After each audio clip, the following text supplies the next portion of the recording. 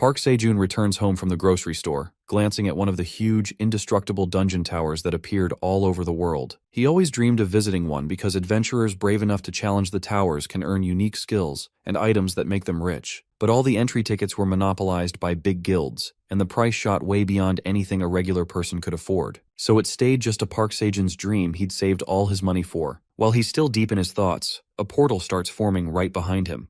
The hole keeps getting bigger, and Sejun's daydream bubbles are busted when he looks back. Instead of being petrified, he is flaring with happiness as the black hole tries to suck him in. He's all fired up and decides to dedicate his life to climbing that dungeon, but his dreams begin to shatter when the hole begins to disappear. Without any thought, our guy runs toward the black hole with all he's got and invites himself into the dungeon. He couldn't miss that lifetime opportunity, and pitched himself in the hole. After that, he stumbles into the dungeon on his face, thinking of a beautiful place when he opens his eyes. Sejun looked around with extreme happiness, only to find a big empty pit he'd fallen into that looked nothing like he had imagined. He cries out in disbelief and doubts if he is in the right place, but nothing can be undone. Our poor guy is once again hit by reality. Realization hits him when he sits there after spending hours searching every corner for an exit, stores to buy items or training centers, but nothing exists. Our poor boy even shouts, crying for help, and thinks he is lost, but no one comes to his rescue. As he thinks about it, his morning alarms go off. Sejun had spent a day in a dungeon without cell service.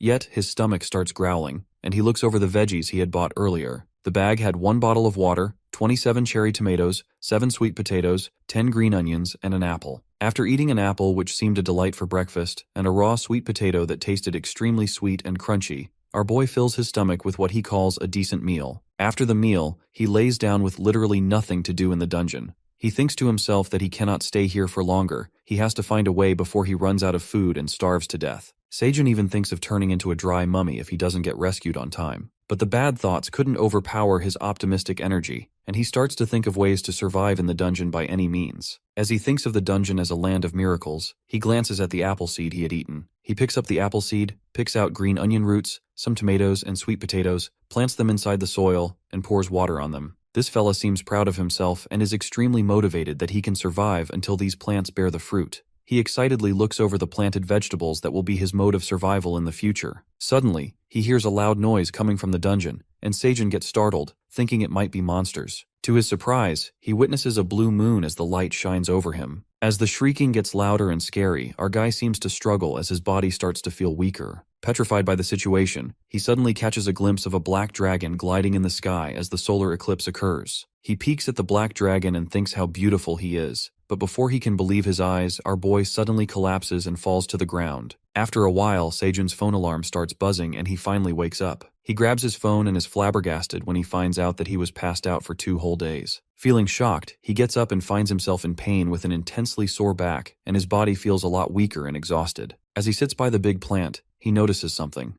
His body pains go away in a second after witnessing the green onions he planted grow into huge plants. The green onions had grown so fast in those 2 days that Sejun couldn't help but think how all this was possible. He thinks to himself that it might be possible that something in the dungeon must have impacted the plant's growth, because he had seen on TV that plants can change their behavior in different habitats or climates. Our boy moves on to watch the other crops and looks at the cute little sprouts from the tomato seeds that have grown out of the soil, while the green onions plants are blocking their sunlight. Our fella then starts harvesting those tough and big green onion plants, thinking how they taste. He happily crunches on the green onions, and suddenly the spice kicks in, burning his mouth on fire. As his head is about to explode from green onions that were spicy as hell, in that moment of pain, he dunks his face right into the water stream. Our guy is taken aback by the concentrated flavor of the green onions, as they are double spicier than the normal ones, and decides to eat the rest of them when he craves spicy food, eating his leftover cherry tomatoes. In the next scene, it is revealed to us that the sun never sets in the dungeon. Each floor of the dungeon experiences a solar eclipse, and this phenomenon is known as a blue moon. However, it only occurs on the 10th floor and above, which makes Sejun believe that he is not on the first floor as he did witness a blue moon. While chewing on his raw sweet potato, he also thinks of that black dragon that appeared in the sky during the blue moon, assuming that he was not imagining things. This takes us back to 10 years ago when the Black Tower came into existence. Through the years, many guilds have come into form. One of them is Phoenix, which is the largest guild that recently cleared and moved up to the 37th floor. In contrast, the other guilds are extremely cautious regarding the information on the 31st to 37th floor, considering it highly confidential. However, the information about the sub-13th floors is loaded on the internet for marketing, which reveals that floors 2 through 10 are swarming with skeletons, 11 through 20 have goblins, 21 through 30 are charged with ogres, and the 31st floor is rumored to have spiders. While different kinds of monsters occupy all the floors, no one has ever mentioned a dragon, which leads Sejun to speculate that he might have been mistaken and wonders what floor he is on. He looks up at the sky and thinks maybe he's stuck on the floor that even top warriors can't reach.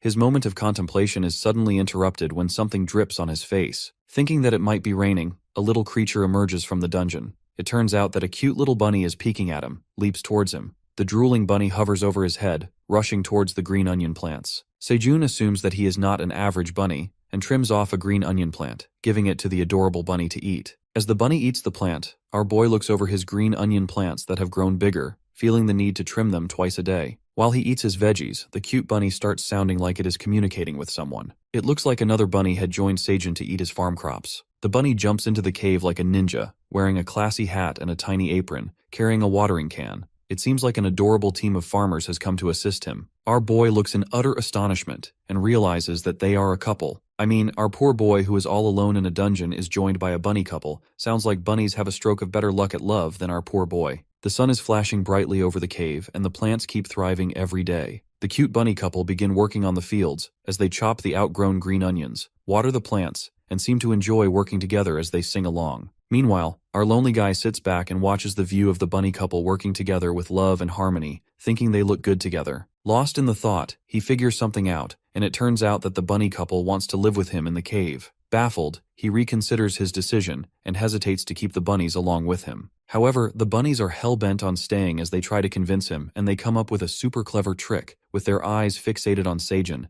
they start staring at him with their big, sparkly eyes and adorable fur face that no one could resist. Our soft-hearted fella couldn't handle the quirky cuteness that struck his heart, and eventually, he agreed to their request. But he settles on to implore something in return and does not let them stay with him for free. He asks them to help with farming, as the bunnies are already watering the plants and cutting the green onions. Farming seems to be their profession, and so the bunnies gladly accept the offer. The sheer happiness gets a little frantic when the bunnies leap towards Sejun, conferring him with the most adorable hug, melting his heart. This unprepared attack of the cuddles with soft fur was the ultimate plan of the bunny couple to trick Sejun. He gets the feeling that he'd been used and fallen into the trap of sweet bunny cuddles, but inside he is bursting with joy. Later, the bunny duo returns to the grind, while Sejun catches sight of the equipment bunnies are using. He realizes that bunnies are using magical items in farming. The hubby bunny is using a sprinkler that never runs out of water, while the wifey bunny is wearing an apron with a magic pocket, noticing that it provides farming equipment like scissors and shovel when needed. Our boy gets jealous as he cannot even buy or utilize these magical items, but he wishes to have them. In the meantime, the bunny couple finishes up their farming work, and Sejun inspects the work done by them. Looking at the field, the sweet potatoes had not sprouted yet, while the cherry tomato leaves had been growing fast, making him wonder if it was all because of the bunnies and their magic items. As things seem to be done, the bunny couple looks desperately with those adorable puppy eyes towards Sejun, asking if they are allowed to stay with him. Our fella excitedly announces that they have passed the test, and the bunnies' excitement gets over the roof as they celebrate cheerfully. Soon after they end their celebration, the bunnies rush to the cave wall and start digging the soil. While the wifey bunny makes a beautiful flower wreath for their tiny door, the hubby bunny seems to build a small, beautiful home for themselves. Looking at the tiny home, Sejun compliments the hubby for his incredible speed as he built the house in the blink of an eye. The wifey then sneaks up on her husband and taps his shoulder, giving a tempting smirk. After all, the couple needs some alone time. The wifey bunny drags her husband into the tiny house, and our boy Sejun nervously wishes him luck. Deep down, the poor fella feels jealous of the bunny couple, sobbing inside. But he manages to make himself feel better by the thought that he's not alone anymore. He's exhilarated to let the bunnies join him in the cave to help him with farming, and there's something enjoyable, so at least he won't get bored to death. He calmly lays onto trimmed green onion plants that seem plushy. As he is about to get all comfy, smokes begin coming out from the plants. Sejun jumps abruptly and loses his nerves when he feels his back getting too hot and has caught fire. Our boy flings himself onto the ground, spinning like a rolling pin to put out the fire, going through that whirlwind, and a moment later something grabs his attention. Our boy notices that dried green onions have scorched on fire, reckoning how it might be possible. He then peeks at the plastic bottle in sight that reflects the sunlight directly into the dried plants. As an idea sparks inside his genius head, Sejun suddenly transforms as if he's shooting a survival tutorial video. He starts acting like he's stuck in the middle of a forest, trying to light the fire for survival. Being dramatic, he starts narrating that living Black Tower is tough, but he fails to give up. he confidently flaunts his water bottle and dried green onions, continuing the tutorial. Like a pro scientist, our boy utilizes the plastic bottle as a lens to focus sunlight onto dried leaves to ignite a fire. It looks like our very own Seijun survival tutorial on how to start a fire is going to break the internet, but before that could happen, he's again punched by reality. Our boy holds the bottle with extreme determination, concentrating the sunlight onto the dried green onion leaves, but it looks like his tutorial backfires miserably, as it doesn't seem to work, leaving him in agony. Seijun gives it all to produce the fire, but it only forms smoke all day, and after several tries, he feels extremely unambitious. Sighing relentlessly, our boy sits there like an old hat as if he had lost everything.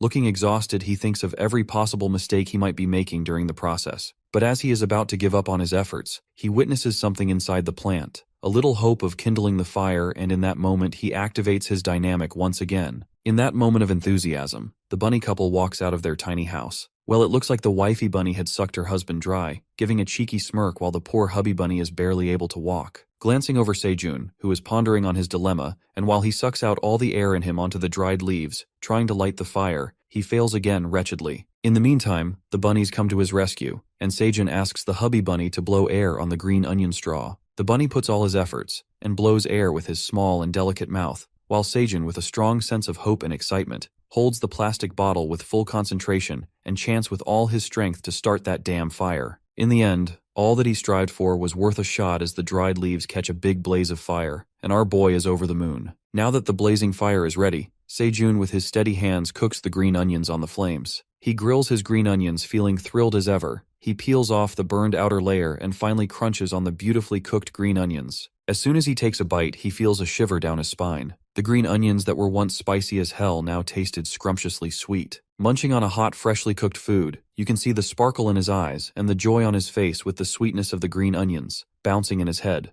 The taste makes him feel on top of the world, and his imaginations run wild as he feels like a wild green horse is running across the Great Plains on his tongue. I mean, his imaginations are weird as hell, but let's bear with it because our boy had eaten a good meal after a long time. The bunnies stare at Seijun as he enjoys his food, and get curious, so they start roasting their green onions. After grabbing a bite, the bunnies are hooked by the overly sweet and palatable green onions, delighted by the utterly rich taste. As the survival diary of Seijun continues, it was the first time in a while in that dungeon he had eaten a fresh hot meal to his fullest before going to bed. The next day, our boy wakes up on his bed assembled with green onion straws. He stretches himself and washes his face with the fresh pond water. Approaching the field, he witnesses that his plants have grown quite big, the green onions are trimmed, and the cherry tomatoes that have sprouted into bigger plants are watered. All the work has been done and dusted. As the morning checklist seems to be done, our boy feels happy about it. Seijun then narrates the story of things that have occurred in the dungeon lately. He managed to craft torches with woven green onion straws to light the cave,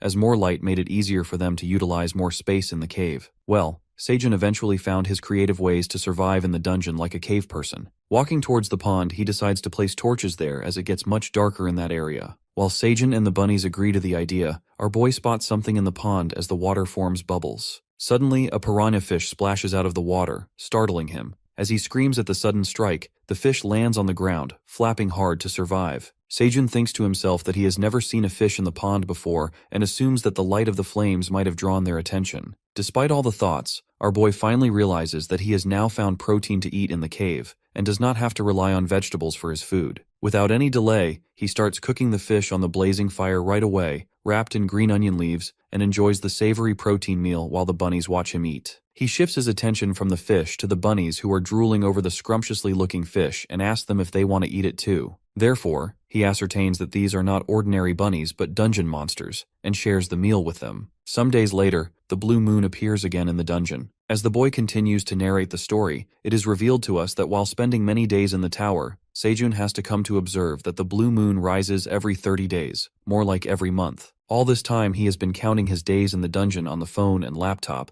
but ultimately he runs out of batteries. With no access to a phone or electricity in the cave, he starts carving on the cave wall with a rock, keeping the record and track of dates. It looks like 61 days had already passed in the dungeon, and not one day passed by without marking the wall. Living in the cave for a long time now, Seijun had been following a proper routine, and the good thing was that bunnies were super strict with their schedule, waking up at 5 in the morning and sleeping at 6 in the evening sharp. While Seijun is cooking fish, there's no one to disrupt his midnight routine, and he is only able to do so by following up on the bunny's routine to maintain his peace. We also get to know that recently the farmer gang was welcomed with a piece of good news. It turns out the bunny couple had kids. As the hubby opens the door, 5 adorable baby bunnies scamper out of the house and leap onto Seijun as he excitedly welcomes the little peeps to join his team. Well, the dungeon has been a roller coaster ride for Seijun. Funny how he has become an uncle to cute baby bunnies now. Later, the hubby bunny who hardly got to sleep walks out of his house looking exhausted with all the parenting. Our boy suggests the bunnies get some rest and tells them to have some breakfast, while he takes care of the baby bunnies. Our boy, who is super thrilled to watch over the baby bunnies, casts a brief look at the cherry tomato flowers that have thrived, and to his surprise, the entire garden has blossomed with flowers. So far, the flowers have been pollinating manually to bear fruit. As Seijun gets tired of squatting and inspecting the flowers every day, he wishes the bees could fly to his farm to pollinate his flowers, but his thoughts seem far-fetched. Meanwhile, one of the baby bunnies starts sniffing the flowers, stuffing his face inside it. Inhaling the pollen in his nose, he lets out the most adorable sneeze. As Seijun holds the baby bunny, he looks over at the cherry tomato flowers, witnessing that it has borne fruit. It seems like their hard work has finally started to pay off. Our boy, along with the baby bunnies, begins to dance out of sheer joy. Eventually, the day of the blue moon leaps forward, and our boy takes all the necessary precautions to get through the solar eclipse. He puts out the fire, makes a camouflage out of green onion leaves, and wears it to keep him warm. He takes a look at the sky, waiting for the eclipse to begin soon while the bunnies get inside their house and wave goodbye. Thinking it will be a piece of cake, our boy hopes to survive the blue moon and make it out alive. Shortly, the solar eclipse occurs, while the spine-chilling and creepy voices echo through the dungeon.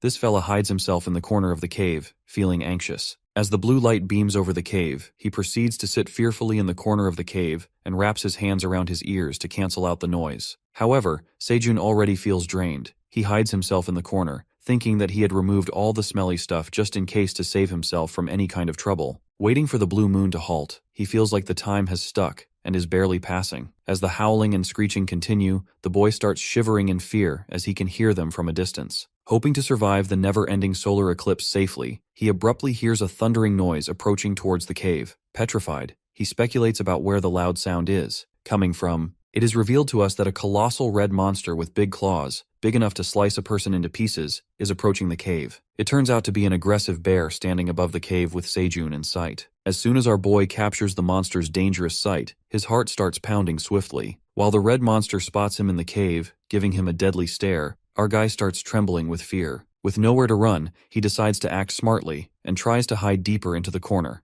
Before the bear could notice him, Seijun valiantly scoots over with his furtive and steady steps. As everything seems to be going pretty smoothly, he grabs his bag, but all of a sudden everything in his bag comes crashing down on the ground. His laptop, cherry tomatoes, and water bottle come falling on the floor, and it looks like our boy is doomed. With nowhere to run, Seijun stares in terror. As he looks at the top of the cave, our boy witnesses the bear trying to leap into the cave. Our boy starts screaming as loud with his mouth wide open as the monster comes crashing into the cave, leaping towards him with its big fangs. Well, it looks like the red bear has found himself a fresh meal. Later, Seijun is found blacked out on the floor, and the bunnies gather around him, waking him up. Lying unconsciously, our boy gets slapped by the wifey bunny, who wakes him with a mighty whack on his face, startling him. As he wakes up screaming like a maniac, his mind immediately flips to the moment when he almost gets killed by the bear. It seems like Seijun passed out for quite a long time because every part of his body hurts badly. Recalling the moment when the monster shows up at the cave leaping towards him nearly getting killed, he starts to get the chills. As the thought sends chills down his spine as he shivers with fear, the bunnies light up the fire while Seijun warms himself up and covers himself with a blanket made out of green onion straws. He then gets accompanied by the bunny couple who cuddle with him, getting all comfy and warm. Sitting by the fire, the wifey bunny cooks him a fish. Munching on the freshly cooked meal, he assumes all the possibilities as to how the red monster came this way, like it must have sensed this place or left after feeling another monster's energy,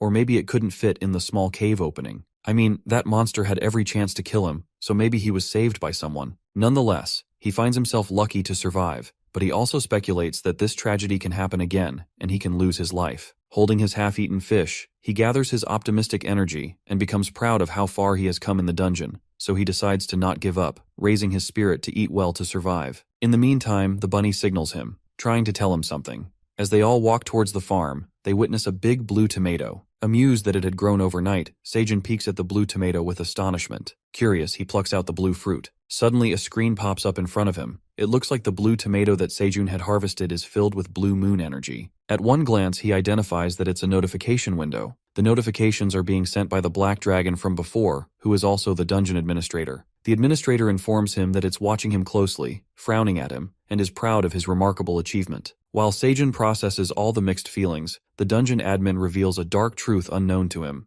The administrator says that our guy is an uninvited guest in the dungeon, which means he was never awakened, and it was a mistake that he got sucked into the tower. Listening to this, his world turns upside down, and he is crushed by the thought that his access to the dungeon is a mistake. Come to think of it, our boy dives right into the black hole as he is crazy about raiding dungeons, so it's not exactly the admin's fault. As he seems to get done with this bullshit, our boy gets furious as he had been working his ass off on the farm for the past 30 days. Blowing up with fury, Seijun demands to send him back home if his access to the dungeon is a mistake. After a moment, a notification comes up again, and the dragon blackmails to kill him to remove the evidence of the mistake the admin had committed. Yelling through the screen, our boy makes it clear that he cannot remove him after his thriving progress on the farm. Getting too worked up, our fellow reconsiders his tone of voice and calms his nerves down. In a bit, another notification comes up, and this time it's not about killing. The dungeon dragon finally sends something good his way as he determines to awaken him. Everything around him gets magical. Seijun is staggered by the news that he's officially being awakened, which itself is a great win for him. However, it doesn't stop here when the administrators assign him an occupation. He stares at the screen with his big shiny eyes, hoping that he will be assigned to be a wizard since he's so smart.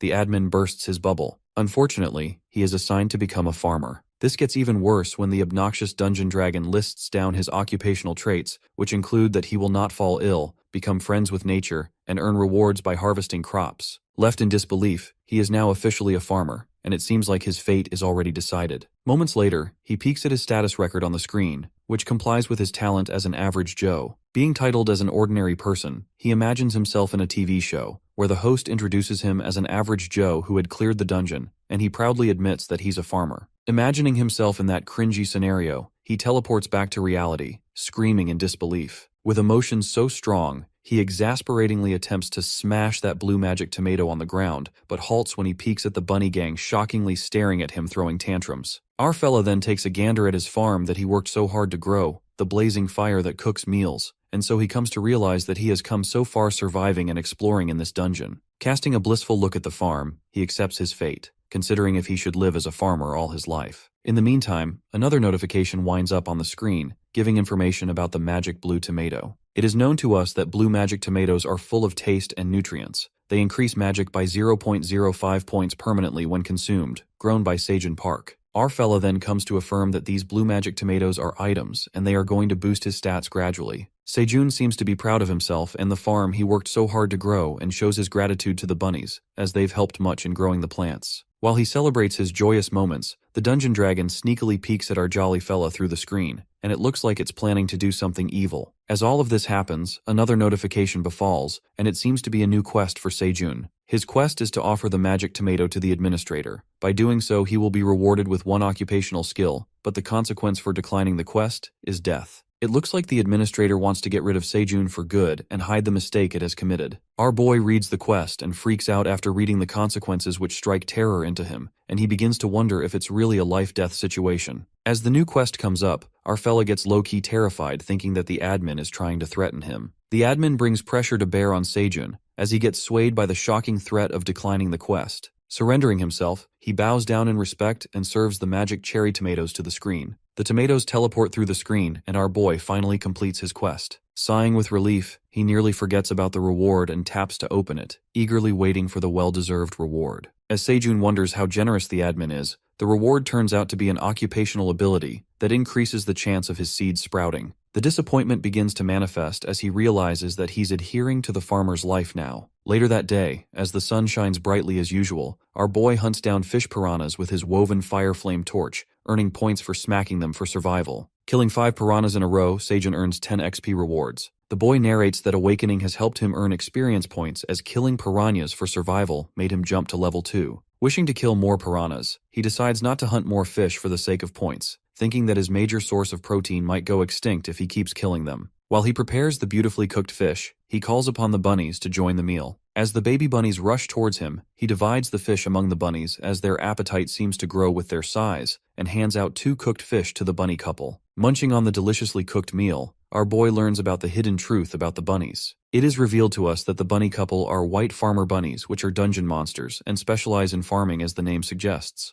They are not well-known monsters in the dungeon, and for that reason, people don't know about them in the real world. Sejun speculates about how the farmer bunnies ended up in the cave, assuming they would have lost their farm, and thinks about how they can return home. The language barrier between him and the bunnies makes him ponder and wish to communicate with them. Wrapping things up, our boy announces that it's a big day at the farm today while the farmer bunnies get pumped up. Upon arriving at the farm, they notice beautiful cherry tomatoes have finally ripened and they are left in awe. The fully ripened cherry tomatoes have blossomed on the farm, the moment Sejun and the farmer bunnies were waiting for. While bunnies are springing with happiness, our boy gets overwhelmed as tears of joy stream down his face, believing that he finally achieved the fruits of his hard work and sweat because now they get to harvest the fruit they've grown. Recalling the blue magic tomato harvest, Sejun carefully approaches the red tomatoes as his hands start to shake while the bunny's eyes fixate on him. With his heart pounding fast, he plucks out the red cherry tomato, a perfectly ripened fruit that he had harvested. It turns out that these red cherry magic tomatoes are items that he had grown on his farm, and Sejun will earn rewards for every ripe tomato he harvests. It is known to us that the magic cherry tomatoes are full of nutrients and taste, and consuming this tomato dissolves 10 grams of body fat, increasing magic energy by 0.01 point for 10 minutes. These tomatoes can be consumed up to 10 at the same time as they each dissolve 10 grams of fat and give you energy. Grabbing that magic fruit, our boy is surprised when he finds out that the cherry tomatoes can increase magic energy. Sejun continues to harvest the ripened magic cherry tomatoes and keeps earning the rewards. Meanwhile, he harvests the red cherry tomatoes and stumbles on an unripened tomato. As he plucks out an unripened tomato, he doesn't get any rewards or any additional points, realizing that it's not an item but just an ordinary tomato. Hence, he carefully harvests the items to earn rewards. After a long day of harvesting cherry tomatoes as his everyday job, our guy finally gets to taste the fruit grown by him. Tossing the cherry tomato into his mouth, he catches a glimpse of angry bunnies frowning at him for not sharing the tomatoes with them. Asserting that they all have worked hard growing the farm, our guy apologizes to the bunnies and shares plenty of unripened cherry tomatoes with the bunny gang, and they should enjoy it together. Now as the bunnies have gotten their share, they celebrate the successful tomato harvest. Sejun tosses the cherry tomato into his mouth. His mouth burst with flavors, blowing his mind. It seemed like the mesmerized, sweet, tangy flavor of the cherry tomatoes had reminded him of the summer night. The nostalgic and breathtaking flavor of the tomatoes brought back his memories and left him teary-eyed. The bunny couple stares at him with bafflement, while the baby bunnies play around with the cherry tomatoes. In the meantime, the white bunny farmers reserve their cherry tomatoes in storage covered with green onion plants.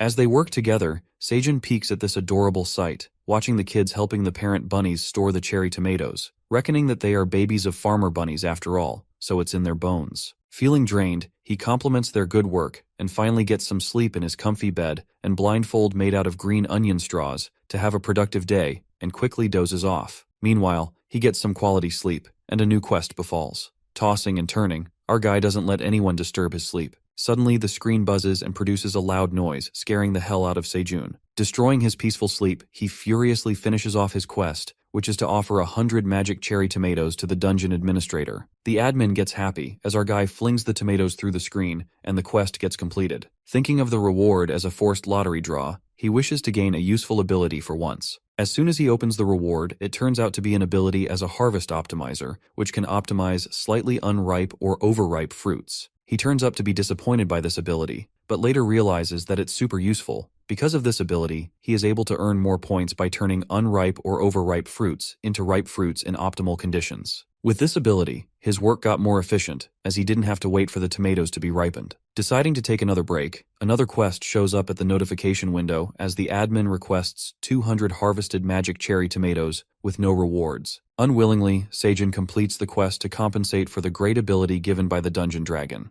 But this was just the beginning. The tower manager kept getting greedy, abusing his power as he increased the amount of cherry tomatoes from 200 to 250, and eventually asked for 300 cherry tomatoes. Our guy tackles the situation with patience and continues to complete the quests for the sake of rewards. However, when this new quest comes up, our fella finally loses his cool when the dungeon dragon asks him to offer 500 harvested magic cherry tomatoes with no rewards for completing the quest. Making his blood boil, our guy bursts out in anger when he reads out the new quest, and this time he vehemently says no to completing this quest. Well, it clearly looks like the tower manager is a punk, abusing his power as a dungeon admin, and is trying to raise our main character as a slave. But Sejun has finally spoken for himself and put the obnoxious dragon in its place. As the admin is flustered by this bold move, our boy feels like he's being used, as he does all the hard work and gets barely anything in return. It seems like a dungeon dragon is addicted to cherry tomatoes. It was the first time that Sejun had declined the admin's order, and he added this in his survival diary. Making the admin's jaw drop, our guy lashes out at the admin, as he had taken hundreds of cherry tomatoes earlier, saying that he also needs those cherry tomatoes for himself and the bunnies to feed themselves. Upon hearing his reason, the admin says to deal with their own problems and does not back off with the quest of 500 cherry tomatoes. Smirking, our boy clenches his fist, and listening to his bullshit, he replies that he had been working his butt off on the farm to harvest these cherry tomatoes.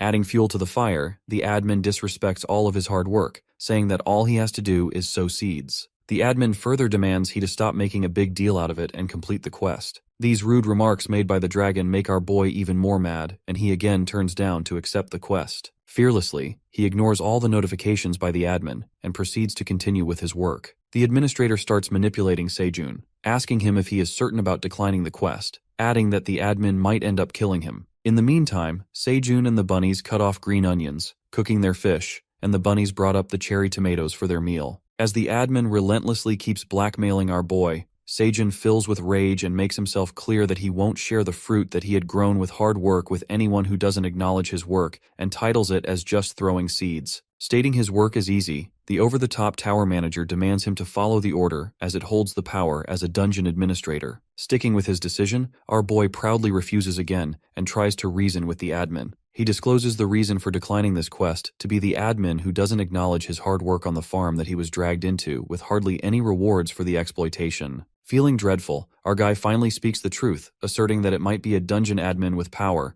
but in reality, it's an evil corporate boss with no feelings. The dragon doesn't seem to handle the harsh truth well, spoken by our guy. The admin gets stunned and lights up a spark of anger. Sejun then eats his harvested cherry tomatoes, teasing the dragon as it's peek at him through the screen. The admin hits the roof when she witnesses Sejun enjoying the cherry tomatoes all by himself, and threatens to kill him if he doesn't complete the quest. Meanwhile, our fella who is unbothered by all the threats, he enjoys his fruit as now he couldn't care more about that rude corporate boss. However, to satisfy the infuriated admin, Sejun offers her 5 cherry tomatoes, telling her that he will give the rest of the cherry tomatoes later, as he won't have enough to give the bunnies. The dungeon admin finally decides to forgive our boy and let it slide just once, accepting the cherry tomatoes as an apology. I mean, the dungeon dragon needs to be humbled, acting all high and mighty just because she's the tower manager. As the screen disappears, Sejun hides his sneaky grin as he realizes that the admin might be more accessible than he had thought, getting the hunch that the dragon was trying to apologize to him. The next scene takes us to the day when the blue moon is about to rise again. It is revealed to us that Sejun had spent 91 days in the dungeon, experiencing the 4th blue moon. He again prepares for the day and hides in the corner of the cave, covering himself with a blanket and earmuffs. He bites on a cherry tomato, hoping to endure the shrieking of monsters, assuming that added magic by the tomatoes would help him through the solar eclipse. Getting scared by the thought of what happened to him last time and wishing it to end soon, the blue moon becomes apparent. He witnesses the rays of the blue moon shine directly on his plants, making them sparkle like magic. Amazed by the sight, he peeks at his cherry tomatoes, which start to bloom by the blue moon energy and turn into fruit. As the light falls upon the sweet potato plants, they also begin to sparkle, and their leaves also turn bluish. Sejun rushes towards his plants, checking if the sweet potato plants have ripened, so he digs up the soil and relishes the sight of fully ripe blue sweet potatoes. We get to know that the mighty sweet potatoes with blue moon energy are nutritious and tasty. Grown in the dungeon, the blue moon energy enhances flavor and increases the strength by 0.05 points permanently when consumed. He spiritedly pulls out his sweet potatoes, earning rewards for harvesting them,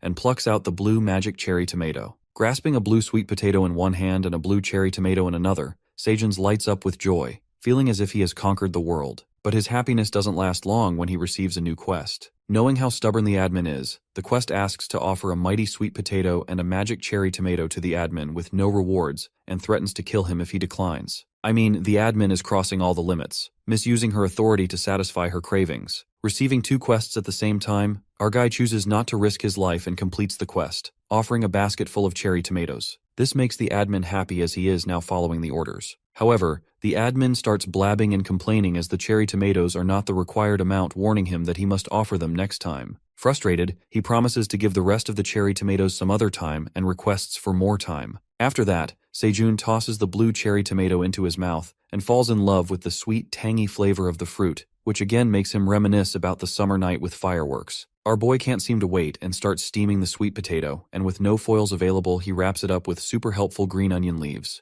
Impatient to eat the sweet potato, Seijun eagerly waits for the delicious meal to be cooked. The blue moon also comes to an end, and the bunny gang comes out of their house, staring at him with confusion. He delightfully welcomes the bunnies to join him and eat the sweet potato loaded with blue moon energy. The bunnies are mesmerized by the sight of a perfectly cooked sweet potato that's steaming hot, but the daddy bunny refuses to eat it. The bunny, acting like a true man, tells Seijun to eat the sweet potato all by himself because they have only one. Crying out of happiness, our boy accepts his kindness, eating the sweet potato all by himself, and hides the fact that had eaten an entire sweet potato alone earlier. Munching on the freshly cooked sweet potato, Seijun bites on the steaming hot meal, scalding his tongue. As he drops the sweet potato out of the pang, the bunnies take the perfect chance and grab a bite of the scrumptious sweet potato. While baby bunnies spit out the super hot sweet potatoes, our poor boy feels bad about losing his meal. The long day comes to an end as Seijun finishes a fiercely hot dinner battle, making his survival diary. A new day begins, so do the new adventures. Our boy announces that they will start growing sweet potato stems, while the baby bunnies chew on the stems. He strictly restricts the bunnies to eat the sweet potato leaves for the time being, and the poor little bunnies start to panic as the fast-growing sweet potato stems have become their favorite snack. To make the bunnies follow his demand, he makes an enticing offer to the kiddos and tells them if they stop eating stems, they will have sweet potatoes for dinner, and a special snack if they help him plant the stems. It seems like Seijun is expanding the farm by planting the stems with rapid growth. Luring the baby bunnies into work by giving them special snacks, the bunnies fall into the trap of an irresistible offer. Putting the baby bunnies to work, they begin to plant the stems. Meanwhile, the wifey bunny with a cute apron cuts off the green onions. Seijun asks her to leave one green onion leaf to extract its seed out of the flower. While the hubby bunny waters the stem, the bunnies continue to work, showing full efficiency as they dig up the soil and plant stems like pros. After all, they are kids of white farmer bunnies. While planting stems, one of the baby bunnies fails to control himself, drooling at the sight of the stem and munching on it. As he takes a bite, the poor baby bunny gets whacked by the daddy bunny for breaking the rules. Seijun acknowledges the daddy bunny as a great father for keeping his kids in check. On the other hand, our boy harvests the magic cherry tomatoes on the woven basket and receives rewards, reaching level 8 with increasing occupational level. Then, he eventually stops harvesting after getting the rewards and begins to make snacks for himself and the bunnies as promised. In contrast, the admin stealthily peeks at our guy as he makes cherry tomato sticks, wondering what he will make this time. As Seijun turns back, he snags the admin sneaking up on him from behind his back. Preparing the special snack, he calls upon the bunnies to join him for the meal. The bunnies excitedly scamper towards him, and our talented fella presents the special barbecued cherry tomato bone skewers. The skewers are made of clean piranha bones, and the barbecue adds flavor, making the fruit taste sweeter and tender. The bunnies are overjoyed as they grab a bite of that scrumptious snack, and Seijun declares these special skewers as on-the-go snacks. Stuffing themselves with the flavorful snack, our boy proceeds to harvest the sweet potatoes. Harvesting 15 sweet potatoes, he realizes that it's growing by 5 times. The items are mighty sweet potatoes, full of nutrients and flavor. When consumed, they dissolve 10 grams of body fat and increase strength by 0.1 point for 10 minutes. However, when consumed by a non-awakened person, they dissolve 10 grams of body fat and help digestive activities. Gazing at the other stems that haven't grown yet, he sows them himself and learns something important as he gets a reward notification. Our boy finds out that in order to get rewards, he needs to plant everything on his own to boost familiarity. He frantically orders the bunnies to stop planting the stems, saying that he will do it by himself. We are taken to the next scene, where we see the dungeon dragon in her cozy home, roasting the cherry tomato skewers on the huge fire roaring in the hearth. As she chews the strangely delicious tomato skewers, and figures out that it's bitter on the outside, and sweet on the inside, while she peeks at Seijun through her magic crystal ball. The dungeon admin gets furious as she catches a glimpse of happy Seijun, who is enjoying the sweet potato with fellow bunnies without her. It is revealed to us that the name of the dungeon administrator is Aileen Pratani, the Great Black Dragon. While the farmer gang chews on the sweet potato, our boy receives an extra quest which is sent by Aileen out of spite. The quest asks for a roasted sweet potato from the admin right away, who threatens to kill him, as she will not tolerate any more delays. With only one roasted sweet potato left, Seijun acts smart and asks for a reward in return.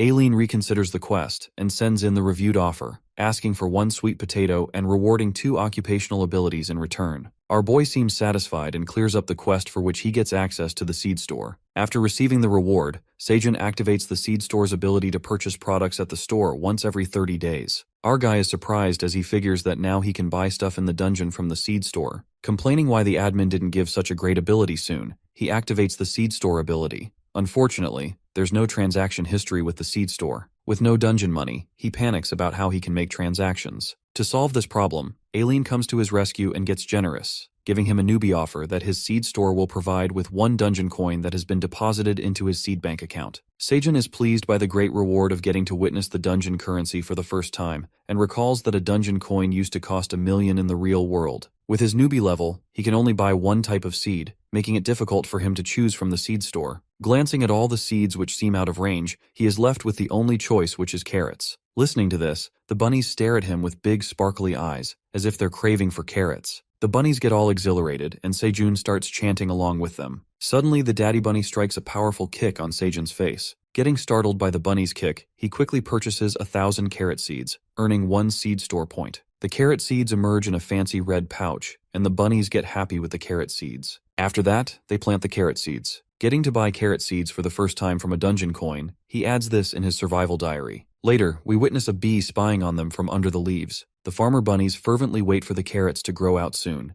happily sitting by the farm while the baby bunnies run around on the field. Watching the bunnies being eager already, and the bunny couple being all affectionate glancing at the carrot field, Seijun thinks to himself that it's been a few days since they planted carrot seeds, and they haven't sprouted yet. Before taking a quick nap, he reminds himself of the work list that entails manually pollinating the flowers and cutting the green onions in the afternoon, and dozes off along with a little bunny who sleeps over him. Flaking out, a bug flies around him buzzing in his ear, making him irritated. He jerks his hand to avoid the buzzing, but our boy wakes up annoyed by the sound, wondering where this damn bug came from. In a flash, an adorable little bee comes up front, staring at Seijun with pretty purple eyes, assuming the bee super adorable bee to be an insect monster. While our boy is puzzled about the sudden bee arrival, he moves up, making the baby bunny trip on the ground, as he diverts all his attention towards the bee. Glancing at the bee with eyes full of love, a notification comes up that stipulates that it's a poisonous honeybee. Upon reading, this frightens the life out of him as the poisonous honeybee gets close to him. To save himself from the bee, he asks the bunnies if this bee is really deadly. But darting at the situation,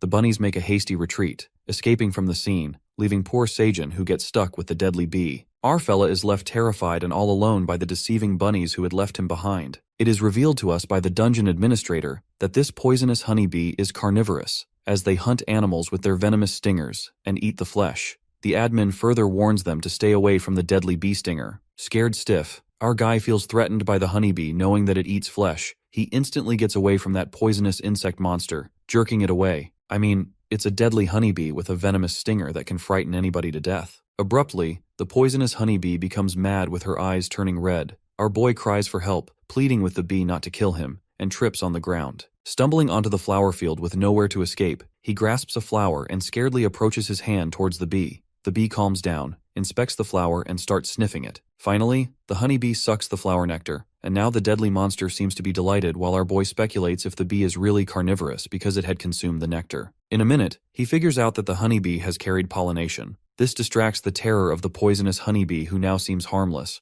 Our fella summons the bee and directs it towards the fields of flowers to pollinate them. This way, the bee carries out pollination, filling its stomach while some of the Seijun's workload is lifted from his shoulder. The tantalizing rush starts to flow as the honeybee heads towards the flowers, and our guy is more than satisfied now, as does not have to pollinate the tomato flowers manually, which hurts his back. In the meantime, the bunny gang comes back, peeking at Seijun as they hide behind the rock. Greeting the bunnies, he taunts them for leaving him alone, calling them selfish. Still angry with the bunny gang, the honeybee returns after pollinating the flowers. Thinking that the bee has now filled its stomach, the monster bee comes closer to Seijun, making its bed on his shirt and sleeps on him. Finding it cute, he hopes not to get stung by the poison, not making any movements while the bee rests on him, and the bunnies surround him, glancing at her with fascination. He welcomes the honeybee as a new family member in his survival diary. The next day, we see the farm has blossomed with ripened red cherry tomatoes. It seems like Seijun has spent 120 days in the dungeon, marking the wall without forgetting a day. A peaceful day shines over the farm.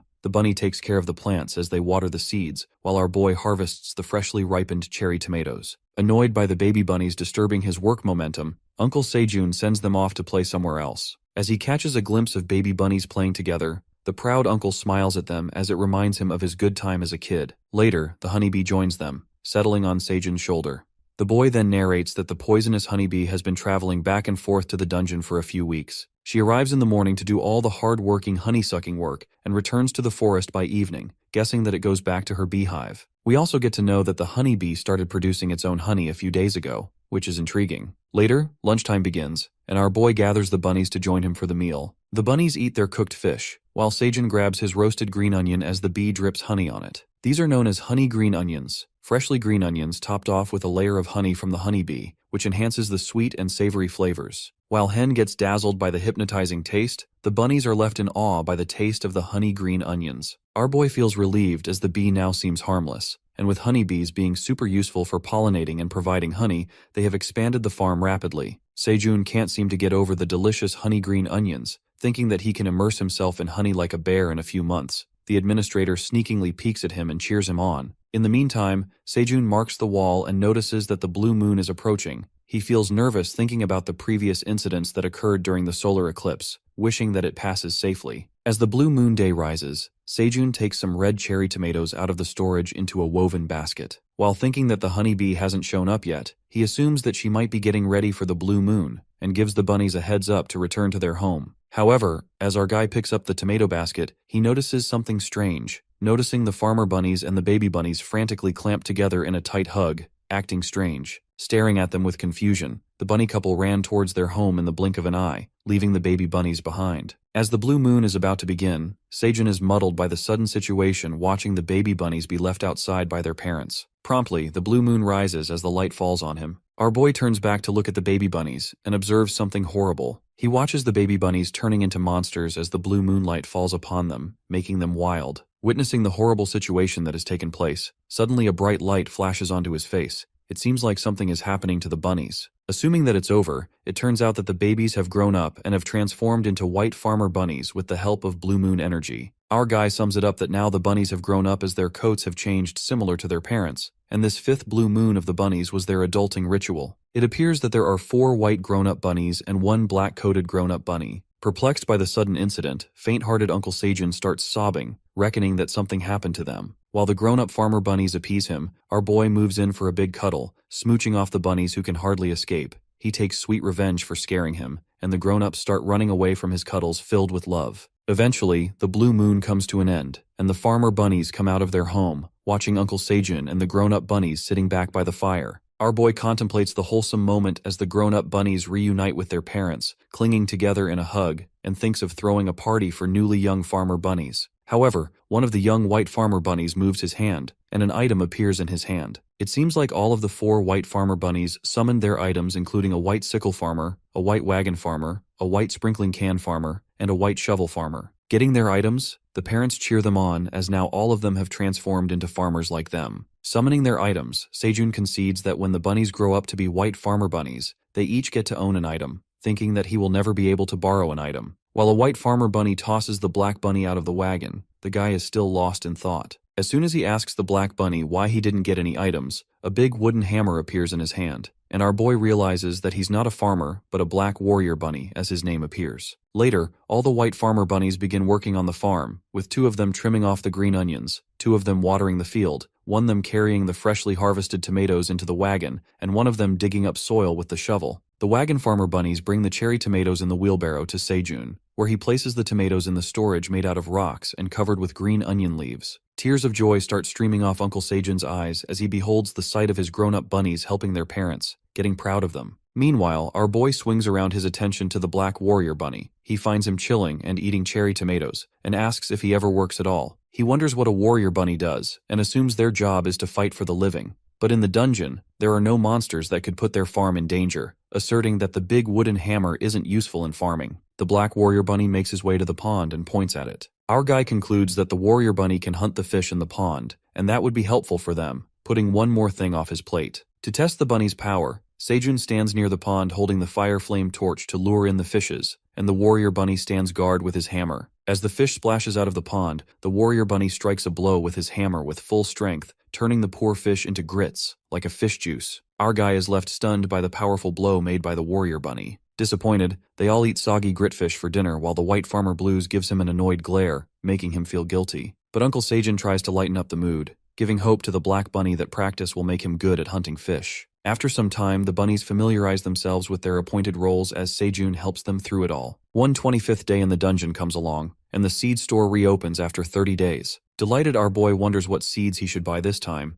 but this excitement is short-lived when he witnesses that the prices of the seeds have increased more than before. The 3 seed choices appear in front of him, and with only 0.09 dungeon coins he could only afford the waxy corn seeds. He is concerned about future purchasing, as it seems like a problem because he won't be able to buy anything if the prices keep getting higher, and also there's no way for him to earn dungeon coins. It is revealed to us that the hunters or people who are taken into the dungeon have 3 ways to earn dungeon coins. The first one is the way to earn rewards by clearing up dungeon floors, which gets them large amounts of rewards, but only once per floor. Clearing floor rewards do not take up a larger proportion of hunter revenue, which takes us to the second way, that is to earn rewards by killing monsters and selling their bodies to peddlers or at the first floor store of the dungeon. The second way takes up the largest part of hunters' revenue because it enables repetitive sales. The last way, which is the third way, is to earn rewards by completing quests, and the rewards vary according to the quests. Unluckily, Seijin cannot earn dungeon coin with any of the ways because he is not allowed to clear up the floors or leave the dungeon, and the only option he is left with is exploitative quests given by the dungeon dragon. He frantically calls upon the admin and asks him for dungeon coins in return for completing quests. The notifications come up and it turns out the admin is unaware of the dungeon currency, but promises Seijin to give the coins when she grows up. He gives it a thought and speculates that the dragon doesn't know about the dungeon coins, asking about her age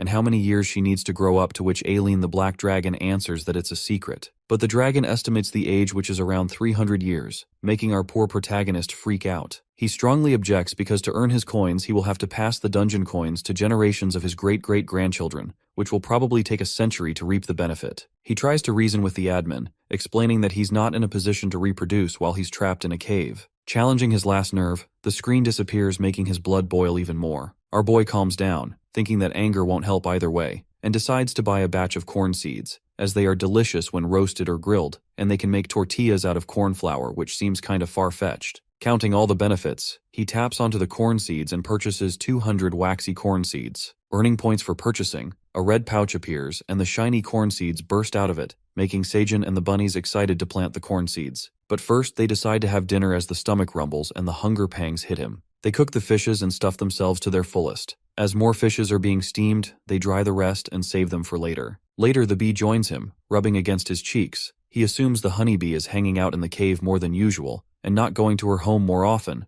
but he doesn't mind the presence of the adorable honeybee. Suddenly, a bee scents something strange above the cave. The alert poisonous honeybee and the black warrior bunny get all fired up to fight and leap upwards into the cave, guessing that it's a dungeon monster. But it turns out to be Little Paws, stretching out from above the cave, pleading to stop attacking him, as he is not here to steal their food. It turns out to be a cat who has found its way into the cave, and the bunnies start to shake in fear. Seijin asks the cat what brings him here, and the cat, wearing a cute green cape with its paws aimed toward the ground, jumps into the cave, entering like a classic superhero. The cat introduces himself as Teo, who is a peddler, and greets his customer Seijin Park. Meeting the peddler cat, Seijin adds this moment into his survival diary, remembering that he has heard about running into peddlers while climbing the towers, but never heard about a peddler cat before. Analyzing Teo's soft, chubby cheeks, sparkly wide eyes, and squishy paws that nobody can avoid playing with, our guy gets smitten by the cute cat. It turns out that Seijin is a cat person. Trying to act cool in front of the cat and hiding his affection, he asks Teo about what he wants. To this, Teo answers that he has gotten to know that Seijun has become a new member of the seed store. The cat bows down and proposes a deal with him. The cat takes some stuff out of his bag, but shortly after that his stomach starts growling. Teo apologizes for his unprofessional act in front of his customer, asserting that hasn't eaten anything in days. Listening to this, a sneaky grin shrouds Seijun's face, and he offers the cat some grilled fish. Glancing at the freshly grilled fish, Teo's eyes get bigger than ever. It looks like he has never seen a fish before and can't wait to grab a bite of the scrumptious meal. Drooling over the grilled fish, Teo refuses to eat the fish, saying that he can't take his customer's food. But it looks like Seijun has something in mind as he doesn't back off, and urges the cat to take the fish, tempting him by carrying the grilled fish close to his face. He lures the food near Teo, telling him to smell the wonderfully succulent fish cooked to perfection, imploring him how he can resist the strong fishy aroma of being a cat. Teo stares at the fish with desperate eyes, testing his patience. He fails to hold back and grabs the grilled fish, drooling at the mouth. The irresistible act of Seijun makes the cat eat the fish, and he keeps grilling it for him, being compassionate about Teo's appetite. As Teo eats 5 grilled fish cooked by our guy, the cat lays on the ground, stuffing his stomach to the fullest. The cat is more than grateful for the delicious meal and appreciates his hospitality, unsure of how else to repay him. Exchanging the kind words, Sejun proposes a deal to Teo, asking for 0.5 dungeon coins. The cat gets confused, but our guy clears the air as he asks him to pay for what he has eaten. Thinking that the meal was for free, the sly cave person tells Teo that there's no such thing as a free lunch, and reminds the cute cat that he's here for a deal. Sejun traps the poor cat in his plan and asks Teo if he was just going to leave after eating his customer's food, while the warrior bunny stands behind him holding a hammer. Poor cat pays him the amount he asked for, and our guy gets excited as he has just earned dungeon coins. It looks like Teo the peddler cat has gotten scammed by our main character. Teo regrets his decision and ponders that he came to make money from his customer, but ended up giving his money away. Looks like his business took a fall before it even started. Determined, he refuses to be a pushover again and decides to sell something to Sejun, taking his items out of the bag. Teo presents the brand new items he had bought from another dungeon floor, which include a container, mini fan, and a pocket hand warmer selling for 5 dungeon coins each. Sejun thinks and speculates that these items are similar to those of the outside world. The cat goes on and explains their magic features, saying that the container is a magic preservation that also maintains the temperature of hot, or asserting that these items are trash. Hearing the disrespectful remarks about his items, Teo gets furious as his valuable items are titled as trash when they should be appreciated. On this, Sejun discloses that he had come from the outside world, confessing that none of these are magic items but are ordinary real-world gadgets, explaining the real science behind the items and how they actually work. The cat fights back, denying the stark reality about his items exposed by Sejun. He also reveals that a goblin named Skaram told him that these are magic items. While the cat continues to tell his sob story, the mini fan goes out of battery. As Teo tries to make the fan move, he fails miserably, and our boy speaks out that this person named Skaram tricked him into buying these useless items by telling mendacious features about them. Listening to this, Teo is on the verge of a breakdown as he remembers how friendly the goblin was, and he easily got fooled by him. Distraught, the cat is left in disbelief after getting deceived by the goblin, punching on the ground with his little paws, and breaks down in tears, calling himself a useless cat who easily gets persuaded and conned. Thinking that Teo sounds like a real cat, our boy asks the cat to share his tragic story. Teo then unfolds his tale of woe, revealing that he's from the 75th floor, which is one of the neutral zones in the dungeon. He falls in love with Maril, who is the most beautiful catwoman in his village, Granier.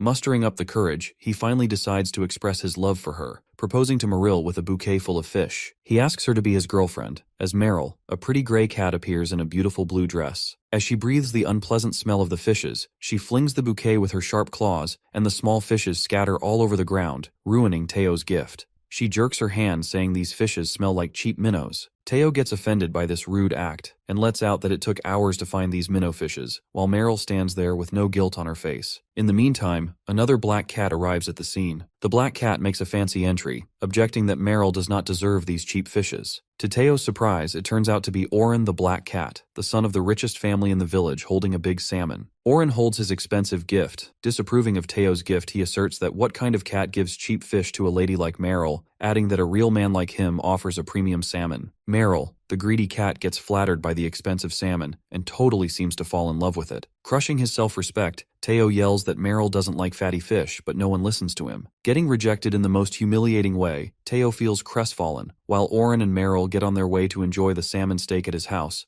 Meryl happily wags her tail, walking with the richest cat and rejecting kind-hearted Teo in the most mortifying way. I mean, Teo has dodged a bullet with the money grubber like Meryl because he deserves so much better. But this does end here when Teo follows them and grabs Meryl's hand, refusing to let her go. Teo starts acting dramatically as he reminds Meryl of the memories they've shared together and asks her if these memories meant nothing to her. The cat pulls off a dramatic scene, coming straight out of a melodrama. However, snapping back to reality, Meryl strongly jerks his hands and reveals that she just smiled at him a few times because he kept following her everywhere, and further humiliates Teo by telling him that she hates a poor cat like him who reeks of cheap minnows. Hearing these excruciating words, poor Teo burst into tears. I mean, the cat is super delusional, making romantic scenarios just because a beautiful woman smiles at him. The next scene takes us to the present day, where Teo wraps up his hardship tale, revealing that after losing Meryl to Oren, the richest cat in town, he left his village to get his revenge by becoming rich, and to achieve all of this, he decides to become a peddler. It turns out that Teo becomes a peddler to fulfill his revenge after facing a gruesome rejection by the woman he loved the most, who had left him for some rich guy. After listening to his painful story, Sejun and the bunnies are left speechless. The poor cat had invested his lifetime savings of 50 dungeon coins to acquire the credentials needed to become a merchant, and get conned by the evil-looking goblin who cajoles him into purchasing those useless items which he buys for the remaining 5 dungeon coins.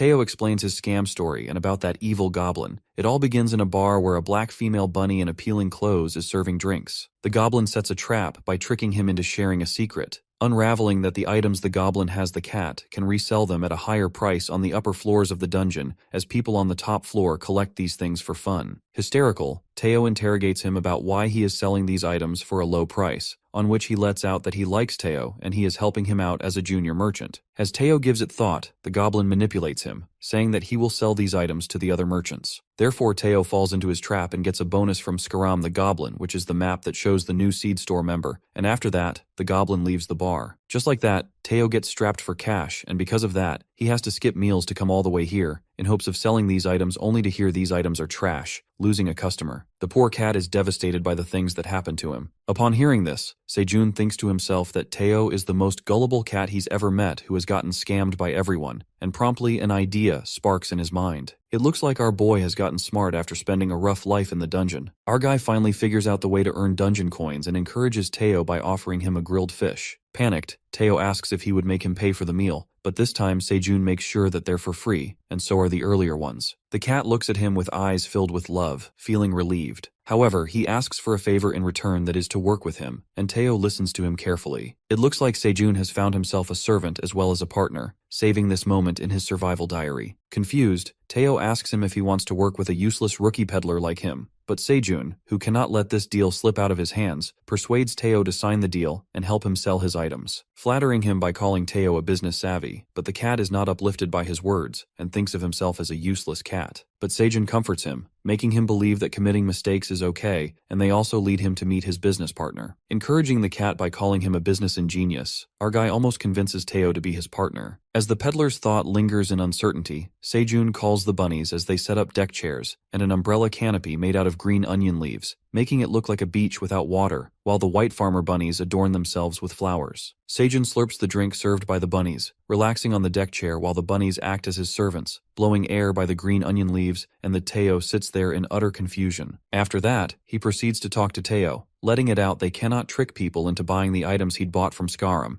assuming that he has no money to find a new client. On this, Teo nods his head as now he is penniless. Our main character then proposes a deal that would benefit both of them and explains his simple business idea. Thinking like a true entrepreneur, or you can say a con man, he reveals that Teo has to sell his item to people, and he will share the part of the profit that would be made by the sale as a commission. Before Teo could further inquire him about commission, he interrupts him and proceeds that the cat must sell the product at or above the prices that Sejun sets for his item, and he can also sell the items at higher prices if he's capable of doing so, adding that Teo would get 3 to 5% of the sale price, which seems quite less for Teo, and he gets disheartened. While our guy cajoles Teo into agreeing with him, the grown-up bunnies move towards Teo, bringing him grilled fish. The cat gets disappointed after knowing his commission amount, thinking that it's so little. He slurps his drink in anger, reckoning that he's not stupid and will not get fooled by him again. But the deal doesn't end here when Sejun orders the bunnies to bring up the deliciously grilled fish, and energetically adds that Teo will get 10 grilled fish or coins of equivalent value every week. This makes Teo's jaw drop as he hears such an appealing offer that no cat can resist. He catches a glimpse of the tempting grilled fish carried by the bunnies. Finalizing his generous offer, Teo drools over the grilled fish, completely falling into Sejun's bait. Asking Teo to give his answer about the deal, the cat gets reminded of the horrible past incidents as the thought of greedy Meryl, evil Orin, and the scammer goblin Skaram who had made him penniless takes over his mind. He shakes off all the bad thoughts, determined not to become a pushover again. But glancing at the tantalizing offer in front of him that seems to be the cat's favorite and a generous deal, Teo gives it some time and demands to agree to Sejun's deal on a condition, which is to offer 20 grilled fish. It looks like cunning Sejun has finally succeeded in his plan, as he puts on a devilish smile like a freak. To make Teo not jump out of the deal again, our boy adds 5 more fish,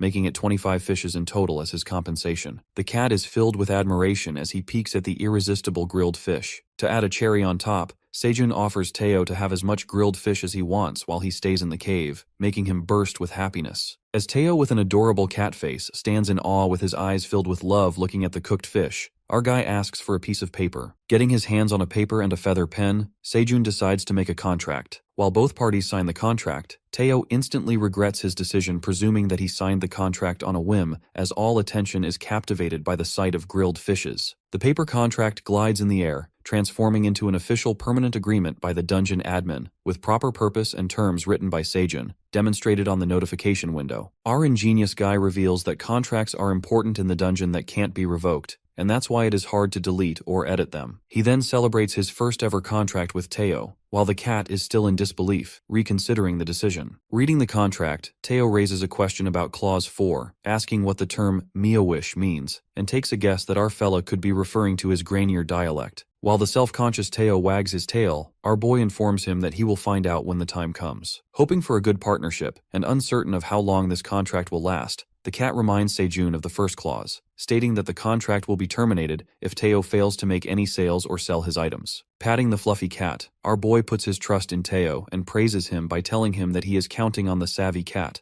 on which Teo gets flattered as he likes his title as a smart CEO and starts purring. After that, the cat asks for the items he's looking to sell, to which Seijun smirks and reveals that the items he is going to sell are cherry tomatoes. Teo gets baffled after hearing he is going to sell a fruit as an item, and our boy takes him to the farm showing him the magic cherry tomatoes. As the cat sniffs the fruit, Seijun reveals that it's an item called the magic cherry tomato, and explains that it increases magic by 0.01 point for 10 minutes. Seeking the sale price of the tomatoes, Teo takes a guess and assumes that if he sells them to new awakens that have been admitted to the dungeon, so maybe he can sell them 0.01 dungeon coin. However, our guy who is not coming slow asks Teo to sell them at a price of 0.05 dungeon coins. Shocked, Teo frantically makes it clear no one would buy these items from him at such a price. To top it all off, Teo reckons on selling the items and making less than 5 dungeon coins to terminate his contract with Seijun, and takes his 25 grilled fish, presuming that it will be a good idea. Lost in his sneaky thought, Teo agrees to sell the items and asks Seijun how many items he should take. The bunnies carry 1,000 magic cherry tomatoes for sale, and his 25 grilled fish as a part of his weekly compensation. Wondering how Teo will carry tons of items, the peddler cat pulls out his magic rucksack that comes with preservation, expansion, and lightweight magic. This way it can store tons of stuff in their original condition for a long period of time. Impressed by the magic item, Teo tosses the rucksack on the items, and the magic cloth takes all the cherry tomatoes and grilled fish, turning it into a backpack in the blink of an eye. As Teo conveniently puts on his backpack, filled with items and food for the way, and is ready to leave, Seijun and the bunnies wish him luck and wave him goodbye as Teo jumps out of the cave. The next scene then flashes, taking us a few days later to the 39th floor of the dungeon, where the hunters are fighting with a big spider dungeon monster. As one of the awakened seems to struggle, the others throw a fireball at the spider, but it seems like a tough fight as the spider is powerful. In a flash, a powerful hunter with a magical blue sword decapitates the spider, making it look like no big deal. The impressive hunter turns out to be Dongshik, the leader of the Phoenix Guild, who seems to take the lead again with his unmatched sword-fighting skills. Snapping out of the flattery, Dongshik orders the other members to help their colleagues to wrap it up, pointing out Jessica, who is one of the team members because she free rides most of the time. Abruptly, the leader hears a noise coming from behind his back. As he gets prepared to attack, it appears to be Teo, the peddler cat. Greeting humans, Teo cuts to the chase and asks the hunters to check out his items. The members figure out that it's a peddler cat, and a girl goes crazy over the adorable-looking merchant cat. Teo's mind drifts to Seijun, who had told him to use his Grainier dialect in front of the humans to help him draw attention, and it turns out to be a good idea as the peddler manages to gather all the people around him. He brings out the magic cherry tomatoes. As the members of the guild are looking closely at the item, Dongshik asks the peddler cat why he is here to sell fruit, and it would have been better if he had bought bread or meat. Teo then calls upon the foolish humans. He confesses that these are not any average tomatoes. He captivates attention by revealing the main thing about these magic cherry tomatoes, which is the features. The people realize that they are magic items as their features and benefits are shown on the status window. Looking at the tomatoes' magic energy, the guild members object to the tiny magic amount and freak out when they find out that the peddler is selling them for 0.05 dungeon coins, which seems quite expensive. Hearing the price of the magic cherry tomatoes, the hunters speak out.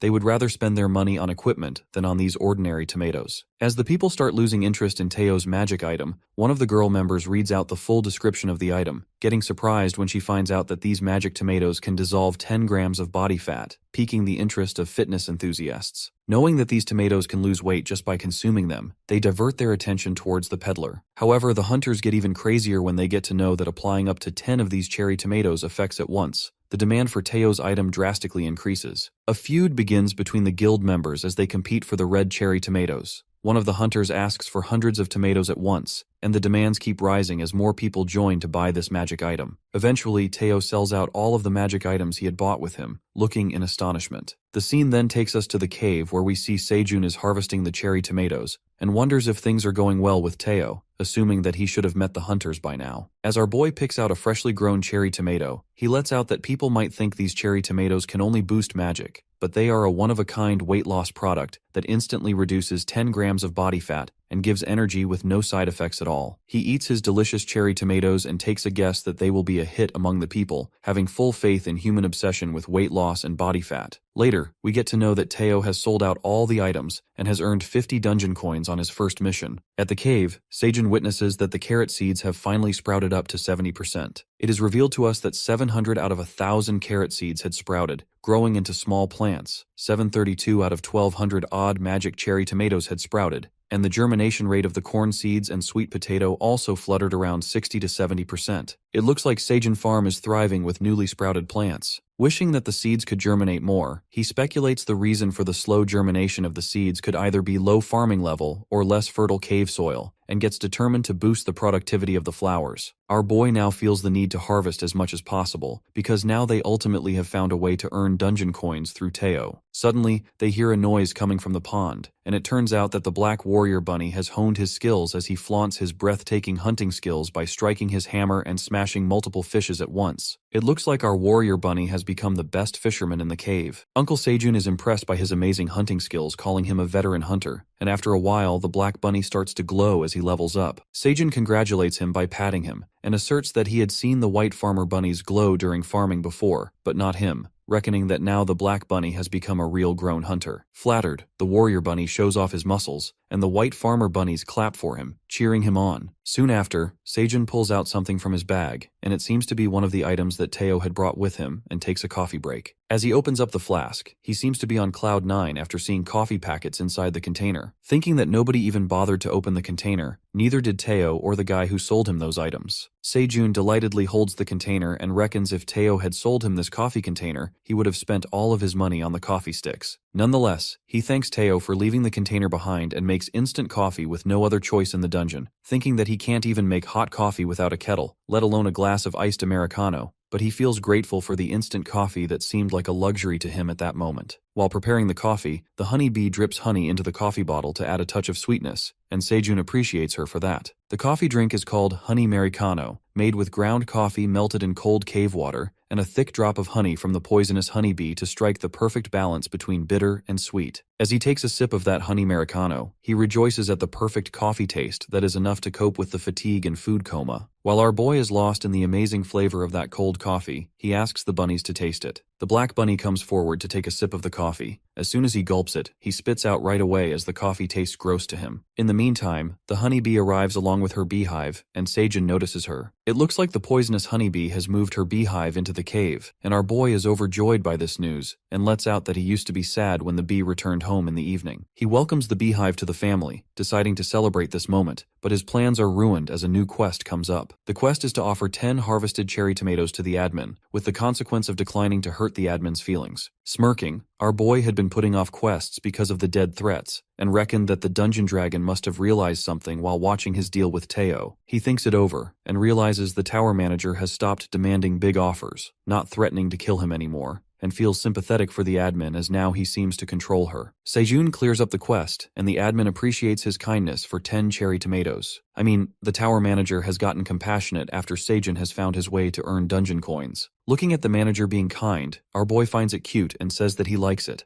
As soon as he utters the words out of his mouth, he instantly regrets assuming that sounds like a sucker and bumps his hand against the wall in embarrassment. The next then takes us to the Peddler Guild, where Skaram the Goblin in the bar is sitting with his fellow goblins drinking beer. Strange enough, it occurs that Skaram is searching for the peddler cat Teo as he asks his friend about him. The goblins figure out that Skaram is talking about Teo, who bought trash items, and they praise him for how clever he is, as he managed to sell his useless items to a stupid peddler. They ask Skaram why he is looking for Teo, to which he answers that the peddler cat ran out of money after buying those useless items from him, and should have returned to the Peddler's Guild by now after failing to make any sales. else. The goblins presume that evil Skaram is worried about Teo and questions him about the cat getting against him. The ugly-looking goblin, who is not compassionate at all, schemes to scam the cat once again by offering him more opportunities and loans over a glass of milk. With a devilish grin, Skaram plots the whole thing and how that peddler cat will find it hard to pay off his high-interest debts and will struggle to repay the booming interests. He plans on making Teo his slave for the rest of his life. Listening to the evil plot Skaram had planned, the other goblins take him as a genius. And to execute his plan, Skaram orders them to find Teo because it's hard to find a fool and a sucker like him. Finishing up the drinks, Skaram opens up his peddler sales ranking and witnesses himself ranking in the top thousands, making it to 999th position. The gush of pride flows through him as he makes it to the list while his friends do not even rank. It seems like Skaram manages to get on the list by scamming a bunch of innocent and gullible peddlers to make money. He then proceeds to find his victim, and to his surprise, he peeks at Teo's name ranking in the 982 position with sales of 50 dungeon coins. Boiling with anger and confusion, he reckons how it is even possible and gets flummoxed by the great achievement made by Teo. His goblin friends start whispering as they find out that it's the cat that Skaram was planning to destroy that has ranked higher than him. Furious, Skaram strikes the table out of anger and is utterly jealous of the cat as he managed to make more sales than him. In the meantime, Sejun and the bunnies are working on the farm, and Teo comes back after his successful mission. Our fella yells at Teo, asking where he had been. The cat apologizes, saying that he will come back as soon as he sells out next time, without wandering on other floors. Our guy hysterically questions Teo if he is on vacation, to which he confesses that it's only been 4 days since he sold the magic items. Sejun inspects him as it takes about 10 days to reach the 30th level, and asks him why he took 4 days off after making the sales. However, in the back of his mind, Sejun is surprised that it took Teo 14 days, realizing that it would have taken a lot of days, adding that he must have sold out as soon as he reached downstairs. Sejun taps on the cat's shoulder and asks Teo to explain everything in detail with a weird grin on his face. As Teo explains his journey and how he sold out the magic cherry tomatoes, our boy gets amused that it only took a few words to have the hunters buy everything, and Teo hands the bag full of dungeon coins to his partner. Glancing at the dungeon coins, Sejun thanks his intern Teo and gives his commission, which is 2 dungeon coins. Presuming that he was the savvy CEO, it seems like Sejun had demoted his position as he mumbles that Teo, being a reckless CEO, took a 4-day consecutive vacation and plans to make him the CEO again and raise his commission by 5% if he works hard. Teo gets happy and promises to work hard to reach the position he has lost. While conversing, Sejun notices that the cat is talking in his Grenier dialect, to which Teo asserts that he had decided to keep his accent, figuring out that humans like it,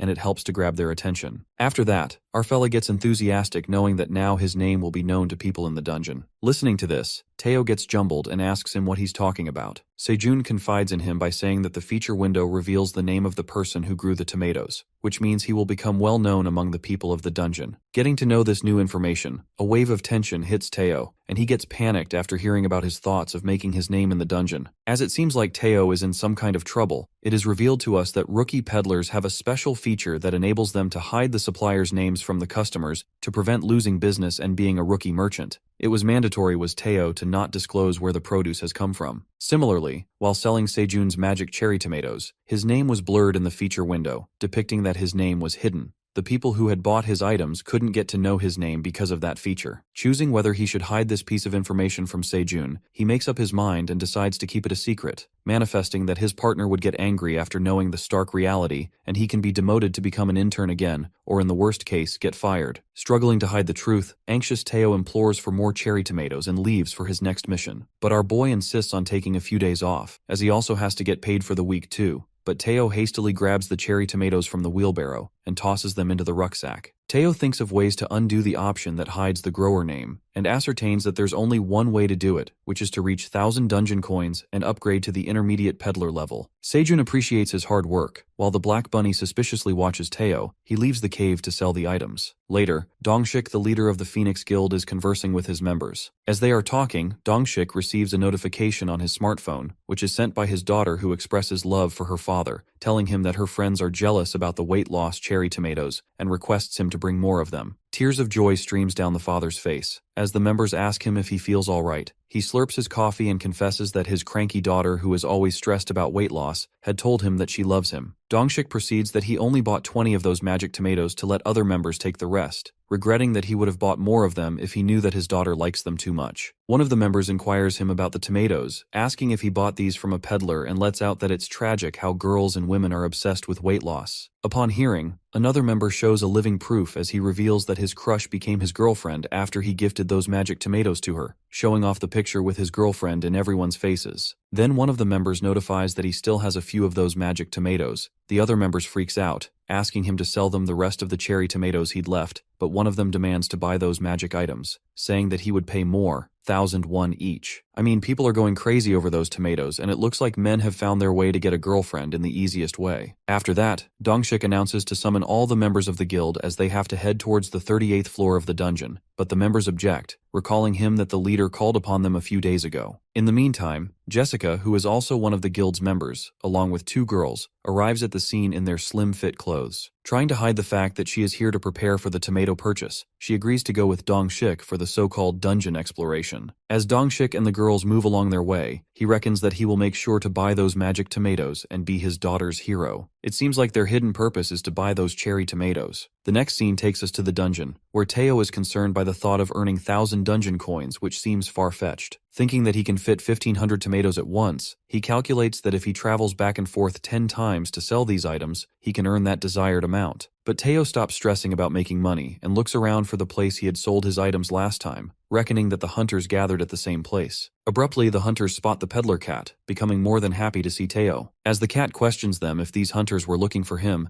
the guild members speak up that they have been waiting for him for the past 3 days, unaware when he will come back. They ask him about the magic cherry tomatoes, and proud Teo ponders if they have been waiting for so long for the items. One of the members reminds Teo about the price that he had sold tomatoes earlier for 0.05 dungeon coins, but this time the cat comes to fetch the bigger amount and refuses to sell them at the same price as before, excitedly announcing that the prices have increased. Upon hearing, the members are thrown into a state of panic, protesting about the drastic increase in the prices of the magic cherry tomatoes. But Teo doesn't back down, and sets a new price for items, which is 0.07 dungeon coins. As soon as he erupts the words from his mouth, he speculates if the prices are too high. To his surprise, the hunters are convinced with the new price, asking for the magic tomatoes. An outrage between the members initiates as there's a sudden incline in demand for the magic tomatoes. Meanwhile, 2 of the members start whispering about the suspiciously low price of these magic items, and there's a high chance that they will never get to buy them again. The rising demand for the cherry tomatoes gets frantic, as people ask for 200 tomatoes at once, while another customer claims to buy 500 magic tomatoes in one go. Eventually, Teo again sells out all the 1,500 items he had brought with him, despite raising the price. After Teo gets sold out, Dongshik approaches him and asks the peddler cat about his next visit to this dungeon floor, informing that they will be waiting here again, to which the cat answers the hunter that he will be back in around 10 days. Thinking that the 10 days are accurate to give them enough time to wrap up a hunting tour and fix things up, Dongshik informs the cat they will come to buy tomatoes. The leader of the guild returns to the members and announces that they have to subjugate spiders as fast as possible and leave the towers by the end of the day. After that, Teo wonders that at this rate he can easily make 1,000 dungeon coins, and gets thrilled to become an intermediate peddler that will help him disclose the grower's name and become a CEO again. However, his moment of contemplation is interrupted by a group of girl hunters who approach Teo. They greet Teo by calling him a kitty, and notice that he looks similar to a cat they know. Rudely, the peddler makes it clear that his name is Teo, and the girl introducing herself as Suha apologies to him. Teo then asks her if his appearance reminds her of someone, and Suha agrees on that. But Teo informs her that she must have been mistaken because there's no other cat in the world as adorable as him, leaving the girl speechless. As the good-looking peddler gets back on his way, Suha stops him, taking something out of her handbag. It occurs to be cat treats that Suha offers to him, but he refuses to take them, uttering that he only likes grilled fish.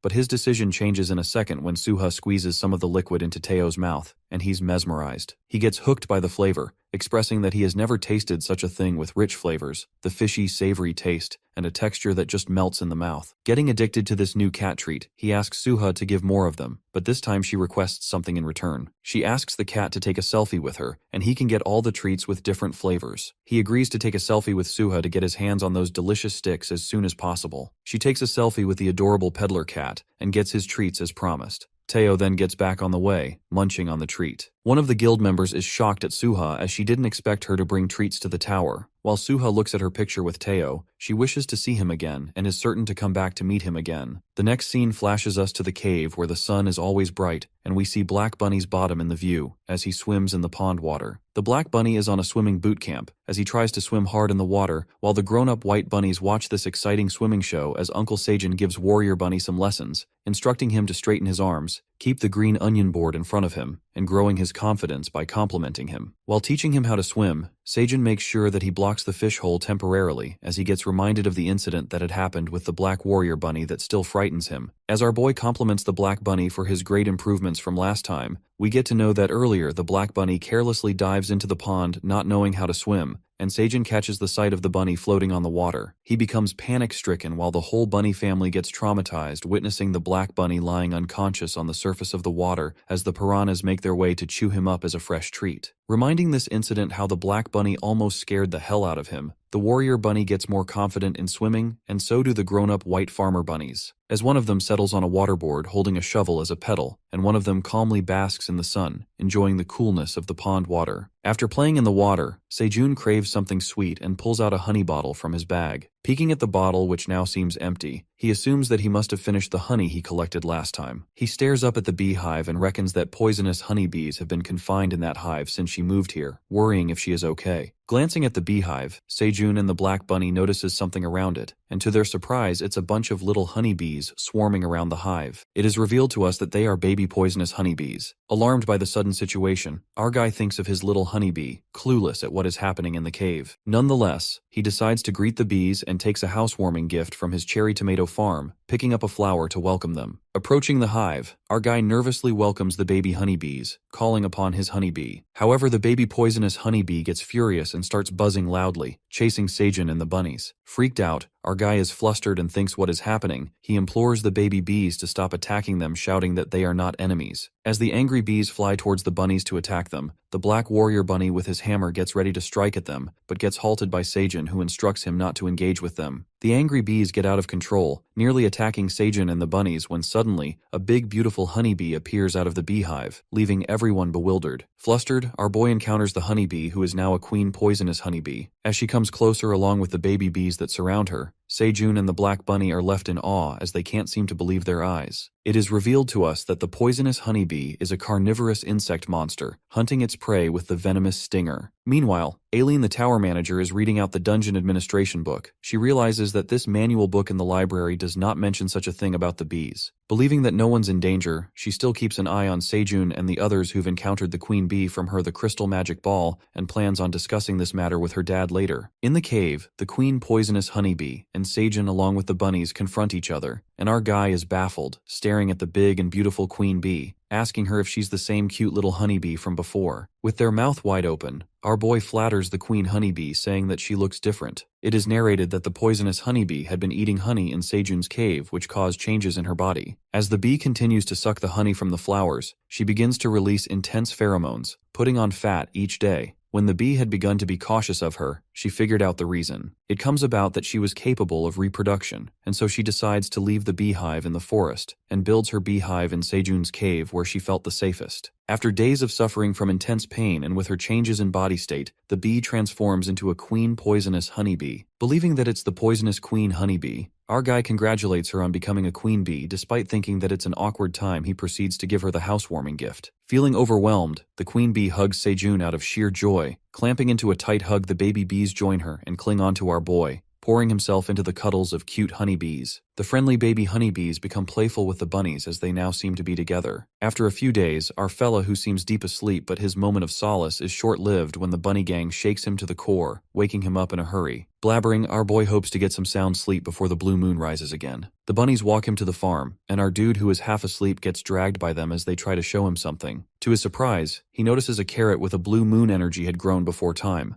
Thinking that it's premature, he decides to pull it out. Realizing why the bunnies were making a fuss about it and rushing to him, he plucks out the blue carrot while the bunnies stare at it with admiration. As he harvests the carrot that looks as big as a vacuum flask, Seijun holds the long-awaited carrot that bunnies had been waiting for. It unfolds that it's the agility carrot with blue moon energy grown in the dungeon. The carrot is full of nutrients and flavor. With the blue moon energy enhancing the flavor, the agility carrot increases magic by 0.005 points when consumed. Harvesting the carrot, Seijun gets plenty of rewards. While getting rewarded, he speculates that he had earned 70 XP points instead of 50, and wonders if it is because of the high-quality produce. Our fella then hands in the carrot to their rightful and long-awaited owners, which are the bunnies, and appreciate them for their hard work and amazing partnership that he hopes to continue. With sparkle and love in the eyes, the bunnies stare at the carrot like it's some kind of a gem. Eager to eat the carrot, the sickle bunny enters the scene and is all revved up to flaunt his skills. The sickle bunny then slices the carrot, breathtakingly chopping it into accurate small pieces like a pro chef. As the bunnies grab their precise and perfectly chopped carrot pieces, Seijun applauds the sickle bunny and praises him for his chopping skills that made the carrot cut into evenly pieces in a blink of an eye. After that, our boy moves forward with the cherry tomatoes. Plucking the cherry tomatoes, he gets to harvest 5 cherry tomatoes with blue moon energy, offering them to the admin as she had asked for them last time. Receiving the blue cherry tomatoes, the admin appreciates Seijun. But the appreciation doesn't sit well with him, and he asks the tower manager to give him an ability next time. It seems like the admin is not giving any ability to him anytime soon, not feeling very generous. Convincing the admin to give him an ability, he hears a noise. It turns out to be Teo, who has returned from his sales mission. However, the baby honeybees don't welcome him at all. Furious, the baby honeybees attack Teo while he screams in fear, asking Seijun to help him. Thinking that Teo wasn't around when the bees were born, he realizes that the baby honeybees take him as an enemy. To stop the bees from attacking Teo, he grasps the cat in his arms and cuddles with him to make the bees understand that he is a family member. Making the bees go away, our boy holds the cat close to him, covering his face with Teo's fur that makes him cough. But Teo does not get offended, and instead shows gratitude to Seijun, calling him bro. Noticing that the cat is talking casually to his boss, he stretches Teo's cheek. Tolerating the pain, the cat lets out that Seijun called him a family, and feels grateful about it, so he calls him bro. Grabbing Seijun's cheek, the cat hands in the coin he earned from selling the items, making 75 dungeon coins in total. To further shock his partner, Teo spills everything about his sales mission, asserting how the humans waited for him to buy the magic cherry tomatoes, and for that reason he charged an extra 0.02 dungeon coins each. Upon hearing about his booming sales, Seijun does not even flinch, while the cat hops in excitement, asking if he had done a great job, and implores to get his CEO position back. Not looking surprised at all, Seijun refuses to make him a CEO and tells him to keep working as an intern, and gives him his commission, which is 2 dungeon coins. Disappointed, the peddler cat who had earned these coins with hard work does not get promoted, and gets sad after receiving a little commission which he so not deserves. Poor Teo becomes low-spirited, and the black bunny pats his head, trying to make him feel better. Later, we get to know that Seijun already knew that Teo had charged more for his items just because the dungeon administrator had revealed this information to him. With a sneaky smile, he plans on sharing more blue moon energy tomatoes to the tower manager next time, as she can come in handy at times. In the meantime, our dude catches a glimpse of Teo, who is enjoying his liquid cat treat and not a grilled fish. Curious, he asks Teo about the treat, on which the cat confesses that a human gave it to him for taking a selfie with her, and he got these cat treats with different yummy flavors. The boy narrates there are 2 ways to get stuff from outside the dungeon, with the first being the vanishing method.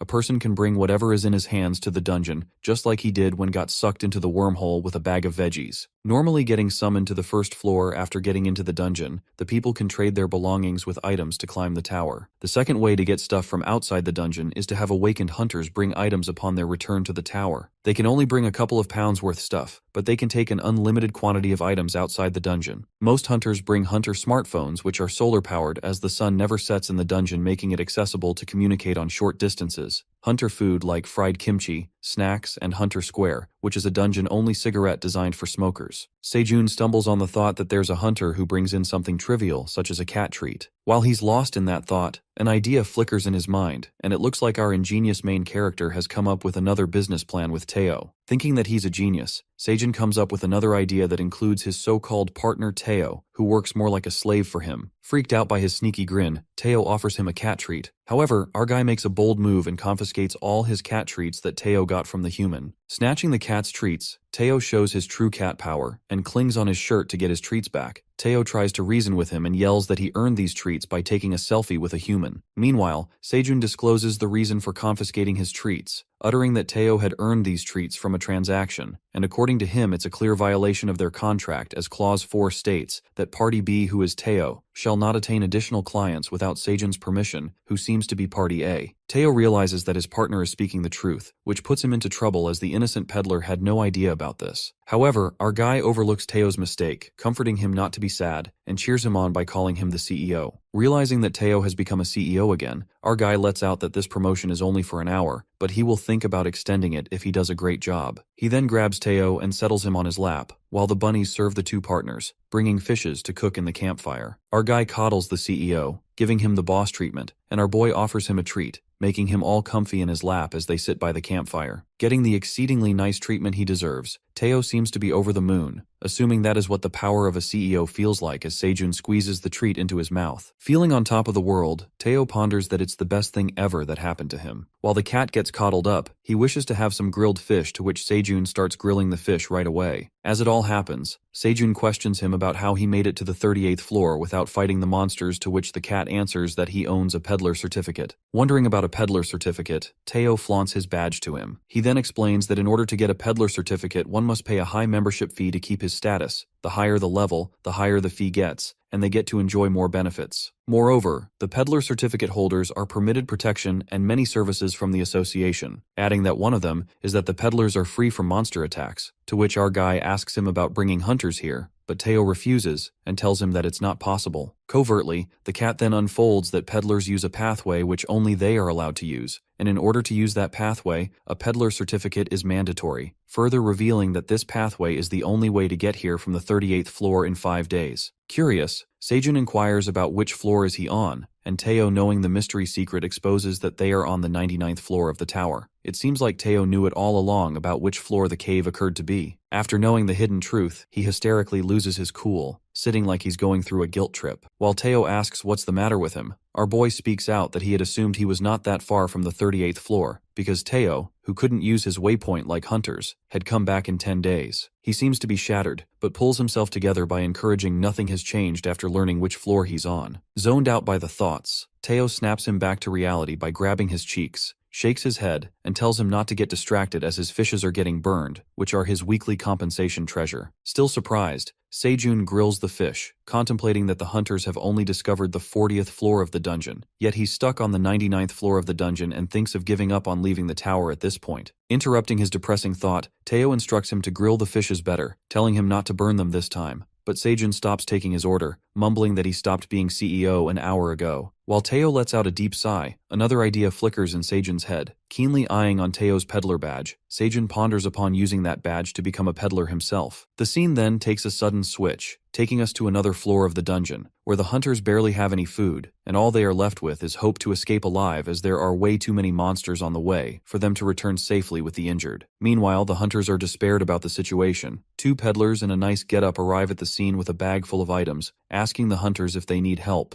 The two of them turn out to be famous peddlers in the dungeon, named Seijun Park and his friend Teo, the yellow cat, as the hunters recognize them right away, believing that these two really find lost hunters in the tower. With a bag of food items such as sweet potatoes, cherry tomatoes, and green onions, they sell the items to the hunters as they earn plenty of dungeon coins. However, this whole scenario turns out to be Seijun's pretentious thought, and it seems like the poor guy doesn't even know that his name as a grower cannot be revealed to the hunters or any other person who buys his items. Seijun clenches his fist, getting all fired up by his far-fetched thoughts, and calls upon Teo to ask him if he can become a peddler too. But the fire of hope in Seijun's belly gets subdues when Teo bombards him with another secret that people who belong from outside the dungeon can never become peddlers, but those born in the dungeon like Teo himself can become peddlers, giving scornful laugh at him for not knowing this information. Poor guy lets his guard down again, melting into a breakdown. To tease him, Teo tells him not to be jealous of him because he can never become a peddler. Suddenly, Seijun starts shaking as the anger inside him boils up. He grabs his hair in frustration and begins shouting like a madman, cursing the dungeon for doing that to him. While bunnies are working on the farm, they hear him screaming frantically as he goes through an emotional breakdown. His scream echoes in the dungeon, as the admin, who seems to enjoy her tomato skewers, stops for a second, speculating if she had heard a noise. Finally, he stops being an anxious wreck and calms his nerves down while all the bunnies and bees unearthly stare at him, and poor Teo, who creeps out from his frantic voice, jumps over Black Bunny's head. Our fella, who has been through a lot, gives it a deep thought and reckons nothing will change as he chose this path for himself for raiding into the tower. Uninvited and lashing out won't help him correct his mistakes. He accepts his fate and decides to spend his rest of life in the dungeon. The next scene flashes to the office where a man sitting in his chair inquires about the magic cherry tomatoes in his plate that are getting popular among the hunters, to which a woman sitting on the sofa agrees to him. She asserts that her brother is a member of a Phoenix Guild member and bought these tomatoes from a peddler he ran into in the dungeon. It is revealed that the man in the office is Michael McLaren, who is a vice president of Gagel, which is a food company. On the other hand, the woman named Jenny is the CEO of Ister Pharmaceutical Company. Jenny cuts to the chase and reminds him that he can see the item's status window while she cannot, on which he opens the status window in front of him, concluding that these are magic cherry tomatoes. President McLaren asks her where is getting all this and what she wants to do with these random tomatoes. Telling that his foresight has gotten better, she confirms that Gagel may no longer claim 39% of the world food market at this rate. Testing his patience, Michael threatens her as she seems to get on his rough side, but everything becomes apparent when the CEO flicks her fingers and a screen appears in front of them, demonstrating all the features and the benefits of those magic cherry tomatoes. The vice president peeks at the screen with astonishment as Jenny further proceeds and lets out that the president failed to extract the nutrients from the dungeon soil, and with a quick research she yielded a great data output. Furious, Michael McLaren utters what is the point of showing this to him, when she could easily control the market.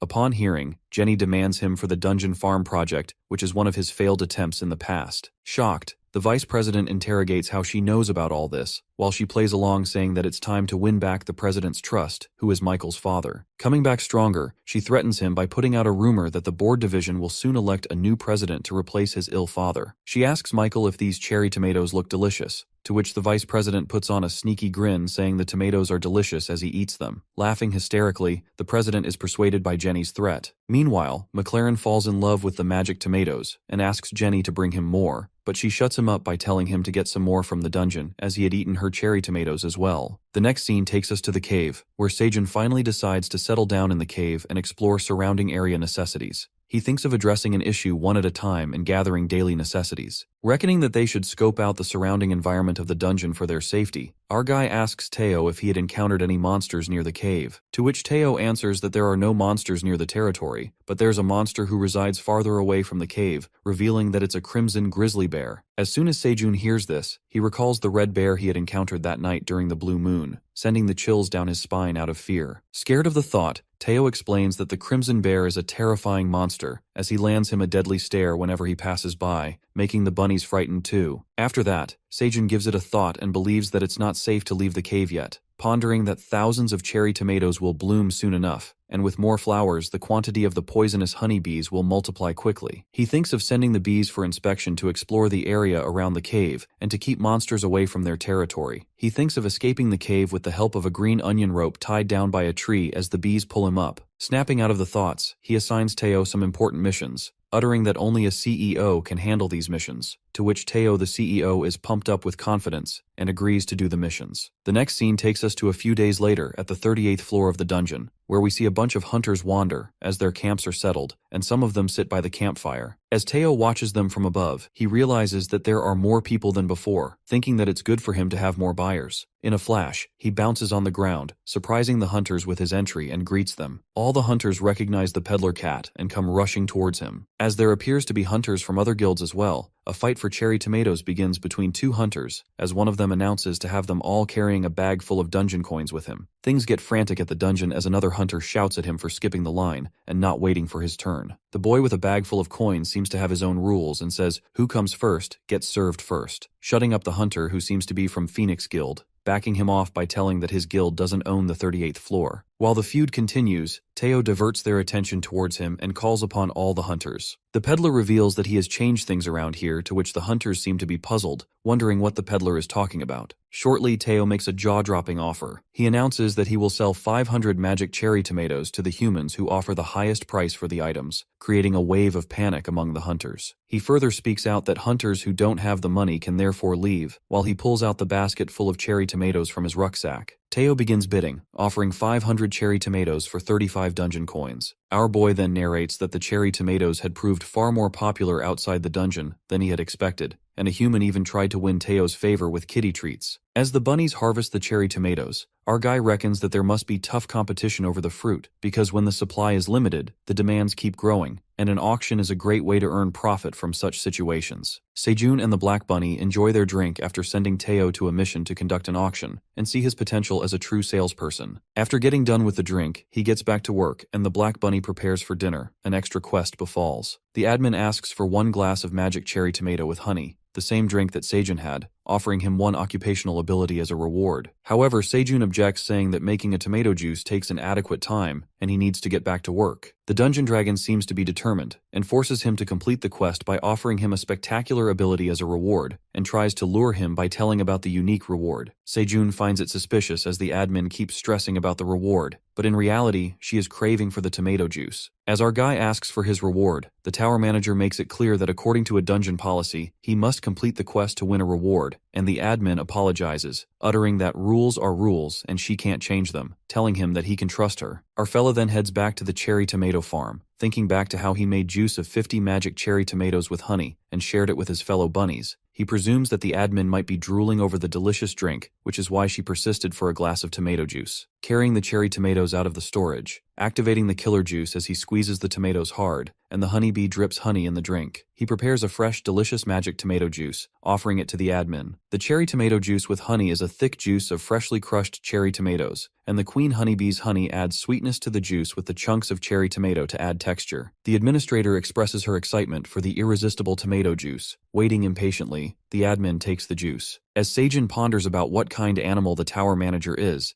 Aileen sips on the delicious tomato juice, swooning over the sweet and tangy flavor and gushes at how delicious the taste is. Our guy is relieved as she loves the taste. Then he opens the reward and earns a special occupational ability, which is beekeeping. Surprised, Sejun gasps and reads the status window to know more about the ability. As all the points fall in his favor, it takes away his worry as he thought the bees might not stay with him when he leaves the cave. The admin indirectly helps him, and Sejun shows gratitude to the admin for her generous gift. The black dragon peeks at him through the magic ball, leaving her flattered. Aileen seems to ask to get her another cherry tomato juice with honey, but gets interrupted by Sejun's questions as he asks the admin if she's a pig with wings. Pissing her off by such mean remarks, Aileen gives him a dead glare through the magic ball, getting mad at him by calling him stupid and idiot, and she tells her to get lost. Poor Sejun, who has no idea why she's angry at him. He's left puzzled while the admin furiously signs off. The next scene takes us back to the 38th floor of the dungeon, where the peddler cat announces an auction of 1,500 cherry tomatoes, flustering the hunters. Meanwhile, Dongshik, standing at the back, gets panicked, reckoning that if he doesn't win those cherry tomatoes, his daughter will be disappointed in him, and quickly raises his hand, offering 41 dungeon coins for the 500 cherry tomatoes. Determined, Dongshik implores one of his team members to secure the tomatoes at any cost, and they will figure out the money between them later. However, this cutthroat competition doesn't end here when a hunter who seems to be from another guild offers 45 dungeon coins, and the people keep bidding higher and higher, raising the prices to 60 dungeon coins. Worried, Dongshik asks his team member to collect more money, but she also doesn't have much money with her, as she decided to buy some of the tomatoes as a gift. Meanwhile, the auction continues when a man in a suit shows up at the scene, leaving everyone speechless as he offers 100 dungeon coins for 500 magic tomatoes without flinching. It appears to be the Vice President Michael McLaren, who had come all the way to buy those cherry tomatoes. It seems like Teo had got his highest bid price as he asks everyone else to come forward and bid higher, but eventually no one could offer more than they had, so Teo closes the deal at 100 dungeon coins. Abruptly, the attention diverts from tomatoes to the man in the suit as the hunters start gossiping about him, conceding that it's Michael McLaren, also known as the Prince of Hunters, while Dongshik peeks at him, wondering what he's doing here. While all this happens, Dongshik catches a glimpse of Chris, and asks why he is here when he was not assigned on duty for this subjugation. Greeting Dongshik, Chris reveals that her sister had asked to take her to the peddler cat. Knowing that Chris's sister is a CEO of a big company, Dongshik wonders how the word about the cherry tomatoes had spread so quickly, and makes up his mind to win this time as there are 2 auctions left. The second round auction begins, and Teo delightfully holds the cherry tomatoes basket.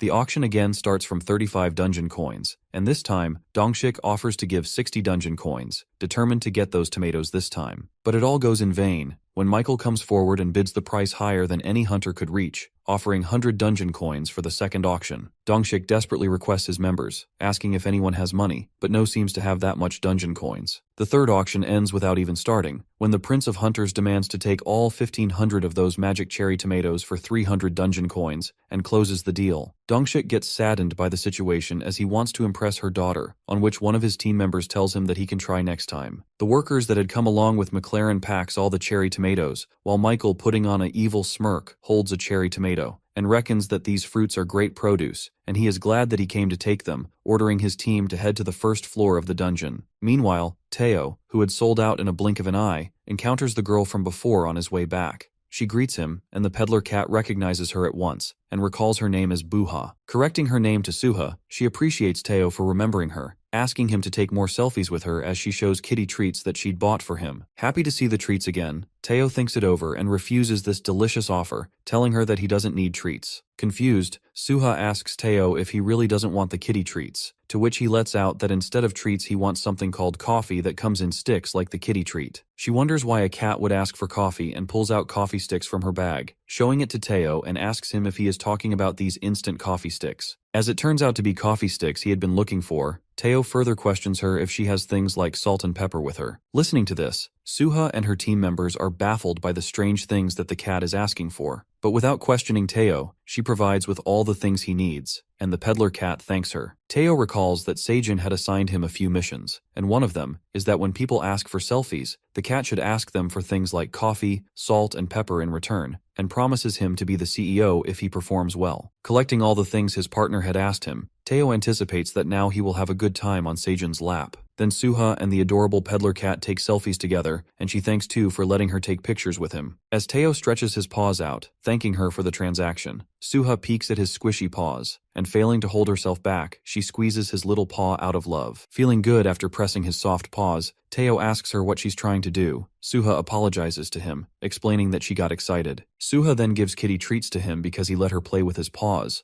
asserting that it was satisfying. Upon hearing, Teo questions her if humans feels better by touching their paws. She answers him back, telling that humans feel prerogative of the fact they can touch soft and cute paws like his, while in the back of her mind she speculates that cats normally don't like when people touch their paws. Listening to Suha stating some facts about his paws, the cute peddler cat watches his paw, thinking to himself that he has lucky paws. After that, the other girls who came with Suha asks Teo for a selfie, uttering that they also gave him what he asked for, on which Teo happily agrees, and takes pictures with them. Getting done with the selfies, the adorable-looking cat stretches out his paw so that the girls can touch them as well, and asks for compensation in return. The ingenious Teo takes all the stuff given by girls for taking selfies with them, and letting them touch his soft paws, while the girl wonders how adorable he is, and decides to bring kitty treats next time. Having a lucky day, Teo ponders that he will certainly become CEO for a whole day, and gets back on his way to carry out other missions assigned by his boss Seijun. Meanwhile, Suha is posting her selfie with the peddler cat. Teo sneaks up on her from behind, leaving her startled. Thinking that he had left, Teo interrogates her if she belongs from a place known as the Republic of Korea. Agreeing with this statement, she asks him how he knows about it. Revealing that she smells familiar, Teo requests Suha to help her with something. The next scene flips to the cave, where we see the bees are swarming in the cherry tomato garden, sucking honey from the flowers. The bees drip the honey to store it in a bottle, while Seijun keeps earning rewards for his beekeeping ability, appreciating the bees for doing a great job. While looking at the beehive, he ponders that he leveled up in beekeeping because of the stable increase of honeybee population, and points out that he hasn't seen queen bee in a while, wondering if she's reproducing. Peeking at the ability status, it is known to us that Seijun can now own 2 beehives, and this way he can split the hive and own both of them. As the honey bottle seems full, Seijun wishes to have containers to store honey and proceeds to harvest the grown carrots. Calling upon the bunnies, our guy pulls out the carrot, which seems big and tasty, gaining plenty of rewards for harvesting the agility carrot. It is revealed to us that a few days after plucking out the blue moon carrot, they got to harvest the regular carrots too. Holding the carrot in his hand, all the bunnies get mesmerized at the sight of shiny harvested carrots. Our guy distributes the carrots among all the bunnies, who are overjoyed by their favorite food, and our boy also seems happy as he thinks that growing carrots has given them more variety of food to enjoy in the cave. Bowing down with carrots in their hands, the bunnies show their gratitude towards Seijun. Harvesting an agility carrot, a feature window comes up which reveals that the agility carrots grown in the dungeon are full of nutrients and flavor. Upon consuming, they each dissolve 10 grams of body fat,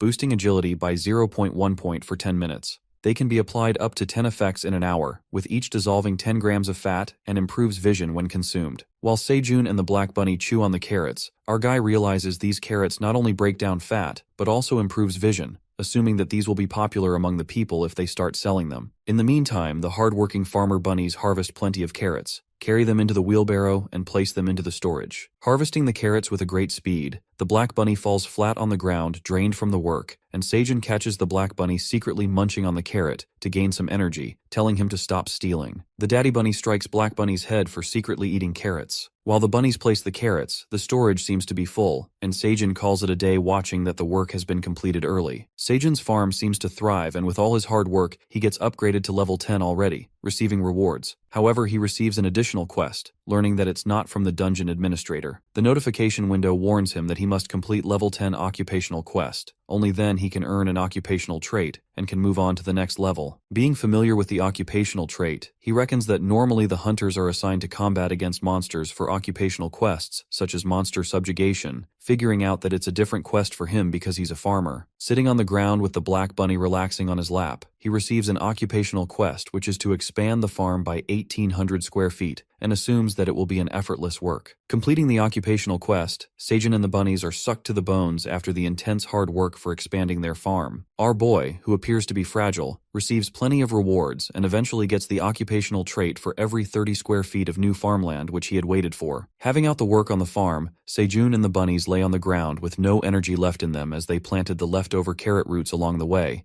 and the only issue is that now they have been exposed to farmland, which means more land, more work. Terrified by the thought, our fella gets up and instructs the bunnies to sleep and finish the work tomorrow. The bunnies return to their home, and Sejun, carrying his blanket, goes to sleep after a hell long of a tiring day. While the grown-up bunnies approach their house, the parents shut the door on their faces, leaving them outside. Watching this, Sejun assumes that now the young bunnies have grown up, so they need their own places now. But in the meantime, he offers them to crash at his place for tonight, as it's too late to dig the soil and build their places. While the grown-up bunnies scatter all over Sejun's bed, he feels nice and warm as the bunnies sleep with him. The next scene takes us to Dongshik, who couldn't buy any tomatoes for her daughter, and reckons what she would think of him. Meanwhile, he is lost in thought. Suha, along with Teo the peddler cat, approaches him. Asking what the peddler cat is doing here, Teo stretches out his paw and offers Dongshik to make a deal with him. This is not any ordinary deal but a greatly beneficial offer that the peddler offers Dongshik. He hands out a contract to Dongshik and explains that he have to give 50 million won to Sejun's Park family, who lives in Suseo District, Bucheon. Also let them know that he is doing well, informing him that his will be 50 dungeon coins and 200 magic cherry tomatoes. Witnessing the cherry tomatoes, tears of joy start falling from his eyes as Dongshik feels on top of the world, thinking that now he can be the best dad ever. However, he interrogates Teo about Sejun Park, asking if he's a hunter who can't leave the dungeon. Upon hearing, Teo gets reminded that Sejun had strictly told him not to expose that he lives on the 99th floor of the dungeon. Teo then answers him back, revealing that Sejun saved his life on the 40th floor of the dungeon, and to repay his kindness, he is doing a favor for him. Shocked, Dongshik speculates, saying that he didn't know that there's a hunter on the 40th floor, asking if he found the tomatoes as an item, but Teo refuses to tell them,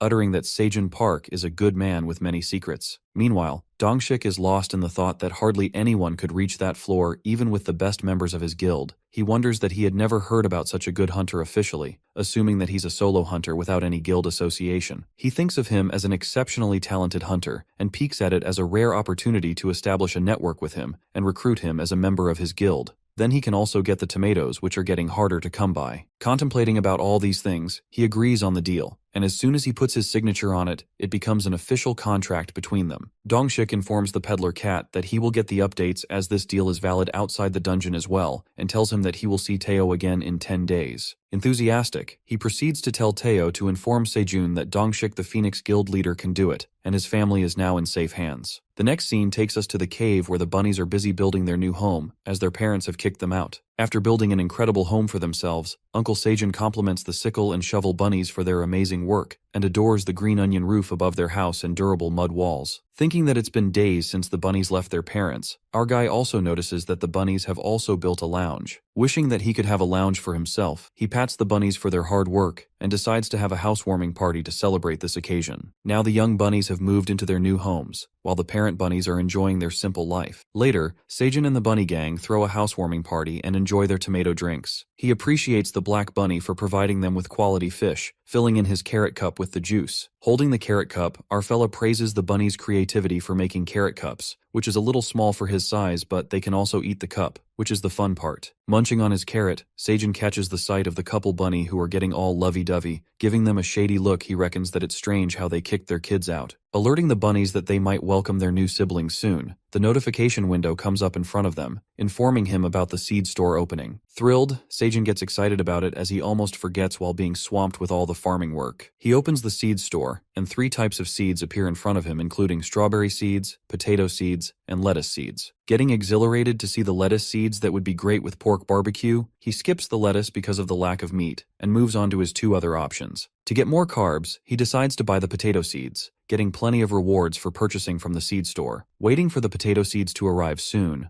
a sack of potato seeds falls over him from above. He nearly escapes the deadly attack from the potato sack, scaring the hell out of the bunnies as they come crashing on the ground. After that, he looks over the potatoes and gets excited about planting and harvesting them sooner. Our boy thinks of all the possible dishes he can make with the potatoes, thinking of steamed potatoes and potato pancakes that already makes him drool over them. Energetic, our guy excitedly announces to take a break, and they will start planting potatoes from the next day. During all this, Seijin thinks of Teo, presuming that he's correctly carrying out all the missions assigned to him, hoping for the best. The scene then flashes to the middleman zone, which seems to be a bustling market for peddlers. In the stampede, we find Teo buying all the basic stuff like blankets, pillows, spoons, and a frying pan for the cave, asking the vendor Fox for the prices. The Fox tells him the total for all these items to be 1.6 dungeon coins, which does not sit well with Teo, so he bargains with the shopkeeper to lower the prices, and the Fox agrees on lowering it to 1.5 dungeon coins as a welcome offer. But the peddler cat refuses and asks him to lower the price even more, to which the Fox lets out that he also needs to make his margin for living. Confidently, Teo walks away without buying any of the stuff, leaving the Fox stunned. The shopkeeper gets shocked at this bold move and asks Teo if he was going to leave just like that. The peddler cat expresses that the Fox didn't give him a competitive offer, to which the shopkeeper agrees to settle on 1.3 dungeon coins. Finalizing the price as 1.2 coins, Teo scampers after buying all the stuff, leaving the Fox to reckon who thought he was a rookie peddler, but turned out to be a clever haggler. However, the Fox notices something on the box, and it seems like Teo had left something behind that belongs to him. Running out of breath, Teo stops at a place and appreciates himself for haggling without getting sacked, with happiness gushing through his body. He then recalls how Seijun taught him all the classic tips and tricks for haggling without getting ripped off that worked perfectly for him, assuming that he exactly needs to do what was taught to him. While walking with confidence as now he had become an expert haggler cat, he witnesses Skaram the evil goblin scamming another peddler. The goblin seems to offer a special gift to the Fox peddler, repeating the exact same words he had said to Teo about being a mentor merchant supporting his junior merchant, and sells her the exact same trash items he had sold to Teo that were from outside the tower. Catching the sight of the evil goblin, Teo freaks out after seeing his long-lost enemy who had scammed him and made him run out of money. He calls out Skaram, catching him off guard, and the goblin seems to recognize Teo in a second. Calling him his friend, Skaram puts his hands around Teo's shoulder and asks him if he sold out the items he had given him at a low price, because he felt bad for the cat. Upon hearing this bullshit, Teo furiously jerks his hand away, making it clear that he's not his friend. To help the Fox peddler from falling into Skaram's trap, Teo reveals everything about him, about how he scammed him, exposing the truth about the container that the Fox peddler is holding, revealing that it is not a magic preservation flask, but all it does is insulate the liquid to prevent heat transfer until it delays the cooldown. Skaram is left flummoxed by all this and reckons how to get to know all this information about the items, and tries to reassure him that Teo has been mistaken. But Teo, who couldn't take his shit anymore, calls over the security and screams that this evil goblin is scamming people. In the meantime, Skaram gets panicked and hastily escapes from there, warning Teo that he will not get away with all this. The peddler cat then requests the rookie merchant to be cautious of such scumbags like Skaram who scam rookie merchants. The Fox peddler appreciates his kindness and asks for his name, to which he introduces himself. As Teo gets back on his way, the rookie Fox peddler gives him a spooky stare as she is hiding herself in a blue cape. Suspending the mission, the Fox calls out her team members as they make an action-packed entry, gathering around her. The dogs in a cape and police hats appear before her, and she interrogates them about the recent incident that had happened, asserting that she had asked them to take care of anybody who intervenes. The dog agents reveal that they were inspecting the 100-meter radius, and this peddler cat appeared out of nowhere, apologizing for their mistake. It is revealed to us that the Fox who had been disguised as a peddler is Agent Jarrus from the Secret Investigation Bureau of the Peddlers Association. Agent Jarrus scolds her agent for this invalid excuse, unfolding that their team has been planning to arrest Skaram for months now, and all their work might go down in vain. As they return to the Bureau headquarters, she orders the agents to write a 100-page after-action review report to reflect on the mistake they have made today. It is known to us that the Peddlers Association Department had received numerous reports about the unethical behavior of the merchants. Agent Jarrus reckons that they have been tracking Scarum for months and had been waiting for the right timing because they cannot arrest without proof of how he sourced the illegal items into the tower and then ripped off peddlers into buying them, disguising themselves as peddlers to cross paths with Scarum one day, and they finally confront him when a peddler cat gets in the way, turning their plan into a failure. Then Secret Agent Jarrus thinks of changing the plan and ponders about Teo, who didn't seem to be on good terms with the goblin Scarum,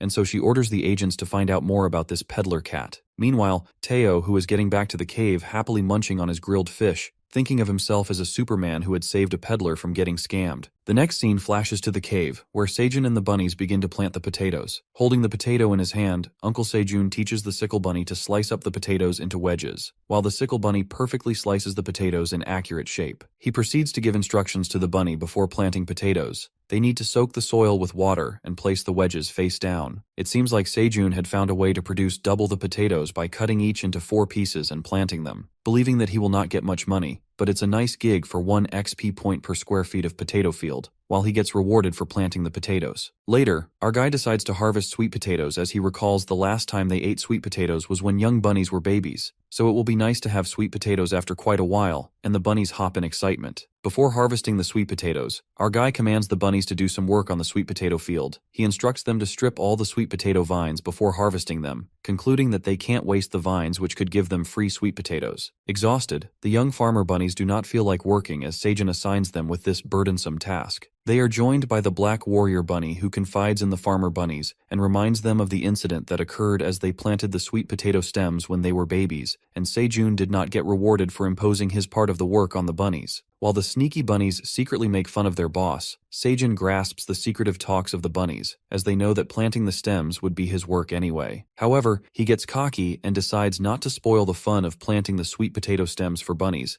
adding that farming is all about timing. The poor bunnies are then assigned to plant the stems, and they start working on the sweet potato field, keeping their shoulders to the wheel. While the sickle bunny and the mommy bunny cut off vines, the wagon bunny carries all the stems in his wagon, the Black Warrior Bunny helps them collect the stems, and the other farmer bunnies work on planting the sweet potato. Working tirelessly on the field, they create 45 square feet of a sweet potato field, and the farmer gang views the sight of their hard work proudly. After that, Seijun receives all the rewards and has leveled up, thinking that he will get full XP for making the farmland. Promptly, the bunnies begin to dance in joy, shaking their booties, and twirling around Seijun's while they sing along, bouncing in happiness. Confused, Seijun gets startled by the sudden dancing play, and the admin tells him that the bunnies are cheering him with a dance, wishing for a plentiful sweet potato harvest, and the dungeon admin herself joins the bunnies, chanting for roasting sweet potatoes. As the bunnies continue to cheer him on, our boy harvests the sweet potatoes. Digging up the soil, something shiny flashes through the hole, and a blinding ray of light beams through the soil. Harvesting that shiny sweet potato, it turns out to be a solar sweet potato as the status window pops up front. The solar sweet potatoes are sun-drenched at the highest point of the tower, and these sweet potatoes are full of solar energy.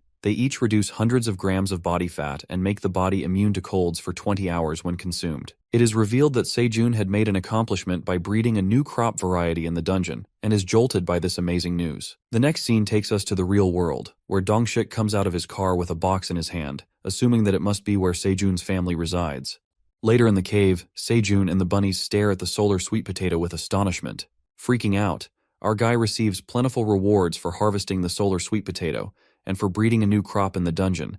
The admin acknowledges his ownership over the sales of the new crop variety, and concludes that no one will be allowed to grow these solar sweet potatoes without Seijun's permission. Exhilarated by the incredible deal, his work on the farm gets acknowledged by the admin, and he contemplates that he's the only person in the dungeon to breed the solar sweet potato variety, and concludes that others can only harvest and sell these, but they can't grow this solar sweet potato. After that, Seijun plants the solar sweet potato again under the soil. Wondering how the new variety tastes, he decides to grow it first and comes back to harvesting the sweet potato. Harvesting the regular sweet potatoes, the wagon bunny carries the sweet potato in the wheelbarrow, as the black bunny assists him in gathering all the harvested sweet potatoes. Completing all the work on the farm, they start preparing for lunch with grilling fish and steaming the sweet potatoes at the campfire. As the sweet potato gets fully steamed, Seijun cuts through the tantalizing steamed sweet potato and distributes it among the bunnies. The bunnies delightfully munch on the sweet potatoes cooked to perfection, fascinated by the scrumptious sweet potato. While the wifey bunny pats the hubby bunny as he burns his tongue with steaming hot sweet potato, the admin notifies Seijun that she's drooling over the delicious snack and is waiting for her turn. In appreciation for letting the bunnies eat first, Seijun offers a basket of 10 sweet potatoes to the admin, making the admin jump out of happiness. Our guy peeks at the leftover sweet potatoes and calls upon the sickle bunny to help with something. Meanwhile, Aileen the tower manager fills her stomach to the fullest by eating the scrumptiously steamed sweet potatoes and thinks of asking Seijun for more if there are some leftovers as she watches him through the magic ball. It seems like our boy is trying to make sweet potato snacks as he puts them on the green onions to dry for tomorrow. Needing one more sweet potato to complete the batch, the sickle bunny impressively slices up the last sweet potato into the shape of fries, and Seijun compliments him for cutting the pieces so evenly. Wanting to ask for more sweet potatoes that are now cut into pieces, the admin gets frustrated at him for wasting the delicious sweet potato, but our fella makes it clear that he's not throwing them away, but drying the tiny pieces to make something mouth-watering later. Curious, the admin asks Seijun about what he will make out of these sweet potato sticks, and it looks like he is making dried sweet potato snacks, asking if the manager has tried it before. The scene then switches back to the real world, where Dongshik rings the bell of Seijun's apartment. As his family opens the gate, they are astounded to see a gentleman standing in front of their house as he asks if the house belongs to Seijun Park's family. Reaching the right address, his family escorts him inside the house. Asserting that they haven't hosted guests in a while, Seijun's mother offers him some fruits and juice, and Dongshik appreciates their hospitality. Assuming that he's here to ask about Seijun, his family reveals that their son has gone missing for quite a while. Upon hearing this, he officially introduces himself as Dongshik Kim, the team leader of the Phoenix's Guild Team 5, handing out his business card. Abruptly, Seijun's brother freaks out witnessing that he's truly from the Phoenix Guild when he reads out his card. The parents are shocked by his frantic reaction, asking him what's the matter, on which the boy discovers that Phoenix is one of the top guilds in Korea, and he leads the Team 5, concluding that he's a top hunter. Listening to this jaw-dropping news, his parents are overwhelmed by such a well-known guest, serving him the premium melon. Flattered, Dongshik implores them to take a seat. After all this happens, his parents figure out that Dongshik is a hunter and start interrogating him about Seijun's whereabouts. To clear the air, Dongshik hands out an envelope towards them, telling them that Seijun had asked to give it to his parents. Assuming that their son had written a letter before his death, the parents start crying, uttering that children are not supposed to go before their parents. However, Dongshik confirms to them that he's alive. Realizing that it's not a letter, his parents open the envelope and it turns out to be 50 million won. Dongshik informs them that their son is doing well and apologizes for not contacting his parents before entering the tower, and he asks him to hand the check to his parents. It looks like Seijun is such a considerate son, getting trapped on the highest floor of the dungeon, but he managed to care for his family, making his family relieved that he's still alive. Overjoyed, his dad, thinking how smart Seijun is, gets proud of his son after he does such a great thing. Concerned, his mother speculates if Seijun is doing well in the tower, asking Dongshik why he couldn't visit himself. The leader explains that hunters cannot leave the tower because of quests, and it happens frequently to hunters. He further assures her not to worry about her son. Dongshik then greets his brother Sedol and interrogates him about his parents mentioning that Seijun had gone missing, and asks if any of his family knew about him entering the tower. But Sedol refuses and lets out that they could not get in touch with him for the past 5 months. After that, they even contacted the Korea Awakened Association, and they informed Seijun's family that he was not on their list. Sedol asks him if people use nicknames to enter the dungeon, to which Dongshik agrees that some people do, and assures him that it could be a minor error, adding that he will ask the association about it after returning to the guild. While his family ecstatically peeks at the cashier's check, Dongshik reckons that Seijun entered the tower without registering his name in the association. Assuming that he jumped straight to the 40th floor as a solo player, he surmises that the tower came into existence 10 years ago, and no hunter has made it to the 40th floor in such a short period, presuming that he's a once-in-a-lifetime genius hunter. I mean, our main character is becoming famous gradually without him knowing. Soon he might be on TV as a mysterious once-in-a-lifetime prodigy. Later, Sedol asks him if the guilds offer training, but his dad strikes a blow on his head, telling him that he should help his brother who is working hard in the tower. Assuming that he might have the talent for being a hunter, Dongshik warns him that it's a dangerous job that requires risking his own life, and concludes that he wouldn't suggest having more than one hunter from the same family, because there will be chances of the tragic incident occurring more than once. In the meantime, as Dongshik leaves their house, while Seijun's parents insist he eat something, he informs them that he came straight to their home from the tower and has to see his family. Departing, he sits in his car, takes a sigh of relief after completing the contract quest, and drives to his next destination as he talks to his daughter on the phone, excited to meet her and surprise her with the cherry tomatoes. We are then revealed that Teo is coming back to the cave munching on fish skewers, thinking the 99th floor is too far. The next day, as the sun shines on the cave, the carrot tops are dipped in the water, and our guy later plants them, earning plenty of rewards. It is revealed that Seijun had found a new way of planting carrot tops by taking the leftover carrot. After the leaves grow, they have covered the roots with soil.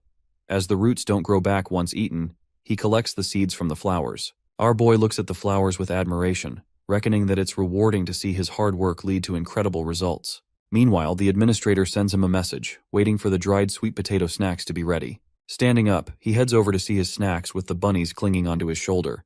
Checking the dried sweet potatoes that look nice and dry, our boy takes a dried sweet potato snack and grabs a bite. Chewing on the snack, Seijun and the bunnies are left mesmerized, and their eyes sparkle with fascination at the savory flavor of the dried snack that strikes an impeccable balance between moisture and sugar with the dry surface. Seijun couldn't stop himself from eating more of those snacks as the addictive soft and chewy sweet potato sticks are irresistible. It is revealed that these dried sweet potatoes are grilled under intense sunlight for 24 hours, which leads to the dry surface locking in the sweetness and moisture, and the chewy texture with sweet, savory flavor is hard to resist. He then decides to dry more of the sweet potatoes, preparing their go-to snack as the bunnies munch on a delicious snack.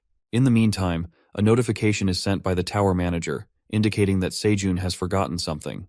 Loading the dried sweet potato snack in a bucket, the admin keeps annoying him, getting impatient to try the snacks. Feeling bad for sharing all his items in a green onion bowl, he gets a creative idea to pack the snacks and offer them to the admin.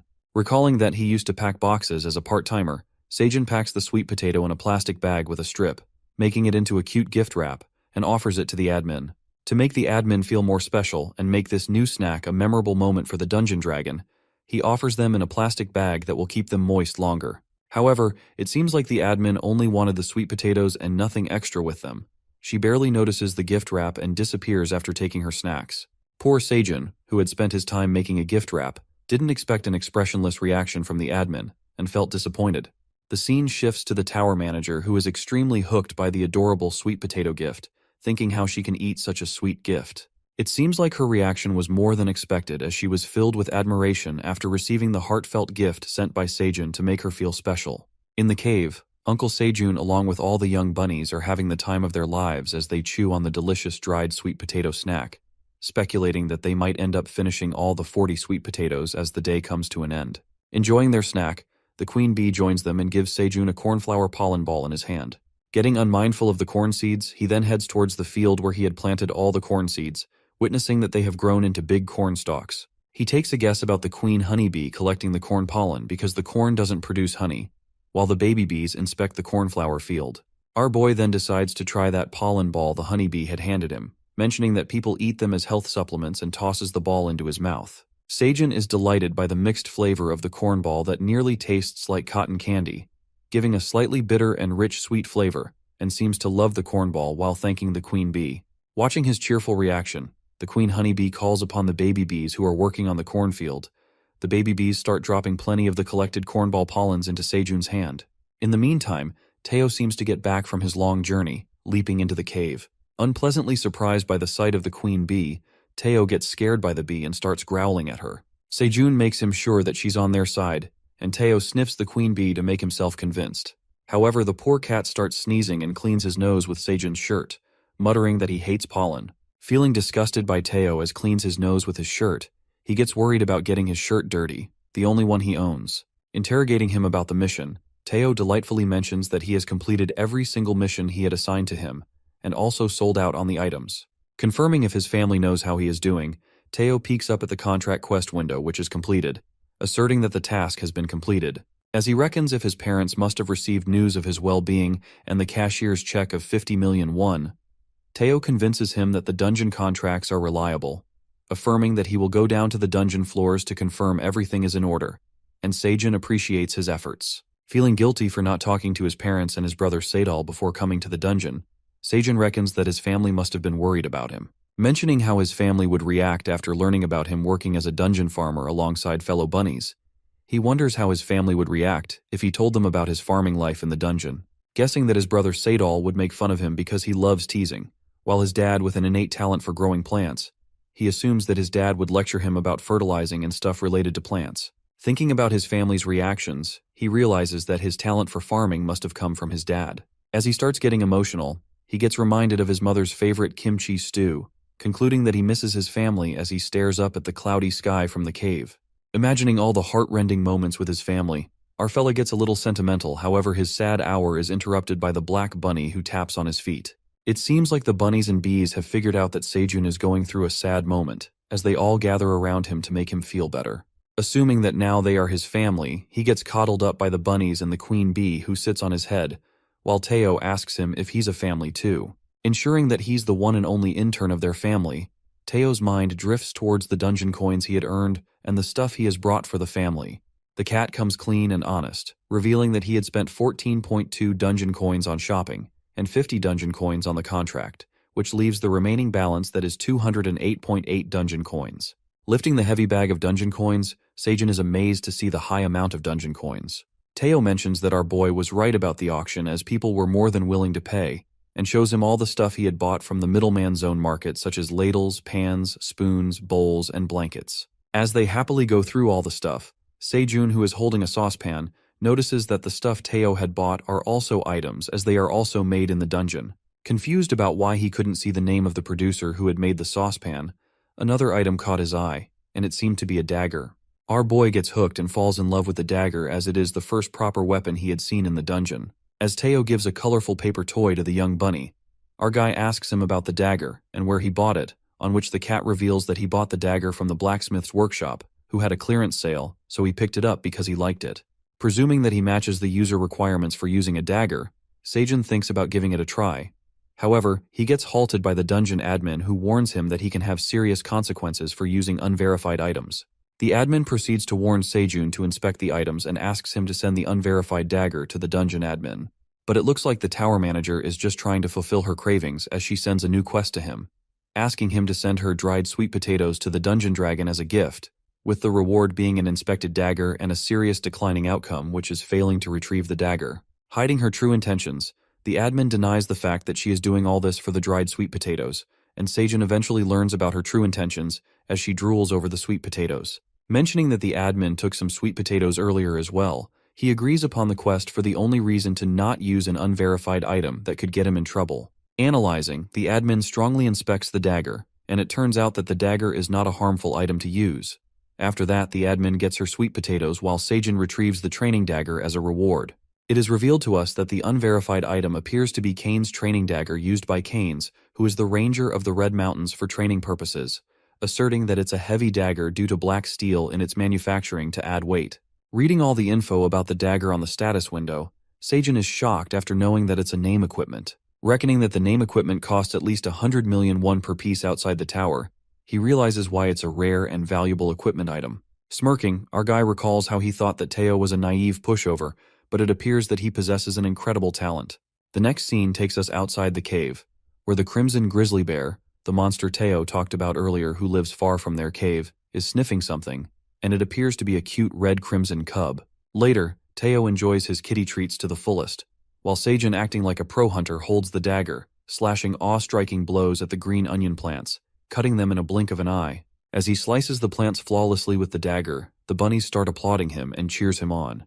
While Teo asks him if he likes the dagger, Sejun says that he is impressed with Teo for bringing him such a great item. Infuriated, the cat reminds Sejun that he had promised him to make the CEO for an hour. While Sejun pats his head and compliments him, he starts calling him Teo the CEO. Teo decides to forgive him, but tells him to be careful next time and clasps his paw on Sejun's hand. Touching his squishy paw, our guy thought about taking Teo as a pushover, but as he holds his paws he realizes that Teo's paws are a golden charm and adores him for how cute he is. Teo annoyingly asks him to stop playing with his hands, but Sejun, who seems to be obsessed, keeps pressing his cute little squishy paws, calling them cute. Can't resist his love for cats, our guy makes the cat sit in his lap, coddling him up as he offers a treat to the grumpy CEO. Glancing at his paw, sneaky Teo puts on a cunning grin and presumes that Sejun is also a human after all. Finding that his paws can make humans obsessed, the peddler cat plans to rule over all the humans by tricking them with his squishy paws, concluding that his paws are truly a lucky charm. As Teo gets cocky, he implores for more treats, ordering Sejun around and tells him that they don't have all day. This sudden change in his attitude leaves our boy to reckon that he doesn't like his arrogant tone at all, and puts him off his lap. Asserting that the time is up, he makes Teo a regular intern again, dismissing him from his position as a CEO.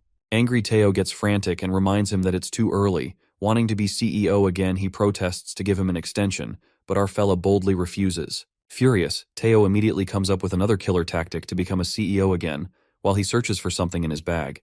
He calls upon Seijun, aiming to hit his weak point, which turns out to be the stuff he had gathered from the girl hunters for taking selfies with them. Pulling out all the stuff from his bag, wide-eyed Seijun gets utterly smitten when he witnesses all the spices and condiments in sight.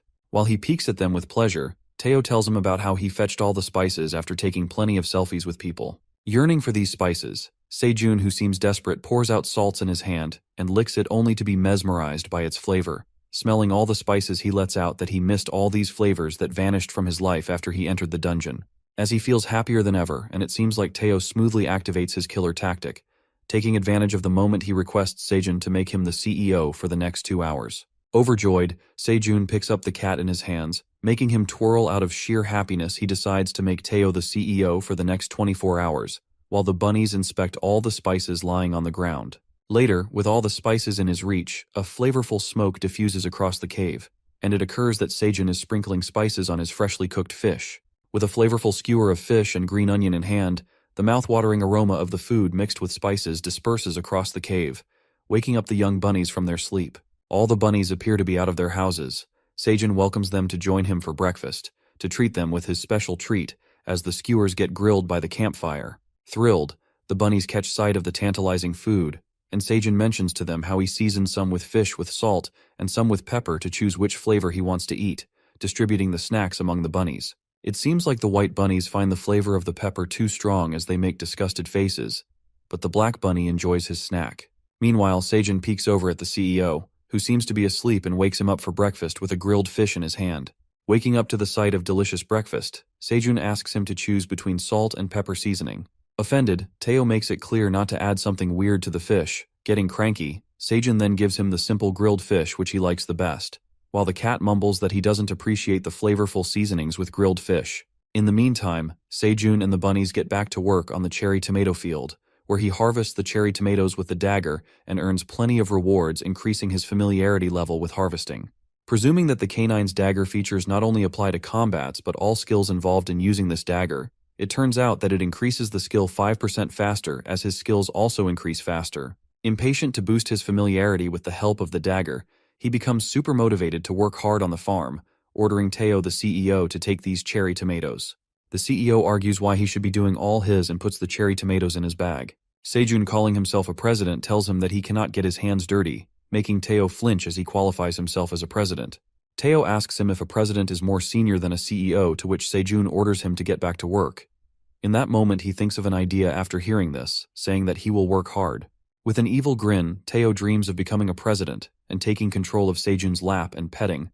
The peddler cat then hops on his way after filling his rucksack with the cherry tomatoes. As the peddler is about to leave, Seijun reminds him to buy stuff from the shopping district and make sure to stop by the blacksmith's workshop to pick up items on clearance, adding that he can't put Teo's exceptional talent to waste. After listening to his last-minute errands, Teo jumps out of the cave, waving him goodbye. Seijun decides to take a break soon after harvesting the cherry tomatoes, and continues to harvest them with the dagger that helps him increase his skills faster, and he gets rewarded.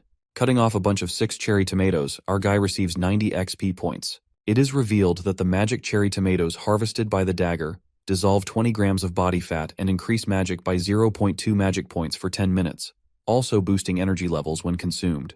He realizes that it's a level D crop, and the benefits of fat dissolving, magic boosting effects, and the expiration have all doubled, which seems to be a great privilege for him. While the bunnies work in the cherry tomatoes field, our boy believes that all of the cherry tomatoes seem to be level D produce, which leaves him to wonder if they bear level D fruit after he upgraded to be a level D farmer. Harvesting the level D produce of cherry tomatoes, he contemplates that they could have sold out these new cherry tomatoes produce if Teo wouldn't have left early, and realizes that they will now get to eat better tomatoes as he decides to eat the tomatoes as a snack and takes a nap along with the bunnies. As Teo walks through his way, he gets a hunch about forgetting something, leaving him worried. The next scene then takes us to Aileen the Black Dragon with her big shadow, as she approaches a sculpture, which appears to be her model. It is known to us that it's an ice sculpture of the black dragon Aileen designed by Kaiser Pratani, with ice shards from the blue penguin kingdom, which seems to shine like it is made from diamonds. However, Aileen smashes a breathtaking sculpture apart, shattering it into pieces, and replaces the sculpture with those dried sweet potato snacks gifted to her by Sejun.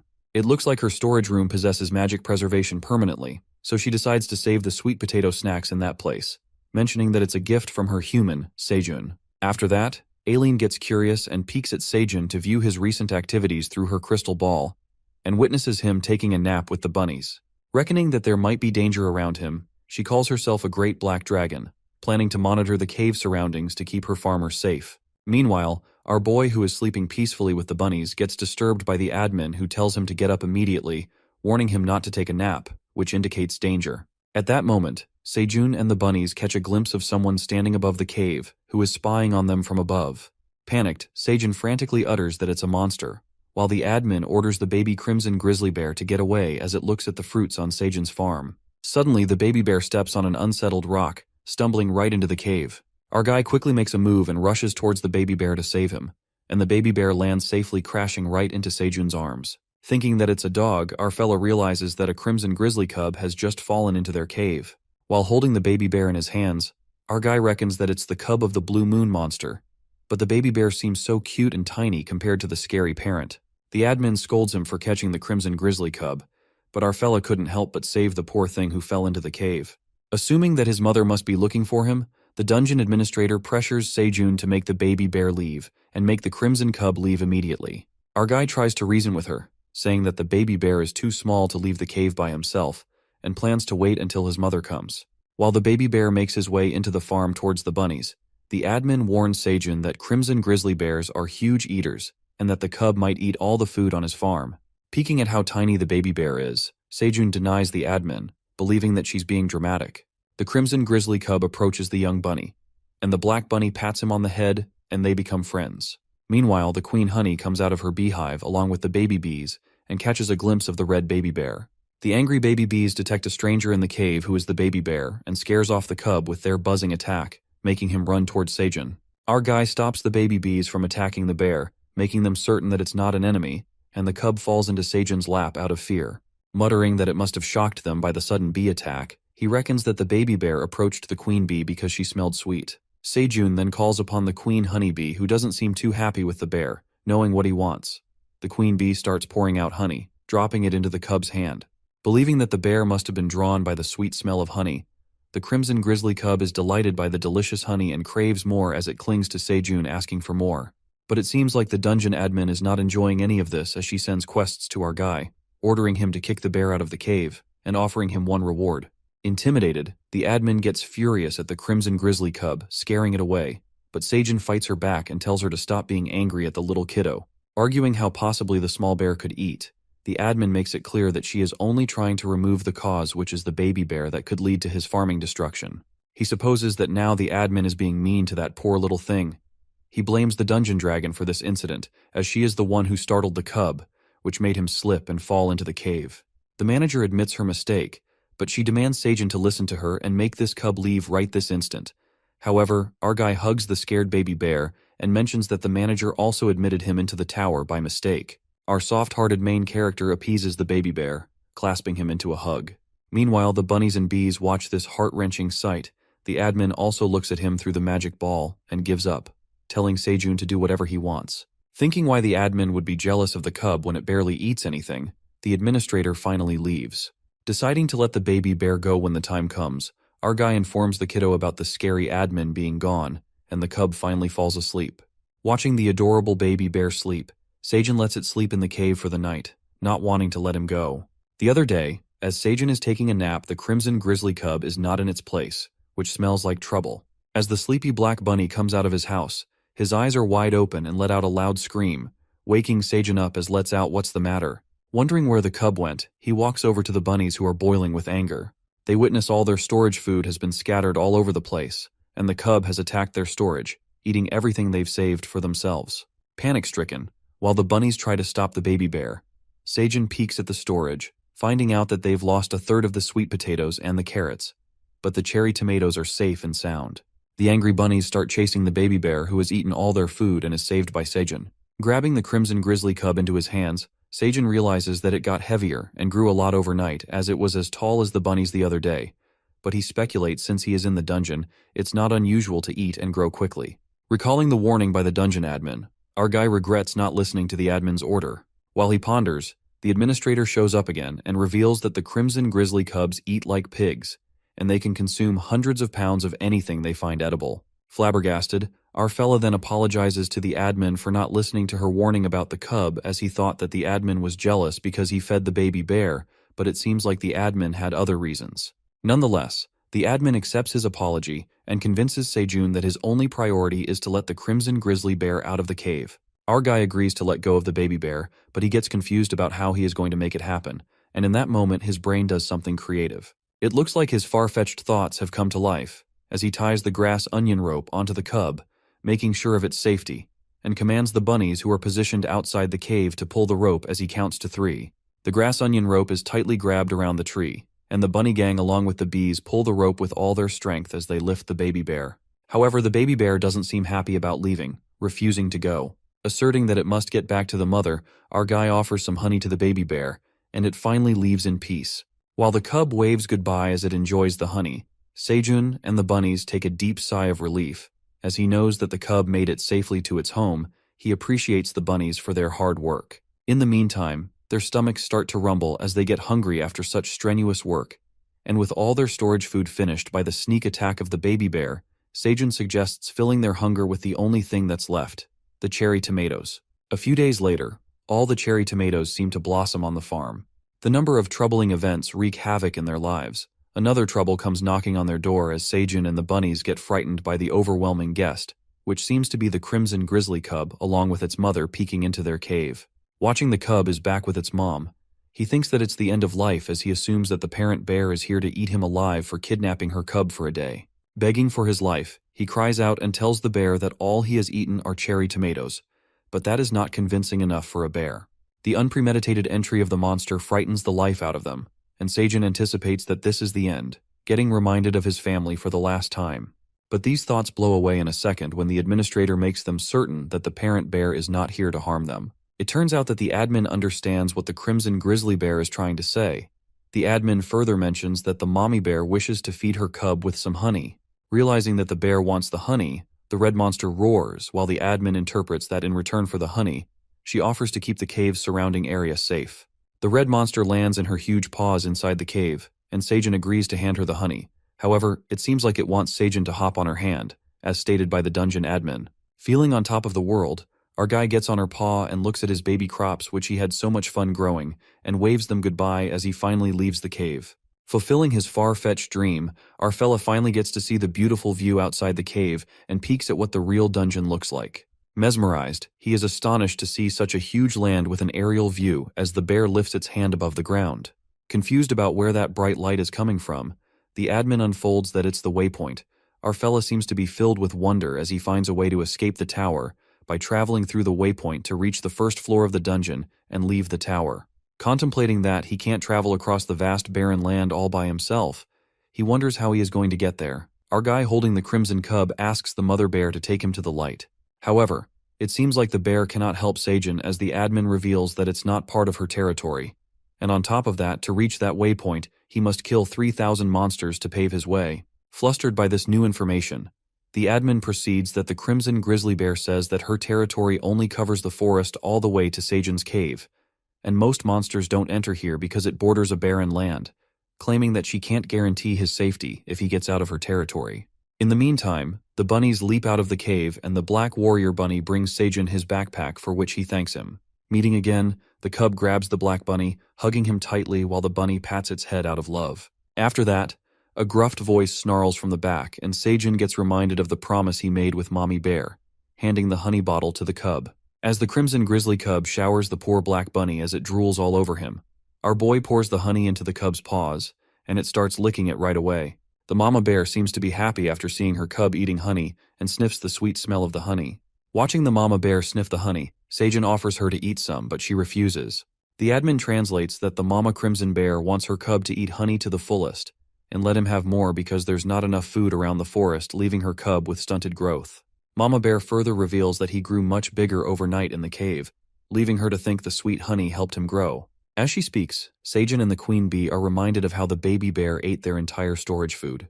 Complimenting the queen bee as her honey was helpful, Seijin speculates with no food around the forest the mama bear must have been hungry, and asks her if she had eaten anything today, as it was revealed by the administrator that crimson bears are big eaters. The admin tells Seijin that mama bear hasn't eaten anything for the last 3 days in search of the cave. Listening to this, our guy gets shocked. While instructing the mama bear to take care of herself, he commands the black warrior bunny to get back to work as they have to prepare a whole feast. Chef Sejun prepares his pans and dagger, the black warrior bunny hunts down the fishes with his hammer, and while Sickle Bunny chops off the vegetables. Preparing a mouth-watering feast, he tosses in the vegetable and the chunks of the fish, cooking and stirring at a high flame. As the feast seems to get ready, we get to see plenty of food along with the grilled fish, green onion skewers, and the fish stew with tomatoes and carrots. Glancing at the steaming and scrumptious food, the red bears stare at the food with full admiration. Mentioning that it's a flavorful, nutritious fish stew that tastes good, he tells Mama Bear to stay well-fed so she can raise a healthy child. As the cub digs in the stew, the mama bear, feeling overwhelmed with all the delicious food, grasps Sejun and the bunnies in a tight hug, showing her gratitude towards them. Meanwhile, the mama bear is thankful to him. The black dragon witnesses the wholesome moment through her crystal magic ball. It seems like this was all planned by Aileen, as she reveals that she has been watching the bear since the cub left his home, worried that the bear might attack Sejun, but she later learned that the crimson grizzly bear wanted to have a friendly relationship with a human. For that reason, Aileen offered to translate for the bear, and it all worked out well. The dragon further schemes, assuming that if Sejun leaves the cave and expands his farm, she will get more food, and with the bears serving as security guards, she will have nothing to stress about the human's safety.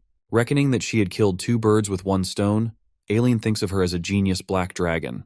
The next then flashes to the Peddlers Association Investigation Bureau headquarters, where the fox named Agent Jaras is interrogating the peddler cat Teo, reflecting that she doesn't have enough information about him, and assumes that he seemed to be on bad terms with the goblin Skaram, depict that he's not the most skilled peddler. Thinking about how Teo managed to make those sales, a dog agent comes in informing Jaras of the recent incident about the stolen products on the 55th floor from the landowner's storage, and hands in the stolen item list to her. Frustrated, Agent Jaras seems to get done with handling petty cases. However, another agent arrives at the scene informing her about a peddler cat who arrived on the 75th floor through the peddler pathway, suspecting that it's Teo. Agent Jaras instantly gets up, takes her blue cape, and heads out to find Teo, expecting that she will certainly hunt him down this time. The next morning, Mama Bear and the cub again show up at the cave. Greeted by Sejun and the bunnies, he asks the bear to help lift him. Our boy narrates that it's been 3 days into the deal with the Mama Bear. She drops off her cub with them and goes about her way to guard the area.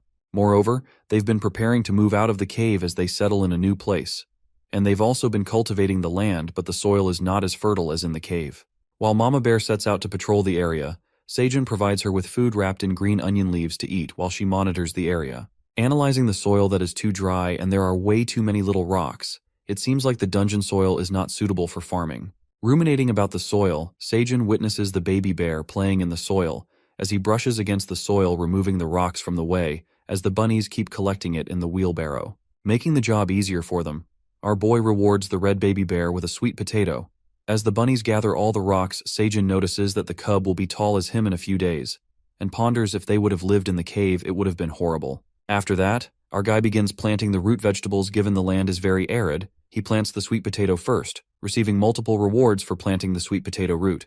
But it looks like all the roots they had planted are eaten by the baby bear as he digs up the soil and steals all of them. Sejun scolds him for eating everything they've planted, making him clear that it's not a treasure hunt game, planning to redo the cultivation. While the baby bears whimpers, the bunnies continue to scold him, and Sejun decides to teach the meaning of planting something. The next scene takes us to the 38th floor of the dungeon, where the famous Teo the peddler announces an auction of 1,800 cherry tomatoes in batches of 300. As the hunters begin bidding for prices, he sells the cherry tomatoes for lower than the last time, hoping that there will be more naive people who take his tomatoes for high prices. Soon after that, Dongshik approaches the cat, and Teo asks him about the completion of the contract that they had signed earlier. Dongshik proceeds to tell the cat to inform Sejun that he has nothing to worry about, as the leader of the Phoenix Guild has reassured his family. Teo asks him about not entering the bid this time, to which Dongshik answers that he needs something other than tomatoes this time. As Teo ruminates what it could be, The leader asks him to take a selfie with him, mentioning that her daughter loves cats. Requesting compensation, Dongshik hands him a bag of chili pepper flakes, adding that the Koreans can't live without this spice, and Teo decides to give it a try. As Dongshik tries to stop him from licking the chili, poor Teo leaps in the air after the spice hits his tongue. Later, Teo gets his rucksack upgraded, which can now carry a few more hundred tomatoes, while his tongue still feels numb. Feeling satisfied after investing his commissions into upgrading the rucksack, he believes that he can save 1,000 dungeon coins at this rate, which will make him an intermediate peddler, and soon he will dominate Sejun's lap as a president. Deciding to stop by the shopping district in the middleman zone to finish up on Sejun's errands, Teo smells something on his way and treats himself to some delicious snacks at a discount. With his another successful haggling round, he encounters the same fox from before who nearly got scammed by Skaram and calls her a pushover. Agreeing that she's the same peddler from before, Jairus feels annoyed after being called a pushover and reckons that he's the one who ruined her mission. She then introduces herself as Jairus. As Teo asks what he can do for her, she offers him to take him out for lunch to appreciate his kindness. But Teo, without a second thought, turns down her lunch offer, but Jairus insists on drinking tea with her, but the cat again refuses, mumbling that he doesn't like hot drinks. She forces him to go to a nearby dessert cafe where her friend works, adding that they also have a special pudding that is best in the town. Annoyed, Teo turns her down again, saying that he doesn't like sweets either, and concludes that she's being very clingy. Thinking that Teo is a difficult peddler to deal with, she pulls off a dramatic act and begs Teo as she kneels to the ground, revealing that she became a peddler to make a living and got inspired by his attempt to detect Skaram's scamming, adding that he helped a total stranger expecting nothing in return. Putting on an emotional act, Jairus lets out that she truly admires him, extolling his skills as a great peddler. She wishes him to gain some knowledge about business from Teo. Flattered by her words, he gets convinced by her determination and decides to go with her to the cafe, agreeing to share some business secrets with her. The clever agent succeeds in her plan of putting an act and supposes that no one can resist flattery and begging as she finally persuades the peddler cat. When the agent asks Teo where he is headed, he mentions that he is on his way to the blacksmith to get something. Thinking that he's trying to buy weapons, the cat makes her certain that she will find out when they get there. Heading to the blacksmith's shop, they wander across the market, glancing at all the stuff. Jairus informs Teo about the blacksmith's workshop with quality items, but Teo heads to the shop he wants to, and tells her that he doesn't care about those. Finally, they enter a shop with a 50% off clearance sale. Assuming that it's a clearance warehouse, Agent Jairus speculates that it's the place where people sell random unverified scrap items, confused about Teo's secret that he's trying to teach her. Approaching the shop owner, who's reading a newspaper, Teo confirms the sale that reads everything is 20 dungeon coins. The shopkeeper agrees and tells him most of the stuff is unverified with unknown value, and offers Teo to pick whatever he likes. But the peddler cat objects. Banging his hands on the table, he asks for a discount. Watching this, Jairus is left confused after knowing what secret he wants to share. She presumes that Teo is asking for a discount when the items are already on discount, thinking that's shameless. However, she witnesses him haggling for the prices. As he keeps bargaining with the shopkeeper, they finally settle on 13 dungeon coins as Teo promises to be a regular customer at his shop. Flaunting his haggling skills to Jairus, who compliments him on his face, but in the back of her mind she thinks that it is dreadful. Wondering what kind of weapon he would buy, Teo picks on a hat. Shocked, Jairus lets out that it's just a straw hat and looks like a useless item. The shopkeeper gives her a deadly stare, asking if she has a problem with his store, while Teo calls out for her rude behavior, to which she instantly apologizes.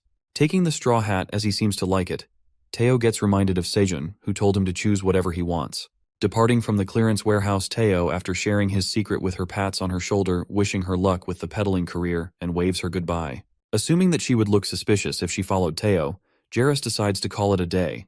However, something interesting catches her eye.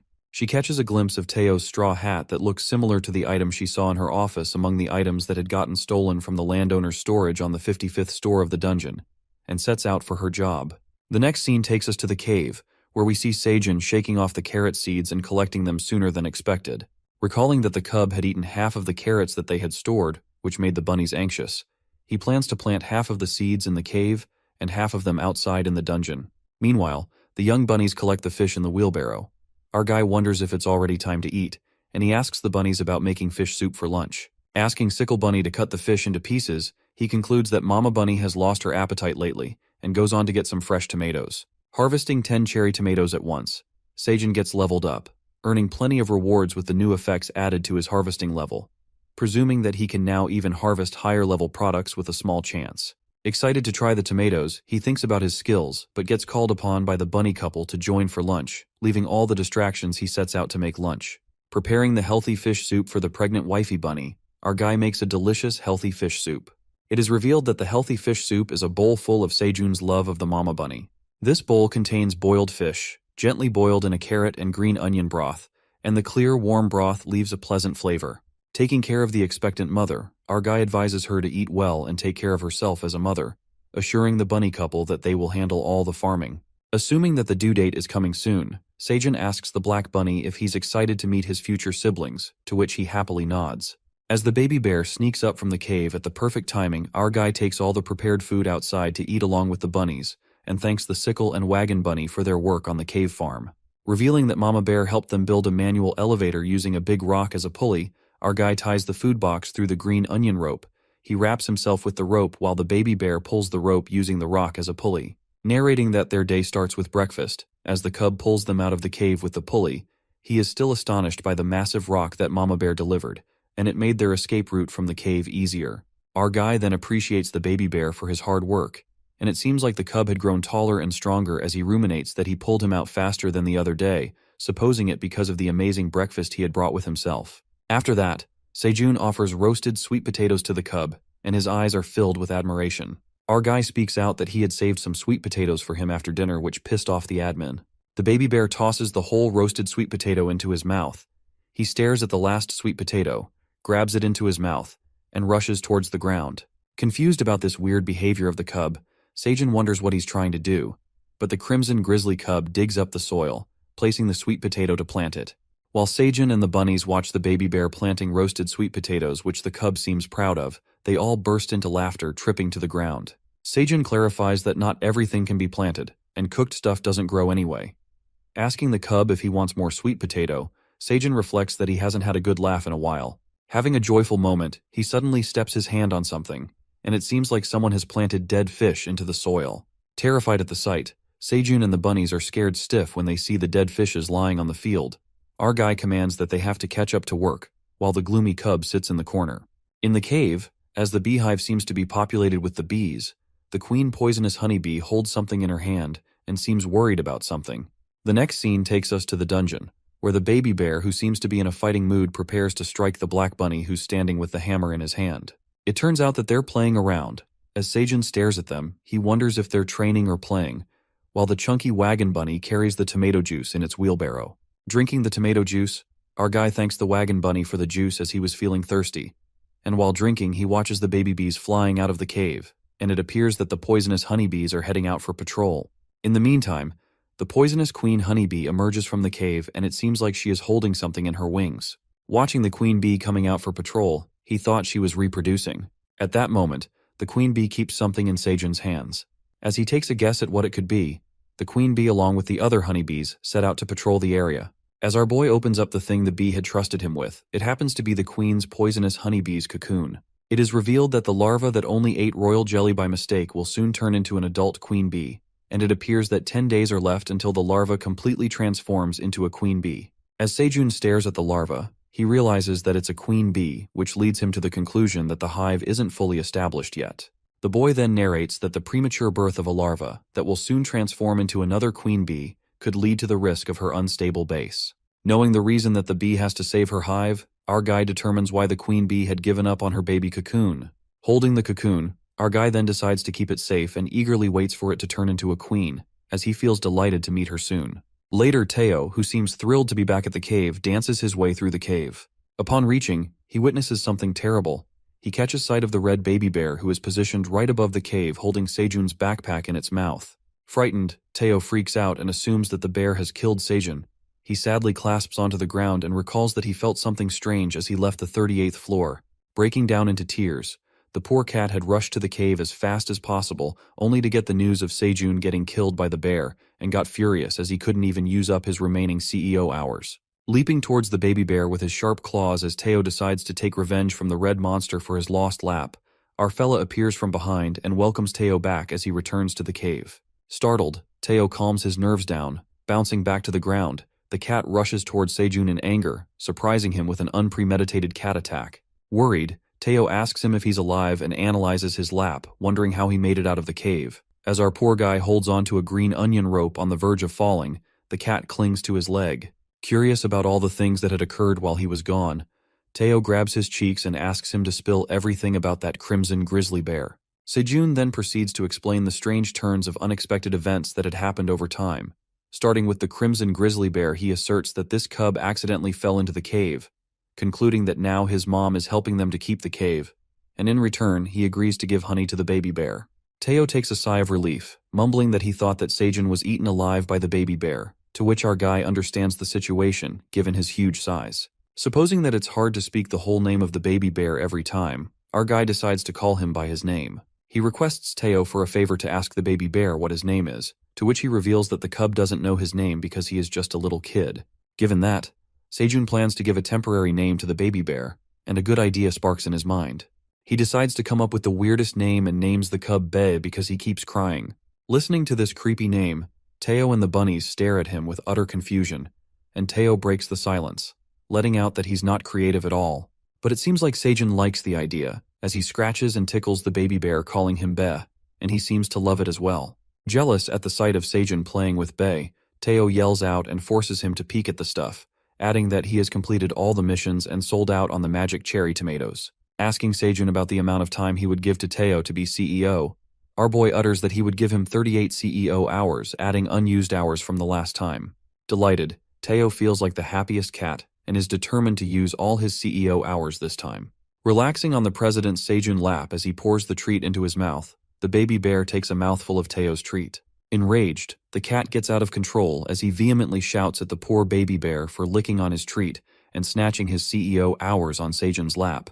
He calms Teo down, but the baby bear bursts into tears, roaring out of sadness. Suddenly the forest starts rumbling and something comes running towards them with great speed. It turns out the mama bear had arrived at the scene after hearing her baby cry, coming crashing on the ground, producing a thundering sound.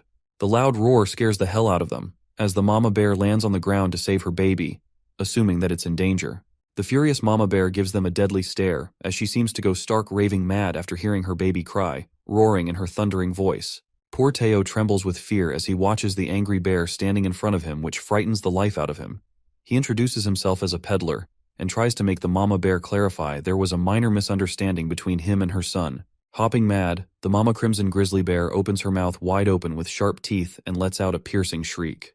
The sudden terrible shriek shakes everyone up, leading to cover their ears because of the deafening roar. Teo, sobbing his heart out of fear, promises the mama bear to be nice to her son, while Sejun clears up the situation by making her sure that nothing happened to her son. Convinced, mama bear stomps back to the forest to continue patrolling, and our guy takes a sigh of relief as he thought that mama bear would have killed Teo for sure. Petrified by the situation, tears keep streaming down Teo's face. The cat thanks Sejun for speaking on his behalf and clearing up the situation with mama bear. Sejun enfolds the weeping cat into his lap and apologizes to Teo for not telling him sooner about the bear thingy, while all the young bunnies gather around to make Teo feel better. The young bunnies comfort Teo by grooming him, and it lightens up his mood after feeling ticklish by their licking. The bunnies then start grooming Sejun too, and they all succeed to cheer up his mood. Watching Sejun, Teo, and the bunnies snuggling up to each other, Bei moves forward feeling guilty, and starts licking Teo as well. Teo apologizes to the baby bear and decides to be good friends, gently warning the bear not to steal much of his kitty treats. After a long day, all of them start yawning. Sejun along with the bunnies doze off with the giant baby bear as their pillow. Meanwhile, the bunny couple sneak up on them as they drown in sleep. The hubby bunny pulls the straw hat out of Teo's bag and puts it on Sejun's face to block the light. The next flashes to a different place than a dungeon, but it seems to be located inside the tower. This place seems to be surrounded by black dragons as they encircle a man who's trying to open the portal with all his powers. Striving to open the portal, the man named Kaiser Pratani fails to open it. As another young man named Anton Pratani enters the scene, telling him to calm down, Kaiser shouts at him and asserts how he can stay calm when he can't reach Aileen. It seems like they are family members of the Black Dragon Aileen Pratani. Kaiser reveals that it's been more than a decade since Aileen had her last seizure, and they did everything in their power to find the medicine only to witness that the portal is broken. He further proceeds with a broken portal and no response from the tower's emergency that has no other way to go to the other side and meet Aileen, adding that they are stuck inside the portal unaware of the things happening on the other side. Upon hearing this, Anton speaks up to him, letting out that if his Black Tower emergency system hasn't been activated, this leads them to believe that Aileen had not experienced any episodes, concluding that they still have time to go back. While the Black Dragons are also concerned about Aileen as she is also a member of the Pratani family, Anton, who also worries about her, utters that they're here because they care about her. It is revealed to us that there's a place in the tower, an administrator's space in the middle of the mana, which is connected with the tower, where the Black Dragons alternatively watch the tower and improve their strengths. However, Anton unravels that they had renounced the privilege of staying in the administrator's space for Aileen's sake, adding that they have gone through every harmful way to find treatments for healing her body to emancipate her from the dragon heart, and that is why they are here in the portal. Asserting that all the dragons feel the same about her, Kaiser tells him not to act cold, as no dragon would judge him for showing emotions. It appears to be that Kaiser is Anton's father, and Aileen is Anton's daughter. Listening to his father, he speaks out how he can stay calm as Aileen is her daughter, but he trusts her and assumes that she is responding well to the seizures. Kaiser then commands the Black Dragons to stand by until the towers open as they stand near the portal. Aileen's father presumes that they've already missed her expected episode date, leading them to think that her dragon heart must have seen positive changes. Wishing that it's true, Kaiser worries about her granddaughter, hoping she is doing well. The next scene takes to Aileen, who seems to enjoy her cherry tomatoes, tossing them into her mouth. Being all comfy in her room, she reads a book with a bucket full of cherry tomatoes settled near her. Wondering if the tomatoes have upgraded to level D, because now they have more flavor. She mumbles that before she used to eat several tomatoes to taste the flavor, but now she just needs to eat a few of them. Suddenly, Aileen's heart skips a beat for a second, which shakes her up. Holding her heart, she is left stunned after witnessing that her dragon heart, which never beats on its own for 100 years, has pounded. Assuming that her heart had pulsed and absorbed mana for a brief second, Aileen surmises that she should have had a seizure already, which makes her think that the red cherry tomatoes must have prevented the seizure as they acquire a unique ability. The unique feature of the tomatoes turns out to be that they increase mana a little bit. Presuming that these cherry tomatoes were just little snacks, they occurred to be a way to heal her dragon heart. Smiling, Aileen, the 200-year-old Black Dragon, compliments herself for finding something worth caring for, and that she has found a way to heal her heart. She becomes determined to take care of Sejun, asserting that it's a great honor to be liked by her. She peeks through the crystal magic ball and watches another unverified item on Sejun's head, which is the hat. Flaking out, Sejun gets interrupted by the admin who keeps annoying him. As he opens his eyes, our guy is startled by the notification window stuck so close to his face, unable to read the message. The admin reminds him of the risk of using an unverified item. Our guy asks her about the unverified item she is talking about, which turns out to be the straw hat he is wearing.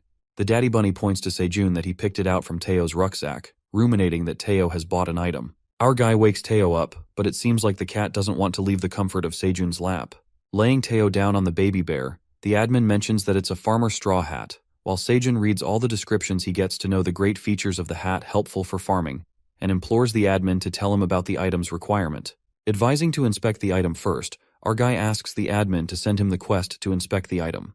The farmer hat disappears through the screen, while Aileen uses her incredible inspection skills and gets happy with the inspection results as she congratulates him for the item. After inspecting the hat successfully, another quest comes up requesting Sejun to promise to offer her a blue moon harvest, with the reward being the verified straw hat.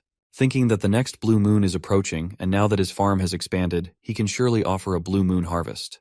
The admin reveals her name to be Aileen Pratani for the first time, and demands he make a pinky promise to complete the quest. Getting to know the admin's name, Sejun doesn't seem surprised and mumbles that it's not a top secret. Upon hearing this, Aileen gets mad at him for taking this privilege for granted, and boils with rage as she threatens not to give the straw hat back. Blandishing, Sejun asserts that he is honored to know her name and makes a pinky promise to share the blue moon harvest. The admin feels happy and informs Sejun it was their first promise. As he shows his pinky finger, Aileen virtually makes a pinky promise through the magic crystal ball. Later, our guy completes the quest and earns a relic, which is the straw hat of Patrick the Saint of the Land. It is revealed that the relic, the straw hat of Patrick the Saint of the Land, belonged to Patrick the Farmer, who is also known as the Saint of the Land for saving many people from starvation. Moreover, there are only 10 of these relics found in the tower, and the user requirement is someone related to farming occupation. Sejun is intrigued by this straw hat, as there are only 10 in the entire tower, reckoning that he has never heard of such an item, which is also an ancient object. Thinking that his hat requires farming occupation instead of regular stats and levels requirements, our guy puts on the hat and finds out his farming levels, earning plenty of rewards. Assuming that he got lucky with the hat, He is filled with fascination after knowing that the skills he had earned from the hat are essential to developing harsh soil conditions in the dungeon. Praising Tio for having a great eye for such valuable items, he affectionately hugs the sleepy cat, smooching off his squishy paws. Confused, Teo awakes only to find out that he's appointed as a CEO for the next full week by his loving president Sejun, who then grabs Teo in his hands and does a cheerful dance out of happiness, while the cat is springing with joy after becoming a CEO, throwing off his paw in the air. Later, in the cave, Sejun with Teo settled on his lap, and all the young babies are anxiously waiting for something. Nervous, Sejun shakes his leg as he feels anxious. The cat who's resting on his leg asks him to stop the vibration he's producing from shaking. It seems like they're waiting for the mommy bunny to give birth to the babies, and they are all worried about not getting any news yet. As Teo asks to feed him a treat, the young bunnies take small strides across the cave, feeling anxious. After that, as the door finally opens, the sickle bunny carries the 3 adorable baby bunnies, while Sejun asks him if they're healthy. Considering that there are 3 babies, the daddy bunny walks out of the house bringing 3 more baby bunnies. While Sejun and the bunnies are filled with admiration as they peek at the 6 adorable baby bunnies, our guy decides to cook soup for the mommy bunny who must have been exhausted after giving birth.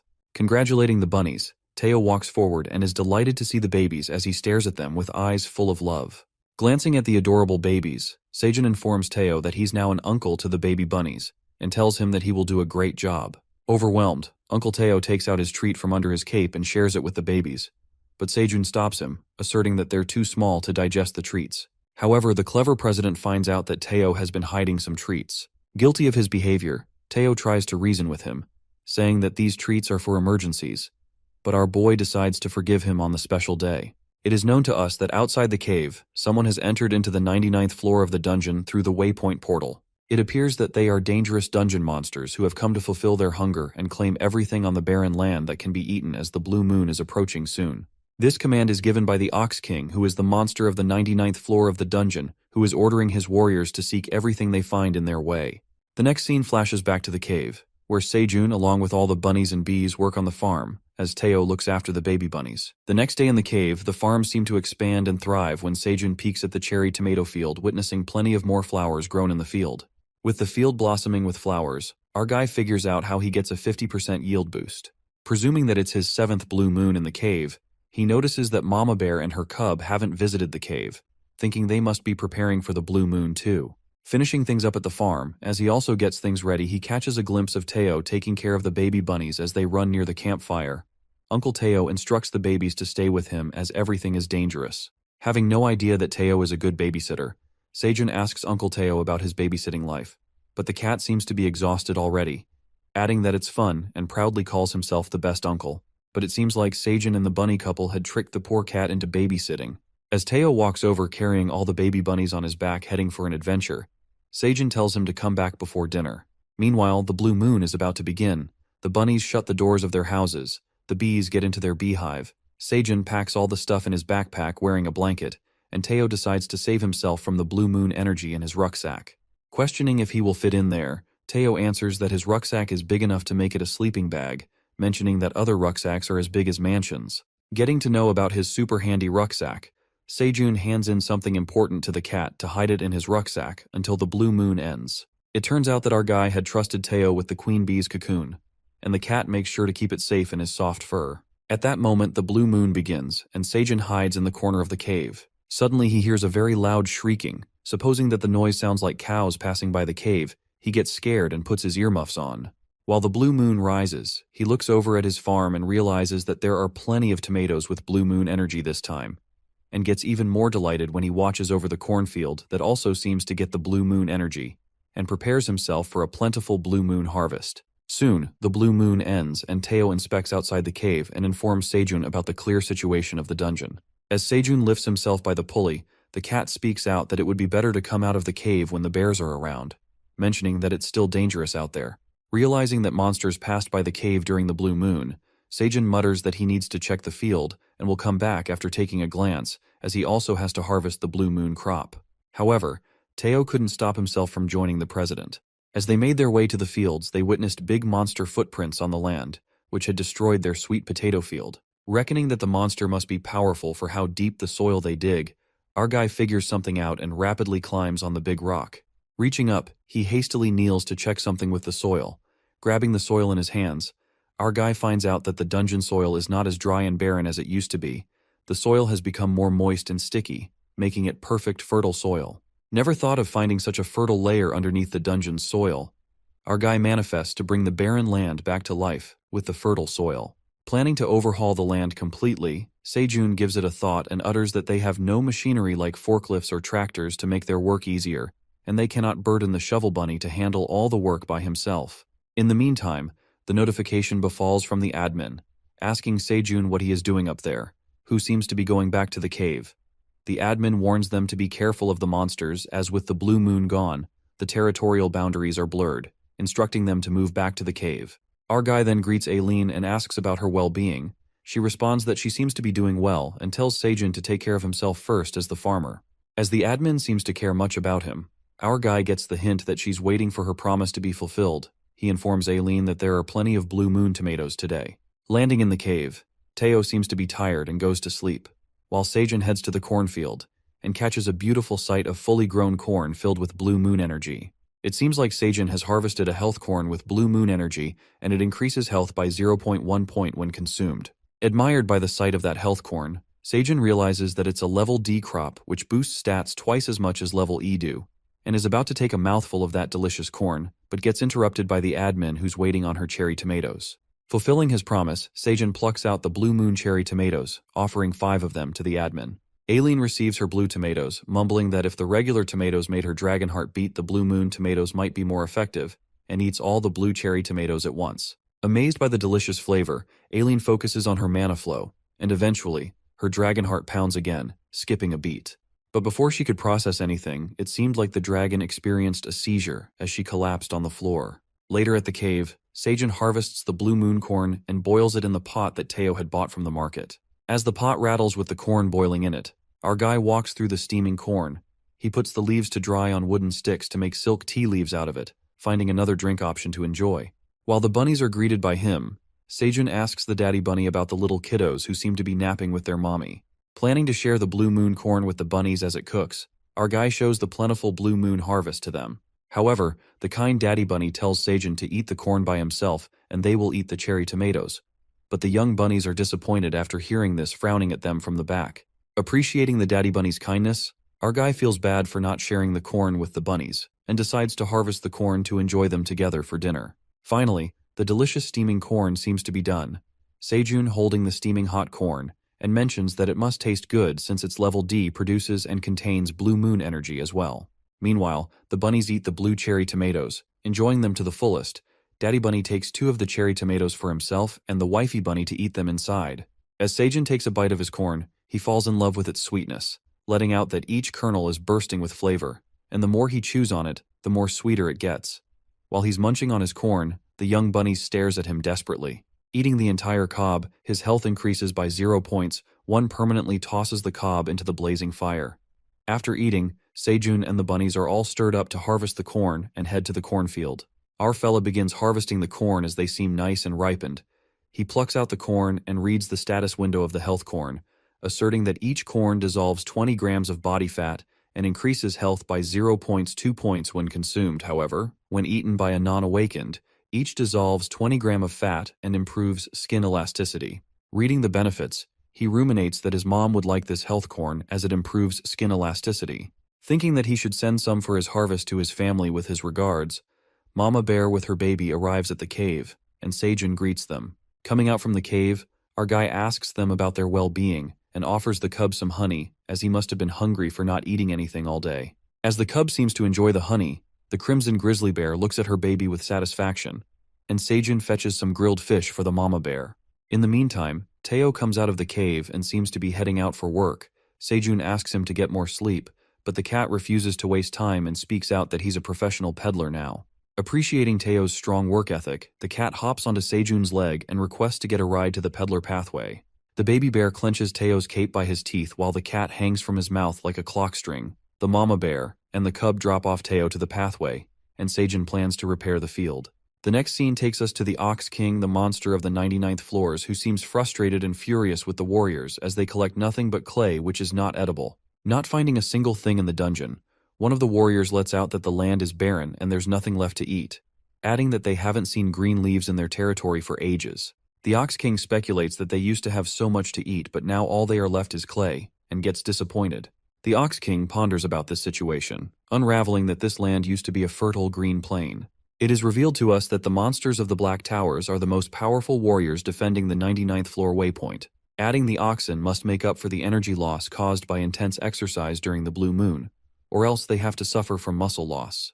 For that reason, the Ox King commanded the warriors to disperse across the territory and feed on the grass closer to the blue moon. However, his warriors known as the Minotaurs were colossal monsters and needed an immense food supply, and their massive grass consumption resulted in an outrun of the available supply, which eventually turned the greenery into barren land. Coming back to the present day, the Ox King manifests that the young Minotaurs don't seem to have good muscle development, for which the need to eat quality grass is mandatory, as they need to stay powerful and maintain their pride as warriors. As the king calls for warrior 1103, he supposes that he must have got lost in the territory, but at that moment the Minotaur arrives and bows before the captain, explaining that after the blue moon he had traveled so far and lost his energy. Happy to see him back, the king is left wide-eyed when he smells something coming from that Minotaur. As the captain furiously grabs him, he watches a root hanging on his horn, which smells sweet. The next scene is about the dragon who collapsed on the floor earlier and finally opens her eyes as her head hurts. She gives it a thought and mentions that she would have gotten better after eating those tomatoes, but instead, she passed out. Suddenly, Aileen gets to the level with the chandelier and asserts why it is hung so low and notices that her magic crystal ball seems too far from her. She realizes that she has grown taller. Wondering how she grew big, her mind drifts to the blue cherry tomatoes, guessing that blue magic cherry tomatoes must contain more magic than regular tomatoes, and she ate 5 of them altogether, which stirred up quite a reaction. Thinking that blue tomatoes must have caused chain reactions in her dragon heart and resumed her stunted growth, she comes to ponder that it was a temporary effect because her dragon heart had stopped beating again. Distraught, Aileen figures out that she cannot be treated instantly, but she still has a ray of hope to treat and heal her dragon heart. Cherishing her sweet little farmer Seijin, something catches her eye as she watches something through her crystal magic ball. It seems like her farmer and bunnies are enjoying delicious food together without her. Unable to see through the ball because of her giant size, she looks for her dad's big crystal, rushing to find it, and she gets stuck in the door. Squeezed by the tight door, poor Aileen gets herself jammed in the door and begins screaming as she craves food and snacks. Later in the cave, Bae greets everyone from above the cave, while it seems like the cave is bustling as the bunnies harvest the corn. While the couple bunny rips off corn leaves as they pile up behind them, the sickle and the black bunnies put the corn into the stick, and the wagon bunny carries all the corn, while the baby bunnies play around them. As the corn is being cooked at the campfire, Seijin thanks the wagon bunny for bringing the corn to him. Wrapping up as our guy completes steaming the last batch of corn, he finally removes the lid of the pan, revealing perfectly steamed corn. The admin, who seems to have found the bigger crystal ball, shows her interest in trying out the freshly steamed corn.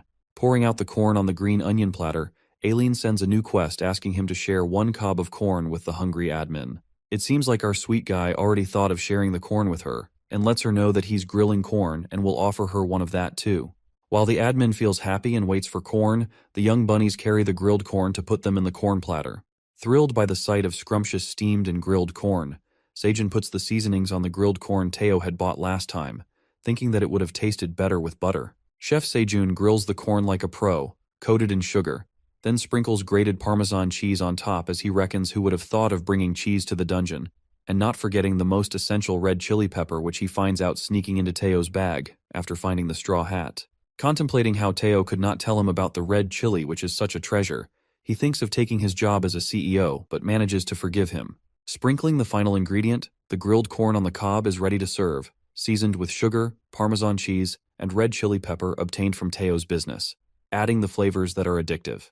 Grabbing that heavenly bite of the seasoned grilled corn, our guy thinks that watching those cooking videos all day has paid off. After that, he offers a bowl of corn to Aileen, for which she greatly appreciates her human farmer. Asking the bunnies if they like the corn, he witnesses the parent bunny struggle to eat as they are feeding the baby bunnies.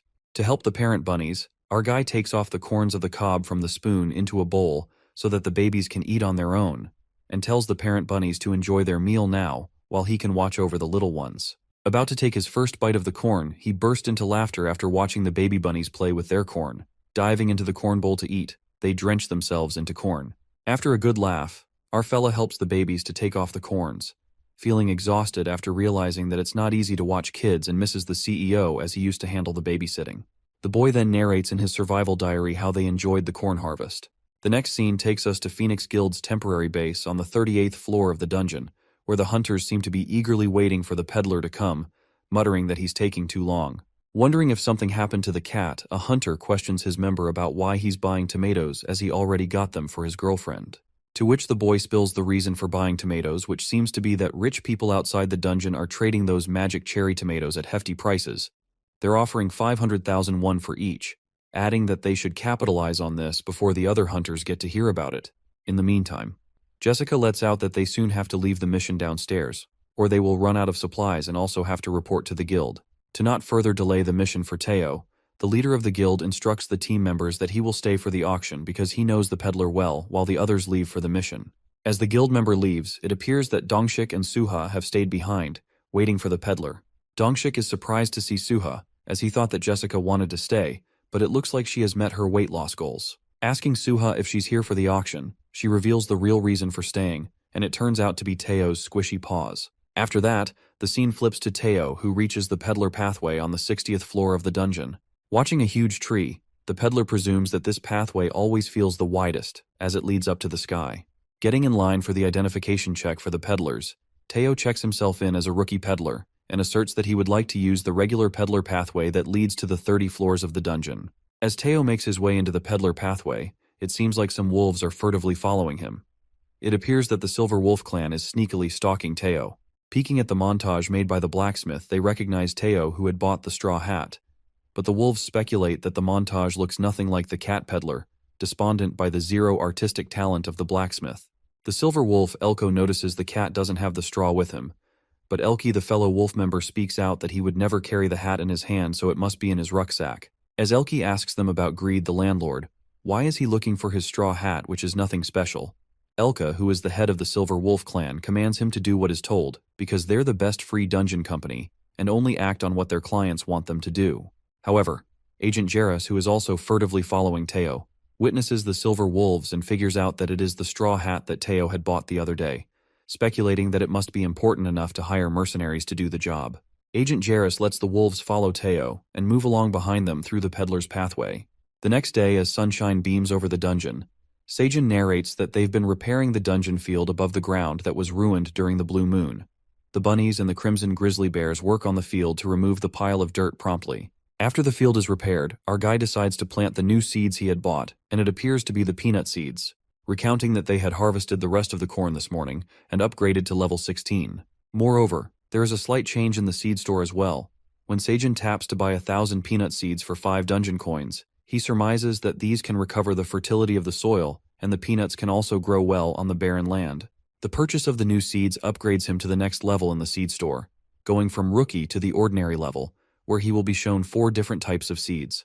Delighted, he receives the pouch of the peanut seeds, and asserts that now he has jumped on the ordinary level, he will be able to select between 4 different types of seeds, exceeding his expectations. He gets curious about the next visit of the seed store, as he wants newer seeds to grow on his farm. The boy continues to narrate about the corn stalks that only bear ears once. They chop down the corn stalks and move them to the dungeon field to cover the land where they've planted the peanut seeds, to slow down the evaporation under the sun that never sets. After setting the corn stalks to save the peanut seeds from drying up, and now they could wait longer between watering, our fella plans to work on other tasks. In the cave, he harvests corn, collecting seeds for a new batch of corn stalks by scraping the corn by the spoon into the bowl. Deciding on planting the seeds tomorrow, as he soaks the corn into the water overnight, the baby bunnies sneak attack on his soaked corn, wanting to play with them. Refusing that the baby bunnies cannot play with them, our guy finds out that the babies have a low tolerance for boredom, as all the grown-up bunnies are swamped with expanding the field above ground. To fix their problem, Seijin thinks of a fun idea that works suitable for the baby bunnies, as he grabs his backpack and hands out small bags to the baby bunnies. Getting them ready for school, the adorable baby bunnies excitedly hang their tiny bags, looking extraordinarily cute, while our fella instructs them to walk around with those bags, and offers the working grown-up bunnies some carrots kept in their small bags. Telling to come back for a carrot refill, he makes the babies rush to deliver the supplies, and the small bunnies head out to distribute the carrots to the grown-ups. While the little ones hand out the carrots to the grown-up bunnies, Seijin thinks of asking Teo to bring some cute clothes for the kiddos, and imagines them in the cutest clothes ever. muttering that they would look adorable, but he can't even take pictures. The next scene takes us to the barren land where one of the minotaurs is looking for something. Stomping on the land, the minotaur doesn't remember where he saw those root vegetables before, realizing that he lost his memory during the blue moon. It comes about that Minotaur 1103 had been ordered to be sent back to the field, unwilling to carry the order he recalls upon the clear command by the Ox King, unfolding that the leader of the Minotaurs interrogates him about the root vegetables he had retrieved. As he utters that he must have found it somewhere near the territorial border, the king asks him if he had left the territory. But it seemed like the Minotaur had lost his memories. The king inspected the root vegetable, which smells rather sweet, and tossed it into his mouth. Astonished, the sweet potato in his mouth burst with sweet and savory flavors. He felt his energy rising immediately, fueling his muscles with energy. After tasting that utterly delicious root vegetable, the Ox King strongly commands the Minotaur to find out more root vegetables, as their future depends on it. Asserting that his honor depends on him, he sends him back. The Minotaur is left with no choice but to go back and find it to be saved from the punishment of his captain's enormous muscles. Back to the present scene, the Minotaur stumbles upon the border between the woods and their territory. Wishing not to encounter the red monster as he has no energy to fight, a pleasant smell starts diffusing across the place. Following the smell, he witnesses a field blossoming with hundreds of fresh leaves lying on the ground.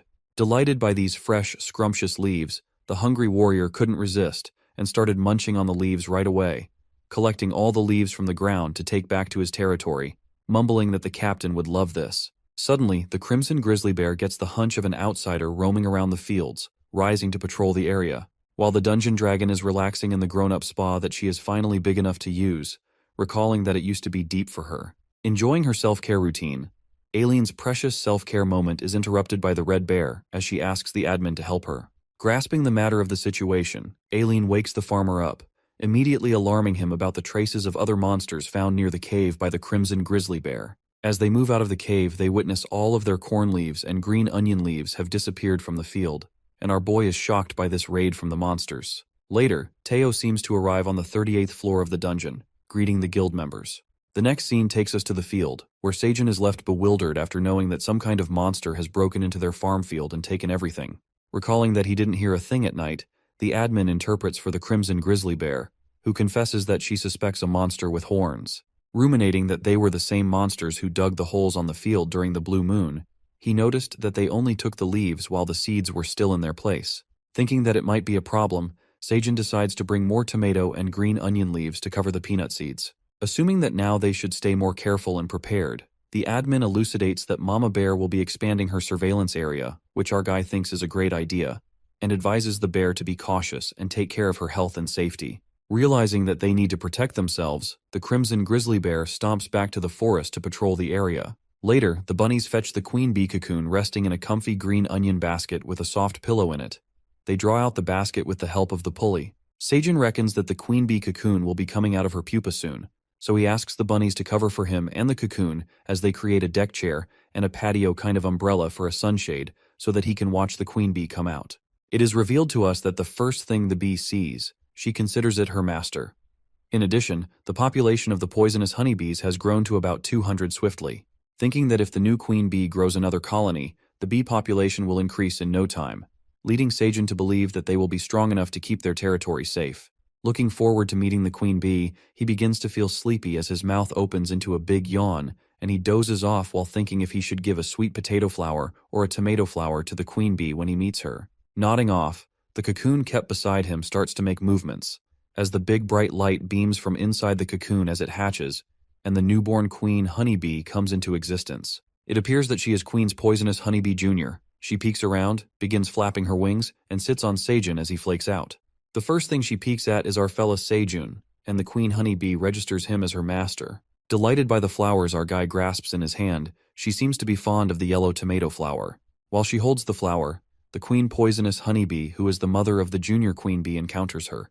Meeting each other, they fly around together out of happiness. As it seems like they're up to something, the queen poisonous honeybee junior flies towards our guy and rubs against his cheek. Seems like she's saying him goodbye and glides away. As soon as our guy wakes up, he is bombarded with notifications. As the admin briefs him about the hatching of the cocoon, the newborn queen bee junior has registered him as her master, and he has increased his familiarity level with beekeeping ability. Surprised, he starts looking around for the newborn queen bee, but it occurs that she's gone.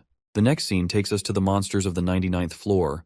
The Minotaur who had come back after breaking into Seijun's farm stealing all the leaves. He hands the captain the leaves. The Minotaur reveals that he found the leaves abandoned on the ground near the border, assuming that it's a different kind of leaves from the last time and has never seen before. Captain Ox asserts that these leaves are not enough to share with everyone. It seems like the Minotaur had consumed all the leaves on his way, but the Ox King doesn't get furious with him, knowing the fact that they are tempted to eat a lot. Sniffing the leaves, the king decides to eat the leaves and is wonderstruck by the delicious flavor of the leaves, and he's full of energy now after consuming it. Overjoyed, he pats the Minotaur for finding those leaves, presuming that now they make their tribal land prosper again with an ample supply of the leaves. Processing the situation, Captain Ox thinks about the strange thing happening in the forest territory. He ponders how anyone could leave those leaves behind, adding if the 90th floor is undergoing some changes. Wishing that he could visit the area himself and gather as many leaves as he can.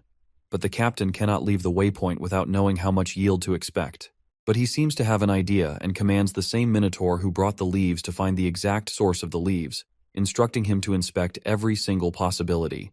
The caption proceeds that if someone left the leaves behind, it leads them to believe that someone grew them somewhere, and if someone abandoned the leaves on purpose, he orders the Minotaur to find out who it was. But before he can start the big mission, the Minotaur makes a request to take a quick nap as he seems to get into a food coma because of the big meal he had after a long time. Dreaming of taking a nap, the captain tells him to go right this instant, taking out his huge axe to scare him off, and the poor Minotaur quickly heads out to the forest. The next flip to the cat peddler as he arrives at the 38th floor, and meets the hunters who have been waiting for him for so long. After revealing that he had stuff to take care of, the cat announces about the special cherry tomatoes he has brought this time. As the hunter mumbles that his tomatoes are always special, Teo unfolds that this time they are level D produced cherry tomatoes. Believing that the peddler is spitting the truth, the hunters are amazed by the level D tomatoes because they dissolve 20 grams of body fat and increase magic by 0.02 points, adding that they do not even expire until 60 days. Knowing all these benefits, one of the hunters reckons the incredible profit margin on these level D tomatoes if he sells them outside the dungeon. In the meantime, Teo lets out that he will be auctioning 2,000 cherry tomatoes in 4 batches. As the auction begins, the hunters begin bidding for higher prices, and eventually, the cat sells out, and the cherry tomatoes are sold at great prices. After this auction, Teo's profit finally rises to 1,000 dungeon coins, feeling on top of the world as he thoughts of becoming an intermediate peddler, which was his dream all along, and he will finally be able to disclose the producer's name, laughing hysterically as he imagines that he no longer has to serve Seijun. Celebrating his moment of joy, Suha approaches him, asking him to take selfies with her. Assuming that it's time to proceed with his next project as an intermediate peddler, and commands everyone to make a line to touch his paws and gives him rewards. Keeping his hopes too high, he takes a glance at the ground which seems to be empty, with only Suha standing to take a picture with him. Asking her why the ground is empty, Suha tells him that everyone went downstairs because it took him so long to come back, and Teo figures out why the auction felt quieter than before. Poor Teo hurts his pride as he decides to capitalize on being a CEO, and shatters down thinking his paws aren't a lucky charm anymore. Even the kitty treats don't lighten up his mood when Suha offers them to him. Later, some of the girls approach and point towards him, and recognize that he's the peddler cat. The girls ask Teo if he's the peddler cat who takes selfies with people, revealing that she saw him on Hunstagram, which seems to be the picture that Suha took with him, requesting Teo to take selfies with them. This uprising in the peddler's demand makes Teo's eyes sparkle with sheer happiness. As he smells money, the mastermind peddler stretches out his paws and tells them to pay to take pictures. Later, Suha shows Teo her Instagram account titled Phoenix Guild Hunter, booming with thousands of followers, and is filled with pictures of the wandering cat merchant Teo. Astounded, the cat figures out that the girls who were waiting here to take pictures with him had seen Suha's uploaded pictures on her social media. As Teo witnesses the account brimmed with his pictures, Suha thinks that Teo might be mad at her for posting her pictures without his permission. But it turns out that he loves the idea of posting pictures on social media, mumbling why she didn't tell him sooner. Instructing Suha to stop wasting and take more of him to post, the cat starts posing for the pictures, looking exceptionally adorable. She keeps taking his pictures with cuter angles while cherishing Teo for how adorable he is. It seems like the greatest cat influencer in history has ruled the internet with his super cute pictures with tempting poses. Flattered by Suha's compliment, the self-obsessed cat tells her to inform the people if they want to meet this cool and adorable cat, they can meet him on the 38th floor, and a generous compensation will make him dance as well. It looks like the clever peddler got a full package for cat lovers, tricking them with his squishy paws and adorable face.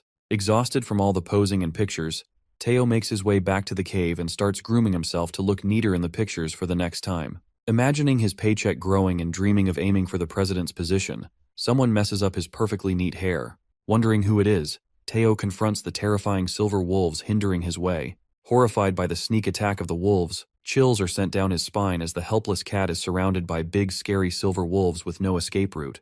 Trembling with fear, one of the wolves frightens the hell out of him with his big claws encircling Teo and interrogates the cat, asking if he's the same peddler cat who bought a straw hat from the blacksmith workshop in the Middleman Zone. Scared to the core, the poor cat seems to be too terrified to even speak. The wolf roars at him with a thundering voice, wanting the answer to his questions, and asks him about the straw hat and what he did with it. As the wolf threatens the cat to answer his question before he chews him up, poor Teo starts crying out of fear. As the wolf is about to attack the cat with its claw, something comes crashing to the ground. Suddenly the smoke starts appearing from that thing. It appears to be a stink bomb that distracts the wolves from the cat. Diverting their attention, Agent Jarrus comes to Teo's rescue as she also had been following him, grabs his hand, and scampers off into the forest. Dashing away, the leader of the wolves commands his members to chase after them, but it seems like their mission gets flopped as the wolves struggle with the stink bomb, blowing away their noses with its pungent smell. Meanwhile, Agent Jarrus and Teo escape from the wolves, panting heavily. Finally losing the wolves, the peddler cat shows gratitude to her for saving his life as he nearly got killed, to which Jarrus mumbles that he also saved her life, so she just returned the favor. Appreciating her kindness, he pats her shoulders and insists on paying back her favor, asking if she likes grilled fish. Upon hearing that, Agent Jarrus infers that it's the perfect opportunity. She implores Teo to accompany him to learn more lessons from him like last time, and the cat happily agrees to her. As they head to the Middleman Zone, Jarrus takes him through a shortcut she knows, but the cat informs her that he needs to stop by the Peddlers Guild and request a promotion to the intermediate level. Shocked, Jarrus suspects him about promoting to the intermediate level, spilling that he's just been a peddler for a few months. Interrogating her for how she knows about him being a peddler for a few months, Agent Jarrus gets this close to exposing her identity as a secret agent. She ponders about not letting Teo find out about her being a secret agent for the Peddler Association Investigation Bureau. Grasping the situation, Teo seems to know everything about it. As the agent starts sweating out of anxiety, he lets out that Skaram must have told her about him. Triggered by the suspense, Jarrus immediately agrees with him and tells him that Skaram voluntarily passed her all the information regarding him, without her even asking. As Teo goes on cursing Skaram for being a bad gossiper, Jarrus takes a sigh of relief, as she nearly dodges a bullet with him. Curious, the secret agent inquires about how he managed to make 1,000 dungeon coins in such a short period. Tricking him into answering the question, she puts on an act, speaking out that a humble peddler like her cannot even imagine accomplishing this much, asking Teo what kind of special product he sells. Thinking the answer is apparent, the agent determines that the peddler is racking up such revenue in such a short period with the assistance of evil peddlers like Skaram who scam people. She suspects Teo and reckons about being unaware of who's behind him or what kind of dangerous goods he's selling, and thinks of arresting him. However, her plans blow away in a second when Teo reveals that he sells cherry tomatoes to earn those dungeon coins. Left in disbelief, Jarrus makes sure that the cat is talking about the fruit cherry tomato, while Teo promises to show her next time as he is sold out on the cherry tomatoes. Getting there, the agent gets suspicious of the peddler and is baffled by the thought that he earned thousands of dungeon coins just by selling cherry tomatoes. The next scene takes us to the real world, in the United States, where the Vice President Michael McLaren chews on the new Level D tomatoes in the market, which dissolve 20 grams of body fat and taste better than Level E tomatoes. Asking Jenny about the cherry tomatoes they planted on Earth, she reveals that they have grown into ordinary tomatoes. Michael figures out the items come to effect only in the dungeon, and interrogates Jenny about the batch they planted in the tower, on which she asserts that they planted 100 Level E cherry tomatoes on the first floor of the dungeon, from which 10 of them germinated and are almost ready to harvest. The president appreciates Jenny for her hard work, and she gives credit to the Gagel's technology and experience, adding that they will soon be able to boost the germination rate by 50%. As she asks him about the budget draft for the project, McLaren informs her that it has been approved by the board, disclosing they have hired Awakened to wipe out the monsters around the farmland. Revealing all about the project, the president seems to be quite happy about it. Reckoning that those cherry tomatoes were a godsend, he utters that this wildest dream about the dungeon project will eventually come true. Later, Teo stops by the Peddlers Guild and receives his badge for becoming an intermediate peddler. He seems to be over the moon, and Jarrus congratulates him. Assuming that they should keep going, the cat lets out that he has to visit the peddler's market to buy some stuff. Speculating about the peddler's market, She narrates that its marketplace is located in the middleman zone, where peddlers can flaunt their full abilities to the fullest. Each workshop and farm presents its best products and pieces, and the peddlers buy the stuff through auctions and resell the product for maximum profit, concluding that in this kind of auctions, peddlers' business skills are put to the test, adding that the market is like a battlefield where there is no space for mistakes. She assumes what kind of business skills he will show. Teo stops by the general store, which looks nothing like the blacksmith workshop. Muttering that he needs to buy some stuff, they enter the general store as Teo buys 2 pots, a saw, and a few threads and needles, while Jairus lets out that she thought that he was here to buy wholesale products.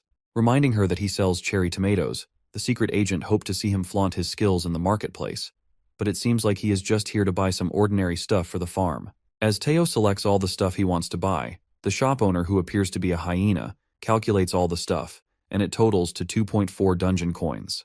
The secret agent guesses that these cheap pots and the other little stuff should cost no more than 2 dungeons, believing that the shopkeeper is overcharging him. She imagines Teo as a soldier and the shopkeeper as an evil swindler who's tricking the naive customer.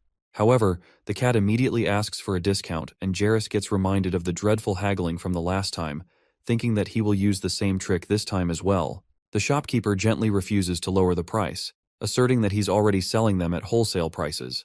While Jairus supposes that Theo's haggling trick could only work at a clearance shop, the hyena lowers the price to 2.2 dungeon coins, letting out that it's a special offer for a nice customer like him. The secret agent learns about the hyena's advanced tactics by starting at a higher price, and then giving a discount, making it look like a generous concession.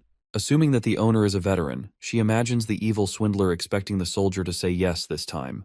However, the clever haggler Teo asks for a steeper discount, but the shopkeeper refuses to make the prices lower. Not getting a discount, the peddler cat makes his way out of the shop, leaving all the stuff behind, and Jairus asks him if he's not going to negotiate further, to which he answers that the shopkeeper is not lowering the price, so they have to leave. Thinking that he was a foolish and innocent customer, Hyena finalizes and lowers the price to 2 dungeon coins, but Teo, who is now a best haggler, closes the deal at 1.8 dungeon coins. Agreeing on the price, the shopkeeper loses hope and packs all the stuff, while Jairus is lost in the thought that the peddler took advantage of the owner's desperation for sales and completely hampered the swindling attempt of the shopkeeper. She finally realizes that Teo is not some ordinary peddler, as he already predicted the outcome and played like a professional in the field. Agent Jairus ponders about the negotiation and figures out that she belongs to a well-educated family. She would have agreed to pay 2 dungeon coins without stressing about the negotiation. She concludes that Teo did make 1,000 dungeon coins selling tomatoes, and realizes that she just witnessed the rise of a genius peddler. Optimistic, Theo finds out that he haggled 3 times as Seijun told him, as all he did was request a discount 3 times. After leaving the general store, Agent Jairus appreciates Teo for his modesty and the humbling experience she learned from him. The cat offers her to grab a bite with him, but she refuses and tells him she shouldn't be bothering him any longer and to check out wolves, for they might attack again. As they part ways, Teo reckons how strange Fox she is, and he also makes his way to the cave, impatiently waiting to take a nap in Seijun's lap. It's the Peddler Association Investigation Bureau, as Jairus seems to be writing something. Her agent informs about the director wanting to schedule a meeting to discuss Greed's stolen items, asking her if he should dismiss the meeting by telling him that she's busy. But Agent Jairus tells the dog agent that she will stop by the director's office soon and hands him a report about the peddler cat they've been watching.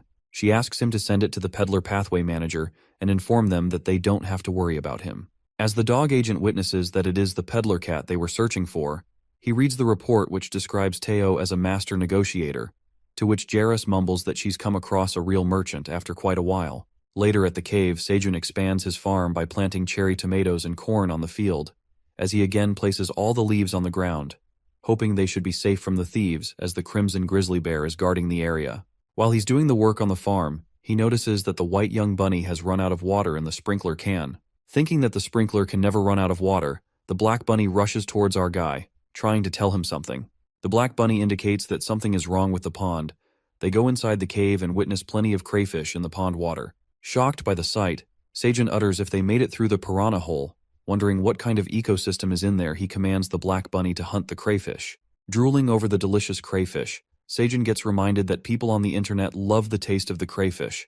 The black bunny pulls out his hammer as our fella makes it clear they cannot miss out on the main source of protein. Revealing that they taste better than they look, Seijun takes his dagger out and the black bunny gets ready with his hammer to begin the crayfish hunting. As the crayfish hunting begins, our guy stands inside the ponds killing the crayfish with his dagger, while the black bunny smashes them all at once with his iconic hammer. Killing as many crayfish as they can, they are then collected by the bunnies who carry them in the wheelbarrow. While the sickle bunny tries hard to cut through the shell of the crayfish, Seijun lets out that their shell is very hard, so it needs to be boiled first. They wrap the crayfish into green onions and leave them to cook in the campfire. As the delicious smell of the crayfish shell starts to take over the cave, our guy checks the crayfish.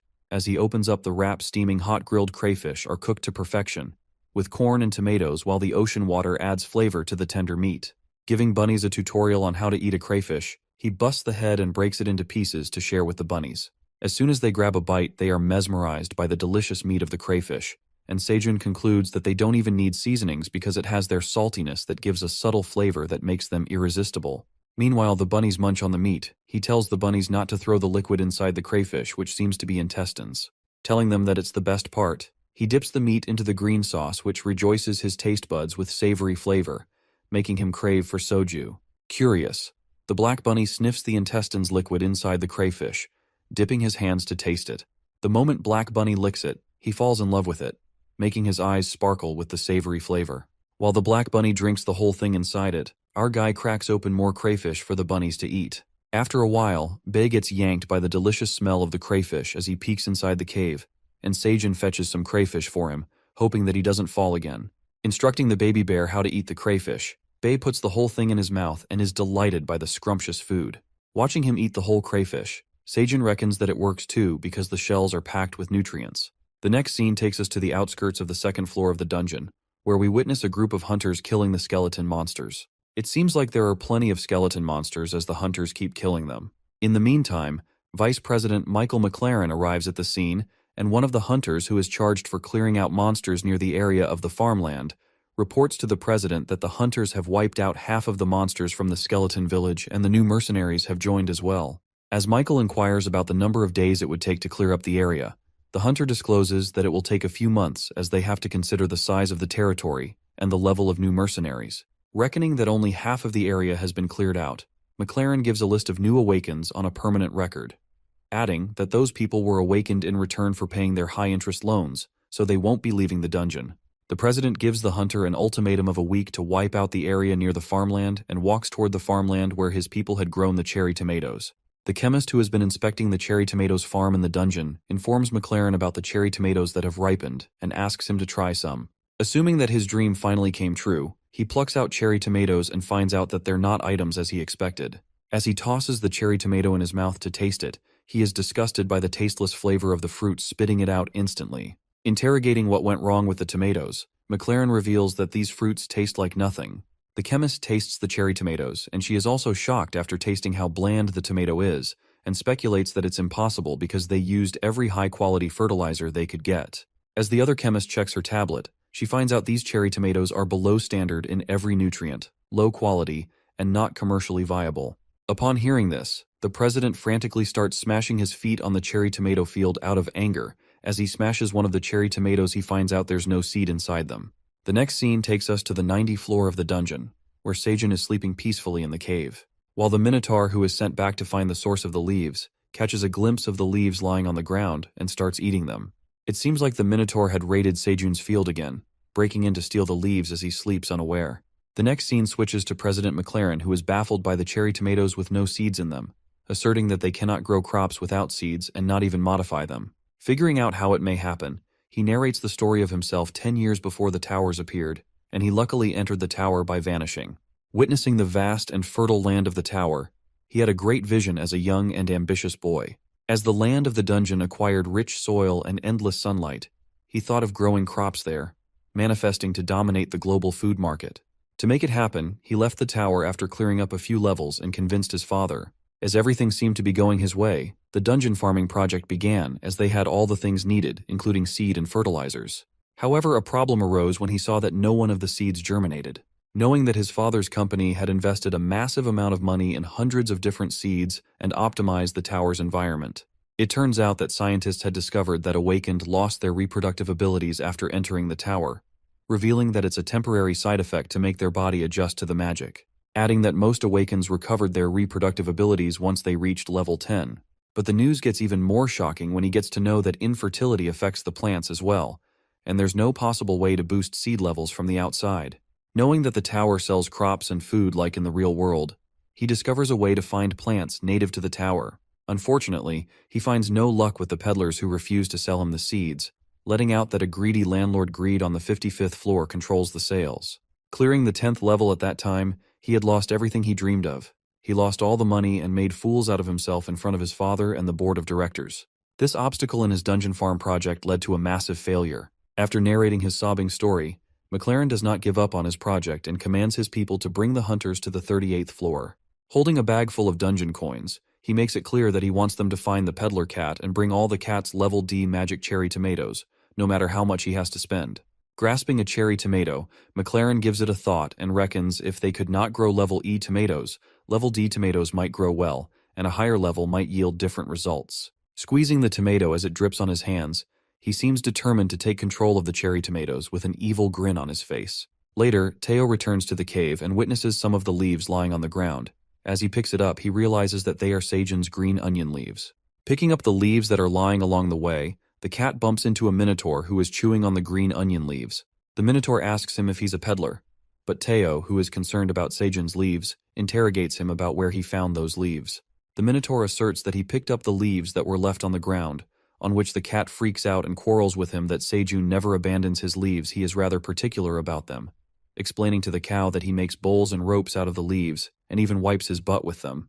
While Teo accuses the minotaur of stealing Seijun's precious leaves, the minotaur gets furious as he hurts his pride as a warrior and gets mad at Teo for accusing him of stealing someone else's leaves when he's a warrior. The minotaur rages with anger when he's insulted by the peddler, but terrified Teo stands his ground and tells the warrior that he's lying. To clear up the confusion, the cat decides to ask Seijun to settle this once and for all, and the minotaur agrees. As Teo leads the way, the minotaur presumes that the guy Seijun certainly got rid of the leaves, asking why anyone would lay such delicious leaves on the ground. The cat hysterically wakes up Seijun and informs him that he has caught the thief who ate his leaves. Surprised, Seijun leaps out of the cave through the rope and witnesses a huge cow which scares the hell out of him. Telling him to teach the minotaur a lesson, as Teo exposes the minotaur for stealing Seijun's leaves, our guy notices the leaves he had laid on the fields are gone. The minotaur tries to explain to himself that he just picked up fallen leaves on the ground, and asks Seijun why he would abandon them if he was using them. Our fellow recognizes that the black minotaur is the same monster that the crimson grizzly bear told him about, and he was the one who destroyed the field during the blue moon and stole the corn leaves he covered his field with. It seems like Teo had caught the minotaur stealing his green onion leaves again. The minotaur justifies himself by telling them that he's a warrior of honor who would never take what he didn't earn. But Teo seems quite pissed off and makes it clear that the leaves are not trash and that the ox is a thief. While all this happens, Seijun presumes that the monster is an ox that can dig or plow, and clarifies to the minotaur that those leaves lying on the ground were not trash, but serving an important purpose, which was to prevent moisture in the soil from evaporating. The ox feels ashamed for stealing the leaves, explaining that he didn't know, but our fella does let it slide easily when he requests the minotaur for 100 dungeon coins for destroying his farmland and stealing his leaves. It seems like Seijun has yet to trick the ox into working with him, ready to make him a slave or maybe a partner. As our fellow requests a hefty payment, the minotaur is shocked to hear such a big price just for eating leaves, as he never thought that leaves would be so expensive. Realizing that stealing is no fun, Seijun asks for payment. However, as Teo climbs up the huge minotaur and inspects him, finding out that he has no money. Perfectly played, our guy makes a deal with the minotaur, offering him to pay back his labor. While both Teo and the cox are confused, our boy makes him understand that he has to travel here every day and work for him at the farm, adding that each day he works will be worth 1 dungeon coin, which means that the minotaur will soon be able to pay back his debt in the next 100 days. Asking if he has to pay back by working, our fella mutters that he will provide lunch as well, and the minotaur can have as many green onions as he likes. Thrilled by the offer, the ox agrees to the deal immediately, telling him that he will do anything if he feeds him. As Teo watches Seijun settling down on a great deal with the minotaur, he is amazed by President Seijun's new lesson, which also seems to be some kind of haggling, and how he asks the minotaur to pay back with labor if he doesn't have money. It seems like Theo is inspired by President Seijun's cunning idea. After they wave the cox goodbye, the clever guy praises the peddler cat for his great work in finding the thief and helping him get a worker for the field. As the cat asks for his reward, Mr. President makes him CEO for another month. Dissatisfied, Teo clings to his legs and asks for a generous reward while he ruins Seijun's pants. The next day, the crayfish hunt begins once again, as the pro hunter Seijun and the black warrior bunny flaunt their incredible fishing skills. The black bunny makes a fierce attack, striking the crayfish with his hammer and great strength. Assuming that the hunting should be enough for Bei and his mom, the young bunnies carry the killed crayfish and pile them up. While our guy compliments the warrior bunny for honing skills every day, the black bunny starts shining, and it seems like his item has changed into a different and exceptional kind of hammer. As everyone applauds him for his terrific reward, Seijun mutters that it's not a usual promotion, but a second awakening, and the black bunny stands with pride, feeling proud of his achievements. Watching the incredible strength of the warrior bunny, our boy gives him full charge of crayfish hunting. In the meantime, the mama bear appears above the cave, and as Seijun comes out of the cave, he witnesses something over the big pulley rock. The baby bear points towards the beehive that is hung by the big rock. As our guy peeks at the beehive, wondering how long it has been up there, a bee flies out from the beehive. Recognizing that it's the junior queen poisonous honeybee who hatched last time, they clasp into a cute little greeting hug. Speculating where she had been this whole time, as he was worried about her, Seijun didn't even get to see her hatched, and she even registered him as her owner. Eventually, the baby poisonous honeybees emerge from the hive, and our guy realizes that the queen bee must have left to start a colony, and feels happy for her safe return. After that, he introduces the queen bee to the cub and assigns him to take care of the beehive so that the bee can make a lot of delicious honey for him. Joined by the mama bear, the bees get along with the baby bear, and in that moment, the minotaur arrives at the field, ready to begin his first day at work. However, the mama bear frantically starts roaring at the minotaur, as she assumes that it's the monster who barged into their territory and thinks it's an enemy. The minotaur, who wasn't expecting to run into the crimson grizzly bear, clenches his fists and prepares for the fight. Baffled by the sudden uproar, our guy tries his best to stop the mama bear, but she seems to be in her fight mode and stomps forward. Disturbed by the noises, Teo and the bunnies peek from the cave to see what's all the ruckus about. Seijun carries Teo on his shoulder and asks him for his help to stop the fight, or the minotaur and the bear will get hurt if they start the fight. Yelling to make the fight stop, our guy tries to make the bear understand that the minotaur is here to work, and he's not the enemy. Teo interprets the mama bear, who warns them to go inside the cave, and she is not backing out without a fight as she can't tolerate the minotaur trespassing on her territory. As Seijun tries to halt the minotaur from attacking, the ox refuses to leave the battlefield, as it is a disgrace for a warrior. Meanwhile, this uproar gets more chaotic when Teo keeps yelling at Bei, who keeps asking for his kitty treats, and our guy feels helpless by the situation. At that moment, long-lost admin Aileen appears and asks for a snack to fulfill her cravings, but she gets strongly refused by her farmer, who informs her about the fight that is about to begin between the minotaur and the bear. Upon listening, the admin immediately asks for an explanation for what the minotaur is doing here, and instructs Seijun to make them go back because she is hungry. Seijun yells at the selfish admin, telling her that he has tried to stop the fight but no one is listening. The situation in the field causes mayhem when Seijun, who seems to have enough of his fuss, screams his heart out as he speaks that if they don't stop fighting right now, none of them will get to eat today. Uttering these words in his mouth, all the animals are shocked by the jaw-dropping announcement made by Seijun. The bunnies are left astonished, and Teo is traumatized. Furious, our guy commands the minotaur and the crimson grizzly bear to settle down, and it seems like Aileen has been taking Seijun's commands seriously, as well as she also sits down. He proceeds to scold them that if the two of them start a fight here, it will destroy the crops, and it could hurt others around them. Planning to clear up the misunderstanding over a shared meal, our guy calls upon the bunnies to get ready for lunch. The young chef bunnies get to back work, while the warrior bunny hunts down for the meat, the sickle bunny chops all the vegetables, one of the farmer bunnies grills the corn, and the wagon bunny gathers all the cooked corn into his wheelbarrow. On the other hand, Chef Seijun cooks a meal as he tosses the pan on high flames. It seems like our guy has once again prepared a dinner feast for his fellow workers. Glancing at the parade of dishes such as grilled corn, cooked fish, and roasted green onions, the minotaur is left in awe and the crimson grizzly bear is delighted by the delicious meal. As they all settle down to eat, our fella gives some of the grilled corn to Aileen. While they eat, the minotaur approaches his hand to grab a corn, but the bear jerks his hand away. As the fight seems to start again, Seijun diverts their attention towards him and tells him to listen while they eat. He introduces the minotaur to the crimson grizzly bear and her son, who keeps the territory safe. As he introduces the minotaur, asking for his name, the ox reveals his name to be 1103rd Minotaur Warrior. Seijun clarifies that 1103rd warriors are here to help them with farming work, adding that if they fight, they don't get the food. Hitting their weak points, as Seijun announces no fighting or no food policy, the bear and the minotaur decide to get along as they hold hands and make a deal to be friends to make sure they get the food. As Seijun appreciates their friendship, Teo tells him to focus on the petting as he sits on his lap. Later, the Minotaur asks him about his job in the field, and our guy explains that his job is straightforward as he continues to pat Teo. They all move towards the field. Seijin instructs him to dig up the soil as he did during the blue moon and turn over the soil by plowing the ground until lunchtime. Assuming that his job seems quite easy, and on top of that he's getting free lunch, the Minotaur gets all fired up and flaunts his real warrior power as he effortlessly plows the field, working hard for the free lunch. Delighted, watching the Minotaur do his work perfectly, our guy seems to have found an easy way to make the seed bed. While the bunnies carry the green onion plants in the wheelbarrow, Seijin instructs them to start planting the green onions, letting out that it's a hassle to run back and forth to the cave and bring the leaves. Feeling the need for a larger yield, our guy presumes that multiplying green onions is easy. All needs to be done is cut off the stems of the grown green onions and leave the roots in the soil. By the time 2 stems grow out of the base, grow the roots and plant them back. As he peeks at the roots that have grown strong, the notification pops up as they've created a 700 square feet green onion field. It seems like their green onion field is all prepared and ready. Chewing on the green onion, our guy reckons that the green onion grows fast in the dungeon. Each time a new stem grows, it needs to propagate them, and the field will multiply in no time. While all the things are going smoothly, Seijun figures out there is one concern, and that is the bunnies assigned to watering the plants are facing a problem.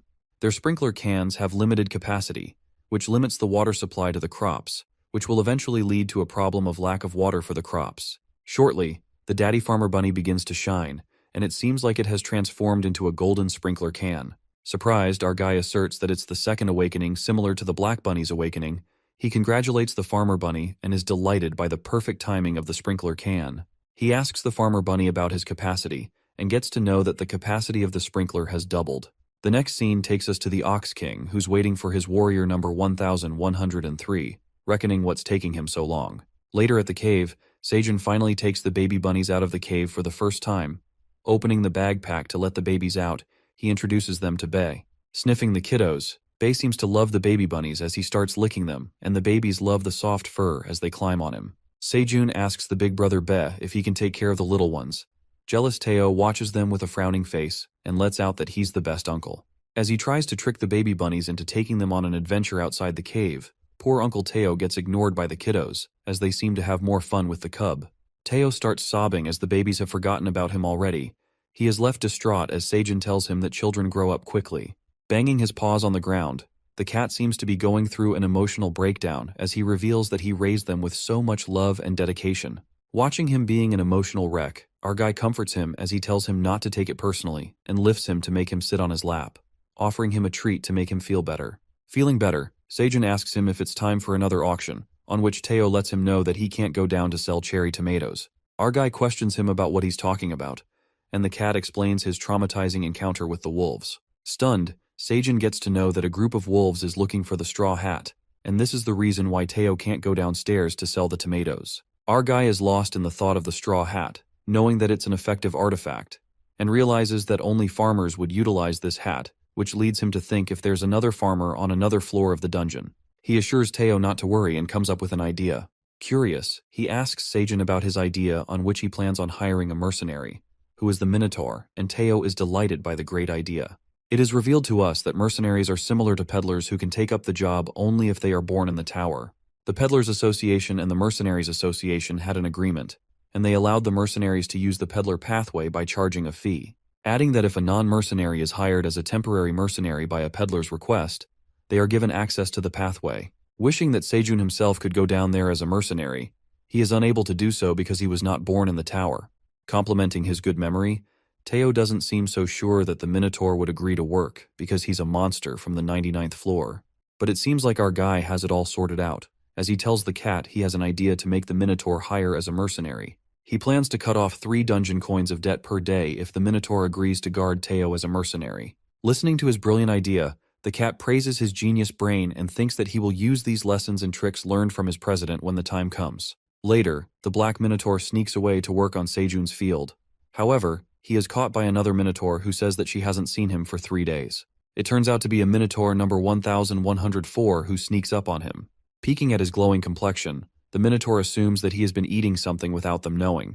Denying that he hasn't been eating anything, she threatens him to take her with him, or else she's going to spill everything to the captain who's already looking for him. It seems like the Minotaur had no choice but to take her with him. Leading the way, the Minotaur tells her to keep it a secret. Later in the cave, Sejun pulls out of his cave through the rope and witnesses two Minotaurs standing in front of him. Asking if he had bought a friend, the female Minotaur introduces herself as 1104, asking Sejun if he's the one who gives him food for plowing the field, while the black Minotaur explains to our guy that he's in a tough spot and have to let her work here, or else he will in trouble. Our guy asserts that he doesn't plan on expanding the farm so he won't need extra help. He gives it a thought and gets reminded of a thing that he can use her help for. Our fellow reveals that he has to hire her as a mercenary, adding that he wants safety for his peddler cat who is at risk because some wolves are looking for him, and offers her 3 dungeon coins per day for the work. However, the Minotaur refuses his offer immediately, letting out that she cannot eat dungeon coins. Reconsidering the offer, our guy then decides to provide her 3 meals per day along with snacks, and she immediately gets convinced to work. Listening to this enticing offer, the black male Minotaur also seems to be interested in being a mercenary, and our quick-witted boy figures out that these oxen run on food.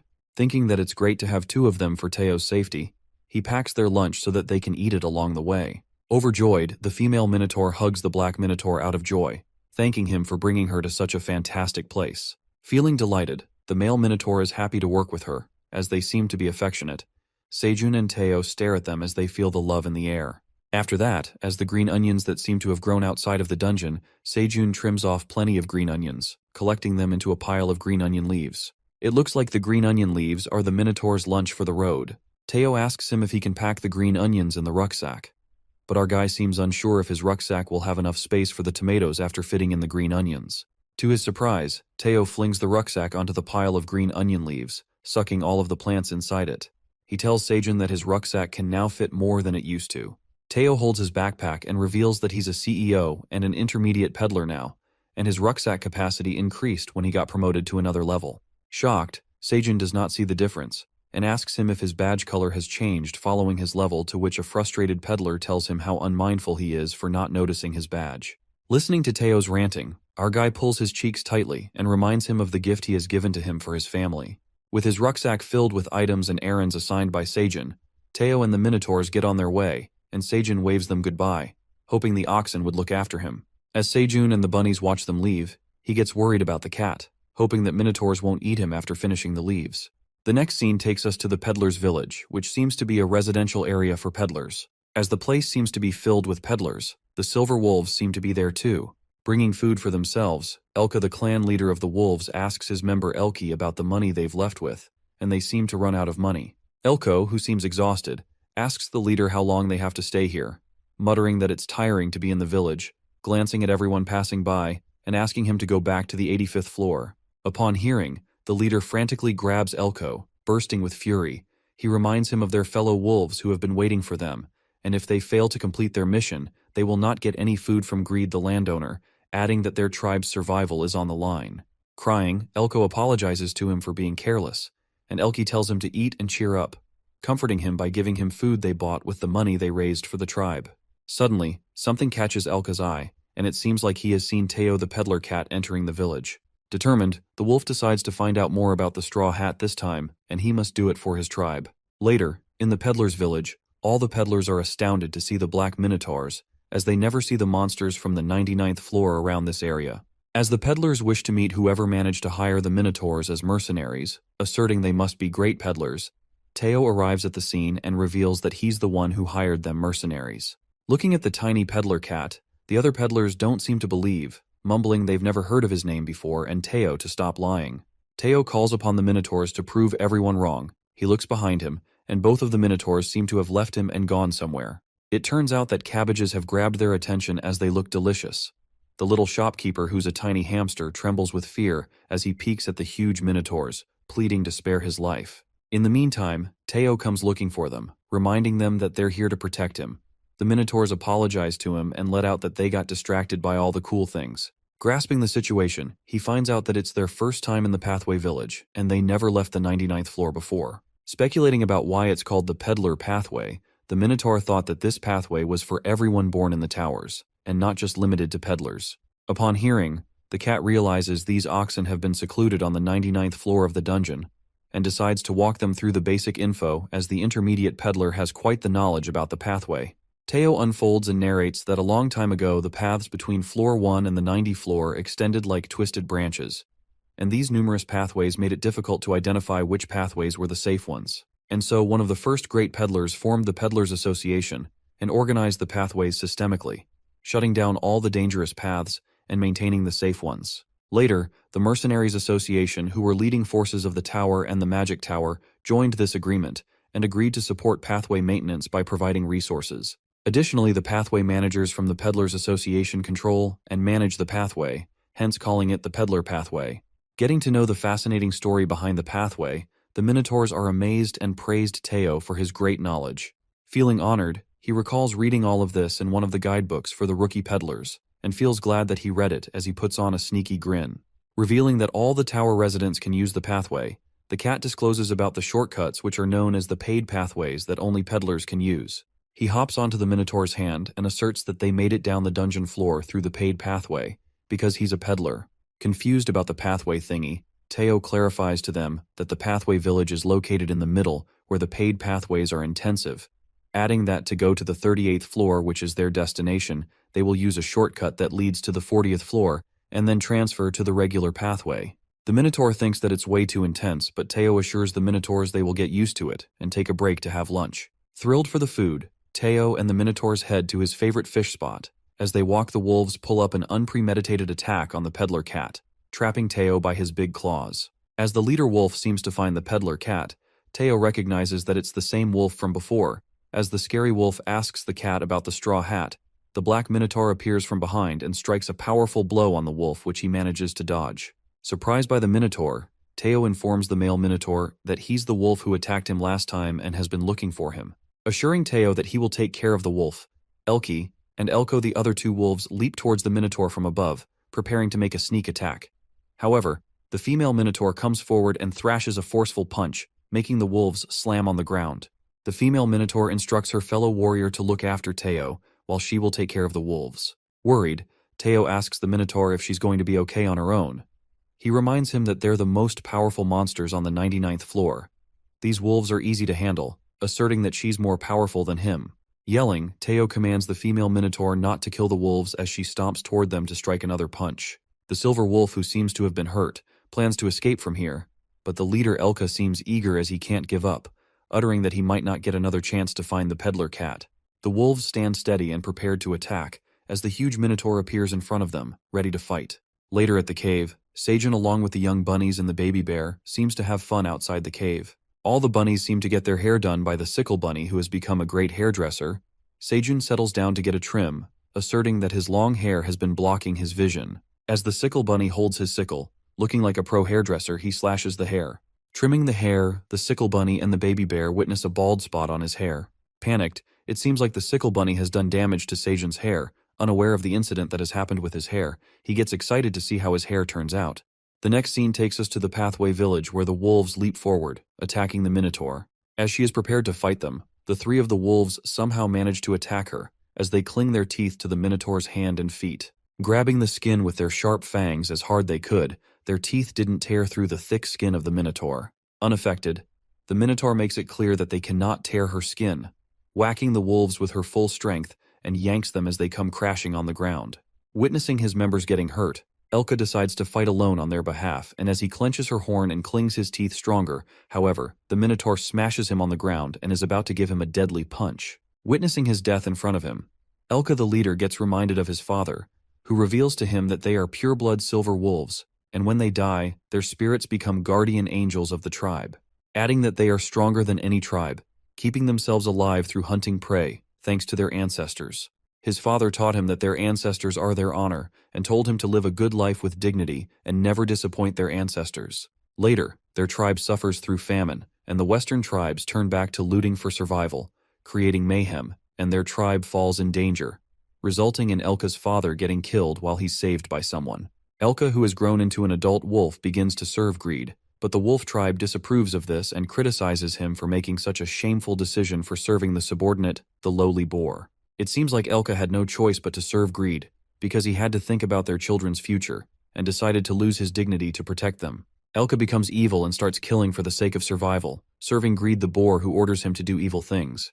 Thinking about his father and his tribe at the last moment, Elka faints on the ground as the Minotaur peeks at him. Teo pokes on his face, checking if he's alive.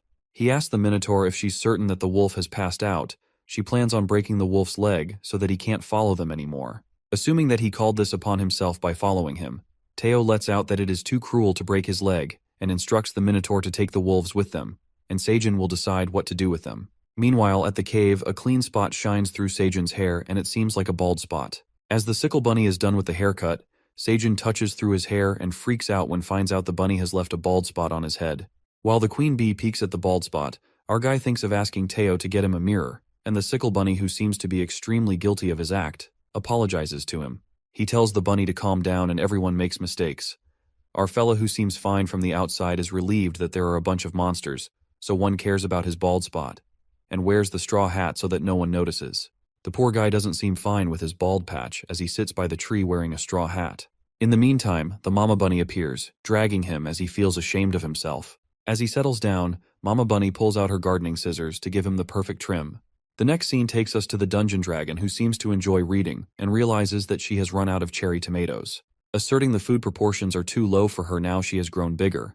She thinks of asking for more cherry tomatoes and gets reminded of Seijun as he thinks of her as a pig with wings. Feeling pressured about being misunderstood as a pig by him, she craves more tomatoes and calls upon her farmer. As she peeks through her magic crystal ball, Aileen witnesses something weird and sends him a notification asking if something is wrong. Getting her notification, our guy doesn't understand what she's talking about, and she elaborates that he looks different. As he removes the straw hat, he tells her about the mama bunny who gave her a haircut and asks her if he looks very different. Looking at Seijun's new look, the dragon is surprised by his haircut. He keeps looking through the notification window, asking her opinion on the haircut. It looks like Aileen loves his haircut as she starts blushing and gets smitten by his handsome new look, secretly adoring him.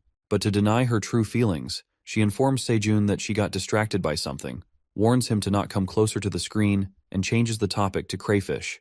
Thinking it was about food, to begin with, our guy lets out that they need to cut crayfish, and their population has been declining, adding that there's a decline in the piranha population as well. With fewer protein sources, he reckons that his strict vegetable diet has started to make him more hungry lately, so he decides to give tomato or corn to the admin. Asking Aileen if she finished her dried sweet potatoes, she thanks them for the snack, sending him the last notification that reveals that she likes Seijun's new hair, and disappears quickly. Flattered by Aileen's compliment, which she barely gives, our guy gets back to work. Meanwhile, Aileen holding her basket of corn that Seijun offered her, her heart keeps pounding swiftly, which leads her to wonder if there is something wrong with her dragon heart. Shaking herself, it turns out that she was surprised by his sudden makeover, or maybe she was flustered by his extremely good looks. Looking at the corn, she gets reminded of Seijun, who was craving protein.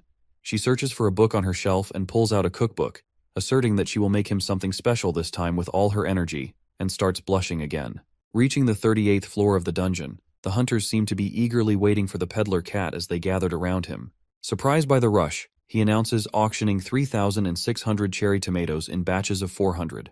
People are freaked out by the massive amount of the level D cherry tomatoes and begin the auctions, which seem to be going pretty smoothly. Rapidly selling out on his cherry tomatoes, as Teo is about to toss out another 2,000 cherry tomatoes, a hunter appears and offers to buy all the remaining cherry tomatoes for 1,600 dungeon coins. Asserting that no one will try to compete against Gagel, the hunter buys all the cherry tomatoes as Teo happily sells him for such a great amount of dungeon coins. Meanwhile, the other hunters start gossiping about how the real world is already falling short on the cherry tomatoes, and the huge multinational company has acquired all of them. As the hunters seem to be alarmed by the situation, Dongshik presumes that the tomatoes are now out of reach of ordinary hunters like them. However, he feels satisfied after thinking that he knows the peddler cat, and thinks of making a deal with Seijun through him again. However, his thoughts are interrupted when one of Gagel's workers reveals that tomatoes' features show the producer's name, which seems to be Seijun Park. Baffled, Dongshik rushes to see the name on the status window and figures out that Seijun is a farmer. The hunter, who was hired by Michael McLaren, immediately sends out his team member to the guild headquarters on the first floor to find out who Seijun Park is.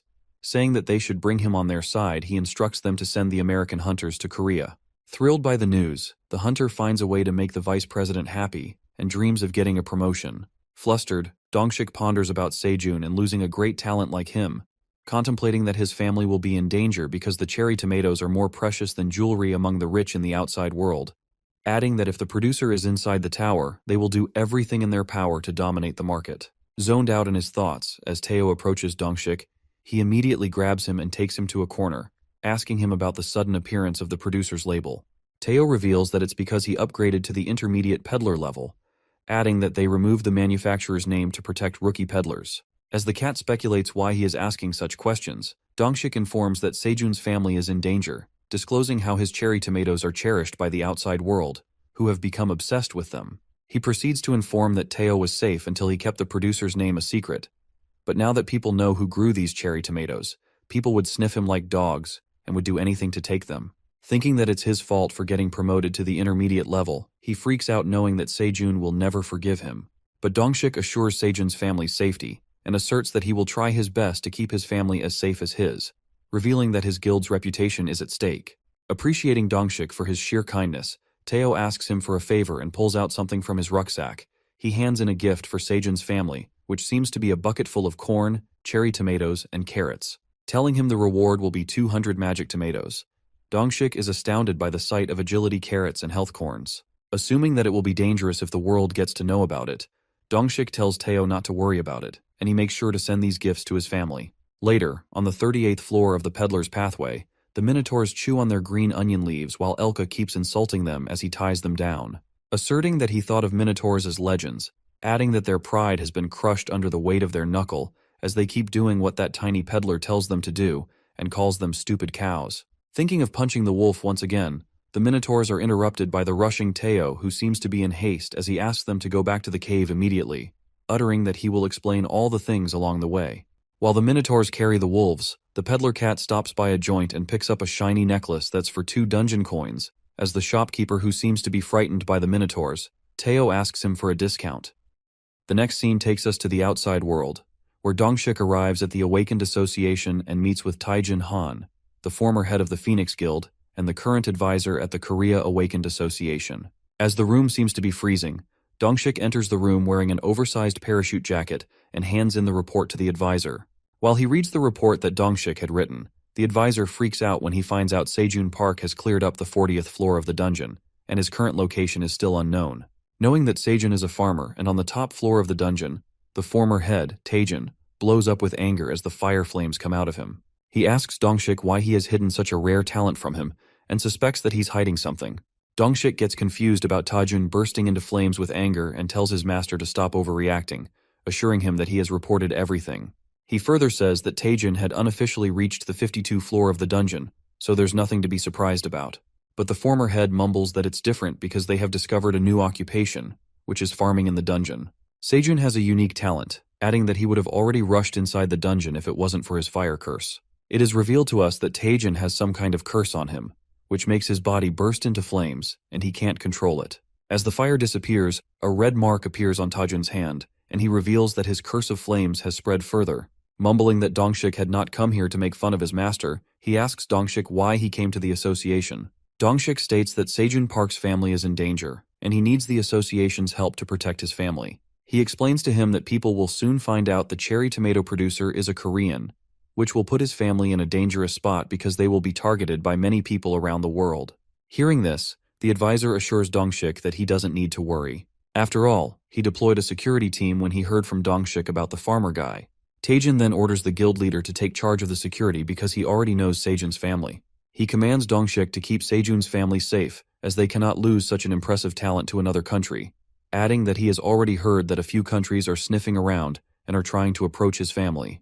As Dongshik tells him that he will look into this matter, he offers his master a basket of magic cherry tomatoes. Surprisingly, when looking at the cherry tomatoes, Dongshik informs him that these are the famous cherry tomatoes grown by Sejun and sold by the peddler cat, adding that these tomatoes might help with his curse, but not significantly. Glancing at the cherry tomatoes, Taejin decides to try one of those and finds it delicious.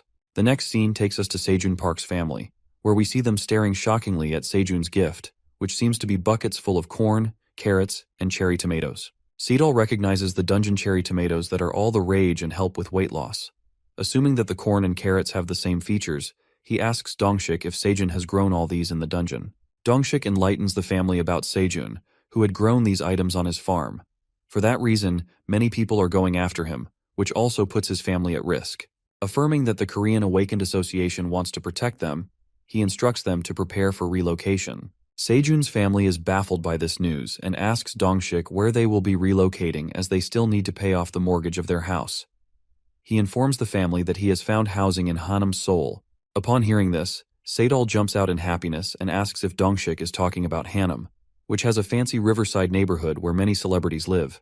As Sedol gets curious about who his neighbors will be, Dongshik bursts his bubble and reveals that he will be neighbors with his family. Sedol's excitement washes away as he gets to know that he will be neighbors with Dongshik. The poor guy signs out of disappointment, daydreaming that he would be neighbors with the K-pop girl group or something. As soon as he says this, Dongshik asks Sedol if he likes K-pop bands and if he has heard about the girl group Moonlights. While Sedol tells him that he's a fan of the Moonlights and everyone in Korea knows about that top girl group, Dongshik takes his phone out and shows a picture of her daughter, who turns out to be Sarah of the Moonlights, telling Sedol that he'd be happy to invite him if he's a fan. Getting to know this jaw-dropping news, Sedol is astounded and asks Dongshik if he's really talking about Sarah, the Moonlights' leader and main vocalist. Booming with excitement, he can't get enough of her incredible talents. He lets out that Sarah is the genius of the century and the most beautiful K-pop idol in history who writes and produces songs for the group. Bowing down with respect, Sedol ruminates that Sarah mentioned in one of her albums that her father is a hunter and thanks Dongshik for raising her. Holding Dongshik's hand, Sedol shows gratitude to him for being the father of a famous K-pop idol and tells him he loves him. At the same time, poor Dongshik is a bit overwhelmed and mumbles that's a bit too much. Meanwhile, Sedol is obsessed with Dongshik. Sejun's mother gets worried about him because she was unaware of the fact that he was making money for the family in the tower through farming, which is arduous work, and hopes that someone is helping him with all the backbreaking farming work. The scene flips to the Black Dragon cooking something special for Sejun from a cookbook recipe. She adds the last seasonings to the soup, and a light flashes from inside the pot as it seems to be done. At the dungeon field, Sejun inspects the green onion seeds, which seem to be growing well and almost ready for harvest. The boy narrates that they collected seeds from the green onions 2 weeks ago and planted them outside the cave to earn items. He then harvests the green onion plant with the dagger and finds no status window, assuming it's because they're not fruit. As the Black Warrior Bunny gets frustrated to see that the green onion they've grown outside the cave is not an item, Sejun plucks out the whole green onion from the root, and that's when the status window pops up, showing that he has harvested detoxifying leek. He earns plenty of rewards for harvesting, and his occupational XP increases. Our guy reads the description of the detoxifying green onion, which reveals that these items are full of nutrients and flavors. They neutralize the toxins level C+ and lower for 1 hour when consumed, and they also activate the liver's detoxifying features for 20 hours. Sejun happily holds on to the detoxifying leek and says that he already knew they were an item. As he gets curious about how the new green onion tastes, Sejun and the Black Bunny grab a bite of the leek and conclude that it doesn't taste any different from the older green onions, not feeling that it's detoxing either. But Sejun ponders that if these green onions strengthen the liver, they will be great detoxifying products for people who drink, and thinks of growing them fast so that he can sell them. In the meantime, the wagon bunny calls upon Sejun, trying to tell him something. As he thinks if it's time to eat, the bunny takes him to the pond, which happens to be empty. Our boy looks inside the pond and witnesses that the piranha or crayfish population has dramatically declined. Asserting that he also tried to lure them with blood, which didn't work either, Sejun disconcertingly informs the bunnies that they have to make dinner without fish for a while. Suddenly, the notification window pops up in front of Sejun. It comes about that Aileen, the dungeon admin, has prepared a gift for her farmer, who's been in the tower for more than 200 days. While the bunnies grieve the disappearance of fish from the pond, our guy wonders if it's been that long since he came into the tower and appreciates the admin for celebrating an anniversary. As he questions the admin about the special gift she has prepared, Aileen sends a quest and asks for 1 magic cherry tomato. Offering her the magic tomato, our guy earns a reward, a healthy soup Aileen prepared. In a flash, a huge pot appears from inside the screen. Our guy gets traumatized when he sees Aileen's healthy soup pot and witnesses a dead fish and eyeballs floating inside the soup. Aileen's healthy soup appears to be an item, and her first dish is made with various wondrous items. She makes it clear that the soup might not taste good, but the health effects are guaranteed. Freaked out by the scary sight of the soup pot, our boy asks Aileen if it's edible, but she ignores what Sejun had just said, telling him that she's tired of cooking and signs off to take a nap. Aileen looks at him through the magic crystal ball, mumbling that she put a lot of effort into the soup and will return for a review once she wakes up, dozing off her pillow. While Sejun calls for the admin, hoping to ask her questions about the soup, he invites the bunnies to share the soup with him. But the bunnies, who are also disgusted by the soup, run for their life, leaving our guy to enjoy it alone. Disgusted at the sight of the soup pot, Sejun speculates about the features of the healthy soup items, and comes to know that all his stats will increase by 3 points if he drinks the soup and survives. Thinking that it's a great item, he further reads the description. He finds out that he will be poisoned by level C paralyzed toxins and by level C acid, scaring the hell out of him. As our guy says that it's too risky if he drinks the poisoned soup, Black Warrior Bunny tries to tell him something. The bunny brings the level C detoxifying green onion that could help Sejun survive the soup, and he won't get poisoned to death. Preparing himself to drink that deadly soup, the bunnies fetch him plenty of detoxifying green onions. After eating several green onions to help him detoxify, he braces himself to drink the soup, thinking it might taste better than it looks. But he is hit by reality when he takes a sip and immediately spits it out just because of how sickening it is. He pukes out the intolerable soup, sprinkling some of it on the bunnies and the queen bee. While poor Sejun cries out of disgust, he says that the medicine isn't supposed to taste good, but this soup is terrible. He imagines Aileen as an evil pig with wings, trying to kill him from the very beginning by making this deadly soup. Snapping out of his imagination, he decides to drink the whole pot at once and gulps the whole thing down. While his mouth is stuck to the pot, his eyes lock in with the dead blob's fish eyes staring at him. The dead blobfish makes eye contact with him, which scares his pants off. Panicked, he instantly throws the pot on the ground, and it accidentally tumbles into the pond. As he gets startled by the dead fish, the pot dashes right into the pond, and the poisonous soup blends in with the pond water. Fortunately, he finishes the soup and is rewarded as all his stats increase by 3. He feels satisfied after finishing Aileen's soup. However, the rewards keep popping up for killing a giant electric eel and other fish in the pond. That's when he discovers the water has been poisoned, killing all the fish in the pond. Our boy apologizes to the bunnies and responds that they cannot drink the pond water for a while because it has gotten poisonous. He thinks of drinking water from the daddy bunny's sprinkler until the ponds get clean again. While all this happens, Sejun gets worried about the hole in the pond as the toxins enter through it, killing the crayfish and the piranhas. Assuming that he has never seen a giant eel before, our guy reckons that there must be a more extensive ecosystem on the other side of the hole, and they can find a way to diversify their protein source. The black bunny prepares to swim through the hole and find that extensive ecosystem, but Sejun refuses to let him go because of the poisonous water and lets out that the hole is too small for him. He can get stuck and die on the other side of the pond. Appreciating his high spirit, our boy pats the warrior bunny. He tells him that he can't jeopardize his life and decides to revive the plan when the pond water gets clean again. After that, he assures the bunnies that they've enough food stored to survive without the protein source. The next scene takes us to the waypoint of the Ox King's base, where we see Captain Ox waiting for Minotaur 3 and stressing that he has yet to return from his mission. As the captain questions about Minotaur number 4, one of the warrior Minotaurs informs him that she hasn't returned yet either, disclosing that the missing Minotaurs might have entered the Crimson Grizzly Bear or the poisonous honeybee's territory while searching for the leaves, and assumes that they must have mistakenly ended up where the monsters are, who devour every part of the prey and leave no traces. This worries the captain as he grasps the situation and commands Minotaur 1 to gather everyone from Oxen 2 through 102 at the waypoint, instructing them to cover for him. The Ox King rises from his throne and decides to look out for the Minotaurs himself as he anticipates that something's not right on the other side of the territory. The scene then shifts to the dungeon field, where we see a massive pile of trimmed green onions. As Sejun peeks at the large stack of green onions, he supposes it will be enough to feed 10 Minotaurs. Meanwhile, the baby bear hops on the pile of green onions, which feels like a soft, plushy bed. Sejun, who watches Bae relax on the soft green onions, tells him to take some for bedtime with his mother. Soon after that, our guy receives a notification that shows that he has activated a new ability known as the Plentiful Harvest. With 2,500 square feet of the green onion field, the yield will increase by 50% for 1 week.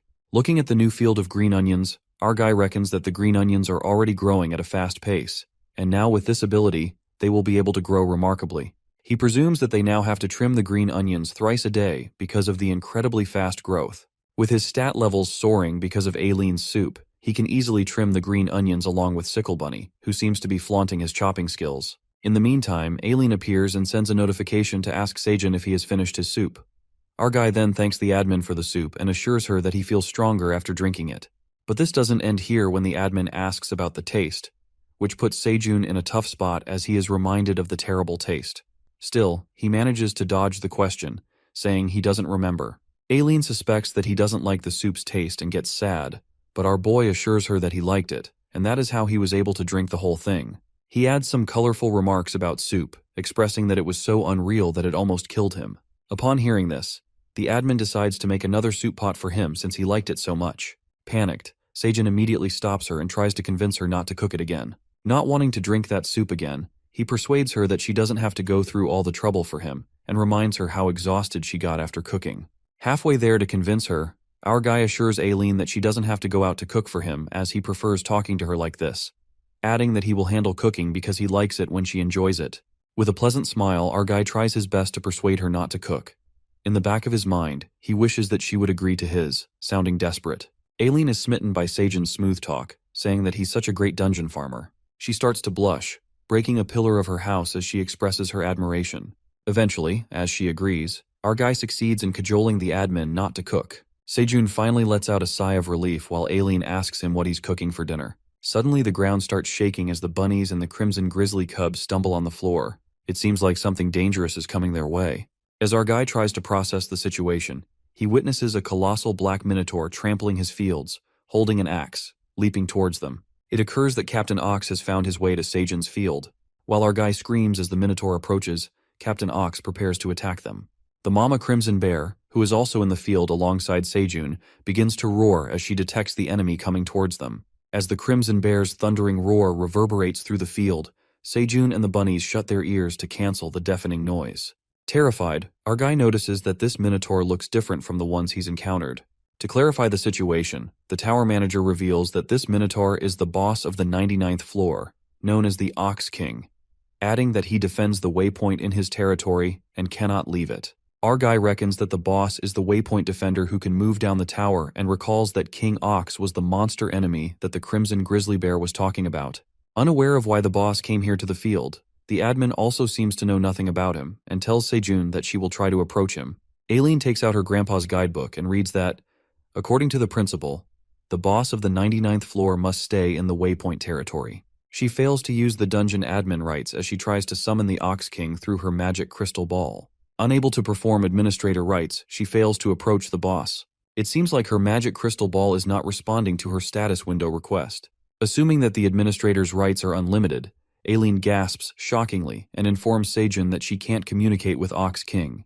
A strike of terror rushes through our boy when he gets to know that there's no way to stop the monster who is just about to attack them, and the white farmer bunnies cling to Seijun out of fear. As the Ox King keeps speeding towards them, the mama crimson grizzly bear steps forward and prepares herself for the fight. But Seijun screams at the mama bear and attempts to stop her, saying she cannot stop the boss of the 99th floor on her own.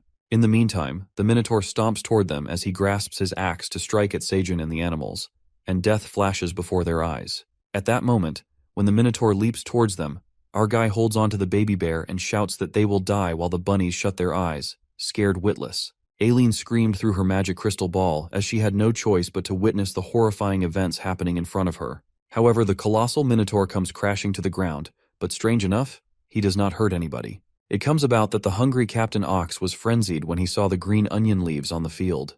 The boss, who scares the hell out of the farmer gang, starts chewing on the green onion leaves, and Seijun concludes that it's just a humongous cow that loves green onions. As they all watch the ox with utter confusion, the captain of the 99th floor gathers all the leaves and returns to his territory, trampling over the green onion field.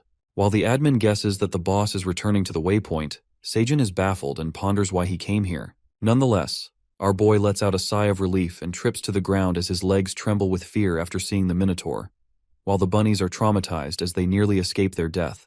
Despite all this, our guy thanks the mama bear for defending them and looks at the green onion field the minotaur destroyed. Seijun and the bunnies are disgruntled when they collect the remains of their green onion field and are startled by King Ox's massive destruction. Meanwhile, Aileen feels happy after knowing that her farmer is safe, and she joins their moment of grief as the green onion field has been destroyed. But Seijun assures that it will be all right, uttering that he's happy about the captain's sudden arrival and visiting the field himself. He adds that he should have visited Ox King with the green onion leaves sooner. While Aileen is clueless about what he's talking about, he continues to contemplate that minotaurs are warriors who value honor, and the king will respect his principles more than anyone.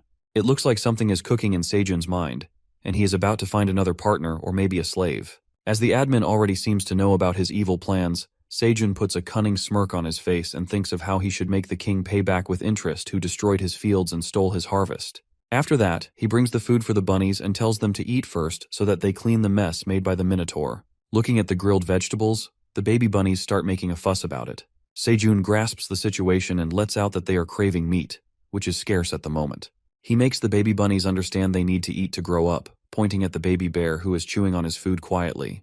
Convincing the baby bunnies to eat the vegetables, he tells them that the blue moon is approaching, and they need to eat as they will soon be growing into adult farmers to help their parents at the farm. As he makes the baby bunnies eat the vegetables, he pats the baby bear for being a good kid and notices that he hasn't grown much lately.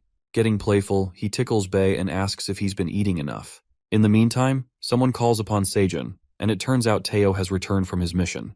As he welcomes Teo, our guy witnesses the two minotaurs carrying wolves on their backs. That's when the cat explains to him that these silver wolves were chasing him, so the female minotaur disciplined them with a good beating. Climbing on Sejun's shoulder, Teo tells him that they didn't know what to do with the wolves, so they decided to bring them here so the president can make the call.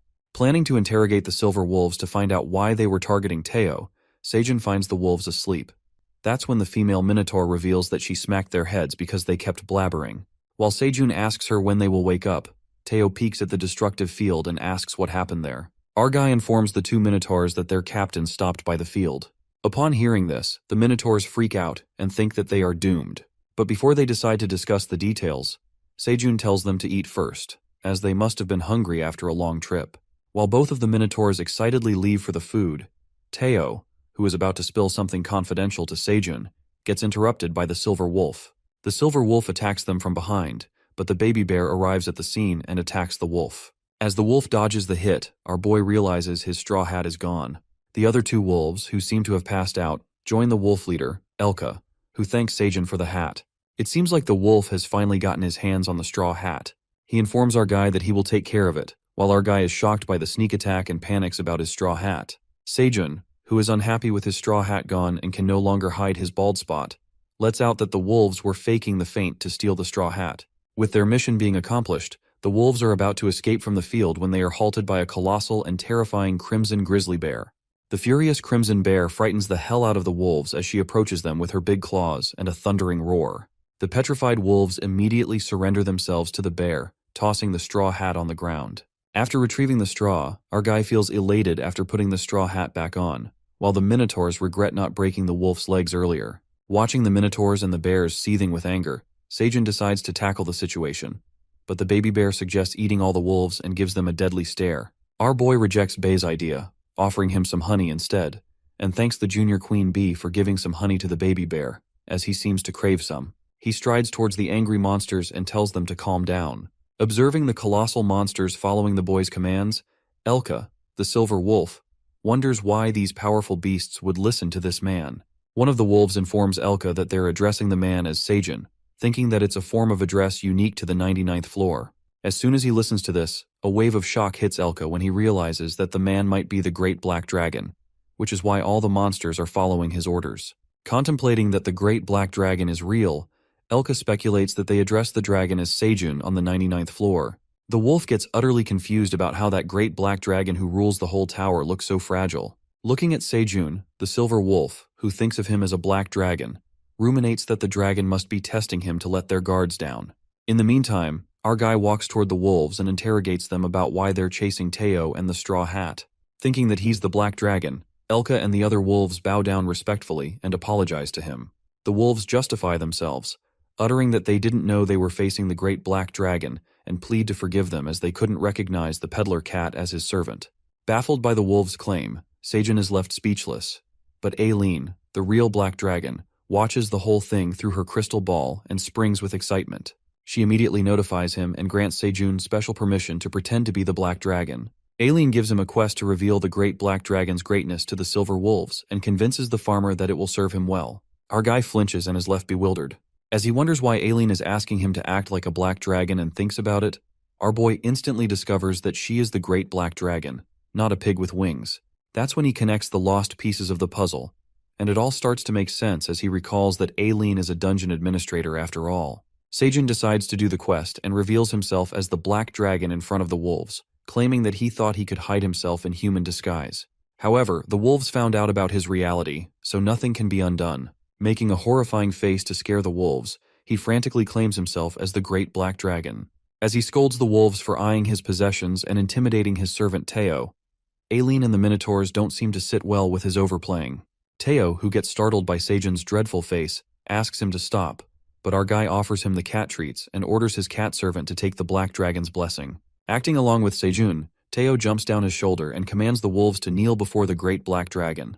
Poor Elka apologizes to him and says that the black dragon has all the right to take his life as he is the leader of the wolves, but requests him to spare the lives of his fellow humble wolves. Our boy decides to forgive the wolves, extending his mercy toward them. However, this doesn't end here when he demands 10,000 dungeon coins, adding that this is the price for going after his servant Teo's life, and he will forgive them if they pay back the debt.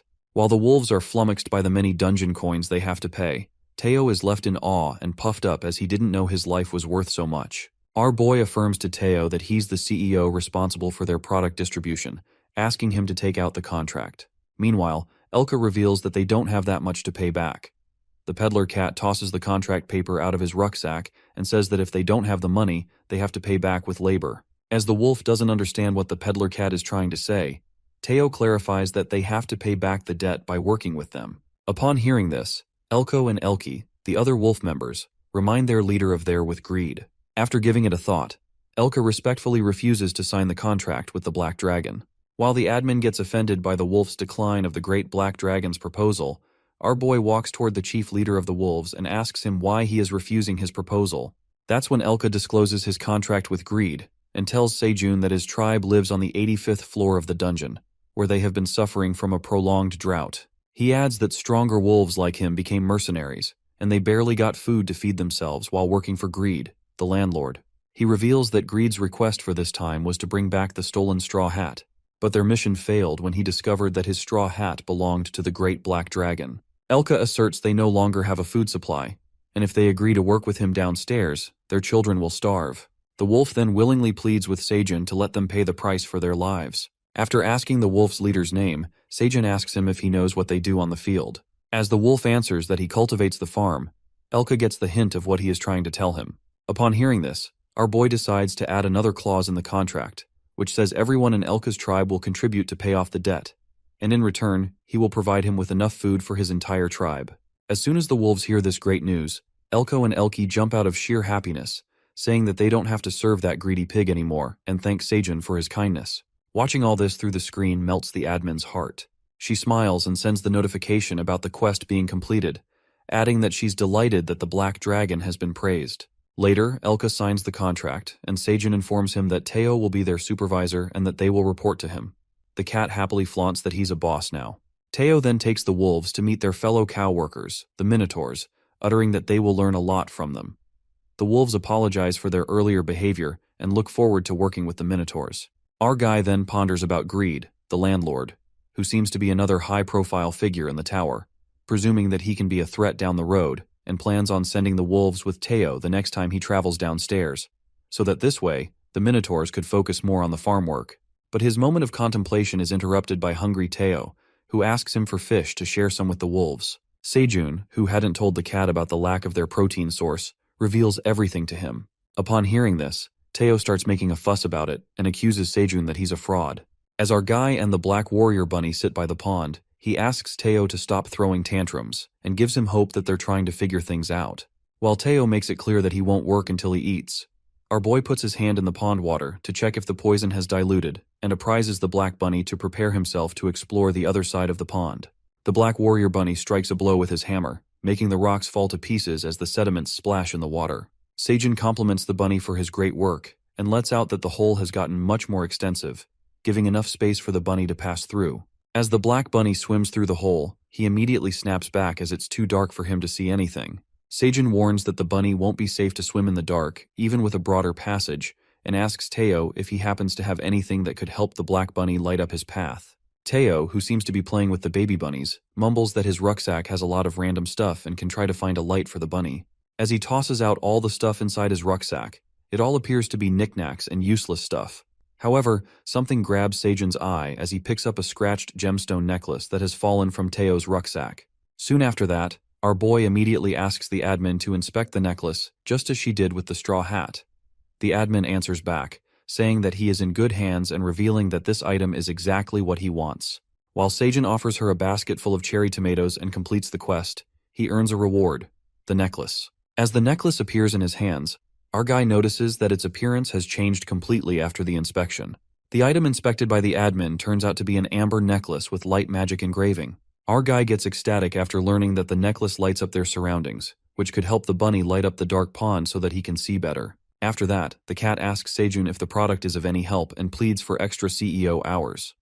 To his surprise, our boy flatters Teo for his great work and squeezes his squishy paws, calling him Golden Paws. He then permanently appoints Teo as his farm's CEO and head of distribution.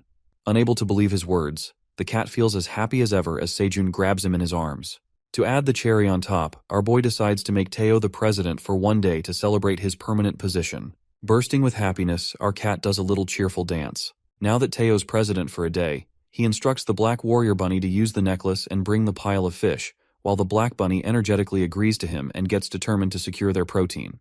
Later, as Sejun wears the glimmery necklace, the status window appears that says the higher the user's magic level, the brighter the light will be. He then gives the necklace to the Black Warrior Bunny to check his magic powers.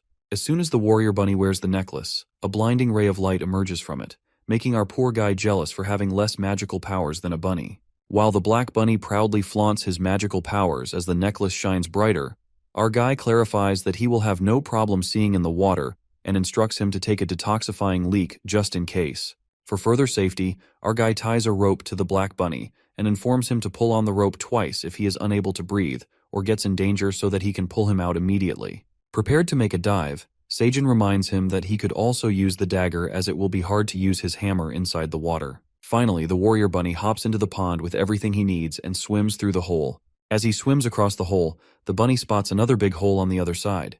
He enters through that spot and witnesses a whole ecosystem on the frontier. Fascinated by the sight, he swims further and peeks at all the kinds of fishes that pass by him. However, the Black Bunny notices that all the fish are dead and is reminded that it's because of the poisonous soup mixed with the pond water. He pulls out his dagger and slashes through a giant eelfish. As he cuts through the fish, a light shines through, and it occurs that the Black Bunny has retrieved the inner core of an electric eel. Holding the inner core in his hands, he imagines himself being Sejun's favorite while Teo, who was once cherished, sits gloomily in the corner. With a cunning grin, the bunny grabs that shiny inner core and ties the rope around the giant eel to carry it back to the cave. Suddenly, the Warrior Bunny senses something behind him. It appears to be a big shark rushing towards him with its big jaw wide open. While the shark grabs the giant eel tied down by the bunny's rope and swims further, the warrior rabbit gets dragged by the shark and is flabbergasted by a sudden sneak attack. Eventually, the giant eel slashes in half and the Black Bunny manages to pull the rope twice before blacking out shortly after. Fortunately, Sejun receives the signal and commands everyone to pull the rope tightly. They pull the rope with all their strength, and finally, the Black Bunny comes out of the hole. Panic-stricken, Sejun holds the Black Bunny, who seems to be passed out and tries to wake him up. Watching the Black Bunny lay unconscious, our boy freaks out as he tries to wake him up and grabs him in his hands. Worried, Sejun takes quick action and asks the Queen Honeybee to hold on to his hat for a minute. Well, it turns out that our guy is preparing himself to perform mouth-to-mouth CPR on the Black Bunny. He makes a pout and approaches the Black Bunny for CPR. Suddenly, the Warrior Bunny splashes a mouthful of water on Sejun's face. When the Warrior Bunny comes back to life, our poor guy accidentally tastes the water that goes right into his mouth. Disgusted, he spits out the water and checks on the Black Bunny, who seems mad at him about the mouth CPR. Yelling at our guy, Sejun defends himself, saying that he should be complaining instead for nearly losing his first kiss to save the bunny's life. The parent farmer bunnies gather around the Black Bunny to see if he's okay. While Aileen blushes at Sejun, who seems to be without his straw hat, our guy takes his hat back from the honeybee and puts it back on, responding infuriatingly that he's happy about the bunny not getting hurt. As he complains about the salty water splashing into his mouth, the admin asserts that the Black Bunny went to the Sea of Dimensions. The dungeon administrator further reveals the Sea of Dimensions, which lies between each floor of the tower. Every floor is provided with safe passages that separate the way from the dangerous marine monsters. However, some areas have channels that lead to the Sea of Dimensions. She adds that the sea is home to many marine monsters, and some of these monsters are a delight to eat. After learning about the Sea of Dimensions, our guy understands why crayfish, a marine species, found their way into a freshwater pond. He asks the Black Bunny if he found something worth catching in the sea, and that's when the Black Warrior Bunny tosses something out of his bag, and it seems to be the inner core of the giant eel. As Sejun inspects the inner core with astonishment, the Warrior Bunny pulls the rope he was tied to, and a giant electric eel splashes out of the pond and lands on the ground. While Sejun gets exhilarated to see that the bunny has managed to retrieve a giant eel's head, At that very moment, loads of piranhas and crayfish come flooding into their pond. Happiness gushes through them as they witness the heavenly sight of fish and accomplish their goal of bringing back their protein source. When our guy figures out that the giant eel's fatty head must have lured all the fish behind it, he twirls along with the black bunny out of joy, appreciating him for his great work. To celebrate this moment, our guy announces a grand barbecue party. At the field, the bunnies, minotaurs, and wolves enjoy their food outside the cave. Later, Teo explains everything to Sejun that he had heard on the 38th floor about his family being in danger, and proceeds to inform him that Dongshik has offered to protect his family. Concerned about his family, Sejun couldn't help but wonder if his tomatoes were that popular out there, as our boy seemed to be unaware of this. He gets worried about his family, as he never thought they would be in danger. To ensure his family's safety, our guy assigns Teo to ask Dongshik how his family is being protected the next time he travels down the tower. He then thinks of repaying Dongshik for his kindness, and Teo tells him that he also likes the cherry tomatoes. Sejun becomes happy to hear that, saying he would send Dongshik some other crops too. While Teo climbs on his lap and asks for a treat, the cat notices something and responds that the crystal ball the black bunny gave him earlier is moving. It turns out to be the giant eel's inner core. Our guy grabs the inner core and tells Teo he can acquire a skill if he eats it. Meanwhile, Teo sniffs the inner core, which smells delicious to him. Sejun guesses that it must be an electric skill. Thinking it might be static energy, the cat moves away from the orange core, stating that it would make his hair stiff and messy. However, Sejun seems to like the skills of the inner core for the reason that he has only acquired farming skills since he entered the tower and wants to try a different kind of skill. Our guy feels like he's on some kind of adventure, but Teo bursts his bubble and lets out that he has just left the cave. Curious, Teo asks him why he isn't acquiring the skill by eating the inner core as soon as possible. Well, unfortunately, our boy cannot eat the inner core just yet, as he confesses that he doesn't have enough magic powers. We are shown that Sejun's magic level is 8.05, while the user requirements ask for level 10 or higher. Upon hearing his sob story, Teo bursts into laughter and makes fun of the president, who seems to be short on magic. Watching the cat making fun of him, Sejun gets pissed off and makes a mocking remark about Teo's magical power. Our guy gets cocky and taunts Teo because he's speaking as if he has more magical powers than him. He then asks the cat about his level of magic power. To piss him off more, Teo swanks his butts at him and refuses to reveal his level of magic, making our guy grits his teeth out of frustration. However, our curious main character pulls the amber light necklace out of his pocket and sneaks up on Teo to make him wear the necklace to his magical powers. To his surprise, a bright beam of light flashes out of the necklace after a second, and poor Sejun melts in a breakdown, uttering that he has the lowest magic power here. While Teo proudly flaunts his magic power and utters that he's the perfect owner of the necklace, Bae appears from behind and asks Sejun, who is already jealous of Teo's magic level, to check his magical powers too.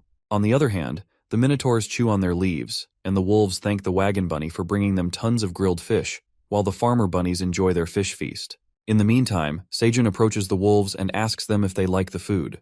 The wolves bow down with respect and thank him, feeling very grateful for sharing such a delicious meal with them. Our guy calls out Elka, who doesn't seem so happy. He acknowledges why Elka is worried, and asks him if he was reminded of his tribe, who lives on the 85th floor of the dungeon. The leader can't hide the secret from the Black Dragon and apologizes to him, but Sejun assures him that he'll see his tribe again soon.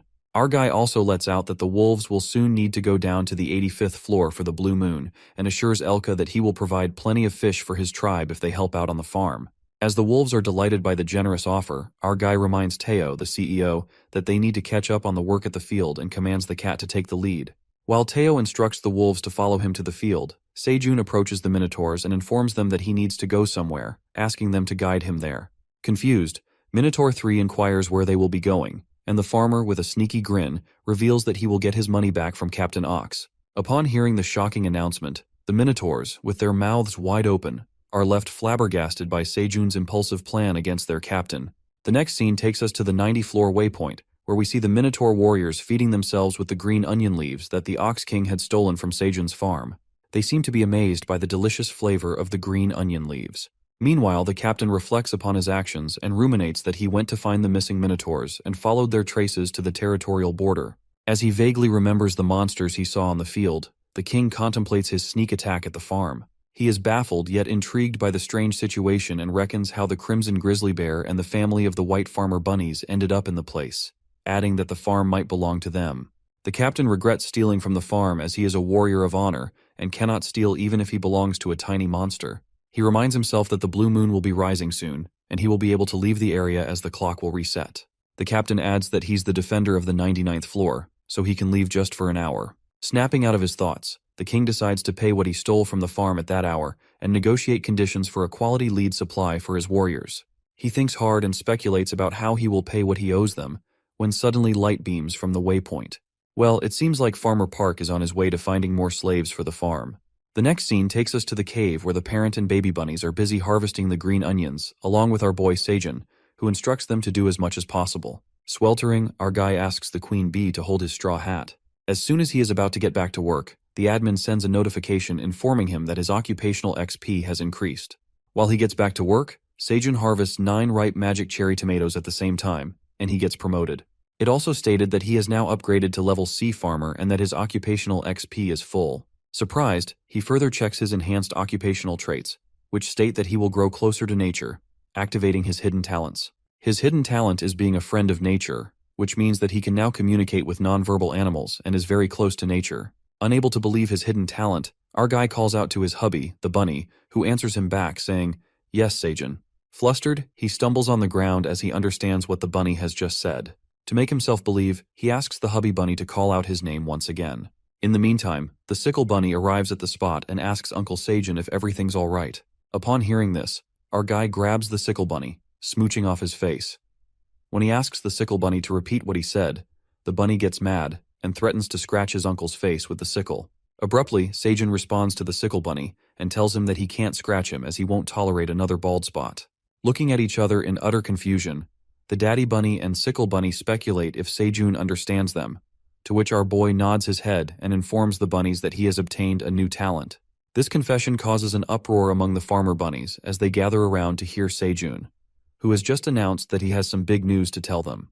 While the wifey bunny asks the hubby if Seijun has eaten something dangerous, our guy assures her that it's nothing like that. The wifey bunny flinched and was left speechless. After that, all the bunnies leap excitedly onto our boy, exclaiming that they have a lot to tell him. He then apologizes to them, saying he couldn't communicate well with them until now. As he seems to be done chatting with the bunnies, his eyes land on the queen bee, who looks excited and asks him if he can understand her too. He pats her on the head and lets out that he understands her very well. Hearing this, the queen bee happily hugs him, and all the other bees join her. After that, Seijun shares the big news with everyone outside the cave. While he puts on the straw hat that Daddy Bunny gives him, a notification comes up. It notifies him that the straw hat of Patrick, which he is wearing, has also leveled up.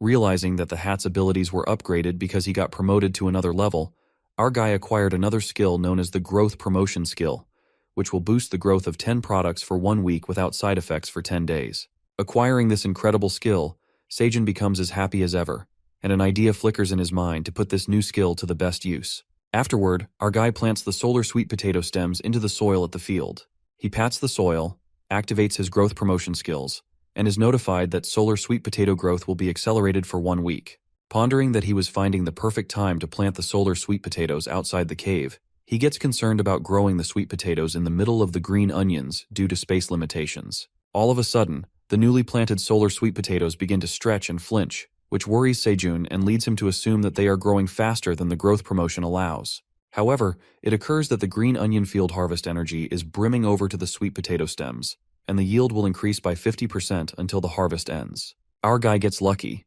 as he attains double benefits from the skill, which leads him to think that he will be able to harvest sweet solar potatoes sooner than expected. Soon after that, he hears a noise from behind him. Turning back, he finds the baby bear leaping towards him, making him stumble on the ground with his plump body. Overjoyed, Bei clings to Seijun, calling him daddy. He excitedly asks him if it's really true that he can understand him, adding that the black bunny told him all about it. Stunned, our poor guy wonders how he has become a father already when he has never dated. After being called a dad, Seijun asks the mama bear if she's okay with Bei calling him daddy. The mama grizzly bear seems more than happy with it and reassures him by telling him that he's reliable and that it's great that Bei likes him. She shows her sincerity by bowing to him. Listening to this, Seijun is delighted to have adopted a giant, adorable son. Now that he understands the baby bear, Bei tells him he's hungry and wants to eat honey, green onions, sweet potatoes, and fish. Bei finally gets to tell his dad everything he wants to eat and lets out that he waited for this moment for so long. Our guy compliments the baby bear for having such a great appetite and announces they will have something special today. He gets all excited and tells Bei about his new crop harvests as he pulls out a bunch of fresh-looking potatoes. The new item appears to be strength potatoes, which are delicious and full of nutrients when consumed. Each potato dissolves 30 grams of body fat and boosts strength by 0.5 for 10 minutes. Sejun prepares a pot full of freshly harvested potatoes to celebrate his new talent and gathers everyone for dinner. Sejun joins the bunnies, minotaurs, grizzly bears, and silver wolves for the feast. Lastly, he adds in his survival diary about more fun things that are about to come. The next scene flashes to the 90th floor of the dungeon, where we see the farmer gang leaving for the waypoint. Bae cries his heart out as he watches his daddy leave without him and insists on staying with him. While our guy asks Teo if he has packed enough green onion leaves, the cat assures him that he has packed tons of them in his rucksack and with the wolves as well. After that, Sejun scolds the baby bear for making a fuss about it and reminds him that he needs to take care of the queen bee and her babies, so he should stop throwing tantrums. The gloomy baby bear mumbles that he will stop throwing tantrums if he promises to come back sooner, and Sejun promises to return as quickly as possible. Elka comes forward and asks the great black dragon for the honor to accompany him through the way. As the minotaurs get ready to assist and guide the way, Sejun, along with Teo and the black warrior bunny, leaps over the wolf. It is revealed that their destination is the 90th floor waypoint, where they will meet the Ox King. Later, they halt at a place that looks like an eerie forest. While the black warrior bunny and Teo shut their eyes because of the dust, the black minotaurs warn Sejun not to associate with the monsters in that territory. The female minotaur tells him that the 99th floor has many territories. Just like he came from the territory of the crimson grizzly bear, they are currently headed to the territory of the minotaur, and this eerie forest belongs to some corrupt monsters. She advises Sejun not to go near there because it's dangerous. Our guy ponders the corrupt monsters and considers asking Aileen about them later. At that moment, a giant orb of mud strikes straight onto Sejun's face, making him fall. While our poor boy tumbles on the ground with his face covered in mud, the wolf and the minotaurs ask him if he's okay. Speculating where the giant orb came from, they witness the oxen feeding on the mud. Watching them, Sejun realizes the oxen are feeding on mud because they have nothing to eat, and that's why they lost it when they saw the green onion leaves. The female minotaur furiously asks the oxen who had thrown mud on him, and that's when one of the oxen moves toward them. He recognizes the two minotaurs escorting Sejun and blabbers about where they have been spending their sweet time together. The obnoxious minotaur asks them where they found these minions, pointing towards Sejun and the wolves. The female minotaur shuts him up by whacking him in the face and smashing him in the mud. While Minotaur number 3 admires her for giving a good smacking, the female minotaur urges Sejun to meet with the captain as they don't have much time. In the meantime, one of the Minotaur warriors informs the captain that Minotaur 3 and Minotaur 4 have returned along with some strange creatures. At that moment, the two Minotaurs and Sejun arrive at the scene and inform the Ox King that they have returned with some guests from the Crimson Grizzly Bear territory. While the other Minotaur warriors give them deadly stares, Captain Ox feels glad he doesn't have to make the trip himself and welcomes the white farmer bunnies. However, when he looks at Sejun, who is walking towards him, the captain notices that he's not a farmer bunny. The farmer introduces himself as Park Sejun, and the cat on his shoulder introduces himself as Teo, the peddler. After getting to know their names, the king asserts that he has never heard of such a tribe, and thanks him for making the long trip to the waypoint. He thanks Sejun for the green onion leaves and assumes that, with his weak strength, he must be struggling on the 99th floor. Believing that he works for the Crimson Grizzly Bear, the Ox King apprises that he will be happy to rescue him from injustice, adding that he feels delighted to help out the weak monsters. Upon hearing this, our boy confidently clarifies to Captain Ox that he must have been mistaken. Sejun clarifies that he doesn't work for the Crimson Grizzly Bear. Instead, the bear and her cub help him on the farm. Our guy proceeds with his second reason for visiting the captain, revealing that he's here to demand payment for the crops that the king stole from his farm 3 days ago. Knowing that the Minotaur gets frantic when someone accuses them of stealing, King Ox bursts with anger as he gets up from his throne and begins to rumble. Boiling with anger, the ox frantically utters that Sejun is calling the most powerful monster of the 99th a thief and accuses him of stealing. However, our guy is not intimidated by the angry captain and makes a classy comeback when he reminds him that Minotaurs are warriors of honor. Instead of getting mortified for what he has done, he is being angry to get it over with. After being humbled by Farmer Park, the king gently informs Sejun that he must have misunderstood. As this happens, the whispers initiate among the Minotaurs who think they've eaten stolen leaves. To clear up the air, King Ox explains himself. He concedes that as a captain, he had a limited range of travel as a defender of the waypoint, so the ox had to rush back to his territory as he was running out of time. The king agrees to pay Sejun and asks him what he wishes for. Thinking that it could be a rare item he could wish for, our guy makes an unusual request. He demands that he pay by letting him use the waypoint. Uncertain if the king would agree to such a request, Sejun asks the captain to allow him to use the waypoint to pay back his debt. But to his surprise, The Minotaur King approves of his demand and decides to do whatever the farmer wishes. To save his honor, the captain calls upon Seijun to fulfill his wish. Delighted, he climbs the rock to stride toward the waypoint and contemplates about finally getting to leave the tower. Astonished to see the glowing waypoint, our guy approaches his hand to touch it. Finally touching the crystal rock, he retrieves the waypoints from other floors. However, his world gets upside down when he reads the notification, revealing that he's unable to move floors because he has not saved any waypoints outside of the 99th floor. The Ox King grasps the problem immediately, and lets out that the waypoint is not working because Seijun was not born in the tower. He continues to explain that those who come from outside the tower must register the waypoints from each floor. Only then are they qualified to travel between the floors. The captain asserts that this rule is more like a conditional invitation to the tower for non-natives.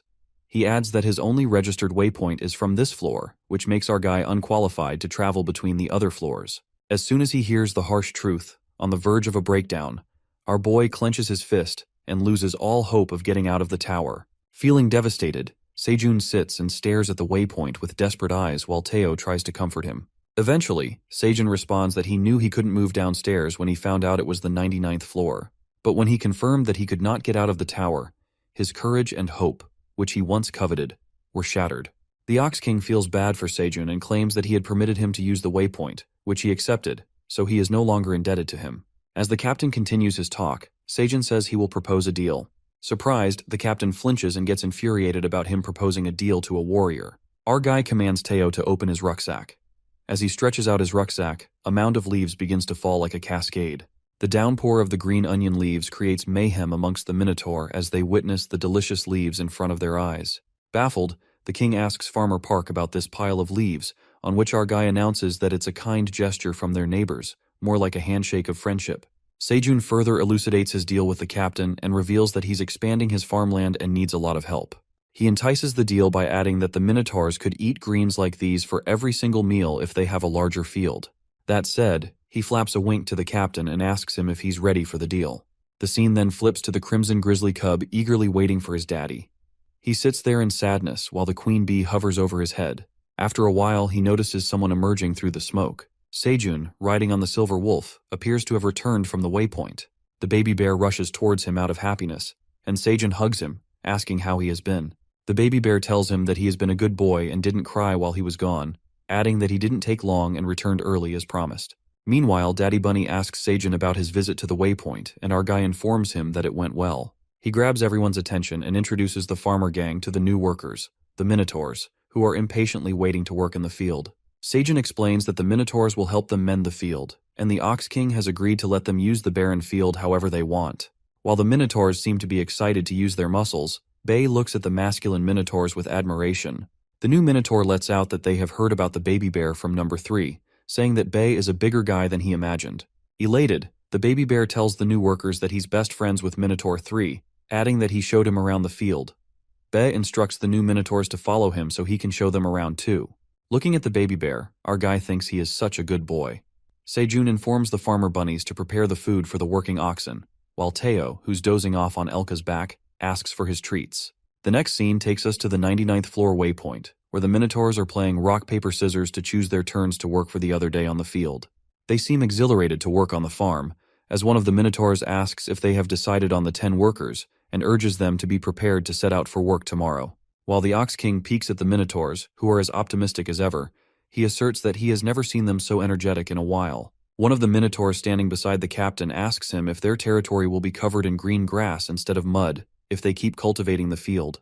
The king affirms the Minotaur by saying yes, and lets out that the 99th floor will soon get into action. Later, at the Crimson Grizzly's bear territory, the poisonous honeybees pour the honey into the bottles, which already seem full. Seijun says that the bottles Teo had bought are already filled, and offers the honey bottles to the baby bear. He instructs him not to finish it too quickly, and Bay feels delighted after getting his honey. Pleased with the amount of honey produced by the honeybees, Seijun thought that the bees might produce less honey because of the blue moon preparation. Concluding the reason, he asks the queen bee if she has grown her colony larger, and she joyfully nods her head.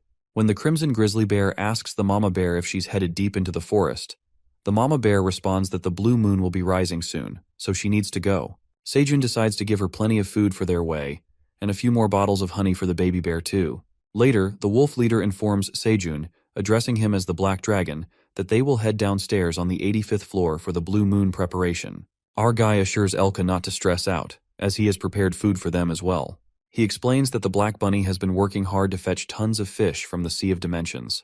As he shows them the pile of fish riled up on the ground, the sight leaves the Silver Wolves astonished and admired. The wolves respectfully kneel, thanking Seijin and the Black Bunny for the food. While our boy gets concerned about how they are going to carry a large amount of food, the wolves pull out their rucksacks, uttering that their rucksack doesn't have as much capacity as Teo's, but they can still fit plenty. Tossing all the food inside their rucksacks, the wolves and the crimson grizzly bears go on their way to prepare for the blue moon, saying goodbye to Seijin. As he waves them goodbye, our guy also plans to prepare for the blue moon. In the meantime, the admin appears and asks him about his long face, assuming he's worried about the field. While the Black Bunny leaves to help his mom and dad, Seijin lets out that he's getting anxious about the blue moon rising soon. But Aileen assures him not to worry about it. She compliments herself by saying she took charge of defeating the monsters in the last blue moon, telling him to believe in her. It is revealed to us that the monsters become violent when exposed to the blue moon's light. The boy further narrates that he thought about it a lot when Minotaur 3 destroyed the field during the blue moon. Fields being exposed increases the chances of the crops being destroyed by monsters. He shares his problem with Aileen, who assures him that she will keep the field safe. Yanking out his flashback, Seijin thought about it and wasn't sure how exactly she would secure the field. But then he remembers who Aileen truly is, admitting that she's the great black dragon he saw in the first blue moon. Delighted, Seijin says that he counts on her, and Aileen, the great black dragon, assures her farmer that he can plant as many crops as he wishes. Just after that, Aileen considers returning to work and prepares for the blue moon. She opens the door and climbs the stairs, reaching a magical place. It appears to be the tower's manager section on the 99th floor of the dungeon. Aileen comes out and takes some fresh air. Soon after that, she steps up to the place that somewhat looks like a magic operating machine. The next day, as the blue moon is just about to begin at the cave, Seijin lights up the fire. He sees Teo kissing off the baby bunnies as he can't believe they will soon grow up, and he lets out tears of joy because he feels proud of them. Seijun thanks the cat for being a caring uncle and instructs him to return inside his rucksack before the blue moon rises. While the cat tells him to take good care of the kiddos, our guy hands out a queen bee's cocoon, asking Teo to hide it in his rucksack. As Teo is surprised by another queen bee's larva, our guy trusts the cocoon with him and tells him that the queen bee handed it to him this morning, adding that they keep having cocoons because of the growing size of her hive. Feeling overwhelmed by welcoming more beehives, Teo assures him that he will keep the cocoon safe in his soft fur, just like last time. Eventually, the blue moon rises, and the baby bunnies transform into wild monsters because of the blue moon's energy. Shortly, the shrieking gets louder, and our protagonist, hiding in the corner of the cave, watches the baby bunnies getting wild, saying that he is still not used to their transition. In the meantime, Seijun hears a piercing roar from above the cave and wonders if there's a monster near the fields. Thinking that he hadn't heard from Aileen yet, our guy catches a glimpse of the baby bunnies who haven't switched from their monster phase for some reason. While he reckons that the babies turned into white bunnies pretty quickly the last time, he gets terrified as the wild bunnies begin to get out of control. Suddenly, the frantic bunnies try to leap toward him. As they are about to attack him, the great black dragon appears, gliding around the blue moon. On the other hand, we see that the branch monster, inhabitant of the 99th floor, has come to destroy Seijun's field. As the branch monster is about to trample the field, Aileen, the great black dragon, scares him away as she soars above the field to protect it, spreading her giant wings. Aileen seems proud of her heroic action and reveals that her grandpa made the magic tool for her during the blue moon because she can't leave the administrator's section. The black dragon created an adult vision of herself through the system. This allows remote control, and she can go as far as the 99th floor. However, this illusion tool can only reach under the clouds and disappears when it swoops to the ground. While controlling her magic tool, she ponders about Seijun and what he will think of her looks. As her vision soars through the sky, she decides to make a few more laps until the blue moon ends. Meanwhile, Seijun speculates that the monsters grew hushed after Aileen appeared, and a bright light flashed behind him. It turns out that the baby bunnies have finally transitioned into grown-up farmer bunnies. He immediately grabs the grown-up bunnies and squeezes them tightly. Tears of joy start pouring out of his eyes as he thinks something might have gone wrong with them during the blue moon. As Seijun hugs the bunnies, our guy peeks at the plentiful blue moon crops in the field and decides to harvest them. After an extended harvest, he prepares a pot of steamed blue moon sweet potatoes. While Seijun pours out the beautifully cooked sweet potatoes, he reveals that they've harvested 13 cherry tomatoes, 3 potatoes, and 7 sweet potatoes with blue moon energy. Some are solar energy sweet potatoes, and some are mighty sweet potatoes. He then offers Aileen the bowl of blue moon crops and advises her to cool down the cooked sweet potatoes as they are steaming hot.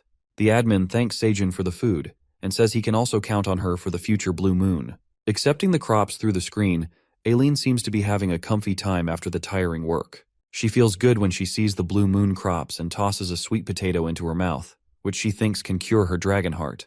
She eats the sweet potatoes and focuses on her mana flow. That's when her dragon heart starts beating, and unlike last time, she feels the stable magic current. Happy to see her dragon heart getting better gradually, she gets to know about the honey-dipped sweet potatoes, a forgotten dish of the tower that has been restored. Aileen witnesses her human farmer enjoying the honey-dipped sweet potatoes without her. She gets jealous as she eats the boring regular ones, while Seijun seems to enjoy the better version of the sweet potatoes. But then she stumbles upon the notification, which shows that the admin can reward whoever has restored the forgotten dish with special occupational skills. She taps to see the unique occupational ability, and is delighted to see the skill that looks like the perfect occupational reward for a farmer. On the other hand, our boy prepares the sweet potatoes by dipping them into the honey. It appears that the honey-dipped sweet potatoes with blue moon energy are marinated in honey and increase magic by 0.3 permanently when consumed. As Seijun offers the honey-dipped sweet potato to the grown-up bunnies to eat first, one of the young bunnies hops forward and stops everyone from eating as he reminds them that their father said to let Uncle Seijun eat the blue moon crops first because he's weaker.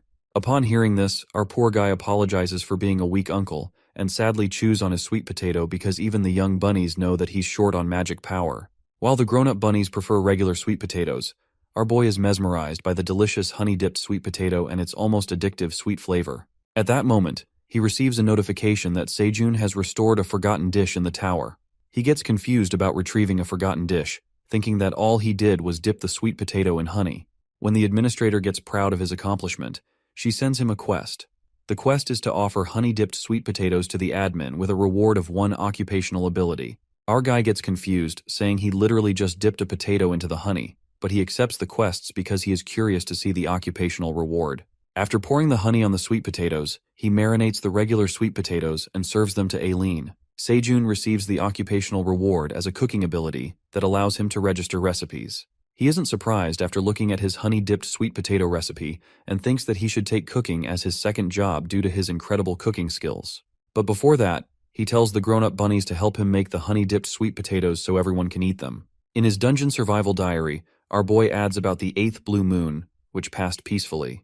The next scene takes us to the branch monster who appeared near Seijun's field during the blue moon.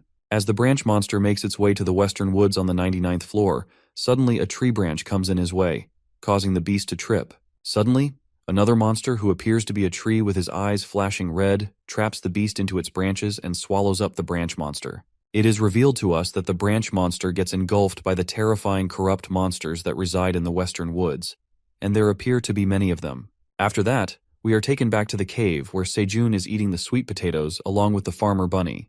The next scene switches to the 85th floor of the dungeon, where we see the wolves' tribe. It occurs to be a delightful day, as Elka distributes the food he'd bought from the 99th floor among the children of his tribe. After providing the food to his tribe, Elka, the chief leader, heads back to the 99th floor, but his wife tells him to say goodbye to the kids when they wake up. But Elka refuses and asserts that he now serves the Great Black Dragon, so he can't wait much longer, adding that he will return soon. Soon after, the Silver Wolf trio departs and makes their way to the 99th floor. Later, we witness little gray rabbits running for their lives at the Pathway Village as someone seems to chase them. While they run as fast as they can, one of the rabbits gets snagged by a wolf. It turns out that a bunch of wolves are chasing after the rabbits. Meanwhile, Elka also happens to be at the Pathway Village and hears a noise nearby. The brown wolf clenches one of the gray rabbits into his claws and tramples on one with his feet. Addressing the bunnies as slaves, the wolf captures them and asks if they are trying to escape, adding that he had to climb many floors just to find them. While the other brown wolves capture the gray rabbits, they threaten the bunnies by saying they will have a rabbit barbecue as punishment for the rabbits acting smart and thinking they could outrun the wolves. As one of the wolves opens his jaw to kill the gray bunny, someone strikes him on the head. It turns out to be Elka, who had just saved the gray bunny from getting eaten and whacked the wolf on the head. After a good smacking, one of the brown wolves recognizes Elka and questions why he is attacking them when they are just to find some runaway slaves. The brown wolf threatens him by saying that Greed won't be happy if he gets to know about all this, to which Elka makes it clear that he doesn't care about the pig and warns him to get away from the bunnies, or else he will slit open his throat with his fangs. As Elka furiously stares at him and grits his teeth, he manages to scare the wolves away. In the meantime, other members join Elka and ask him what to do about the bunnies. While poor gray rabbits tremble with fear, The wolf leader decides to take the bunnies with them, because the brown wolves might chase them again, adding that the bunnies might be helpful to the black dragon. Later, Sejun proudly makes a big announcement at the cave and reveals that he finally made it to magic level 10 after eating the blue moon crops. Teo stiffly stares at him and tells him that it's nothing to be impressed about. Pissed off, our guy responds that there's more to that, and announces that now he can eat the inner core of the giant electric eel. Listening to this, Teo lets out a big fat yawn and doesn't seem interested in Sejun's blabbering as the cat asks him if he can go to bed. But our guy, eager to obtain new skills, instructs the cat to check his skills first. He finally eats the inner core and finds it tastes delicious, similar to orange soda. After consuming the inner core, he gets rewarded with the lighting skill level 1. However, the admin informs Sejun that he cannot use the skill because he severely lacks the required magic level, adding that the rain and thunderstorm features will remain locked. With the lighting skill level 1, he can only create clouds for rain and thunder. As soon as he learns about this, our guy loses his cool and questions the admin why she didn't tell him about this sooner. Poor Sejun gets low-spirited as he thinks that there's no point in making clouds when he can't even make thunder or rain. However, our guy tries his new skill and pulls out his hand to create clouds. As a whirl of clouds forms, our boy successfully produces a little black cloud that hovers above his head. While Sejun peeks at his little cloud with disappointment, the fellow farmer monsters applaud him for creating a cloud. Our poor protagonist sinks into the deep, feeling shattered after using his magic to create a little cloud. Watching him get discouraged, the grown-up bunnies get back to work, but Teo takes advantage of the moment and comforts Sejun with words, asserting that he's still the president no matter how weak he is. Teo pats his hand and tries to appease him with fake compassion and a cunning grin. Our boy, who already seems depressed, asks Teo if he's trying to make him feel better or worse. That's when Bae comes and tells him he's the best dad as he tries to make shade for them, uttering that he will make an enormous cloud soon enough. As Sejun thanks the baby bear for making him feel better and cuddles him, Teo, relaxing on Sejun's lap, mumbles that he doesn't like the sun getting into his eyes and asks him to move the cloud towards him. Annoyed by the peddler cat, who seems to be enjoying his downfall, the silver wolves arrive at the scene and greet Sejun, addressing him as the Great Black Dragon. As he greets them back, Elka takes out the gray bunnies that he had bought with him. Shocked by the situation, our guy asks him about the gray bunnies, who seem frightened as they shake with fear, pleading not to kill them. Sejun notices the gray bunnies have scars everywhere and asks Elka where he found them. At that moment, the wifey and the hubby stared at the gray bunnies with astonishment, uttering if they were alive. The gray bunnies seem to recognize the farmer bunny couple, and they all clamp together in a hug while Sejun and Teo look at them in confusion, assuming they might know each other. After the bunny reunion, the farmer gang shockingly stares at the gray bunnies while they stuff their faces with food in haste, as if they have been starving for days. The wifey bunny tells them to eat slowly and offers them water, and the gray bunny appreciates the Great Black Dragon's kindness. As he tells the bunny to call him Sejun, Elka addresses him as, "My dear Great Black Dragon," which seems like such a mouthful. For this reason, he commands Elka to call by his name as they are a family now, and the wolves are left in awe. While the cat clings to Sejun and asks for a treat, our guy ponders about the gray bunnies and notices they all have vocational skills. The three are the gray artist bunny, the gray architect bunny, and the gray woodworker bunny. Our guy hears the gray bunny's story about how they escaped the farm where greed exploited them, moved up the tower where they encountered the brown wolves, and started chasing them to make them runaway slaves. But then Elka comes to their rescue and saves the bunnies. The sickle bunny provides a blanket to the gray bunny, while Sejun interrogates the crying rabbit about which floor they came from. The gray bunny reveals that they came from the 55th floor. Upon hearing this, Daddy Bunny abruptly leaps towards the gray bunny and asks him if they were on the 55th floor the entire time. Shaking the gray bunny like a ketchup bottle, the farmer bunny begins to bombard him with questions about the farm and what happened to the kingdom, their majesties, the princess, and the monsters. Sejun tells the hubby bunny to slow down and asks him what he's talking about. That's when the farmer bunny opens up the story about their red ribbon kingdom on the 55th floor they used to live in. The bunny narrates that their kingdom was once a land of peace and harmony decades ago, where the bunnies grew nutritious food on fertile land. They acquired beautiful architecture and culture, and sufficient self-defense helped them live in serenity. However, one day, their kingdom is attacked by shadows, or an apocalypse in an unpremeditated attack that even the warrior bunnies cannot fight back. Eventually, the kingdom falls apart and doesn't survive. Returning to the present scene, the farmer bunny continues to share his tragic story, asserting that the kingdom fell apart instantly when the unknown enemy attacked, and that's how their king, queen, and princess went missing amid all the chaos. This left the bunnies with no choice but to escape and scatter to survive the monster's attack. as they also had lost their leaders who would have protected them. The daddy bunny tells them they had to settle in the cave while searching for a new place. Upon hearing this, Seijun figures out why the bunnies moved to the 99th floor. It was strange that they settled in an environment that wasn't suitable for them, but their misfortune doesn't end here. When the farmer bunny thinks that the monsters have devoured the entire 55th floor, fortunately, some survivors are left. However, when the bunnies, including the farmer bunny family, were waiting to be killed after failing to reach the pathway, strangely, all the monsters disappeared. After that, they found themselves standing before Greed on that destroyed land, who ruled over many boars and called himself the Great Landlord, dominating the 55th floor. Greed transformed the Red Ribbon Kingdom into an industrial farm dedicated to food production and enslaved the bunnies. As the bunnies continue with their sob story, Seijun stops them for a break and feels terrible for them, as they had to endure all this.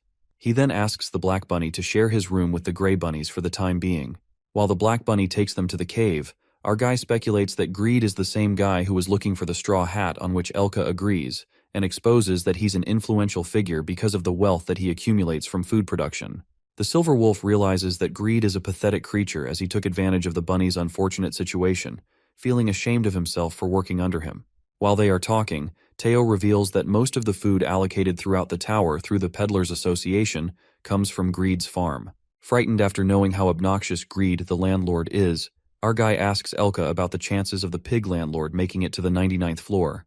That's when Elka unfolds that there are fewer chances for the landlord to make it to this floor, uttering that most mercenaries are cowards and would not want to come to the 99th floor no matter how much they are paid. Finally, Seijun breathes a sigh of relief and lets out that Greed won't be able to come after the bunnies.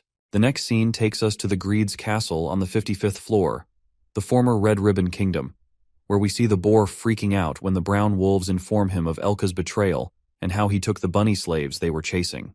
The brown wolf reveals that Elka attacked them and shows him the injury. The high and mighty Greed asserts that Elka was never a trustworthy slave to begin with, and believes that he will be back begging for food once the tower runs out of food. The evil pig Greed then asks one of his slaves about the preparations. His subordinate then reports to him that they are sending away food peddlers to cut down on the distribution as much as possible, adding that the demonic tower and the Peddler Association are making a fuss about it, but things are under control. Happy to hear the report.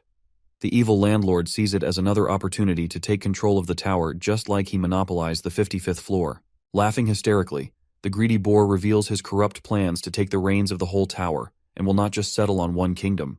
The scene then flips back to the cave, where Seijun stretches himself after a nice sleep and wakes Teo up, who wants to nap more. Walking towards the pond to wash his face, our guy witnesses a sink with a cup. He instantly falls in love with it, as now it will be easier for him to wash his hair and take showers. Our guy who's soaking his hair gets called by Teo, who shows him something spectacular made by the gray bunnies. It appears to be a real stove where the farmer bunnies are cooking. Looking at the actual stove, our guy gets mesmerized when he sees the low-lying table and the real wooden utensils. Teo excitedly shows his bowl, which was made by Squeeby, Squeamy, and Squeary, and has his paw print on it. When Teo asks about these weird names, the cat reveals that they are the names of the gray bunnies, and they keep building stuff for them to show their gratitude. As the gray bunny makes a sickle bunny a new blue headband, Seijun approaches them. The bunnies appreciate him for letting them stay, and add that they want to help in any way they can. Amazed by the things built by the gray bunnies, Seijun holds Squeeby's hand and asks him if he needs a job. Later, Seijun announces at the cave that Squeeby, Squeamy, and Squeary will be staying with them from now on. While all the bunnies welcome them, our guy gets excited as their farm will take another adaptation because of the new skilled members. The gray bunnies assure him that they will build everything they can. That's when our guy instructed them to build new houses for the bunnies because their space is getting limited with the little bunnies growing up, who will need their own space in the future. Our guy contemplates that the kiddos will be kicked out of the house soon, and doesn't expect them to pull off a construction project. While the houses are being built for the bunnies, Teo also demands his home, but Seijun reminds him that he has a rucksack. Hearing Teo's demand, the gray bunny tells him he can build a cat tower for him, and asks Seijun if he owns a house. After that, Seijun points towards his bed of green onions, saying he sleeps here. Peeking at his green onion bed, the gray bunny insists on making a house for him. Wondering if there would be enough space to build a house for him in the cave, the gray bunny plans to make his house outside the cave because there is more construction material, like wood, and Seijun happily agrees. Our boy considers it and asserts that he spends most of the time on the field outside the cave. He adds that he has minotaurs, a crimson grizzly bear, and silver wolves around him, which makes him feel safe on the field. Seijun, who couldn't refuse the intriguing offer, asks the gray bunnies what they need to build the house. The gray bunny tells him that it would be great to have ingredients for the bricks and asks him if the 99th floor holds any fine sand or clay. Knowing where to find the clay, Seijun and the gray bunnies head to the waypoint, accompanied by Elka. As they reach the waypoint, our guy asks the bunnies if this soil is suitable for making the bricks. The gray bunnies inspect the soil of the Minotaur territory and respond that the soil is perfect because it holds a good moisture level. Curious, the Ox King questions Seijun about the clay and what he needs it for, adding that Minotaurs eat them. Farmer Park then proposes a new deal to the king, muttering that Squeamy will teach them how to make bricks. He will pay them with green onion leaves if they agree to create and distribute the bricks. Before Seijun closes the deal, the king immediately agrees and commands the Minotaurs to stop eating mud because they don't want a brick shortage. Soon after, things get pretty occupied on the field as the crimson grizzly bears help pull out the trees for wood. The Minotaurs plow the field with tremendous strength, and the white farmer bunnies plant and water the field. Later, Elka and the baby bear start playing around. As our guy offers the honey to the baby bear, the silver wolf also seems to crave some honey, so our guy offers him a bottle. Seijun then returns to the grind and harvests 15 solar sweet potatoes, getting plenty of rewards for the plentiful harvests. As it gets too hot on the field, he uses his lighting skills to create rainy clouds over the area so that he won't get sunburned. While Seijun ruminates about getting a durable storage space in addition to a house, Teo approaches him. Asking Teo if he's headed downstairs, the cat tells him he is about to go down, adding that he brought tons of cherry tomatoes from the cave. Seijun asks him if he has enough space in his rucksack and suggests Teo take some detoxifying green onions, as some hunters might need them. He reveals that they've got a massive yield after breeding them. Teo decides to take 100 green onions and ponders if they will sell well. Assuming that Seijun has never been wrong, he sniffs the detoxifying green onion. Finding the unpleasant smell, Teo quickly tosses the green onions in his rucksack as Seijun calls him over for dinner. Without noticing, Teo mistakenly plucks out a batch of sweet potatoes in haste and keeps it in the rucksack, rushing back so that no one can eat his lunch. The next scene switches to the 67th floor of the dungeon, where a lizard man is hunting its prey, a frog. The lizard man shoots the frog with an arrow and kills it. As he is about to chew on its prey, a red locust settles on the dead frog and sucks its blood. Watching another target on the frog, the lizard man grabs the red locust and flings it into its mouth. While the lizard man chews on its delicious prey, he catches a glimpse of something in the dark woods. It turns out that thousands of red locusts bolt towards the lizard man, leaving no trace of him. Later, Aileen, having a peaceful nap, is interrupted by the notifications that keep popping up. Intimidated, she wakes up from her well-deserved nap and believes she could find something worth reading. To her surprise, Aileen stumbles upon thousands of unread notifications on her screen window as soon as she taps her crystal magic ball. She learns about the horrendous things going on the 67th floor of the dungeon. It turns out that more than 5 million red locusts have entered the 67th floor. Freaked out by the sudden incursion, Aileen asserts that the red locusts have come from outside the tower. She concedes that they infiltrated the tower about a century ago, recalling that her dad took action and helped the 55th floor from destruction. Unexpectedly, the admin fails to connect to the external communication, which means she cannot witness anything happening in the tower. Unable to open the communication channel, she gets notified that the red locusts are rapidly destroying the 67th, eradicating 0.02% of the area. The next scene takes us to the cave where our chef Seijun cooks a yummy protein feast.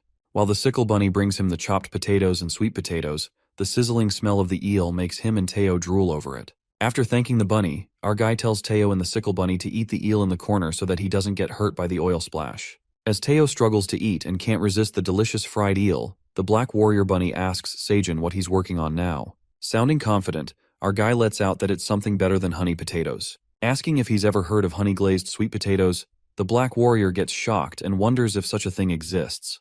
With that, he starts frying the potatoes in the versatile eel oil he has saved.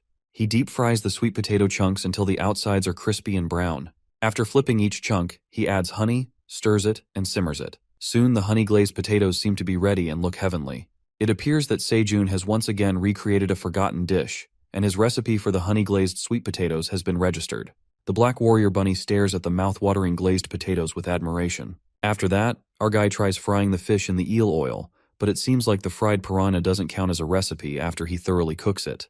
That's when he begins recipe hunting to find out what registers as a recipe, and Teo suggests he add honey to the fish. As the dinner seems ready, everyone, including the minotaurs, silver wolves, Bae, Teo, and the bunnies, catches sight of the tempting-looking dinner, which includes the grilled eel, fried fish, honey-glazed potatoes, and sweet potatoes. While Teo stuffs himself to the fullest with delicious food and relaxes on Sejun's lap, our guy asks him if he will be heading downstairs now. The cat jumps out of his lap and says he must go now, commanding the wolves to head down.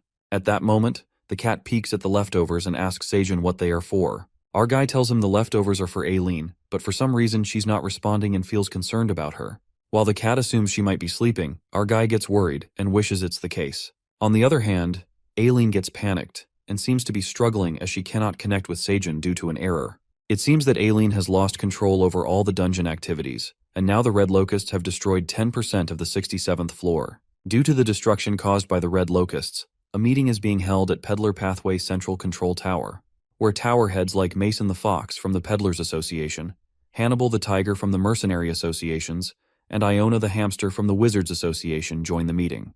It appears that Agent Jarrus, along with her team members, are gossiping about Iona because they've seen her for the first time. After all, she rarely leaves the 7 demonic towers. Surprised to see all the tower heads gather, they wonder what's happening in the dungeon as they rarely get together. Mason, the Fox, starts by explaining the current condition of the 67th floor, which was infiltrated by Red Locusts a few days ago. He continues by saying that according to his contacts at the Peddlers Association, the Red Locusts occupied 2/3 of the 67th floor. His lizardmen are trying to do everything in their power and are focusing on protecting the waypoint, but they are striving to control the outburst. In the meantime, Mason is interrupted by Hannibal, who asks him if the Peddler Pathway is under control and the chances of Red Locusts proceeding to other floors. As his concerns about the situation rise, Mason reassures him that Red Locusts are intruders and that the pathway only allows those from the tower. However, if the Locusts take over the waypoint, they will use it to infiltrate other floors. Upon hearing this, Hannibal anticipates their next targets will be the 68th and 69th floors. One of the tower heads reveals that the Lizard Kingdom's dark farm is located there, and it is one of the most fertile areas in the tower. However, the fox warns them and sadly announces that they might face another famine. Upon hearing this horrible news, the crowd erupted, and gossip spread throughout the hall. That's when a tower head, Iona, reminds everyone of the fall of the Red Ribbon Kingdom on the 55th floor. It is revealed to us that they had spread out their fertile areas across multiple floors. But back then, Red Ribbon Kingdom was the single largest food supplier in the tower. However, a massive invasion of red locusts led to the collapse of that kingdom. Iona, the Wizard of Destruction, accuses the pig of taking advantage of the situation and occupying the land, but the fox intervenes and reveals that Greed is a good landlord as he rebuilds the devastated kingdom's farmland. But Iona, who seems to know the truth of the evil boar's intentions, blames everything on Greed, saying that he is the one who enslaved the bunnies and took control of the food distribution channels. But Hannibal doesn't feel good after hearing the truth. He shouts at Iona as he stands up and bangs his hand on the table. While Mason tries to cool down the heated atmosphere, the other associates ask them about their protector, the Great Black Dragon, and if she has taken any action about the Red Locusts situation. While they all feel relieved that the Black Dragon will come to the rescue, Iona hops on the table and reveals that the Red Locusts have been infiltrating the tower for over 200 years. It was all thanks to the Black Dragon protection that they managed to drive out the Locusts. However, the last time the Red Locusts invaded the tower, the Black Dragon was slow to respond, and things only got under control when half of the Red Ribbon Kingdom was killed. All the farmlands on the 55th floor were devastated, resulting in food storage in the entire tower, and some areas were still recovering from the aftermath. She reminds everyone that it's been a few days since the Red Locusts appeared, and they cannot guarantee that the Great Black Dragon will step in immediately. Therefore, they must do everything in their power until the dragon arrives, or the tower will fall into chaos. To protect the tower, Iona, the president of 7 Association Towers, announces that she will send 200 war mages to fight the Red Locusts. The next scene takes us back to the 85th floor, where we see Teo, the peddler, asking Elka how long they will stay here because they are short on time. Just then, some kids approach the cat and ask him if he's the Black Dragon. Teo, who cannot let this moment slip out of his hands, introduces himself as an intermediate peddler and outshines himself as the extraordinary right hand of the Black Dragon. Gushing with pride, the kids look at him with admiration as they learn that Teo is the right hand of the Black Dragon. As the cat pulls something out of his rucksack, Teo feels something hard. When he grabs it out of the bag, it turns out to be a bunch of solar sweet potatoes. Shocked to see the sweet potatoes, Teo realizes that he's doomed and must have tossed them inside the rucksack without notice. At that moment, Elka appears and asks him if everything is okay, but the cat, who tries to act cool, assures him everything's fine. After that, They both make their way to the 38th floor, and the wolf informs Teo that he's going to run at full speed, so he should hold him tight while Teo ponders the sweet potatoes he mistakenly brought with him and decides to get rid of the evidence. On the other hand, Sejun desperately looks for the sweet solar potatoes he planted with detoxifying green onions. He realizes that Teo has made a blunder and taken the solar sweet potatoes, adding that he will teach him a lesson when he gets back. At the same time, the seed store opens, and Sejun, who has upgraded to the ordinary level, will have 4 different seed choices. He almost forgot about the seed store and peeks at the 4 available seed choices, which include flame seeds, strawberry seeds, carrot seeds, and chili pepper seeds. Amused by the flame seeds, which are pretty expensive, our guy decides to play it safe and purchases the 3 other seeds, which he already knows taste good. He also picks the carrot seeds because bunnies need more food since their population has increased recently. As he is rewarded for purchasing from the seed store, the red seed pouches appear in his hands. Our boy seems elated, as now he has more new crops to grow on the farm and can't wait to try the strawberries and the chili peppers that will soon grow. He then calls upon Hubby Bunny, who is working in the field, and excitedly announces that he has bought more carrot seeds for the bunnies. Sejun decides to plant them immediately with the farmer bunnies and feels high-spirited about expanding the farm above the ground. After that, the scene shifts to the outside world, to Gangnam Seoul, where we see Taejun, the advisor of the Awakened Association, standing on the rooftop of a building.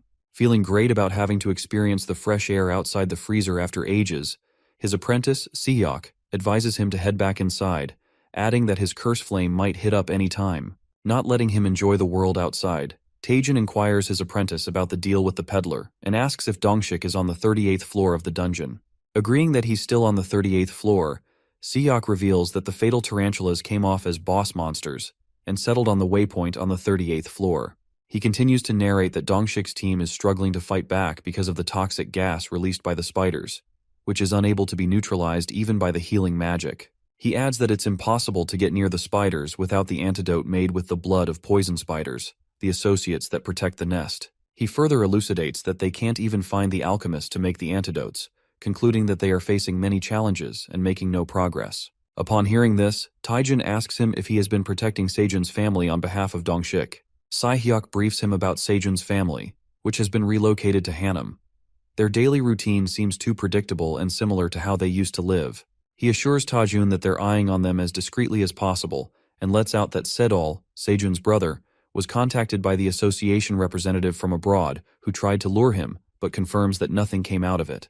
As they laugh at Sedol's friend's refusal of the deal on his behalf, Taejun suddenly starts coughing, and it seems like his curse of flames has kicked in. However, he immediately chews on a cherry tomato to make himself feel better. Surprised, Sehyok asks him if it's a magic cherry tomato. That's when Taejun lets out that he has made it through the curse of flames since he started eating the magic tomatoes and anticipates that they will help many people in the coming days. Clenching his fist with determination, he believes that Sejun Park is a rare talent, so they can't afford to lose him to other associations. He orders Sehyok to remind Dongshik to stop by his office as soon as he leaves the tower. While the advisor departs, Sehyok presumes that there has to be a way to undo the curse of flames and hopes that Dongshik finds a solution. The next scene takes us to the 38th floor of the dungeon, where the Phoenix Guild is fighting the monsters. Dongshik slashes the spider monster with his sword. However, he seems to struggle as the spiders keep coming out. He commands his team members to retreat when, unexpectedly, a spider monster attacks Dongshik from above, as one of the guild members calls him out and makes him aware of the attack. As Dongshik appears alarmed by the situation and has no time to dodge, someone leaps in front of him. It turns out that Suha is the one who attempts to halt the attack with her sword and strikes the monster with all her strength. However, as the spider is eliminated, Suha is poisoned by the monster and blacks out. While holding her, Dongshik instructs his team members to cast healing magic on her. Casting the healing magic on Suha to heal her, the members inform the leader that they have only managed to stop the poison from spreading, concluding that it will spread again if the magic flow stops. Concerned, Dongshik asserts that they are out of antidotes and that it's too late to go to the alchemist. In the meantime, Teo arrives at the scene.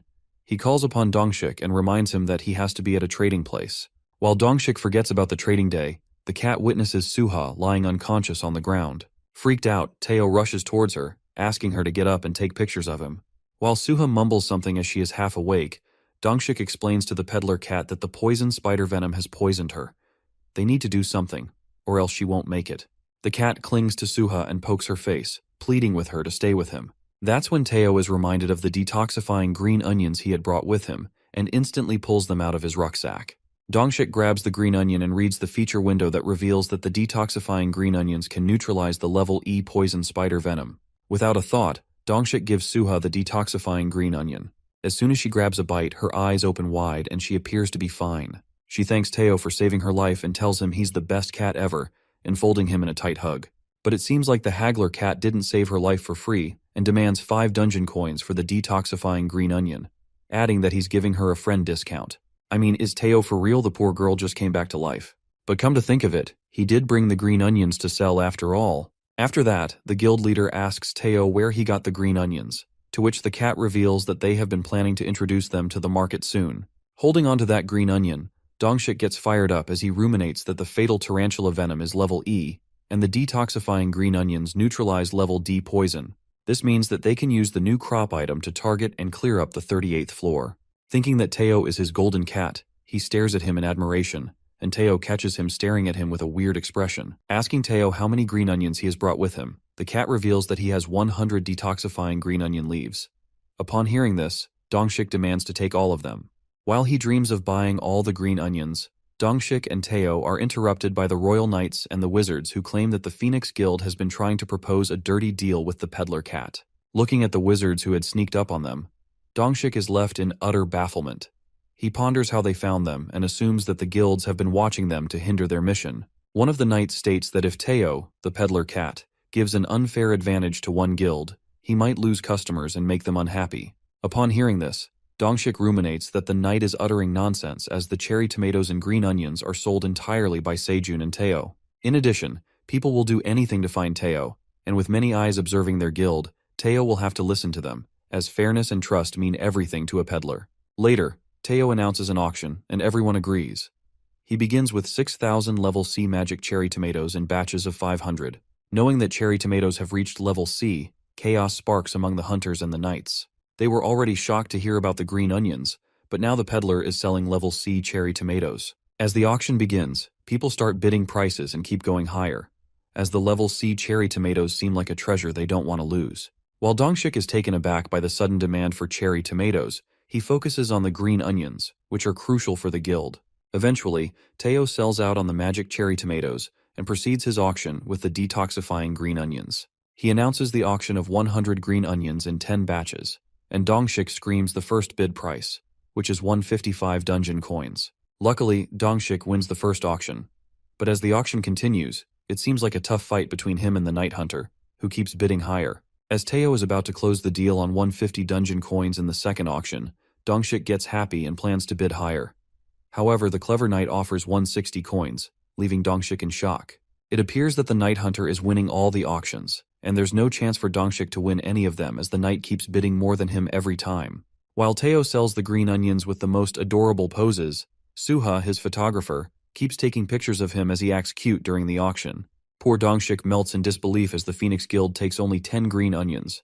The Royal Knights hysterically laugh at him, telling Dongshik their guild needs to work on teamwork.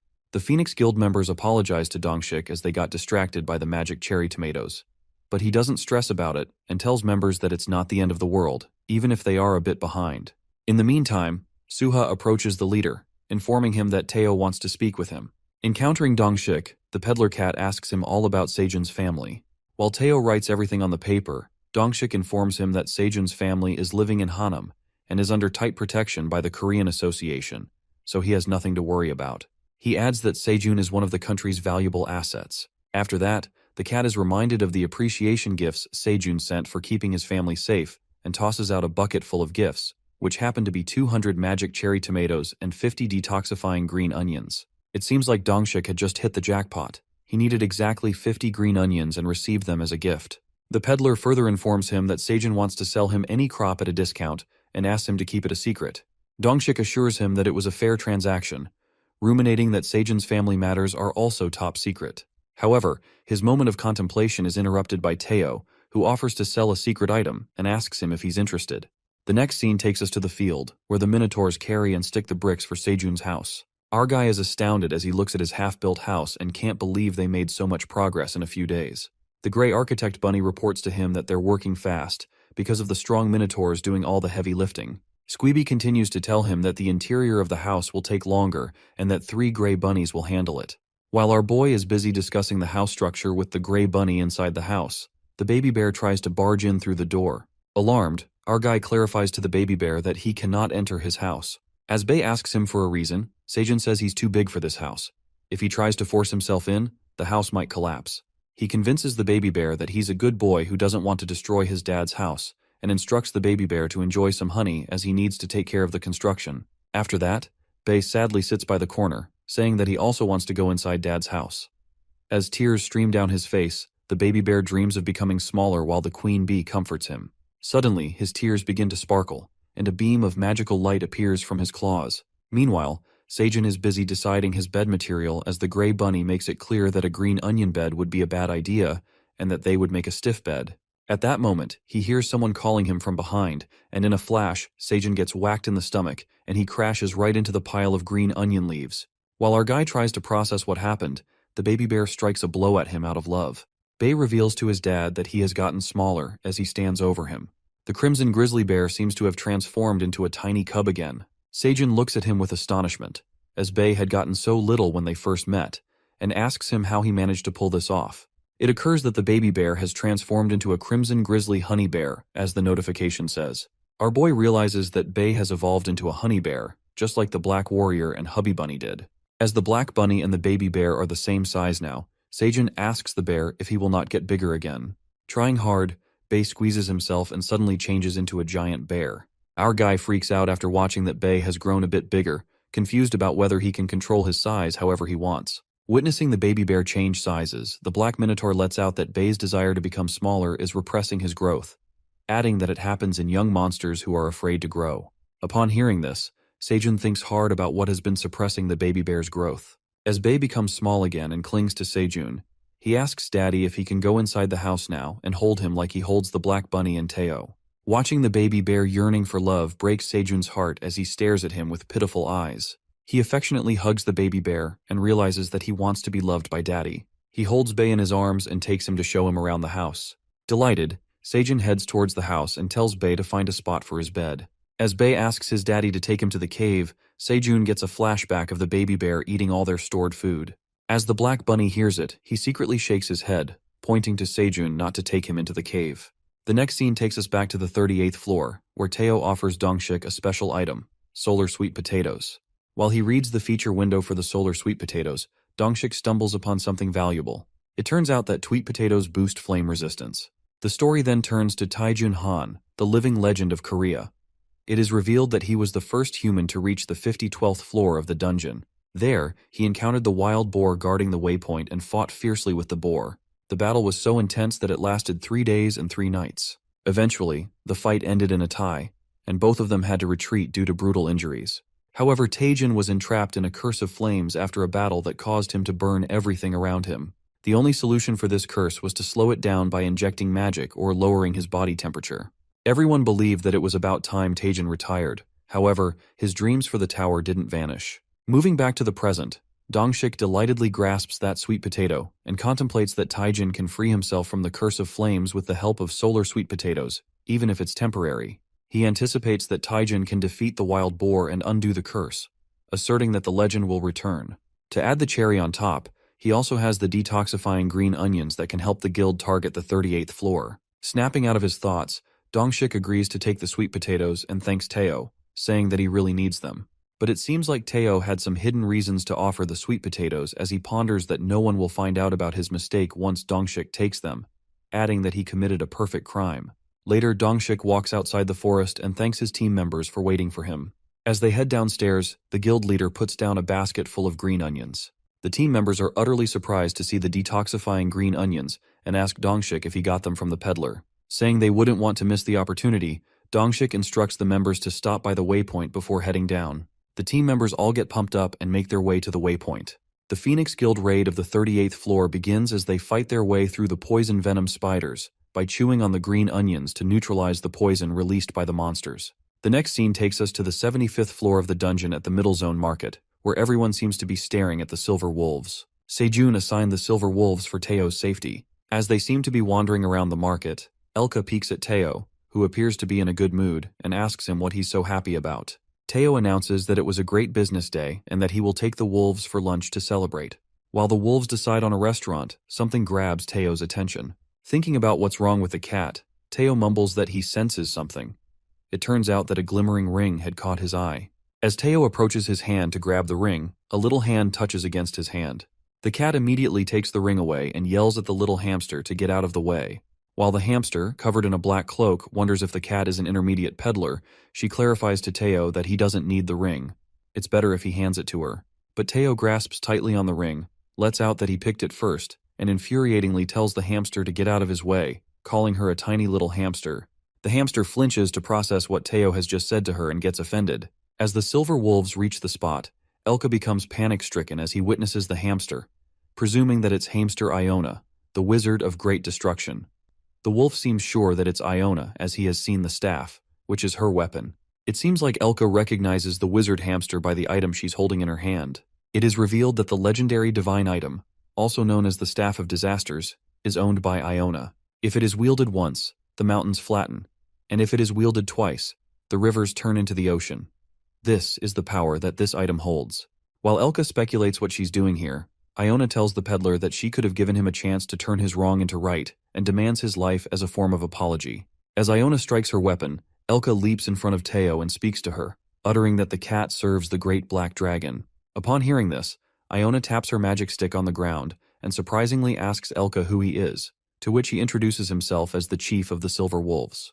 Feeling suspicious, Iona warns the wolf about what he has just said, adding that they could be killed for lying and pretending to work for the great black dragon. While Elka swears on his tribe and assures Iona that he's speaking the truth, Teo frantically agrees with the wolf and reveals that he works for the great black dragon.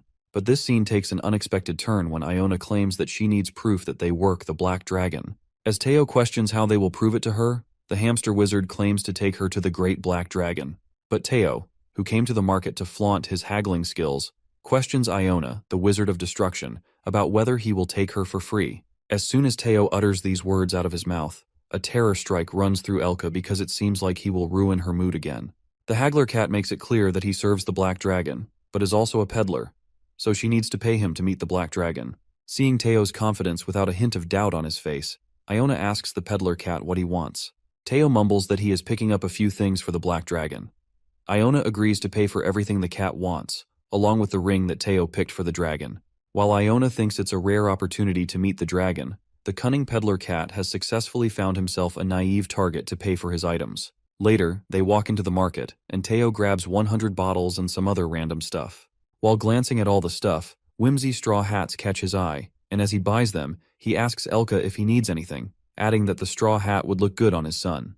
As Elka respectfully refuses, Iona interrogates Teo about the random items he's buying and asks if the black dragon needs them. Teo, who is optimistically enjoying his shopping haul, informs her that he likes this kind of stuff and proceeds to buy a straw hat for himself. Losing her nerve, Iona clenches her fist and lets out that the cat better not be lying about the black dragon. In the meantime, Iona, who is already annoyed by the feline creature, Teo approaches her and places a hat on her head, adding that it looks great on her. Flustered by Teo's sudden move, Iona speaks out that not every wizard wears a pointed hat, ordering the cat to hasten it up and go to the checkout counter. While Iona returns the hat, she asks the shopkeeper for the total of all the items, to which he concludes that it will be 20 dungeon coins. Upon hearing this, Teo, wearing his classic straw hat, steps in and asks the shopkeeper for a discount. It seems like Teo the haggler has stepped into the game of discount until the shopkeeper loses his cool and agrees with him to pay how much he wants. The cat asks Iona if she was going to take the first offer and yells at the shopkeeper to make a better deal. Just like that, the shopkeeper keeps lowering the prices, and they get to buy everything at a discount. While the silver wolves carry the things Teo had bought, the cat thanks Iona for paying for all the stuff. But Teo's humbleness doesn't seem to sit well with her, as Iona contemplates that she thought the cat would ask for expensive things. But all he bought were some random little knickknacks, and he even helped her to pay less. After that, the wizard asks Teo about the black dragon's whereabouts, and he reveals that the dragon is on the 99th floor of the dungeon. Confused, Iona raises a question out of curiosity about whether the black dragon is not in the administrator's zone connected to all the tower parts, and presumes that he is dubious. But Teo assures her and says she will understand when they reach the 99th floor. The next scene takes us to the 38th floor, where the Phoenix Guild fights the spider monsters. It is revealed to us that the Phoenix Guild had successfully raided the 38th floor, and they have now reached the waypoint. As they celebrate their win, Dongshik commands his team members to head to the 39th floor as he touches the waypoint. After that, we are taken to Gagel's Tower Farm Project headquarters. Vice President Michael learns that the Phoenix Guild has cleared the 38th floor. Shocked, Michael asks the hunter he'd hired for his work. He reports that the guild cleared up the 38th floor rapidly because of the new crops known as the detoxifying green onions. It helped them in advance, and they could get through the monsters. Upon hearing this, the vice president slams his hand on the table and rages with anger, mumbling that the guild found a new crop while he's spending all the money struggling to germinate the cherry tomatoes. While he stresses that executives can't wait any longer and that he needs to show results for his project, a girl bursts open his door and takes him to the farmland. He looks at the tomato flowers, which appear to have spikes on them, which is very peculiar. Startled by the spike flowers, the girl who had been experimenting with the cherry tomatoes reveals that their team has suspected growth hormones have caused a mutation in them. Michael instructs her to discard the mutation plants correctly, saying that these are monsters, not plants. However, when he harvests the modified flower, it turns out to be an item known as a contaminated cherry tomato, and he earns a reward for harvesting it. He is stunned after earning XP points and figures out that he will earn rewards by killing plants just like monsters. That's when the girl reveals that the mutated tomatoes interacted with the tower and turned into monsters. She adds that these monster plants survive by preying on insects and tiny monsters, not by fertilizers and water like typical plants. Believing that it will be easy to level up in the tower because of these mutated tomatoes, the girl assures him that it's a good thing, as she can analyze the results with her own eyes. But this does not end here when she tells Michael that these mutated plants reproduce independently. The contaminated cherry tomatoes appear to reproduce by the fluid that pours out of them on the soil. She concludes that it is a discovery, and if they are lucky, they can redefine the tower's order. Amused by the remarkable results, Michael considers it a great possibility and orders the workers to remove all the existing crops and replace them with contaminated cherry tomatoes. Michael has stumbled upon another plan after losing hope of growing magic cherry tomatoes.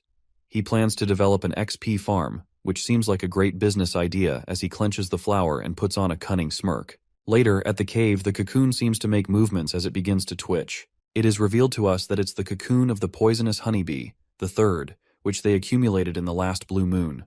While our boy waits for the cocoon to hatch, a light flashes through the cocoon, and a newborn poisonous queen bee breathes to life and recognizes Seijun as her owner as he appears in front of her. He greets the queen's poisonous honeybee and welcomes her with a yellow tomato flower. As the queen honeybee stares at the flower with admiration, she is accompanied by the two other queen bees who help her to fly, and they all soar away. After that, Seijun relaxes on his deck chair. However, his moment of peace is destroyed when a black liquid splatters his face. Startled, his face appears covered in black, and that's when Bei walks towards his dad. It turns out that the baby bear had made a new friend at the pond, a squid who just squirted on poor Seijun's face. It appears that the squid also squirted on the farmer bunnies, who are covered in black. Our guy makes fun of them, saying they are turning into black bunnies. While Daddy Bunny cleans up the white farmer bunnies, Wifey Bunny cleans up the black warrior bunny, who makes it clear that he's the only black rabbit. Meanwhile, Queng, the baby bear, spills while he is hunting with the black bunny. They witnessed the squid inside the pond. He adds that when he caught it, it kept shooting out black liquid. The bear continues to tell him that the bunnies didn't know what it was, but it felt slimy and weird. Peeking at the new protein source, our guy gets an idea, thinking that they haven't seen a squid before, and tells the bunnies that it's delicious, so they should try it. After chopping the squid and frying it with green onions in hot oil, our boy serves the new calamari dish. Making stir-fried, grilled, and blanched calamari increases his cooking familiarity slightly, and his recipes are registered to cook level 2. It seems like our boy missed eating the spicy calamari, which made him want a bowl of rice along with it. Meanwhile, the bunnies munch on the grilled calamari, and Queng is mesmerized by the savory blanched squid. While eating, the black bunny lets out that he had no idea such a delicious species existed, and thinks of making a longer trip to sea dimensions. Upon hearing this, Queng interrupts him and says he'll also go. Seijun asks the baby bear if he knows how to swim and decides to teach him swimming after work tonight. The next scene takes us to the pathway, where Elka and Teo, along with several others, are walking through the peddler's path. The road manager stops them and asks them to take a detour since the highway they must pass through is closed. The cat asks Elka what's happening here, and someone interrupts, saying that the red locusts attacked the 67th floor. While Teo doesn't seem to know what red locusts are, Iona, who happens to be there, tells him that they are pests that were created to devour and destroy everything. The red locusts try to infiltrate and take over the tower, their home, adding that the allied forces of the tower are closing down roads to fight against them. Ion adds that she would have joined the allied forces to fight the Red Locusts, but has to prioritize meeting with the dragon by using the lightning pathway. Upon hearing this, the peddler cat declares that the lightning pathway is only for advanced peddlers, and since he is an intermediate peddler, he isn't allowed there. But Iona assures him it's okay since he is with her, and pulls out a golden badge underneath her coat. Peeking at the golden peddler badge, Teo is highly impressed, and doesn't believe that Iona has one. Admired by the badge, he offers to become friends with Iona, but she refuses. The next scene takes us to the field where Sejun is trimming the large, outgrown green onion leaves. Being swamped with farm work, he finally realizes that the field has expanded to 70,000 square feet. Thinking that his field almost feels like a big forest, our guy wonders where the white farmer bunnies are, as he can hear them cutting the green onions. Just then, he finds the sickle bunny, who seems to be struggling to cut the tough green onions with his sickle, which are impossible to cut through. Sejun grabs that strange green onion and freaks out as it makes his hand bleed. While the sickle bunny asks him if he's okay, our guy notices that the green onions are hard as steel as he plucks them out. The tough leaves turn out to be strong blade green onions harvested by Sejun. He also learns that he has invented a new crop in the tower that will grant him exclusive rights to the latest crop, stating that no one can grow this crop without his permission.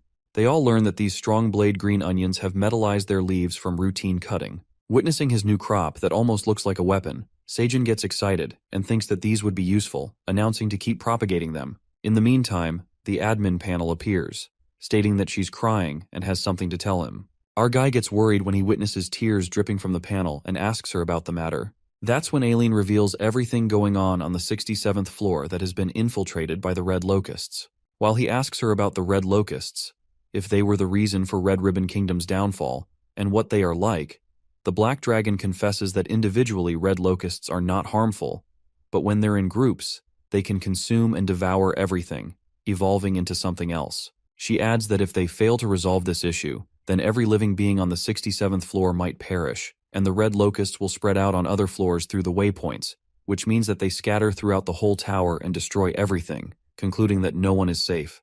Aileen rants out that there's nothing she can do about the 67th floor for complicated reasons.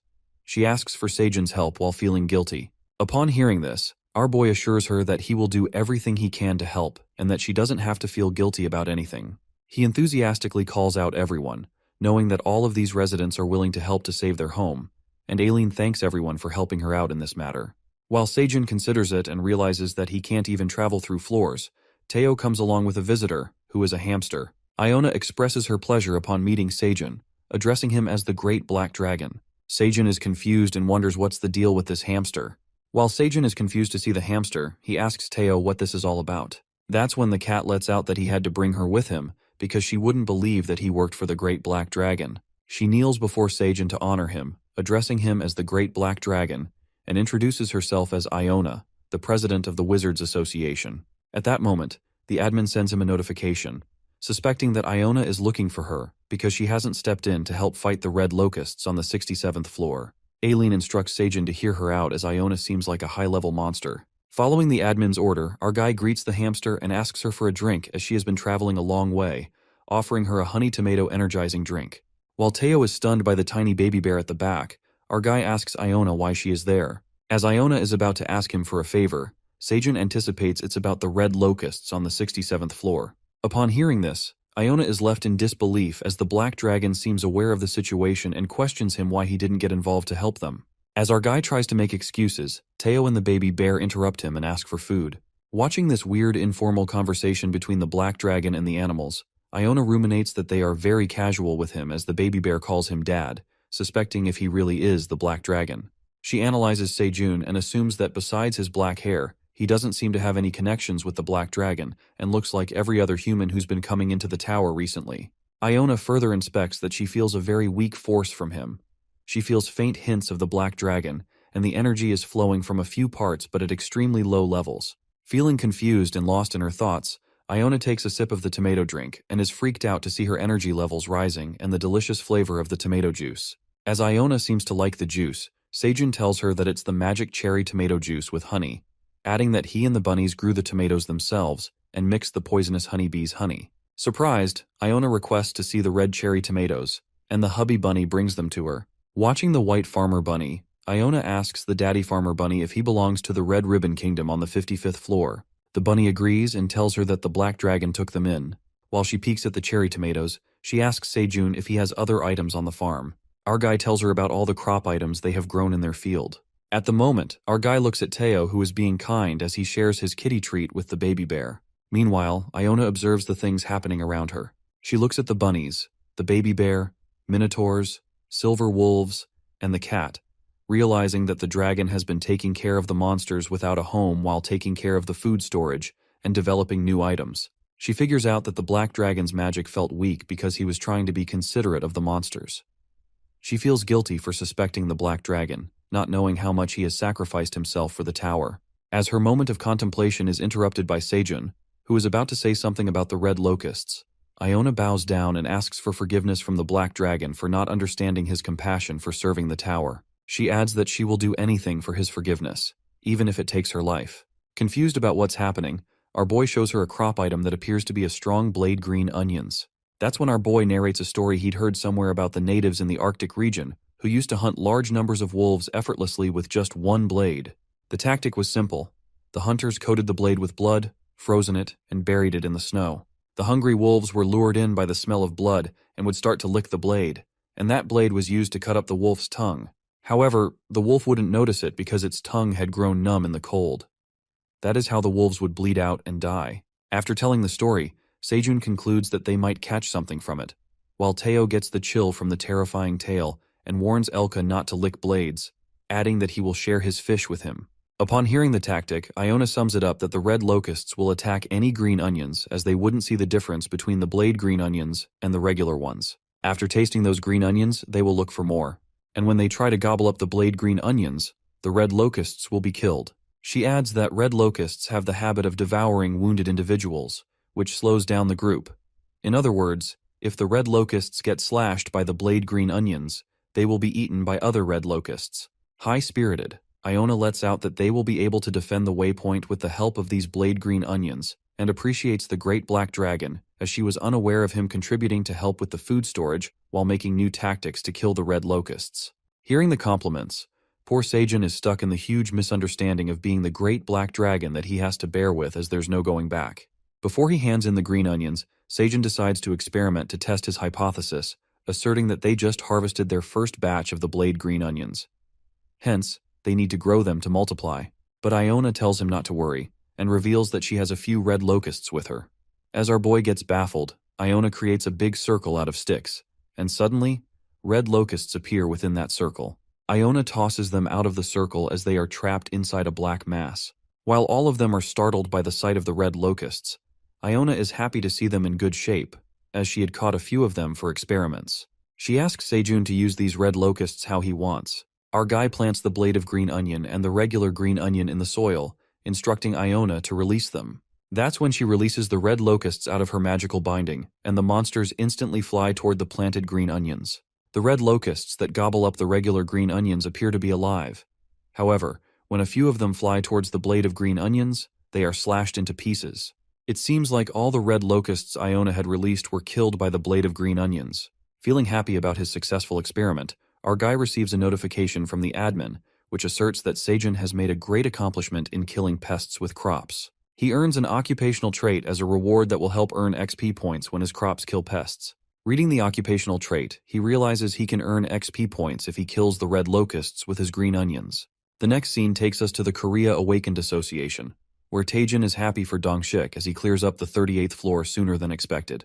The former head of the Phoenix Guild tells Dongshik that he had rushed to him as soon as he left the tower, assuming that he had some good news for him. Saying that his instincts never disappoint, Dongshik pulls out the solar sweet potato. He says that the team had been waiting for the return of their hero, Taejun, and asks him to come with them to the tower, offering him the solar sweet potato. Smirking, Taejin eats the sweet potato and neutralizes his curse of flames for 5 hours.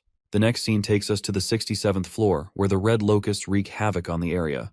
While lizard warriors try to kill the red locusts with their swords, they struggle to keep up with the flooding monsters that seem infinite. They encourage each other to keep killing the monsters to reach the waypoint. That's when Iona, the Wizard of Destruction, arrives at the scene and commands the lizards to get away. She produces a big fireball and strikes the red locusts to buy them some time.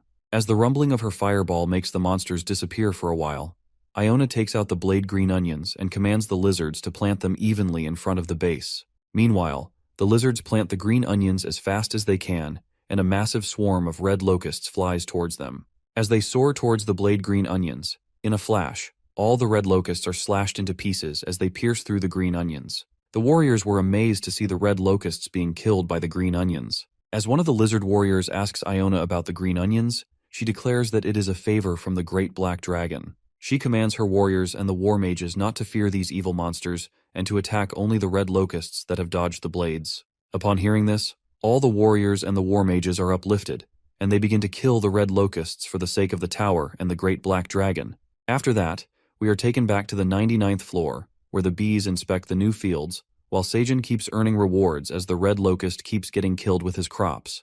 Feeling happy that the blade seems to be working perfectly, our boy approaches Queng, who splits the green onions in half.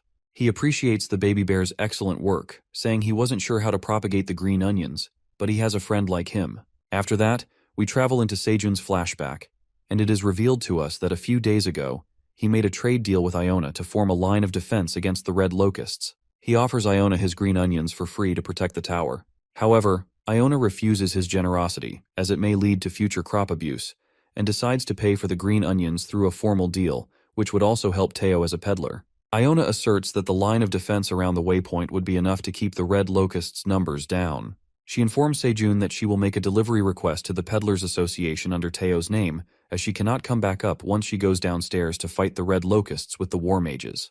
At that moment, the baby bears chew on the dead red locust. Seijun immediately checks his mouth, but Queng seems to have eaten the blade of green onions already. Right after that, Elka requests to try the red locust too. It appears that the monsters find the taste of the red locusts delicious.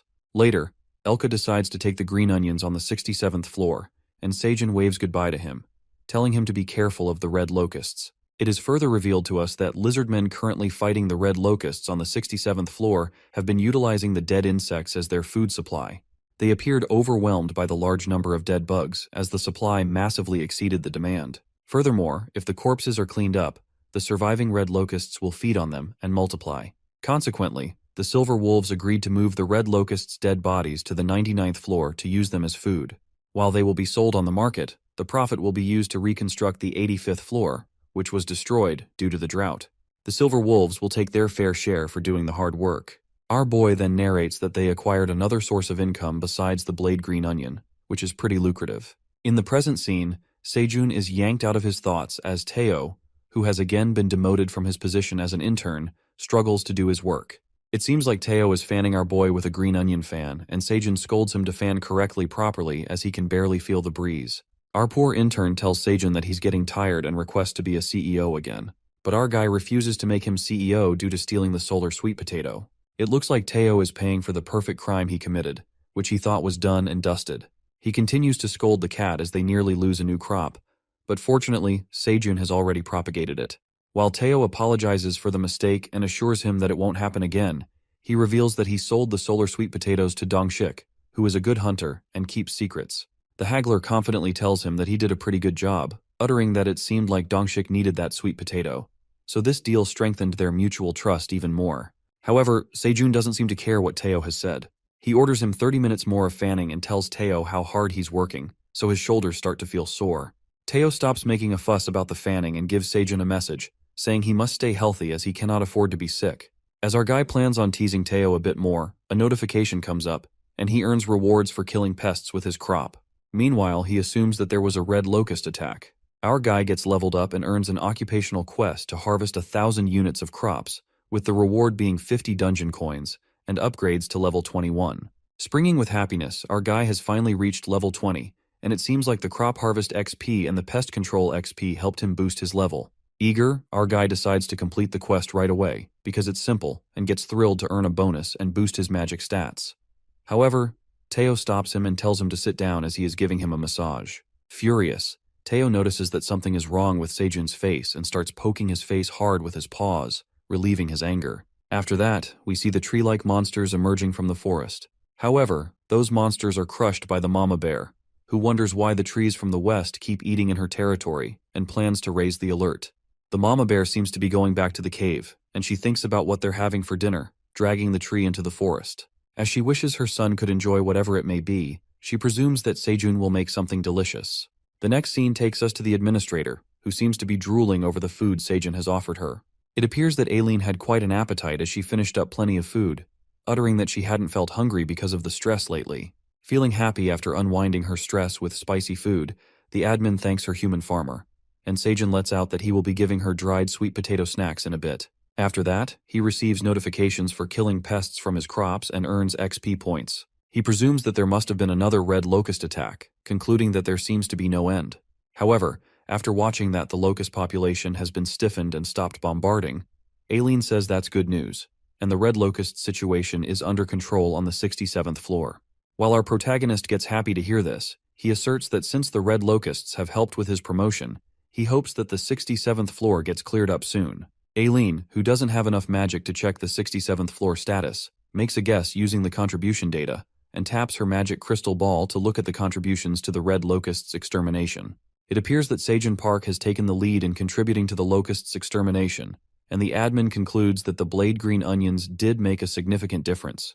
Not disclosing that Sejun is the top contributor, Aileen informs him that when red locusts perish entirely, he will get rewards according to his contributions, and tells him to keep up the good work. Surprised, he curiously asks the admin if there are rewards to kill the intruders and bombard her with questions. But Aileen notifies him that it's a secret and gives advice, saying if he contributes, the reward will be higher. Thinking that he should contribute more, our boy pulls out an agility carrot and gazes at it with admiration. It appears that Sejun had harvested level C carrots that he offered the farmer bunnies, who were thrilled to eat the carrots, to take one each so that they could boost their agility and finish the work quickly. In the meantime, Teo arrives at the field. Our guy, chewing on his carrot, greets the sleepy CEO and asks if he will head downstairs to meet Elka on the 88th floor. The cat agrees to him and informs Sejun that they are going to take the wolves to the 67th floor, where they will collect the red locusts, and in the meantime, he will stop by the 38th floor along with Elka. While our guy teases Teo by asking if he has packed the right crops, the cat infuriatingly defends himself that he doesn't make the same mistake twice. At that moment, the gray bunny approaches them and informs them that Sejun's house is ready. As they walk towards the big, beautiful house created by the gray bunnies, our boy is amazed to see that everything in the house, from the floor plan to the kitchen layout, is built exactly how we wanted. As Kwang lets out that the floor is warm, Sejun tells him that it's a traditional floor called ondol, and that it's very relaxing when they lie down and warm themselves up.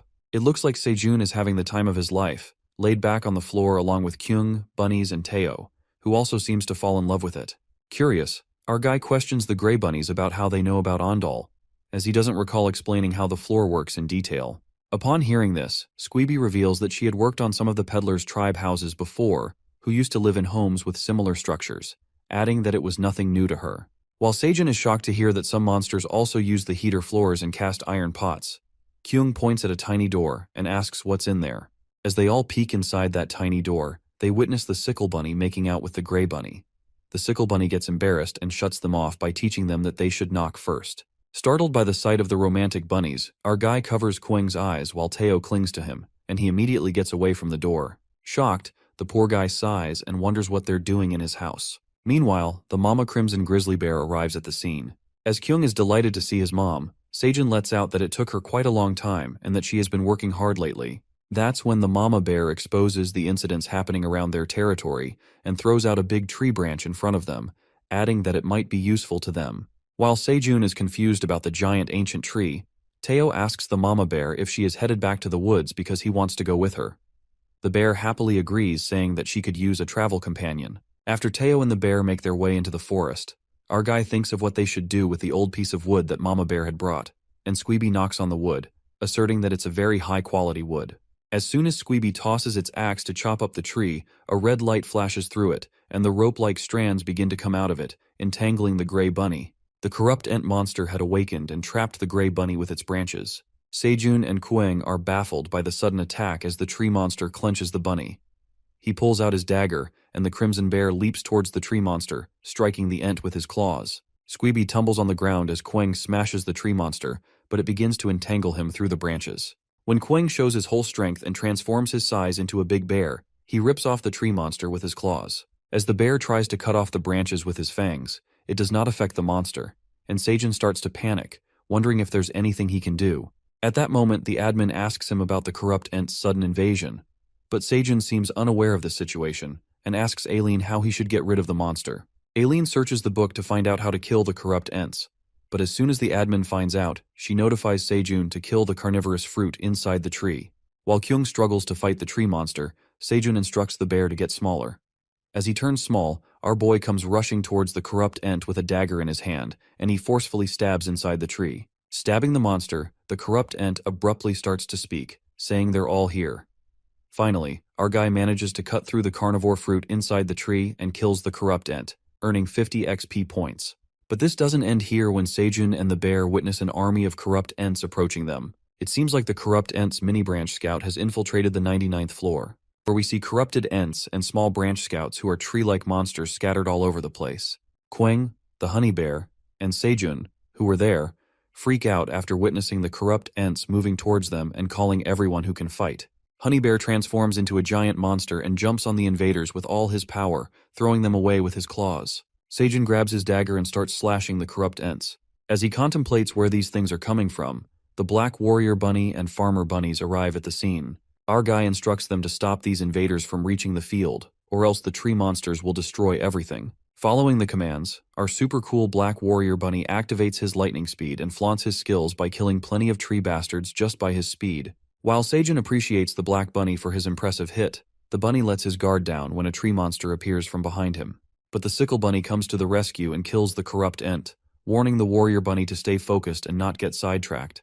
After a while, the army of the poisonous honeybees and the farmer bunnies show up in the field and vigorously attack the enemy. Fighting hard, our boy encourages everyone to hang on for a while since they've removed almost all the tree monsters. Before they all could take a sigh of relief, another large corrupt Ent army came flooding towards them. It appears to be corrupted Ent's large branch scouts who've attacked them again. Our guy gets terrified by the sight of the giant corrupted Ents and commands everyone to run out of there. At the same time, Queng arrives at the field and starts fighting the gigantic Ents, warning the corrupted Ents not to mess with his dad.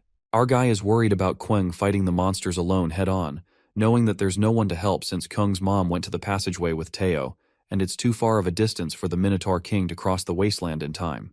Lost in contemplation, our guy doesn't realize the corrupted Ent behind him and is about to attack him.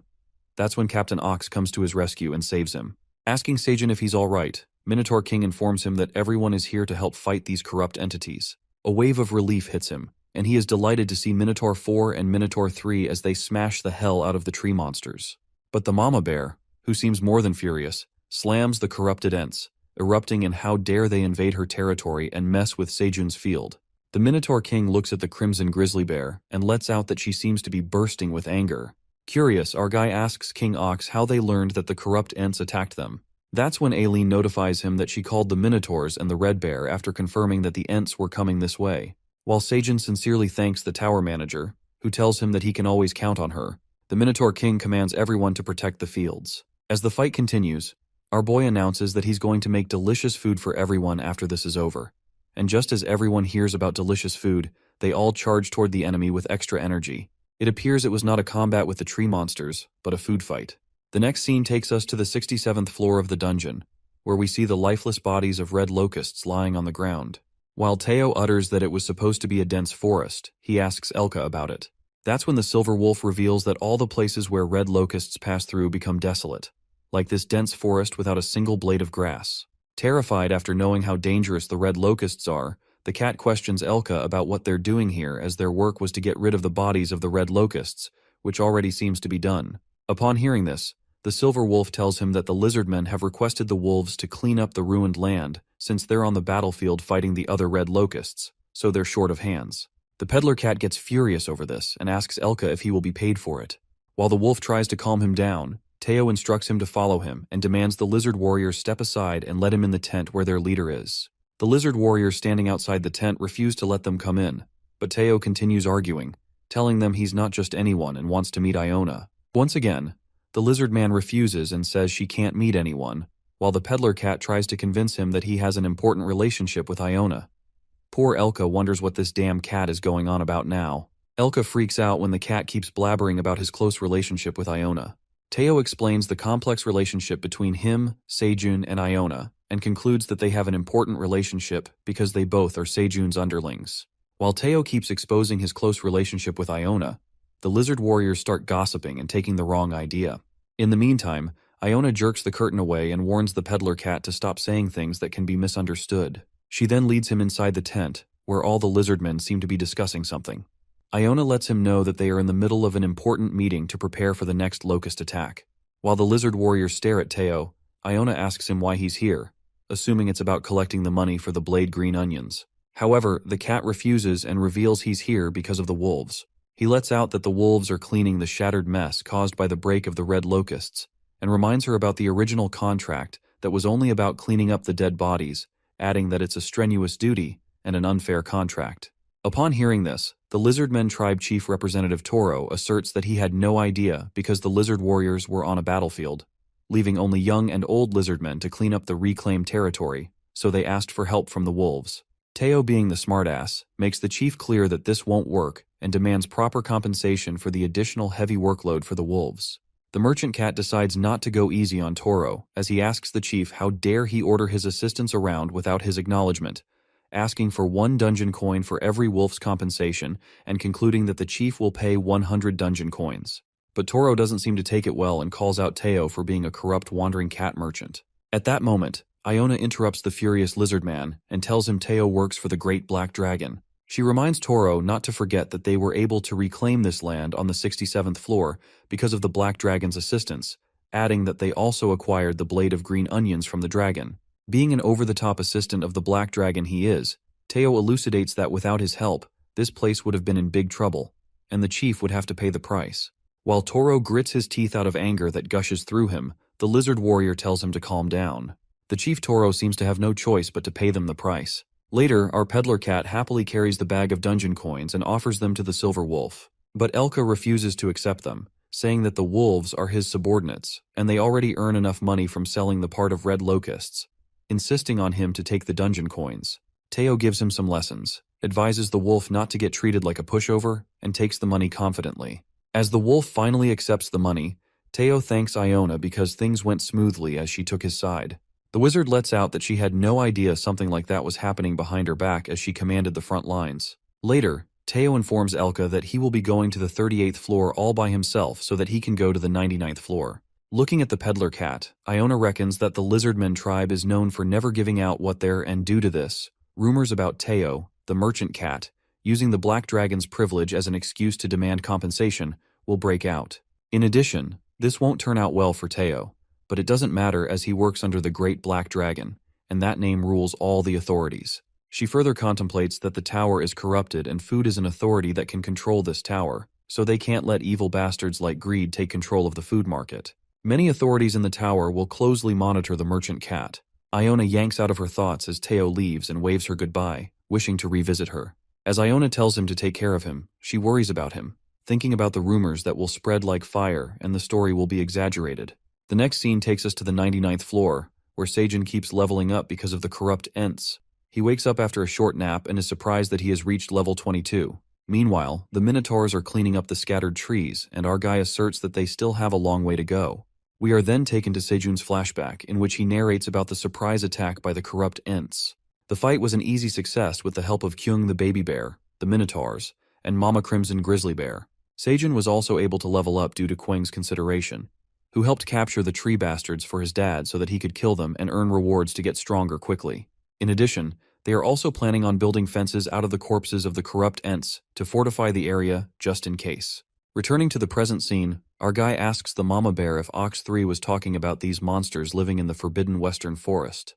The mama bear agrees and reveals that these monsters have never stepped into their territory before, but recently they have kept invading the area, adding that she didn't expect them to come in such a large number. As the bear chews on the dead tree monster, Seijun presumes that she finds it delicious. While eating, the Crimson Grizzly Bear apologizes to him for not doing a better job at patrolling. Our guy assures her that it was not her fault as she has been burdened to take care of everything herself. To reduce some burden off the mama bear, our protagonist lets out the poisonous honeybees that are increasing in number, so he will ask the second and third queen bees to help her guard the territory. After that, Seijun ponders why the corrupt Ents keep infiltrating their area and why the tree monsters said something strange before they died, leaving him concerned about this matter. In the meantime, the admin who's been reading the book about the corrupt Ents explains to Sejun that these tree monsters are like a virus. No matter how much they try to kill them, they will somehow grow in numbers and reappear. They are annoying pieces of shit and will try to corrupt any powerful tree around them at all costs. She further tells him why all the strong trees on the 99th floor have been infected by corrupted Ents, adding that they would sleep and not move if there's no target to contaminate. At that moment, Aileen asks him if he has any guesses as to why the corrupt Ents have been awake and active recently. Thinking hard, he concludes that maybe it's because there are so many crops around here, like cherry tomatoes and corn plants. Talking about food, his stomach starts to rumble, and he remembers that they had yet to eat after the fight with those tree bastards. Chef Sejun then heads to his new kitchen and starts cooking delicious meals for all of them. The bunnies help him cook, and the Minotaur carries the food outside the house. It seems like a grand feast as our farmer chef prepares the grilled squids, piranhas, sweet potatoes, fried fish, and grilled corn. As everything seems ready, the Minotaurs chew on their green onion leaves while the sickle and the gray bunny enjoy their carrot together, sitting on the Minotaur's lap. King Ox also enjoys the food party and loves the tomato juice. While Aileen enjoys her fried fish with chopsticks and peeks at Sejun through the screen, the mama bear appears to have nothing to eat. But after a while, our guy points at the silver wolves carrying wagons full of red locusts, and the mama bear is delighted as she starts munching on the delicious locusts. Suddenly, Sejun hears a voice as he looks back. The wifey farmer bunny appears in pain. The wifey bunny utters that she thinks that the babies are coming out. Panicked, our guy instructs the bunnies to take her in the house as it's too late to go into the cave and asks them to bring something fluffy, telling everybody to calm down. After a while, Elka, the Minotaurs, and the Crimson Bear peek through the door, curious to see the newborn bunnies. Just like that, with many aunts and uncles around, the third group of baby rabbits was born. While our guy holds the adorable 3 newborns, all the animals around the house admire the babies. The next scene takes us to the 52 floor of the dungeon, where we see Taijin confronting the big fat wild boar he fought years ago. Bursting with flames, the wild boar recognizes Taijun, who had come from outside the tower, asserting that he thought the human had died from his flame curse. Taijin, who seems to be in good shape, affirms to the wild boar that he had a lovely vacation because of the curse, and presumes that the boar is also enjoying its life in the tower with just one eye open. Making fun of the wild boar, the mage asks him how much he's eaten, saying that he can even smell the barbecue all this way. The wild boar bursts out with fury, warns Taijin that he will regret ever showing himself before him again, and smashes the ground. However, Taijin, who has come back stronger this time, makes it clear that these threats won't work for him anymore, because now he has the sweet sun pumpkin sweet potatoes with him. As he grabs a bite of the sweet potatoes, the flames don't seem to affect him anymore. The wild boar is left appalled to see Taijin's great power.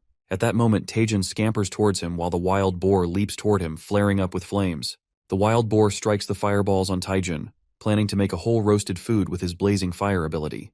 But the mighty hunter dodges all the attacks and leaps toward the wild boar, saying that he told him these old tactics no longer work. As Taijin escapes all the fire attacks by the wild boar, the fat boar utters that he will crush him so that he can't do anything. Standing face to face with each other, Taijin reminds the wild boar of the long fight that he seems to have forgotten, revealing that he's a magician.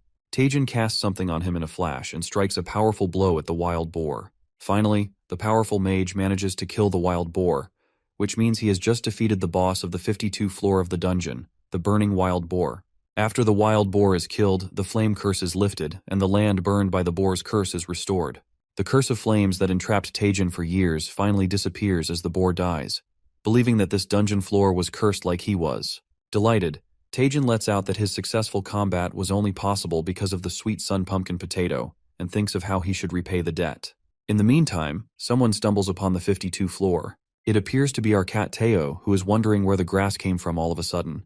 Uncomfortable walking in the giant grass, Teo encounters the mage standing over the dead wild boar. Peeking at the cat, Taijin bursts out with happiness when he recognizes it's the peddler cat.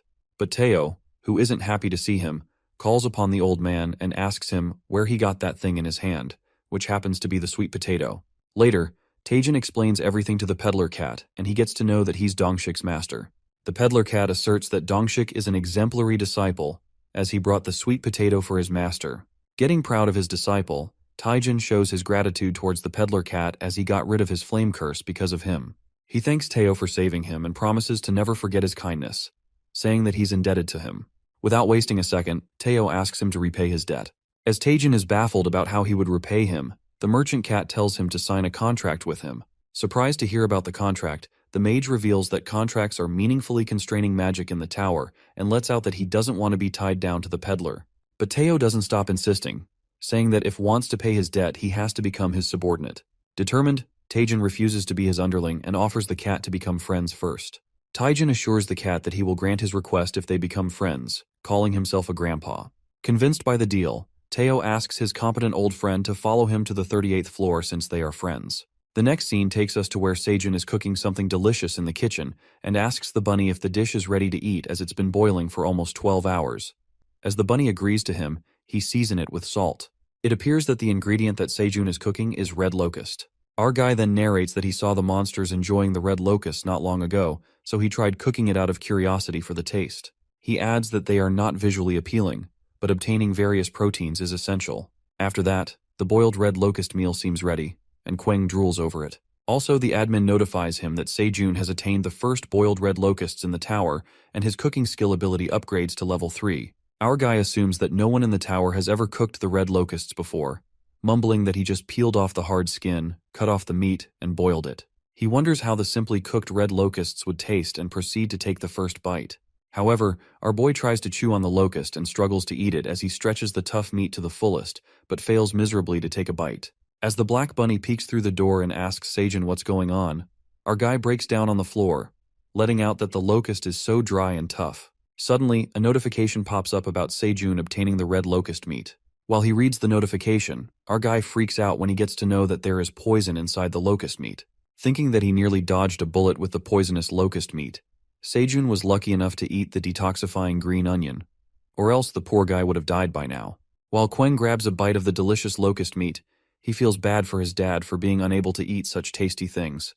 The bear wonders how weak his teeth are. Our boy mumbles that Kwang should not be the one to make such remarks about his teeth as he chewed on the blade of green onions. Later, a long-awaited red locust soup dish came out after repeated failures. As the parents' bunnies look after the newborns, Sejun offers the red locust soup to the mama bunny and tells her that eating something tender will help recover her body.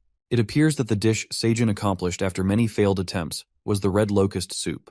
He achieved the red locust soup in his cooking ability, and the recipe for his soup was registered as combat food. Assuming the title of his dish is unusual, he takes the first sip of the soup. Amazed by the flavor, our guy speaks up that the locust meat tastes like chicken meat, feeling mesmerized by the dish instantly. While Kwang, who doesn't seem to know what a chicken is, asks his dad about chicken meat, he tells the bear that it's something dad likes. Without ever tasting the chicken meat, the bear already likes it because his dad likes it too. It's revealed to us that it's been 235th days since Sejun stumbled upon the dungeon and has come a long way since then. As he discovers that the locust meat resembles the chicken meat inside the tower, our guy adds this moment to his survival diary. Later, Sejun gulps down the refreshing red locust soup, increasing his strength by 5 points for 30 minutes. He ecstatically lies down on the floor after eating to the fullest, as he has eaten something like chicken for the first time in 8 months since he came into the tower. While Kwang also stuffs himself with the soup, our guy speculates if he is forgetting about something. In the meantime, the admin emerges and reminds Sejun that he forgot about her and enjoyed the red locust soup all by himself. Staring at him through the crystal ball, our boy asks her how long she has been watching him. Hopping mad, Aileen reveals that she's been watching him from the beginning, making him recall how she informed him about the corrupt Ents attack and even rewarded him for his contributions in exterminating the red locusts. She lets out that Sejun is so full of himself and breaks down in tears. Flustered, our guy hysterically mumbles that he's been thinking about her and will make the soup for her in no time. Panicked, he tries to convince her that it was a misunderstanding, asserting that he was going to make a special soup for the admin. Aileen is delighted to hear this, so Sejun informs her that he made the soup as a test. Trying to reason with her, he adds that the red locusts contain a hint of poison, so he tries detoxifying the poison while improving the taste. While the tower manager blushes at what Sejun has just said, Aileen tells him she will watch him over with her eyes wide open. Knowing that Aileen will be watching him cook the soup, stress gushes through our boy, who thinks he will be in trouble if he doesn't make it properly. Later, our guy prepares the red locust soup for Aileen in addition to the cherry tomatoes. He tastes the soup and thinks that it's ready to serve. It appears that Sejun did make a special soup for the admin. His recipe for red locust cherry tomato soup is registered, and his cooking proficiency has increased. Sejun tells the admin that he added cherry tomatoes instead of potatoes since she likes them too much, and offers her a bowl of fresh locust soup. However, Aileen refuses to take the bowl and says she needs the whole pot of soup for herself. Our boy packs the whole thing for the greedy admin and gives it to her. The admin grabs the whole soup bucket and decides to try it. As soon as she takes a sip, Aileen finds it delicious and finishes the entire bucket in one go. The admin is mesmerized by the taste, saying that it's the most delicious thing she's ever eaten. The tower manager seems to get a bit ahead of herself as she can't control her contemplation. Her dragon heart begins to pound quickly as she thinks about how Sejun added cherry tomatoes instead of potatoes just because of her, boiled the meat to make it softer, adding that he cooked it while thinking of her so how it couldn't turn out delicious. As her thoughts get even wilder, Aileen's heart beats like crazy as she tries to convince herself that it's the mana increase while she peeks at Sejun through the crystal ball. Our guy calls upon the admin, who is lost in her freaky thoughts, and asks if she likes the soup. Aileen notified him that she enjoyed the soup, and it tasted pretty good. As our guy took a sigh of relief, he cleared up the misunderstanding and said that he hadn't forgotten about her. He explains that he tasted something similar for the first time in a long time since he entered the tower, so he couldn't help but enjoy it to the fullest. He asks Aileen not to get mad at him and offers her a dried sweet potato snack to make her feel better. Listening to this, the tower manager apologizes to him for losing her temper, because she felt like Sejun was ignoring her. But our guy clears up the air and affirms to the admin that he can never neglect her, adding that he is grateful to Aileen for having a good time in the dungeon just because of her. Deeply moved by Sejun's words, she starts blushing again and holds her heart, which seems to be going out of control. The tower manager becomes generous and gives her farmer boy a new quest to reward him.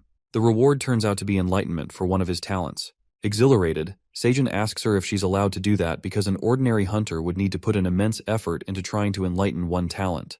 Mentioning that he rightfully deserves the reward, Aileen reveals that she is using some of his contribution from exterminating the red locusts, which she told him about earlier, along with some of her power, ensuring that he will certainly like it. After that, he completes the quest by offering her dried sweet potato snacks and earns the reward, which is one of the talents he possesses and will be enlightened. It seems like Sejun's talent for becoming a landowner has been awakened. As he reads the features, our boy gets to know that only a farmer can possess the talent, and he can select up to 30 tenant farmers. He calls out Quang and selects him as one of his tenants through his ability. While Quang notices something appears above his head, his dad orders him to bring hundreds of cherry tomatoes. Meanwhile, the bear runs as fast as a bullet to harvest the magic cherry tomatoes. Our guy figures out that he can get 1% XP points for his skills through the tenant farmers, even if the landowner doesn't use his skills directly. It appears that Sejun was having a hard time because the farm expanded so much, but now he can get XP points through the tenants, even if it's a small amount. Learning that his talent will grow as the farm grows, our guy gets enthusiastic and instructs the bunnies to return to work as they have to expand the field. While the bunnies seem to be relaxing on the house floor, the Black Warrior Bunny lets out that he's too sleepy to get to work and tells his Uncle Sejun to take a short break. But Uncle Sejun doesn't let the Black Bunny slack off and designates him as the tenant farmer number 2. Uncle Sejun yanks the poor Black Bunny to work and eagerly encourages the bunnies to move if they feel sleepy, adding that if they lay down after eating, they can turn into cows. As they all move towards the field to enjoy some farming, we witness that the corrupt Ents have once again infiltrated their territory, encroaching on the cherry tomato field, where we see Quang and Sejun preparing themselves to throw a burning wooden log towards the corrupted Ents. While Quang throws the burning log with full force, our strong boy manages to kill many of the tree bastards. The fire seems to work well on the small corrupted Ents as they burn up quickly. However, the problem occurs when large tree monsters appear, which are challenging to deal with. While our guy gets concerned about the giant corrupted Ents as they are causing massive destruction, we see the Black Warrior Bunny and the Crimson Grizzly Bear fighting as hard as they can. Just as Sejun gets distracted by watching these two fight, a tree monster appears before him, and he cuts it off with his dagger. It is revealed to us that the corrupted Ents have started to appear again, but thanks to Mama Bear's quick response, they prevented the fields from getting more destroyed. After the last invasion of the corrupted Ents, he asked Mama Bear to move to an underground cave, which turns out was a good choice. Our boy informs the Mama Bear that the area that needs patrolling has decreased dramatically due to their excellent relationship with the Minotaur King, as now his warriors seem to be patrolling that territory. He further suggests that they should set up some space near the fields to focus on guarding the western forest. He also tells her they can eat red locusts every day and asks her what she thinks. The Crimson Grizzly Bear happily agrees with Sejun and asks Quang to pack up. After that, the Mama Bear effortlessly gets rid of the rest of the corrupted Ents, uttering they were nothing special. Later, our protagonist looks at the field, which is a mess, and wonders how they will clean it up. In the meantime, the Minotaur workers arrive at the scene, and they assume that the tree bastards attacked the field again. Our guy then asks the Minotaurs to help him clean the field. Feeling sad, Sejun rants about his newly expanded fields being ruined by corrupted entities, and they cannot even work on the fields, adding that he has no time to use his new landlord's ability. While cleaning the scattered dead tree monsters, his eyes land on a corrupt tent that begins to move, and whispers something strange. Furious, Seijin kicks the tree monsters and rips them apart, wondering what these damn monsters are trying to corrupt. The next scene takes us to the 52nd floor of the dungeon, where we see Teo settled on Taijun's head and asks him where they are headed since there is no path. As the peddler cat seems to be curious about many things, he questions the capable old man if he came from outside the tower and proceeds to inform him that Dongshik has cleared up the 38th floor, so how he ended up coming to the 52nd floor of the dungeon. That's when Taijun reveals that he climbed up here through a lingeon. Upon hearing this, Teo freaks out and confirms if he's talking about the dimensional fragment fruit, lingeon. The peddler cat warns the old man not to use it recklessly because it contains bad energy and is illegal because it's from outside the tower. Thinking that he must report Taijun to the Passage Management Bureau for bringing a prohibited item into the tower, Taijun realizes that the lingeon's fruit he had often disappeared because it was tracked down by the residents after. Feeling glad that he hid the lingeon so no one could see, Taijun jerks the cloth away as he shows his hidden lingeon, which appears to be a big green plant-like snake monster. Catching the sight of the green lingeon, Teo gets shocked after witnessing a dimensional fragment fruit for the first time, which looks like a snake to him. While Teo stares at it, the hunter reveals that this lingeon has a short lifespan, so he has to use it now, or else it will wither away. But the peddler cat refuses to use the lingeon and asks Taijun if he expects him to use something illegal in the tower. To convince Teo, he tempts him by offering him 2 kitty treats. It seems like Taijun has hit the target as the cat grabs the kitty treat after some arguments, and they both jump into the dimensional fruit portal. The next scene takes us to the 38th floor of the dungeon where we can see Phoenix Guild campsite. Witnessing Taijun along with the peddler cat, Dongshik bombards his master with questions as he asks him where he met the Teo and if his curse of flame healed, adding that he managed to defeat the wild boar. Overjoyed, Taijun elucidates everything to him and reveals that he defeated the monster of the 52nd floor thanks to the sweet sun pumpkin potato, adding that he met Teo on the same floor where he killed the wild boar and became friends with him, so they came here together. Meanwhile, Dongshik inspects his face and witnesses cat marks across his face. Teo looks annoyed after traveling through the lingeon. When Dongshik realizes that Taijun has been using lingeons, he freaks out and immediately asks his master how many of them he has used because it's rare even in their country. But the master tells him to calm down and lets out that he has something else to see besides defeating the wild boar. Then Taijun turns towards the merchant cat and discloses that he roughly checked the 40th to the 52nd floor using several lingeons and asked the local residents if other hunters had come before him. But it occurs that not even a single human being from outside the tower came to their floor except him. With that being said, it brings him to his point as he interrogates Teo about Seijun Park's current whereabouts. Upon hearing this, Teo gets panic-stiffened, and chills run down his spine. He realizes that he's in big trouble because he has been caught lying. The next scene takes us to the cave where we see Seijun harvesting the magic cherry tomatoes, and the admin notifies him that his job proficiency has significantly increased, adding that he has harvested a crop 1 grade higher and earned 290 XP points. Because of his harvest skills, it appears to be level B magic cherry tomatoes, which are 1 crop higher. Getting high-spirited, our guy thinks of working hard so that he can harvest all the magic cherry tomatoes that are all above grade C one day.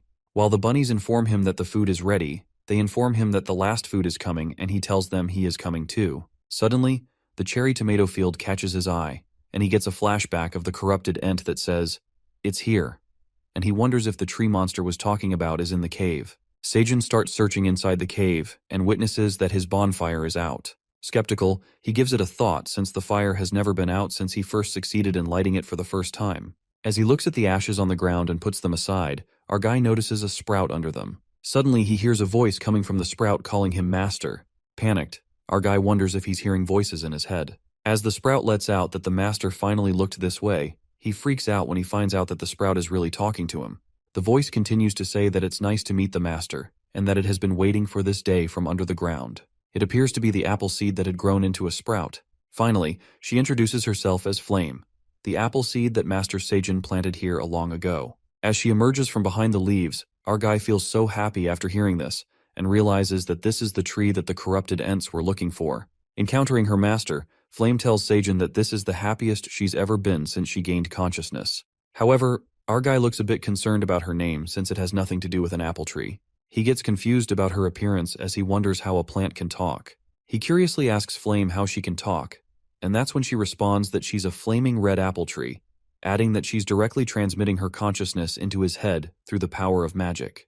While Flame the apple tree appears to be in red hair, she looks like a fairy and wears a dress made out of flower petals. She admits that she shaped herself to look good in front her master. Wondering that the apple he had back then was such a great apple, Seijun lets out that she must be an incredible tree, as she also mentioned magic. But Flame says that she's not that great and reveals her story when she was a seed. Flame explains to him when she was a seed she felt an intense heat under the ground and had to sprout in order to survive. She went down endlessly to the point that she did not know where it ended. Then, she discovered cold underground water and drank it to withstand the heat. In the darkness, she waited for the sunlight to reach her and bloom her into a new sprout. After telling her story, Flame confesses that now she has met her master Seijun, she has no regrets. Our guy mumbles that he forgot that he ever planted an apple seed and apologizes to her for setting a bonfire on top of her. But Flame assures him that it's okay because the fire made her firm, and now she can wield this type of magic. Uttering that she can now control the fire, our guy is shocked and finds it incredible that she can control fire because plants are usually vulnerable to fire. Proud of herself, Flame says that she's the flaming red apple, while our guy adores her for how tiny and cute she is. Flame lets out that she can only control fire for now, but she will grow up as fast as possible to help her master. Patting her head, Seijun loves her quirky charm and calls her cute. He caresses her head and tells her that she must have gone through a lot under the ground so she doesn't have to overwork herself, adding that he just wants her to grow up without any worries. Insisting to pat her more, Flame thinks that is the best day of her apple tree life, and she's glad that she can act spoiled and receive her master's affection. She decides to hide a bit of root that goes way down in the deep from Seijun for a bit longer. Flame's root goes endlessly under the sea of dimensions, and there seems to be no end. She plans to hide that secret from her master for as long as possible. The next scene takes us to the 39th floor of the dungeon, where we see Taijin questioning the peddler cat about the whereabouts of Seijun Park. As Dongshik recalls that the cat told him how he met Seijun on the 40th floor and saved his life, helpless Teo finally confesses the truth and utters that he cannot reveal where Seijun is. Upon hearing this, Taijin asks him why and lets out that Park Seijun is gathering the entire world's attention. He proceeds to tell Teo that he doesn't know how important Seijun is to the people inside the tower, but he's an extremely important figure to them outside the tower.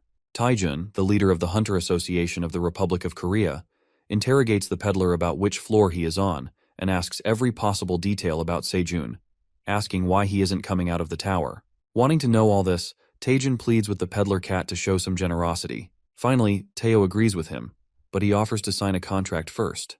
The contract is to secure Seijun's current whereabouts and ensure that Taijun keeps everything they exchange a secret, concluding that he has to offer his life if he violates it.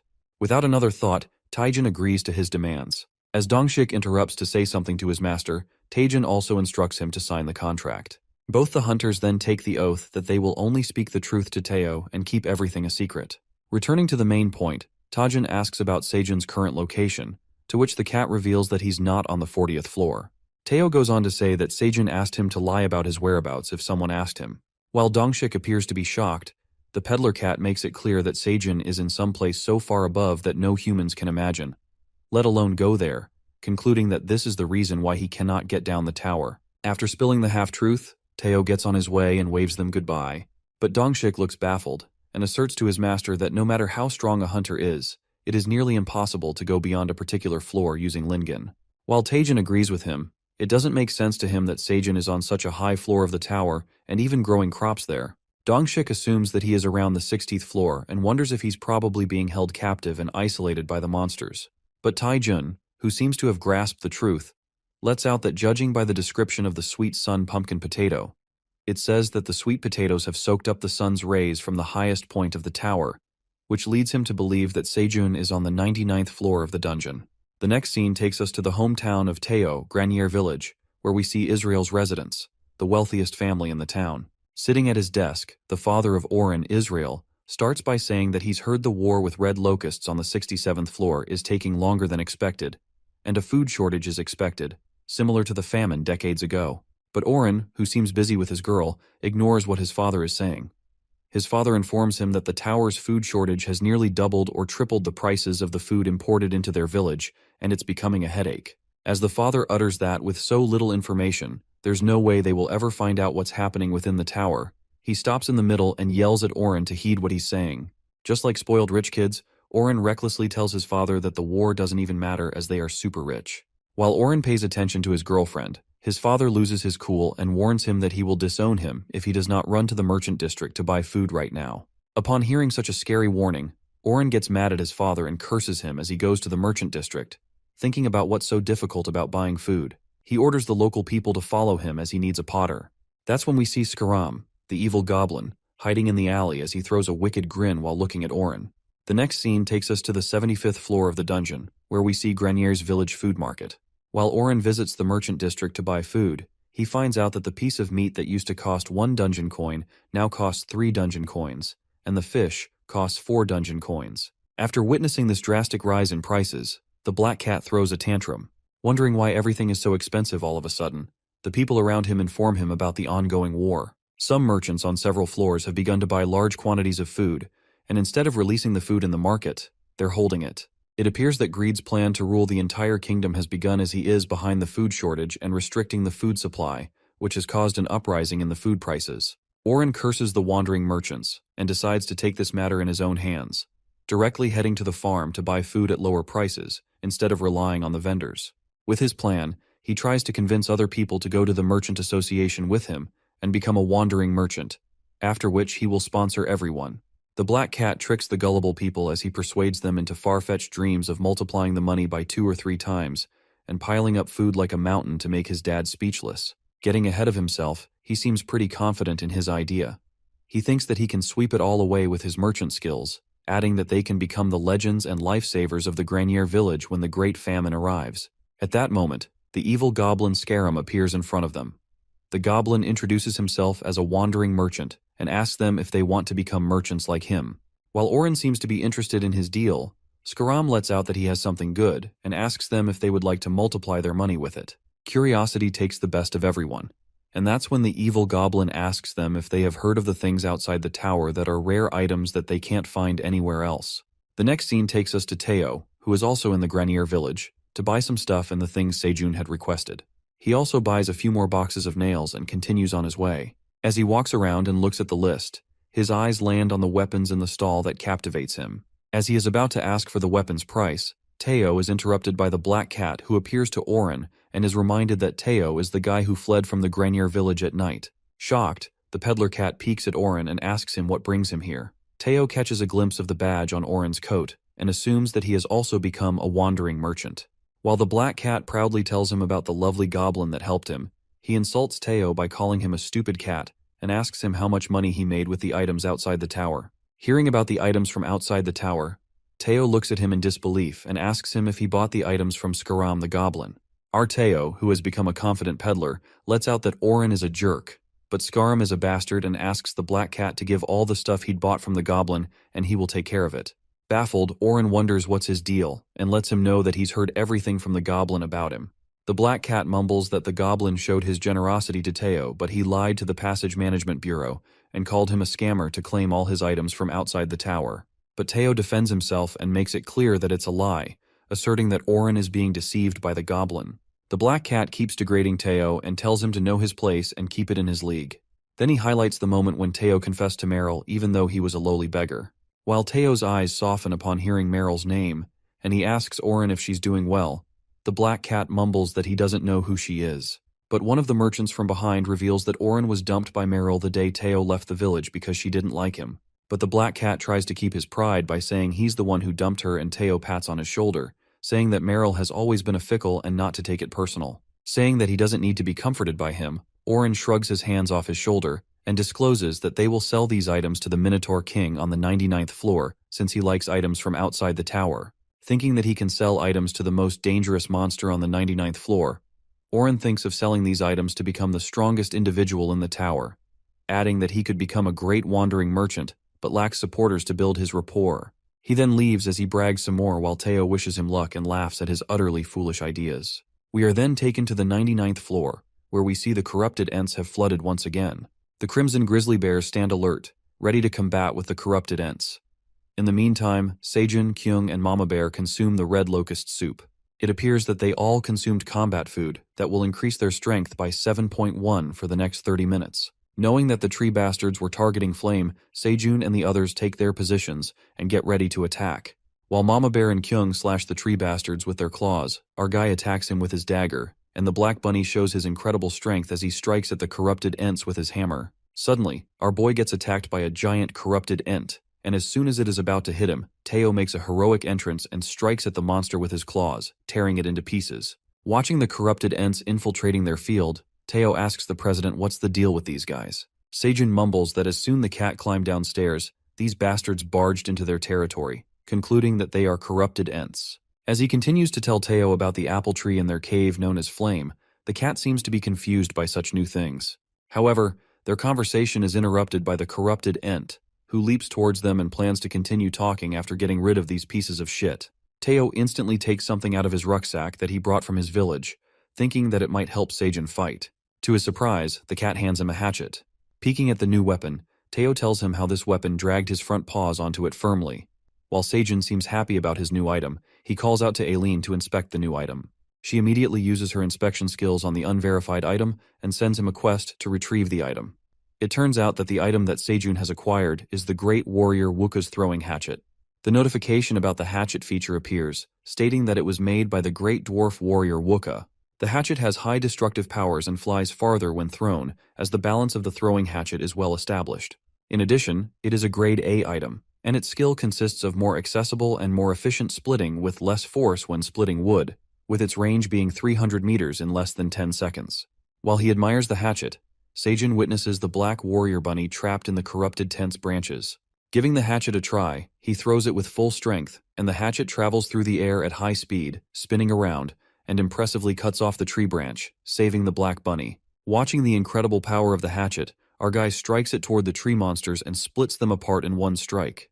Everyone there is stunned to see Seijun's breathtaking skills, and Kyung seems proud of his dad, who lets out that he's no longer a weakling who runs away. Feeling over the moon, Kwang smashes the corrupted ents with full enthusiasm and kills many at once. While Seijun is impressed by the power of the hatchet that splits the giant tree monsters like nothing, he manages to defeat the corrupted ent's large branch scout and acquires 500 XP points. Feeling thrilled, our guy grabs Teo and starts kissing him on his head as he tells him he's so pretty. Meanwhile, Teo struggles with the smooching attack. A giant tree monster sneaks up from above them, and we see both of them freeze for a moment as the chills send down their spines. At that moment, our guy quickly retrieves his hatchet, and with one strike, he instantly slashes the tree monster. Our boy feels pretty confident and threatens the ents by telling them that they're all dead and that he will show them the real power of the tower farmer. Seijun and Teo both move forward to attack, striking a classic farmer attack. After a while, we see the Minotaurs almost done cleaning up the field. While Minotaur 3 informs Seijun that he's now going to plow the fields, our guy tells him to take it easy. After a long fight with the corrupted ents, he washes his face and finally gets some rest. As he sits down on the rock, he feels his body sore as he has fought the whole night. Our boy looks at the status window and sees that he's reached level 25 and acquired 2 new talents. It appears that our guy now has 7 skills as a farmer. He praises himself as he never thought an easygoing criminal like him would have this amazing status window. While he thinks he's doing great and that he even wants to kiss himself, Aileen appears behind and lets out that she wants to kiss him too. Our guy turns around and asks Aileen what she has just said, to which the admin affirms that he must have been mistaken. The screen glitches and he hears Aileen scream, asking her if something's wrong.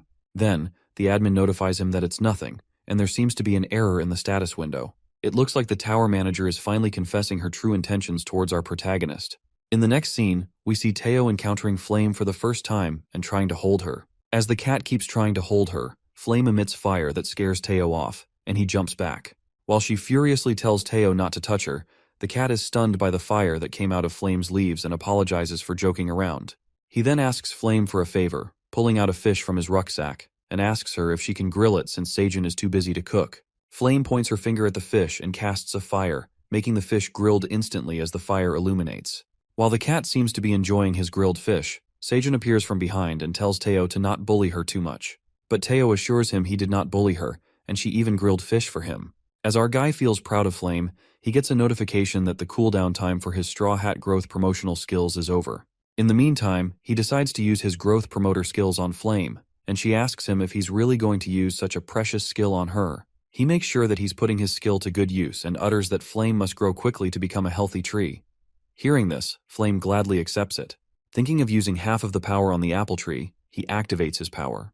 However, the apple tree growth potential appears enormous as it uses the growth promoter power of 10 crops. While he is shocked at the high amount of power Flame needs to grow, the tree abruptly absorbs all his growth promoter power.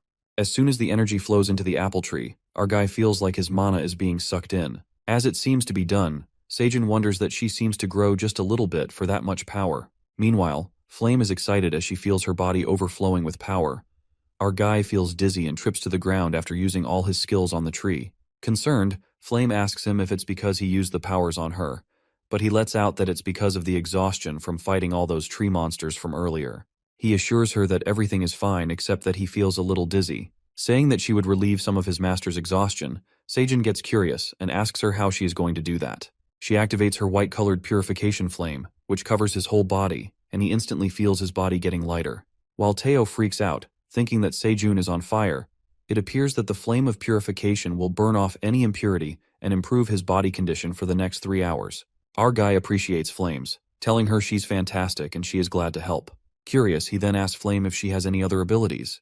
That's when she reveals that possesses the flame of purification she just used on him and the ability known as the Flame of Friendship. Flame further explains that the Flame of Friendship is an ability that allows her to control fire for a while and enhances the power of fire.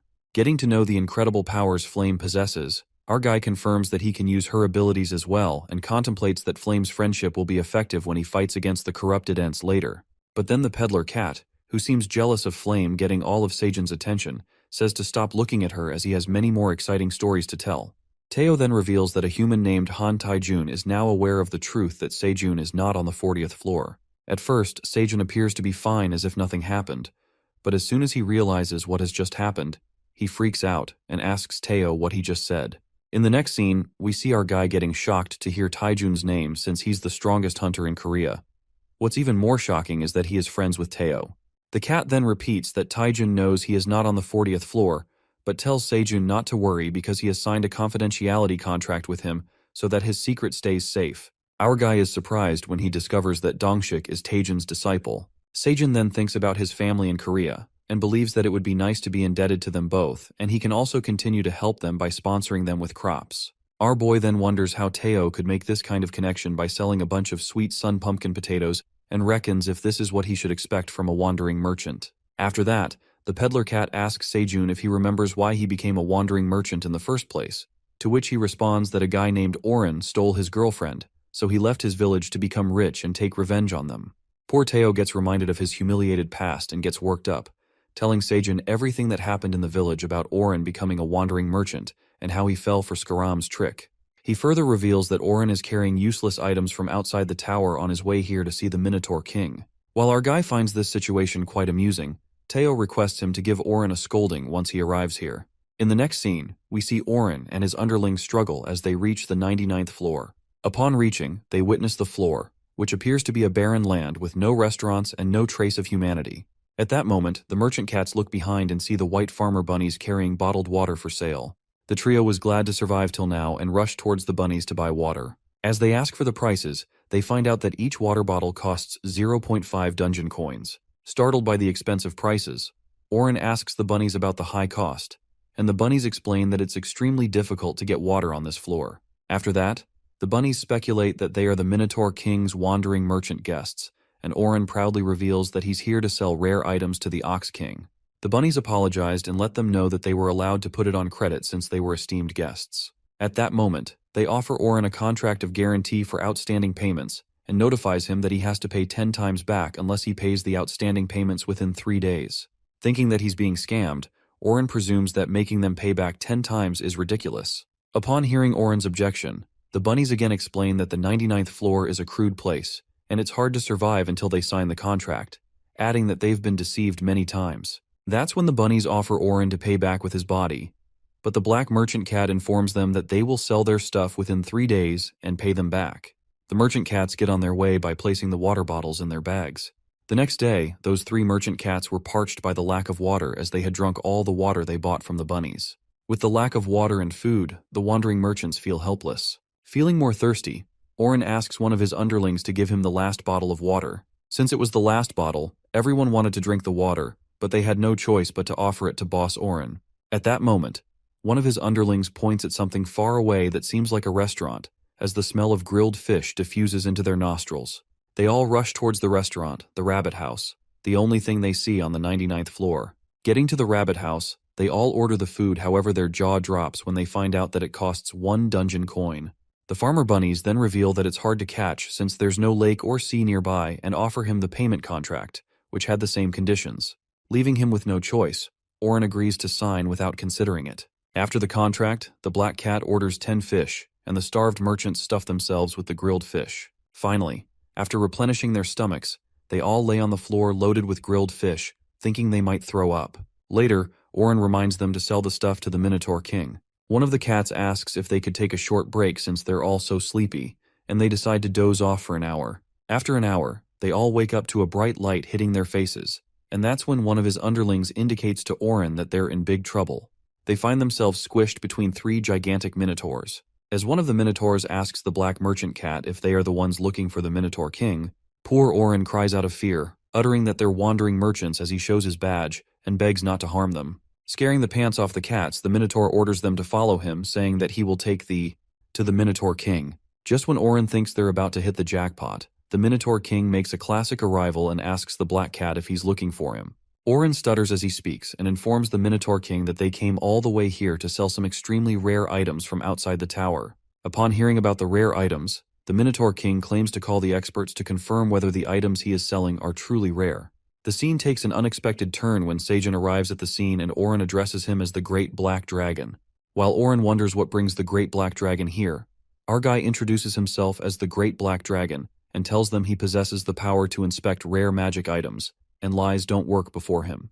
He orders Oren to come forward and show him the items, and the black cat brings him the items. He ponders that he got lucky because the Black Dragon, the strongest being who controls the tower, is here. Daydreaming, Oren reckons if the dragon likes these rare items, then monsters like the Minotaur King will be nothing, and he might even become the strongest being of the tower.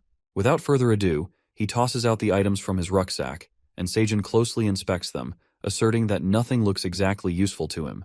While trying the items, our guy picks up a roll cleaner and lets out that it's close to trash. Oren cleverly praises the Great Black Dragon and tells him this is a roll cleaner with adhesive magic that removes dust or fur. Meanwhile, Seijun asks him the price of the roll cleaner, to which the black merchant cat mumbles that it costs 50 dungeon coins. His underlings seem to be impressed by their boss and gossip about how he bought these for 5 tower coins, adding that he didn't even flinch in front of the Black Dragon and confidently raised the price. Poor Oren wonders if he did a great job as a merchant for making a fool out of the Great Black Dragon, assuming that he may have a knack for being a merchant. It appears that Oren has been making a fool out of him as Seijun, who already knows these items are trash, is teaching him a lesson. The black merchant cat then asks Seijun, addressing him as the Great Black Dragon, if he would like to purchase this magic item from outside the tower, adding that it's challenging to obtain in the dungeon. Things start to take an unexpected twist when our guy takes a deep breath and makes a serious face, saying that he warned Oren that lies don't work for him.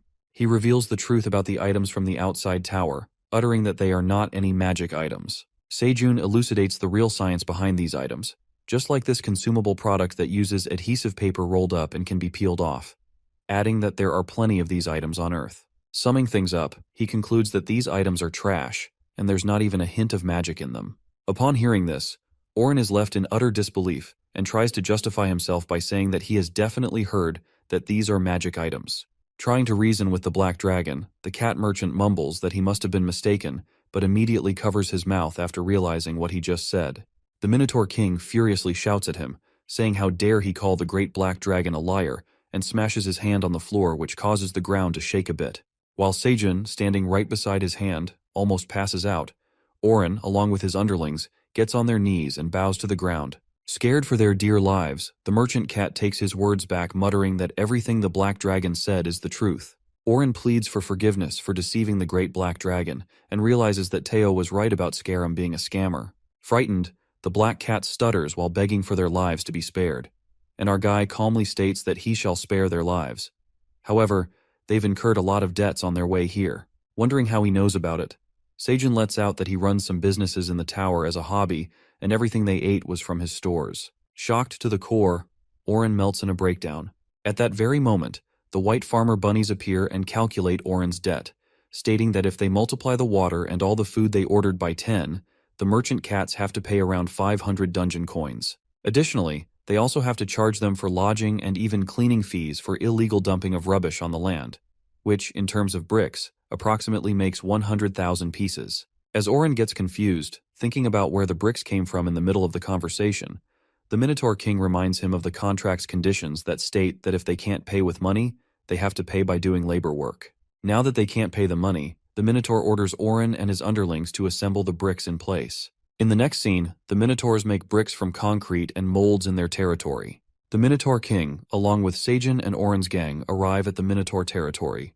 After that, our guy clarifies that according to the contract, they must pay back by making 100,000 bricks. Listening to what the Black Dragon has just said, Oren freaks out after witnessing the size of the bricks, letting out that there's no way they could make such giant bricks. Our guy agrees with him and instructs them that they have to make 10 bricks per day. If converted in time, it will take about 10,000 days, but in that time they will incur even more debts for lodgings and food, which will result in having to make even more bricks. The poor gang looks traumatized, and they once again get on their knees, pleading with Seijun to overlook their mistake just once and letting out that they will do anything but make bricks. Seijun decides to give them a chance and says that among the businesses he runs, the head of the distribution unit needs some help. The work involves following him, carrying goods within their bundles, and selling them, concluding that they would be paying off their debt by working as an intern in the distribution unit of their farm for 10,000 days, adding that he would offer them grilled fish every day. Upon hearing that they will get food, Oren cries out of joy and immediately agrees to his generous offer, thanking the Black Dragon. Our guy then instructs them to write up a new contract. Feeling lucky to be stuck in such a situation, the Black Merchant Cat reckons that working for 10,000 days is better than making bricks, since the work is not that different from that of a wandering merchant, and he can even solve the food problem. He further ponders that he will get to work with the Black Dragon, not caring if Seijun is a demon, so he decides to sign the contract. After a while, Seijun informs them that the contract has officially been documented and congratulates them on becoming interns. Asking what they should do now, our guy notifies the merchant cats that the head of the distribution will guide them through work. He then introduces the head of the distribution unit, who is none other than our very own Teo. As his jaw drops, Oren is left speechless as he gets to know that Teo is the head of the distribution, mumbling what a midnight runaway beggar like Teo is doing here. Upon hearing this, Teo hits the black cat in the face and says that even as a mere intern, he has no respect for the head. Our peddler cat then nicely greets the other two interns and gives them a proper introduction of himself as the head of the distribution unit and first subordinate of the Black Dragon. He then states that they should listen to him, ordering them to answer him. Oren, who's been smacked by Teo, still seems to be shocked and curses him in his mind, wondering who would have thought someone worse than a demon could appear. Meanwhile, the head shows the interns around where they will work, informing them that they will be harvesting cherry tomatoes for sale and ordering them to follow him. While the interns follow him with their heads hung low, Seijun sees Teo's shoulders rising with pride. Our guy thinks it'll be convenient for him too, as Teo will have more subordinates to carry their items, and it will be easier. He then thanks the Minotaur King for granting this troublesome request of his, which was to trap the wandering merchant cats and make them their underlings. Uttering that they are neighbors, the Minotaur King tells him there's no need to thank him, and that he received orders from the Black Dragon through the status window, which she instructed him to do as Seijun says. Coming to the point, Captain Ox then lets him know that it would be nice to receive the sincerity of gratitude, and we can see his mouth watering.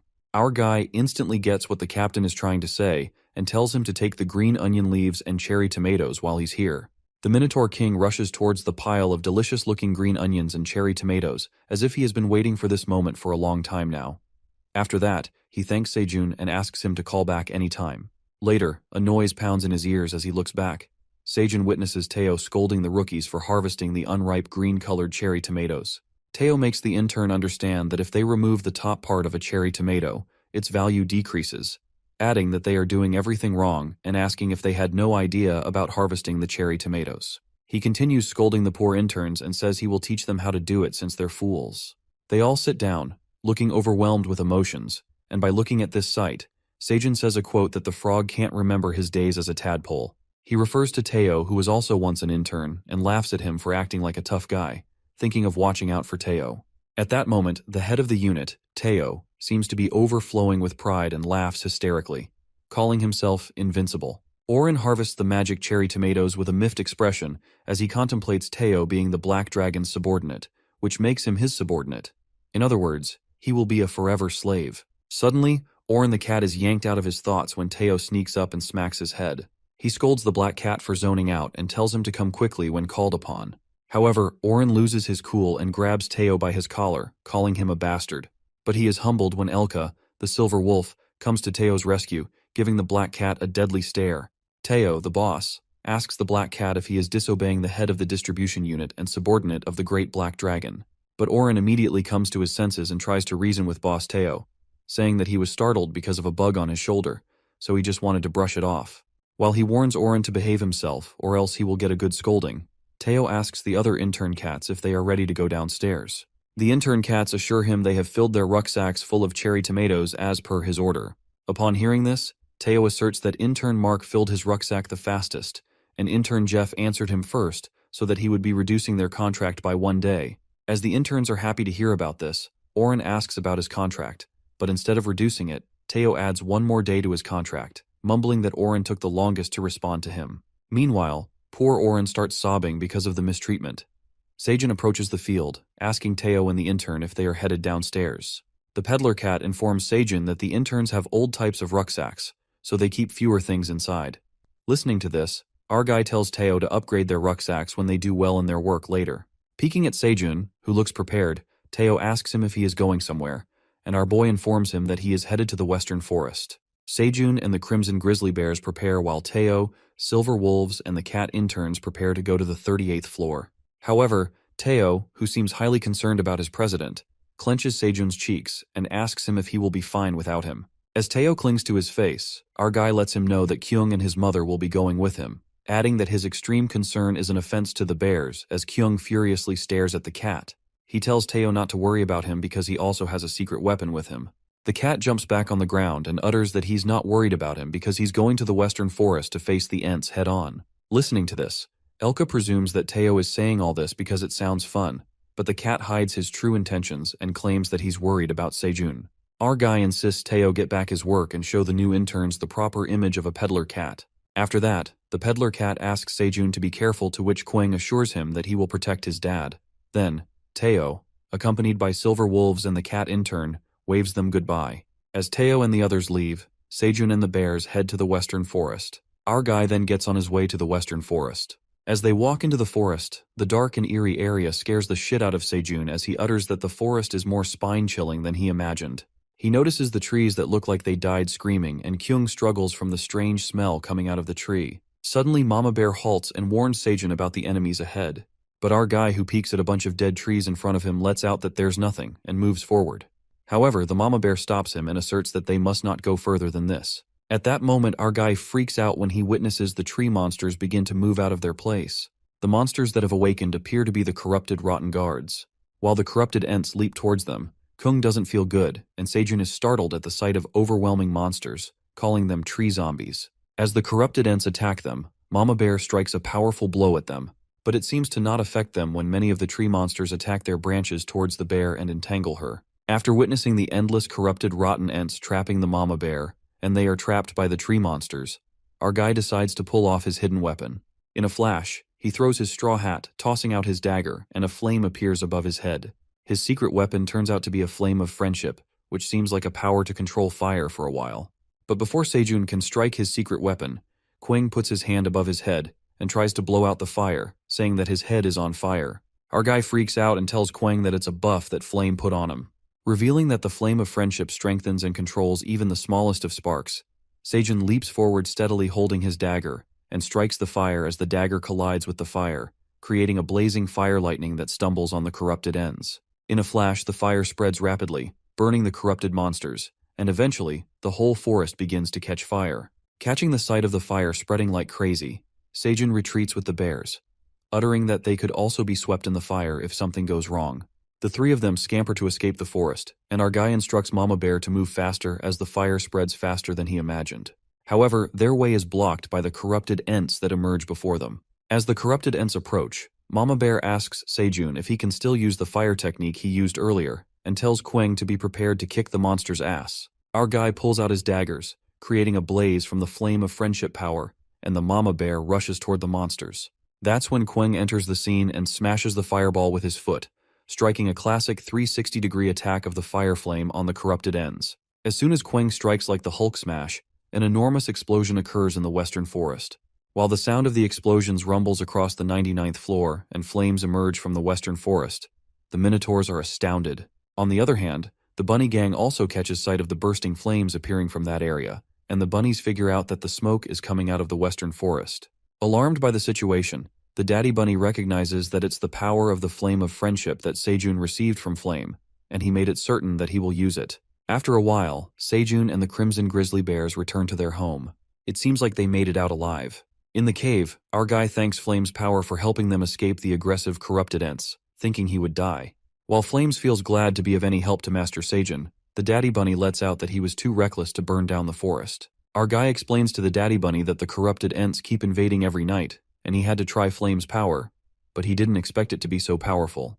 Hoping the corrupted tree bastards won't be invading them for the time being, the admin sends him a notification about his beekeeping ability being leveled up.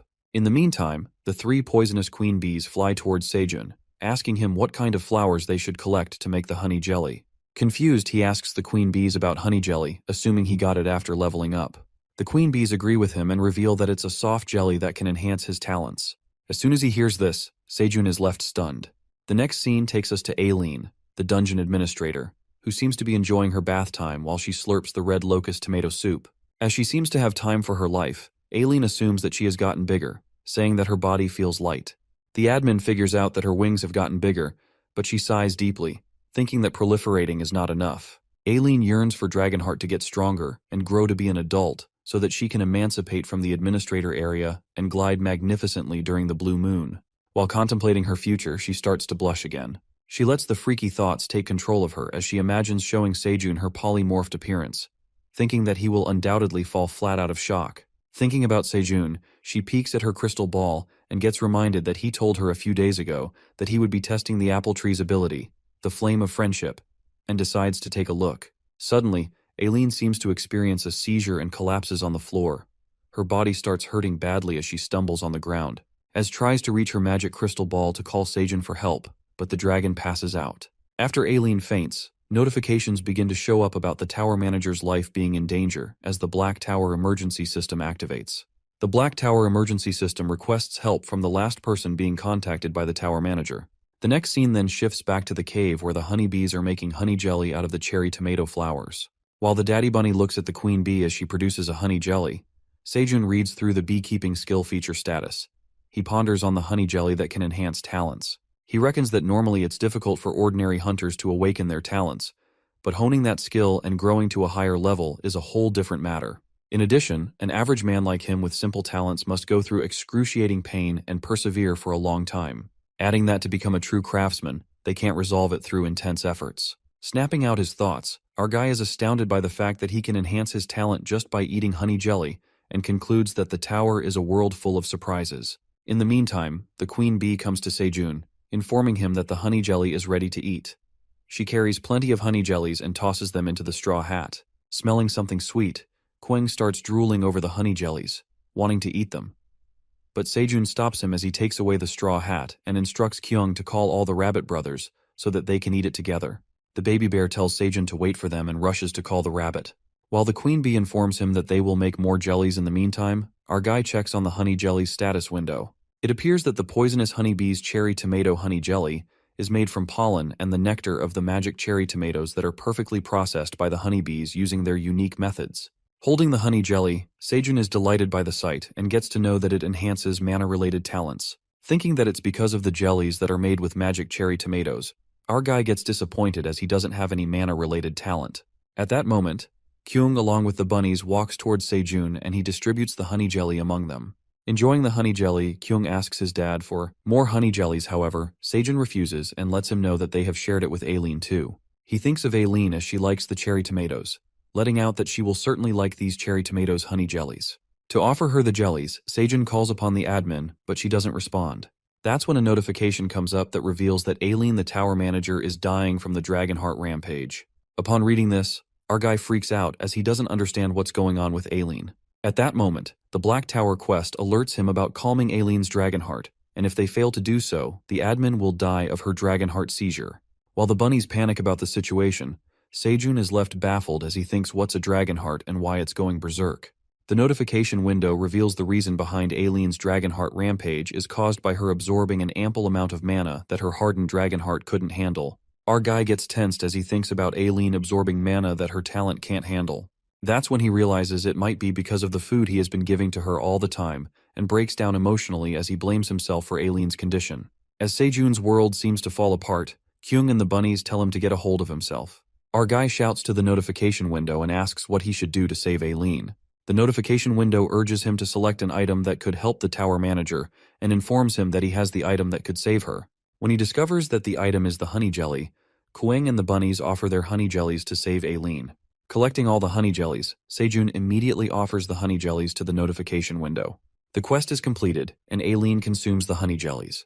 Eventually, the notification window affirms that the dungeon dragon has successfully consumed the jellies, which have enhanced her hardened dragon heart, adding that her talent has been slightly enhanced, which will prevent her dragon heart from going frantic. Worried, Sejun asks the admin if she is feeling any better, and the notification window informs him that Aileen's Dragonheart will not go berserk for the time being. It further adds that the tower manager is stable at the moment, but if her talent, which is hardened Dragonheart, does not develop, Aileen might experience a seizure again that will make her Dragonheart go out of control. Finally, our guy feels relieved and tells Kuang and the bunnies that Aileen is doing fine for the time being.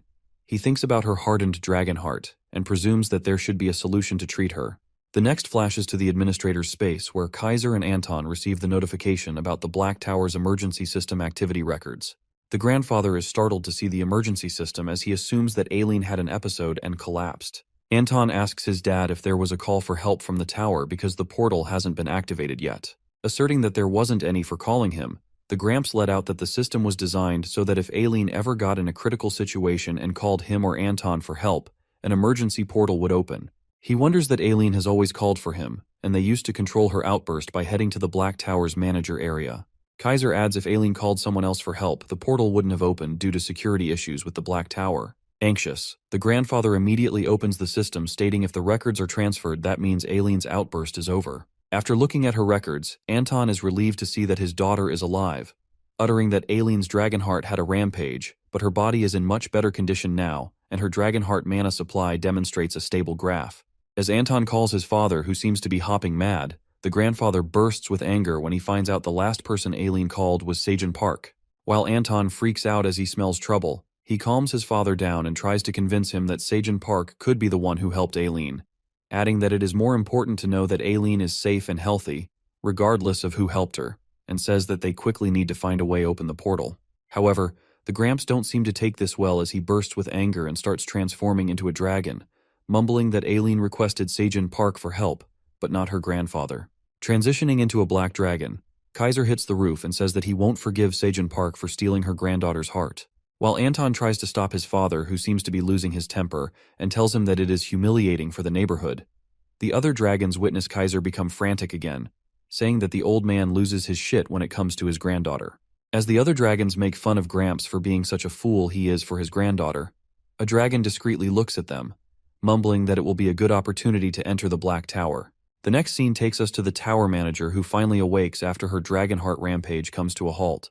Coming back to life, Aileen freaks out and thinks if she's still alive, she checks on her Dragonheart, which seems to be in a stable condition. She ponders about what happened here as her Dragonheart lights up and taps her magic crystal ball.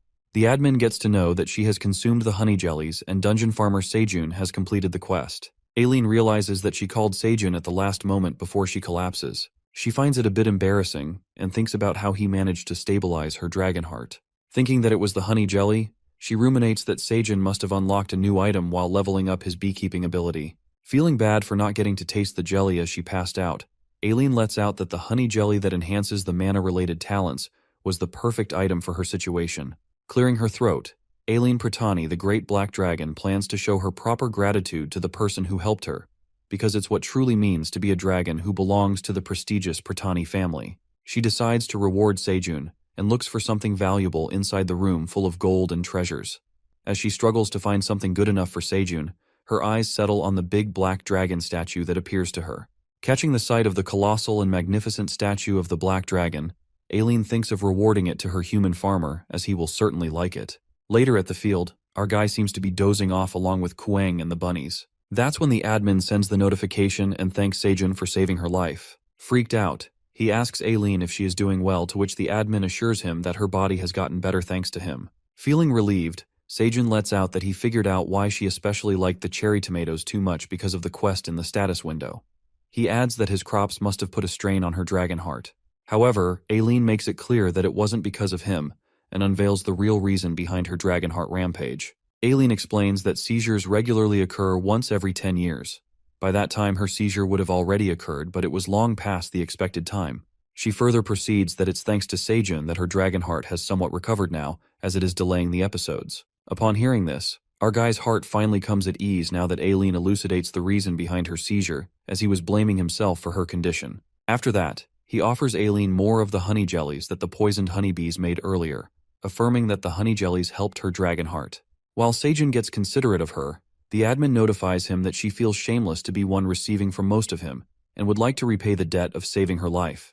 At that moment, Aileen sends him a quest, telling him to shout her name loudly in the sky to receive the reward, which is something really big and good. As he wonders what that big thing would be, our guy asks Aileen if it's dangerous. The admin does not give a damn about if it's dangerous or not, and instructs Seijun to shout in any space outside your house. Thinking that it's a bit scary, Kwang tells his dad to believe in Aileen. Our guy then stands at a big place in front of his house and shouts his heart out, screaming Aileen's name. He keeps on shouting and wonders if it worked. That's when the quest gets completed, and Seijun gets his reward. It seems our guy has obtained a fountain commemorating Aileen's 100th birthday reward. Suddenly, a gigantic dragon statue descends from the sky, and Seijun, along with Kyung and the bunnies who are about to get crushed under that colossal thing, run for their lives with light speed. It appears to be a grandiose black dragon fountain that had just plummeted to the ground. Flabbergasted by the great fountain, Seijun lets out that it's truly a big and nice reward, and the admin clarifies that the fountain will help cut down the time spent watering the crops. Exhilarated, our guy agrees with her and lets out that now that their fields have expanded so much recently, and also there's a limited supply of water in the bunnies' sprinkler cans. Adding that now, they don't have to run back and forth to the cave anymore, and appreciate Aileen for such a considerate gift. As he asks why the other skills are hidden, the admin tells him that she has no idea, as her grandfather never told her. While Seijun wonders how the fountain generates water, the tower manager reveals that the fountain has no limitation usage, as it is an uninstallable item, and instructs him to summon the fountain status window to retrieve the control system, which is also part of the reward. He then summons the control system to set the control setting. At that moment, a fountain magic controller appears, which controls the power, direction, and distance of the water, and even the movement of the statue can be controlled freely using the controller. Holding the controller, our guy presumes that it looks like a game control and moves the statue with the controller. Controlling the statue, our guy feels like playing with a game character while Kuang and the bunnies are fascinated by the moving fountain. Kuang and the bunnies imitate the statue's moves and seem to enjoy it when suddenly the statue dragon leans towards them with its giant neck, scaring the hell out of them. But the baby bear loses his cool and smacks the statue hard, breaking one of its ears. While Seijun freaks out, Aileen's magic crystal ball indicates her danger, and she immediately asks Seijun if something's wrong. Panic-stricken, our guy tries to act cool as he stands in front of the statue, hiding the broken part of it, trying to convince Aileen that he loves the statue and is just taking a closer look. Diverting her attention from the statue, Seijun asks her if she wants to eat something tasty, and the admin agrees. Getting the basket full of tasty food, Aileen feels relieved as he loves the statues. On the other hand, our guy lets out a sigh of relief as Aileen doesn't catch on to the situation and gets carried away by the food. The next scene takes us to the 67th floor of the dungeon, where we see the lizard warriors planting the blade green onions, while the silver wolves collect the dead red locusts. Meanwhile, the silver wolf Elka's son rushes off to bring more red locust corpses. Elka tells him to be careful and not to go so far. Elka's wife gets worried about her son and asks him if it's okay to let the kid be brought to such a dangerous place. But he assures his wife and informs her that it's safe now as the red locusts are gradually diminishing through the tough blade green onions. He adds that due to red locusts' simple behavior of moving groups, they have figured out their attacking patterns and timing. Also, the accumulation of the red locusts only takes place when the lizardmen are replacing the wilted blades with the fresh blade green onions, so if anything happens, the lizard warriors will be here to protect them. After that, Elka's son grabs a red locust that seems to be alive. The kid instantly calls out his parents as he gets excited to see many perfectly fine red locusts flying in above him. It appears that the swarm of red locusts have infiltrated the floor once again. Witnessing the flooding red locusts approaching his son, Elka calls out to his son who is about to get killed by them. That's when a lizard warrior leaps in front of the kid, slashes the red locusts with his sword, and alerts the wolves to run away. As the overwhelming red locusts change their direction, the lizard man realizes that they have changed their attacking pattern. The next scene takes us to the 99th floor, where the great black dragon glides in the sky as the blue moon rises, protecting the area. Sitting outside his house, Seijun watches the black dragon flying around the blue moon and thinks about how beautiful Aileen is. He catches the mesmerizing sight of the dragon while the baby bunnies sleep on him. Assuming that it's the 9th blue moon already, Seijun asks the mama bear if she feels okay. The mama bear appears to be fine and utters that with Aileen's power, the influence of the blue moon has vanished, making it easier to keep herself in control and stay sane. The Crimson Bear appreciates the tower manager and says that she's truly impressive. While Seijun thinks of waiting for the blue moon energy to seep through the crops, the white parent farmer bunnies run towards him and tell him that some of the crops have turned blue. Our guy then heads to the field to harvest the blue moon crops and witnesses plenty of blue moon cherry tomatoes. He harvests the blue tomatoes while the chunky wagon bunny collects them all. In the meantime, one of the white farmer bunnies approaches his uncle Seijun and informs him about the blue moon energy that has also impacted the cornfields that are yet to be harvested. As he seems kind of surprised, our guy speaks out that it is already time to harvest the corn. Reaching the cornfield, Seijun finds out only 2 blue moon corn and harvests them. Finding out that they are blue stamina corn, he thinks of giving them to Aileen since she can't eat the cherry tomatoes because of her dragon heart stabilization. Meanwhile, the tower manager notifies him that she's done with the Blue Moon Patrol and feels drained. Our guy appreciates Aileen for her hard work, urging her to get some rest as she must not be feeling well. Remembering that she can't eat the cherry tomatoes right now because her dragon heart is stabilizing, he offers the admin 2 Blue Moon stamina corn instead. Aileen thanks him for the stamina corns and signs off as she feels sleepy after all the hard work during the blue moon. As our guy decides to harvest the remaining corn, something catches his eye. It occurs to be a corn with a red glow. Curious, Seijun harvests the corn with the red glow and finds out that it's exploding stamina corn. As he earns plenty of XP points and proficiency of the harvest ability increases, it turns out that he has earned the achievement of creating a new variety in the dungeon. The new crop variety, which is the exploding stamina corn, breaks down 30 grams of body fat, increases strength by 0.5 for 10 minutes, and consuming this red glow corn makes the hair fuller. In addition, no one is allowed to grow exploding stamina corn without Seijun's park permission. Our guy also earns the accomplishment of creating 3 new crop varieties in the tower. Regardless of the remarkable achievements earned by Seijun, our guy gets carried away when he stumbles upon the status window and finds out that this corn makes the hair fuller upon consumption. Feeling over the top, he kneels on the ground as the happiness gushes through him and holds the corn up high like it's something of a gem. At that moment, Queng looks at his dramatic dad and asks him what he's doing. Removing the straw, Seijun asks the baby bear about his hair, and Kyung makes a boring remark, saying that it's not cool. Suddenly, a spark of energy strikes in Seijun, and he eagerly instructs the farmer bunny to expand the field right away and focus on growing the new variety of corn. Kyung tells his dad to calm down as he looks even less cool. But it seems like our guy is hyped up to grow the new variety of corn because he wants to grow his hair like crazy. After that, Seijun plucks out a few seeds from the red glow corn and walks towards the cave to ask Flame about how he should eat the exploding corn. Upon arriving at the cave, our guy is shocked to see Flame, who has grown so much because of the blue moon energy. Flame lets out that she feels a boost of power within her, adding that she acquired 3 more abilities. Happy to hear.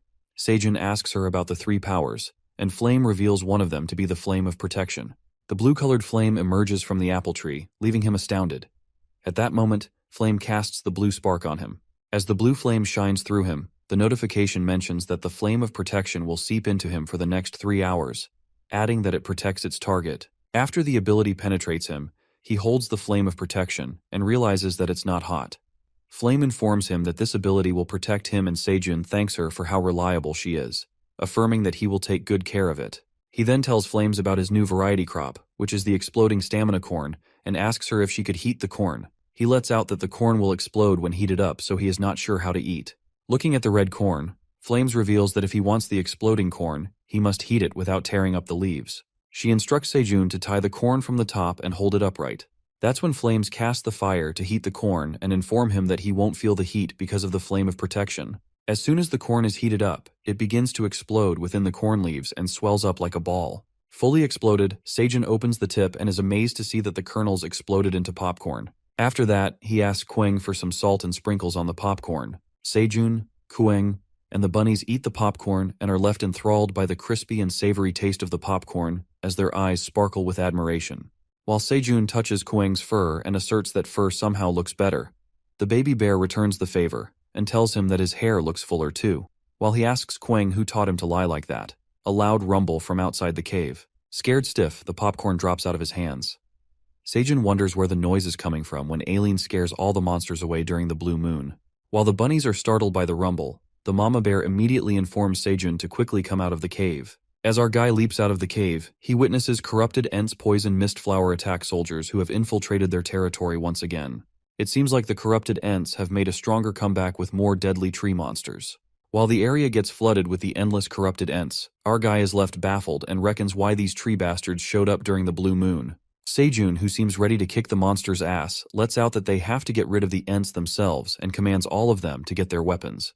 He and the farmer bunnies hold their fire torches, the black bunny tosses out his hammer, and they all stand prepared to fight the monsters. All of a sudden, the corrupted Ent's sticky flower soldiers shoot something sticky out of their mouths, blowing away their fire torches. As the fire torch gets whipped away, Sejun peeks at the sticky substance on his hands and freaks out. At that moment, purple smoke starts appearing everywhere as our guy tries to approach the mist. A black warrior bunny leaps in front of him, stopping Sejun from touching the purple mist.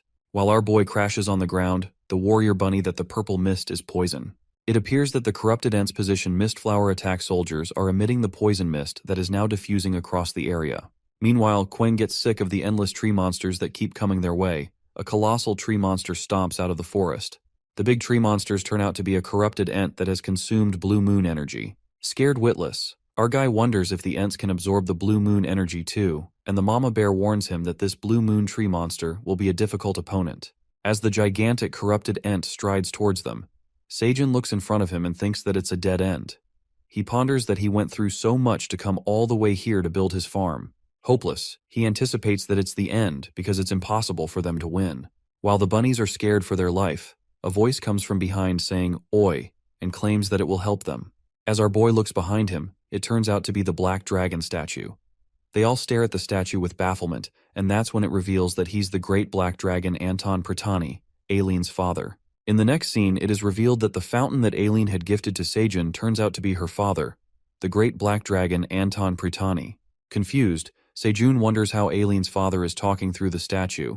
That's when Anton Pratani explains that the statue is infused with ancient golden magic and was originally intended to be activated if Aileen was ever in trouble. But for some unknown reason, they cannot open a gate that enters into the tower. Anton further reveals that right now they are in a position where they can't enter the Black Tower or use any authority, adding that they have the right to use this statue, and when it was awakened, it slanted to the 99th floor, and they were able to detect the signal from outside the tower, allowing him to control its movement. He then thanks Sejun for helping his daughter Ilum from the Dragonheart rampage. Our boy gets nervous and says he just did what he should have done. After that, Anton lets out that he roughly guessed that the Black Tower isn't being managed properly, asking Sejun to help going forward. As our guy seems baffled and wonders what kind of help he can offer to the dragon, Anton announces that he would like Sejun to take over tower management on behalf of Aileen. Couldn't believe his ears. Our guy is left astonished and thinks that he must have been mistaken. He then realizes and says that he's just a tower farmer with no special abilities. Moreover, he can't get out of the 99th floor, and he can't get rid of the approaching Ents either, pointing towards the army of tree monsters that are approaching them. However, Anton believes in him and lets out that he has more than enough power to handle this situation, and they will help him with the impossible stuff so he doesn't have to worry. While our guy wonders who else will help him, just then a loud noise thunders through the fountain and introduces himself as Aileen's grandfather, Kaiser Fertani. Screaming, he blames Sejun for not being able to see his granddaughter, and says that if it were up to him, he'd love to crush him with his claws, but he can't do it since our boy is too important to be gone. Our poor protagonist looks terrified and says that it's a pleasure to meet him. He then apologizes for the inconvenience he caused and says he does not know about it. Upon hearing this, Kaiser laughs and asserts that Sejun is more polite than he thinks. Thinking about getting into the details later, the Gramps decide to get rid of the tree bastards first. With full strength, the Black Dragon statue glides into the sky. Kaiser, the Great Black Dragon, decides to kill the rotten-looking weeds first and inhales a huge amount of air. He strikes a massive blue flame on the corrupted Ents, creating a big explosion. It appears that the mighty Great Black Dragon has killed the overwhelming tree bastards in the blink of an eye with this exceptional blue flame. While everyone's eyes fixate on the explosion that had just occurred, Sejun is amazed as the dragon destroys a whole mountain, thinking if that's the true power of a black dragon. Just then, we see a glimpse of Aileen, who's sleeping and seems to be dreaming about her human farmer, Seijun. After that, the Black Dragon calls out Seijun and instructs him to go to where the corrupted Ents died, revealing that he will find a helpful item. Hearing the command, our guy, along with the farmer bunnies, Quang and Mama Bear, goes to that place and carefully walks into the trench. As they walk into it, they realize that the heat hasn't subsided yet. Afterwards, Kyung points towards a shiny thing, and as they draw near, they wonder if this is what Kaiser is talking about. Nonetheless, Seijun picks up the shiny blue thing, which appears to be a corrupted Ents enhanced seed. Then, the status window states that this enhanced seed has absorbed the blue moon, and upon consumption, all stats can permanently increase by 10. It adds that if this enhanced seed is left on the ground, it will germinate and become a powerful corrupted Ent. Grandpa Kaiser then orders Seiyun to eat the seed so that his weak body becomes slightly stronger and warns him to get rid of the seed, which can grow into a powerful corrupted Ent before that happens. However, our guy doesn't feel right to eat the corrupted Ent seed and asks Grandpa if he can eat it after cooking. Listening to this, Kaiser seems surprised and asks if he can cook. Telling him that he can cook? Curious about the cooking stuff, Seijun offers some of the cherry tomatoes he had earlier. Wondering how the statue would eat the tomatoes, Kaiser Gramps states that the statue's mouth contains a device that can easily transport items. If the stone statue swallows it, it will be transported to where he is. It turns out that the cherry tomatoes have been transported to the administrator's space in Kaiser's hands. Seated in his chair as he controls the dragon statue, Kaiser looks at the cherry tomatoes and inspects that this made Aileen's Dragonheart race. On the other hand, we see Anton looking at the data collected on the 99th floor over time. He looks at the picture of Quang eating the red locusts and ponders when the red locusts infiltrate the tower, assuming that it must have been a recent attack. He concludes that if their corpses can be transported up to the 99th floor like that, a lot of time must have passed. He's surprised that our boy is cooking and eating these troublesome creatures that feed on corpses and multiply. Anton further speculates that with this method, the monsters living in the tower will have less to worry about famine. As he peeks at the picture of the various edible crop items with different effects, he lets out that it is all thanks to these crops that Aileen's Dragonheart got much better. Aileen's father is utterly shocked to see a tower farmer in the dungeon, a job that even he, who has been managing the tower for a long time, doesn't know about it in detail. In addition, the farmer also becomes a hope that could help Aileen, adding that he will look into this further. But Anton's moment of contemplation gets interrupted by Kaiser, who runs towards him, telling his father to maintain the dignity of the head of the family because he feels embarrassed for his father running like that. Kaiser ignores his son's remark and tells him to pay attention to the cherry tomatoes. Anton looks at the tomatoes and questions if it is the item known as crops that the tower farmer offered Aileen. Asking his father if he got them transported through the golem, Anton assumes there's a problem with these cherry tomatoes, but is shocked when his father lets out that they're delicious. Later, Seijun waits for the Black Dragon's response at the field after getting the cherry tomatoes and decides to return for now. As he calls out everyone, the Black Warrior Bunny tells Seijun that Quang is a stubborn brat. Kyung turns around and asks his dad if he could take a corrupted Ents branch with him. The baby bear insists on taking the huge corrupted Ent branch that nearly touches the sky, saying that he wants to have a weapon just like a black rabbit, bro. Seijun looks at the wooden branch and finds it too sturdy to move. He makes Quang clear they can't take this home since it's too big. Sadly, Quang keeps insisting on taking the branch since it even has a name for it, and that's when an idea comes to his mind. As our guy asks him to go home so they can find him an excellent weapon, he is left bewildered when he witnesses the baby bear holding the colossal corrupted Ents branch. While Quang holds onto the branch, Seijun and the Black Warrior Bunny are too stunned to speak. Asserting that they cannot take this big branch, in a flash, the corrupted Ents branch shrinks to a tiny size as if it is made for the baby bear. Kuing informs his dad that this branch is an item as the status window appears, stating that it has been strengthened by the energy of the blue moon, and by infusing it with mana, its size can be adjusted as well. Making their jaws drop, it appears that Quang has a new friend, who is the weapon, and our guy adds this moment to his survival diary. Quang, who seems happy after getting his new weapon, challenges the Black Rabbit Bunny holding his hammer. As they fight, Seijun, along with the white farmer bunnies, watches them as they enjoy their fight. While they are sitting, the silver wolves call out to Seijun and inform him that they've bought red locusts. Our boy is amazed to see the carts full of red locusts and appreciates them for their work. Asking why Elka did not come with them, one of the silver wolves reveals that he rushed to the magic tower to visit Iona as she had been absent from the battlefield. Upon hearing this, Seijun speculates if there's a problem on the 67th floor, and that's when the wolf lets out that while they were collecting red locusts on the 67th floor, their pattern changed, and they were struck by the sudden strong attack. Worried, our boy assures us everyone is okay, and the wolf ensures him that the lizardmen and the mercenaries were there to help them. While our guy holds the wolf's face to see if he's okay, the wolf mumbles that the red locusts are launching such heavy attacks that the tough blade green onions are barely visible. The silver wolf adds that red locusts are piling bodies like a mountain, but due to the vast number of the red locusts dying to try to cover up the tough blade green onions, there's a high chance that the monsters cannot invade through the waypoint yet. The silver wolf further assures Seijun that there's no major issue as of now, and they have informed the magic tower about the whole situation and requested their support to prepare beforehand. Upon hearing this, our boy feels relieved, however he gets worried and wonders if everyone is doing okay. The next scene switches to the Passage Village where Elka the Silver Wolf arrives at the Magic Tower of Gravity and gets informed that Wizard Iona is out of the office. He asks another wizard about when she will return, but the wizard seems to have no idea about it and tells him that Iona is very busy. Elka further asks the wizard if Iona informed her where she going, on which the wizard recalls and responds that she was headed to the Granier village. As soon as they hear this, the wolves get surprised and Chief Elka recognizes that Granier village is Boss Theo's hometown. The scene then flips to Theo, who seems to be walking joyfully and calls upon his interns, ordering them to follow him, while Oren, who seems to be left behind, stomps quickly and asks Theo to wait for him. As Oren rapidly moves along his way, he bumps into a little hamster and trips to the ground. Annoyed, the black cat lashes out at the little hamster, who appears to be Iona, shouting, "Why is she lingering in front of someone else?" making them fall. Iona clarifies that Oren tripped over her while he was running himself, so he should not be getting angry at her. Listening to this, the black cat gets even more furious and asks the hamster if she has a death wish, calling her a little rat. Meanwhile, Iona, the Wizard of Destruction, loses her nerves as she gets called a little rat. Theo appears from behind to find his intern and spots the hamster. It seems like Oren was lucky enough to be saved by the peddler cat. After Iona encounters the peddler cat, Oren asks his boss if he knows this hamster, and Theo addresses it as a special relationship. While Iona freaks out and warns Theo to stop saying such things as they will get misunderstood, the peddler cat asks her if something happened, and the hamster lets out that this black cat bumped into her. Suddenly, Oren kneels to the ground and apologizes to the Iona.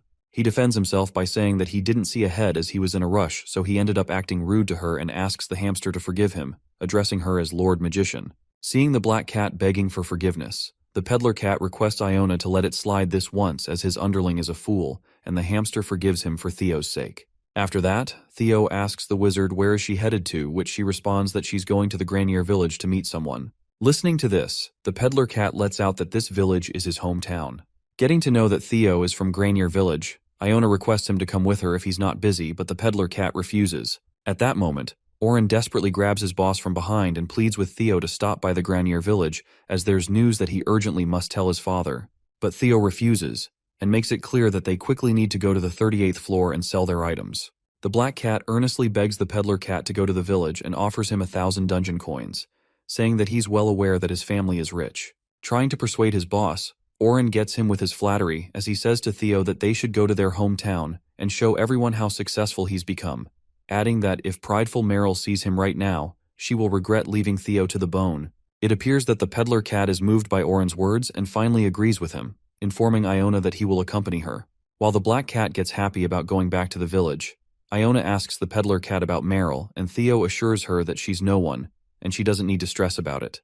But freaky Theo, who seems to be on cloud 9, gets cocky and thinks about flaunting his success to Meryl, making him feel good just by thinking about it. Oren, who traps his boss with his words, plans something against Theo as he contemplates his carefree attitude will end today, and once they get back to the Granier village, Theo will be crawling back under his feet again. While Oren plots this evil plan to destroy Theo's pride and lets out a sneaky grin, Iona seems to wonder about Meryl as the thought seems to bother her. As they make their way to the village, the peddler cat asks Iona if it's her first time visiting the village and tells her that Granier village is a beautiful and peaceful place, so she will like the place as well. Moments later, they arrive at the Granier village and witness a horrendous situation in their hometown. Everyone is taken aback as they see their village in crisis, and Theo lets out that everyone looks gaunt as if they're starving. Worried, the peddler cat turns to Jeff, who is one of his interns, and asks him what's wrong with the village. As Jeff tells him that the situation wasn't so bad when he left, somebody drops food bowls from behind. It turns out to be Jeff's mom, and he freaks out when he looks at his mother, who appears to be thin, and asks her about his other brothers. The mother holds Jeff and asks him where he has been, as they've been looking for him for so long. As they all appear to be in terrible condition, Jeff asks his mom about the situation, and that's when his mother reveals that monsters resembling frogs have appeared in Lake Zenka.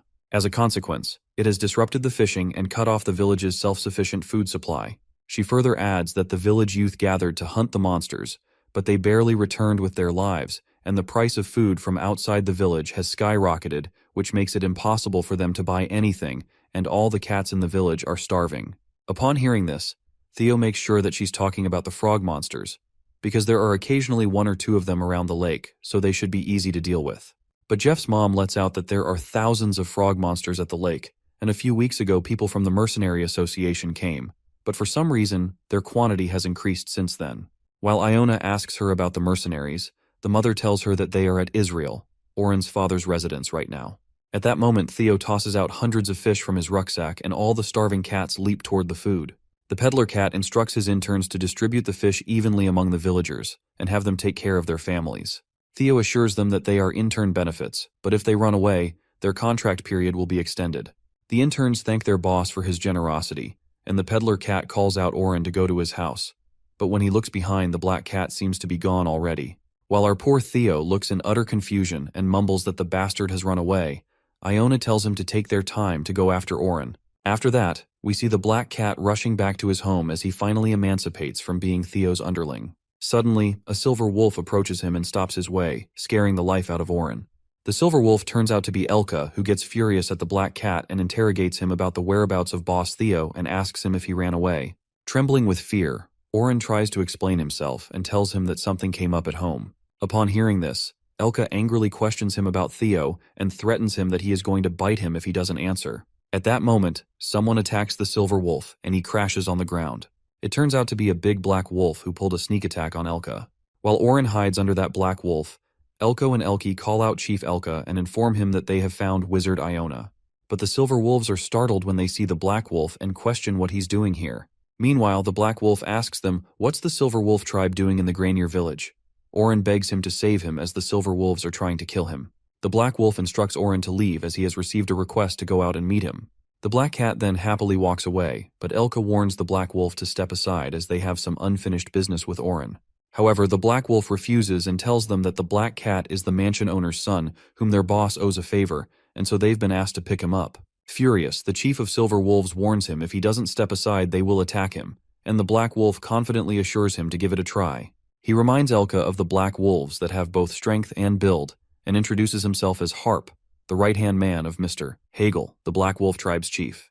While Harp threatens the silver wolves by saying that he can easily take them down, all of a sudden a blaze of fire strikes the black wolf and burns him to death. As the silver wolves watch in astonishment, it appears that Iona has attacked the black wolf with her wand because she sensed something suspicious. Theo, who seems to come along with the hamster, appreciates her as the three silver wolves almost got into big trouble. Meanwhile, the wolves are surprised to see the peddler cat and Iona. Theo asks the silver wolves what they are doing in the village and not headed to the 99th floor. Elka then confesses that he came to meet Iona because something happened on the 6th, 7th floor, and one of the wizards told them that the hamster came to the Granier village, but they had no idea that Iona and Theo were together. Alarmed, the peddler cat hysterically asks the wolf if something bad happened on the 67th floor. But Iona gets in the middle of the conversation and declares that there's something more important than that right now.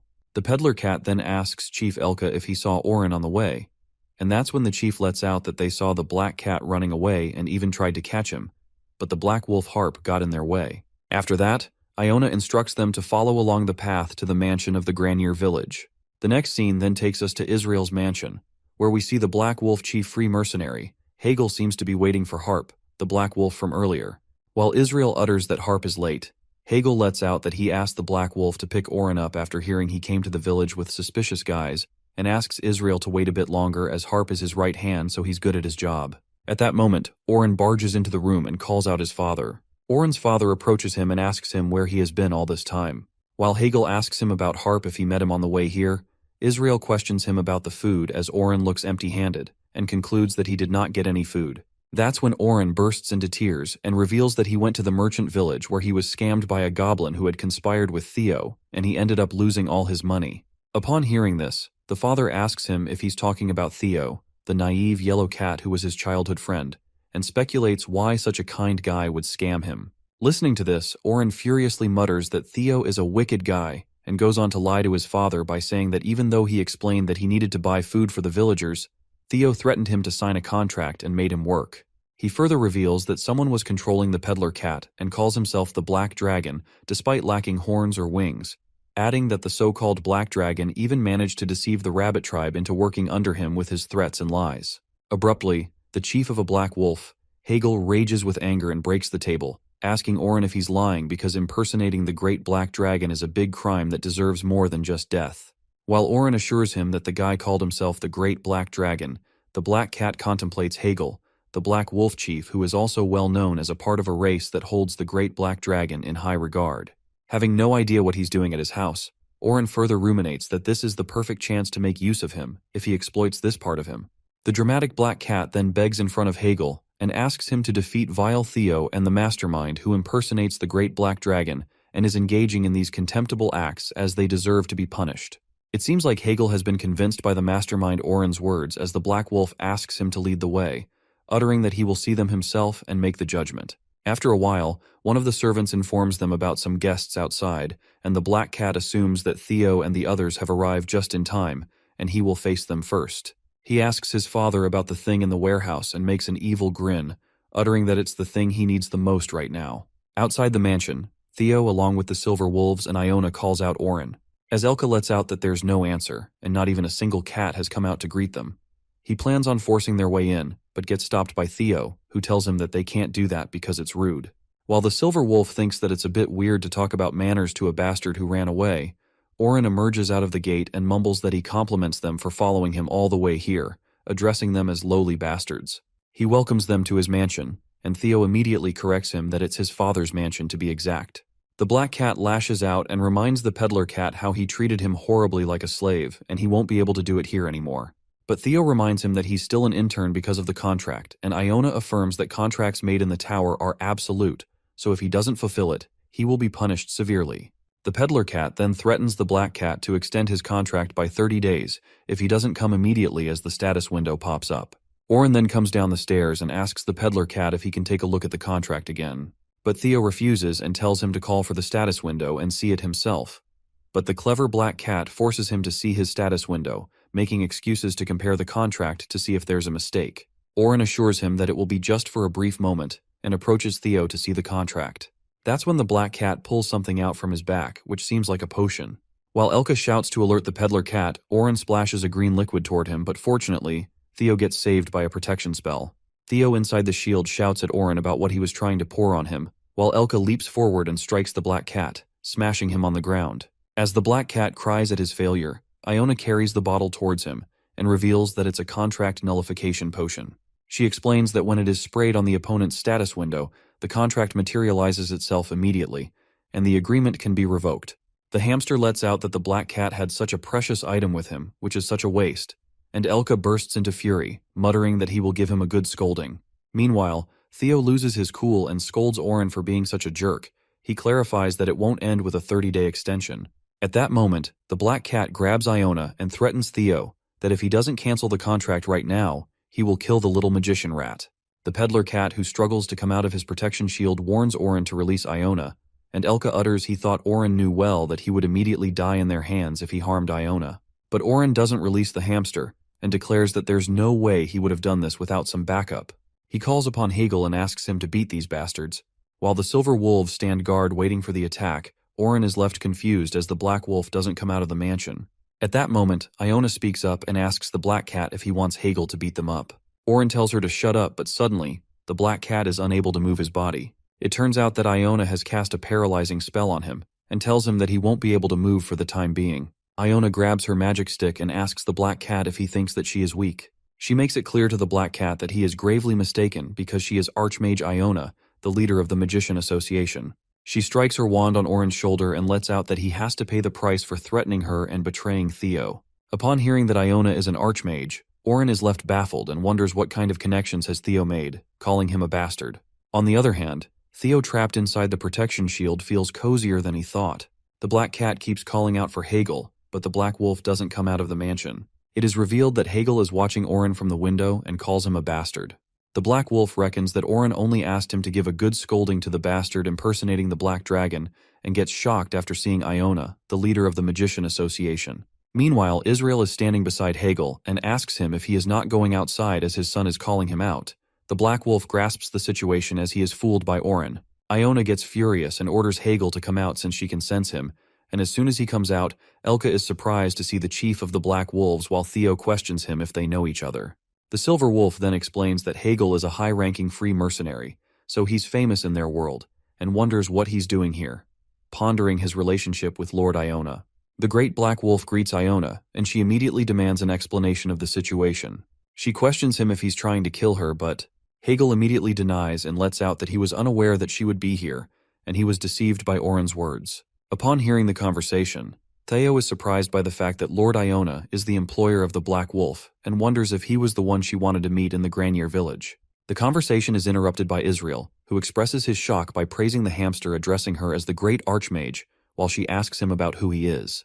The Black Cat introduces himself as Oren's father and starts scolding his son about causing trouble everywhere, but is cut off when the furious hamster uses her magic powers to shut him up while she finishes her business here. Iona then turns towards Hegel and lets him know that she's aware of the fact that he has failed his commission, while the Black Wolf shamefully lowers his head and accepts his defeat in subduing the frogs. The Peddler Cat yet once again ponders if they're referring to the frogs spreading across Lake Zenka. The conversation continues as the angry hamster informs about an anomaly that was detected in the tower a while ago.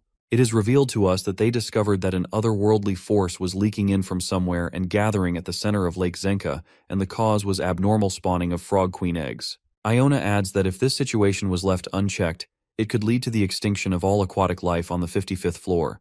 So they needed to take action since the magic tower is busy dealing with the 67th floor's problem right now. That's why this case was left for Hegel to take care of. But the result didn't come out good, and the Chief Wolf admits that he has no excuses. But when they arrived there, several thousands of frogs had already hatched. They tried to take care of it the best they could, but there were too many of them, and there was a limit to their ability to fight in water. This just makes the hamster more furious as she lashes out at his employee and thinks that this task was supposed to be relatively simple from the beginning. They just had to go to the underwater cave early and deal with the eggs.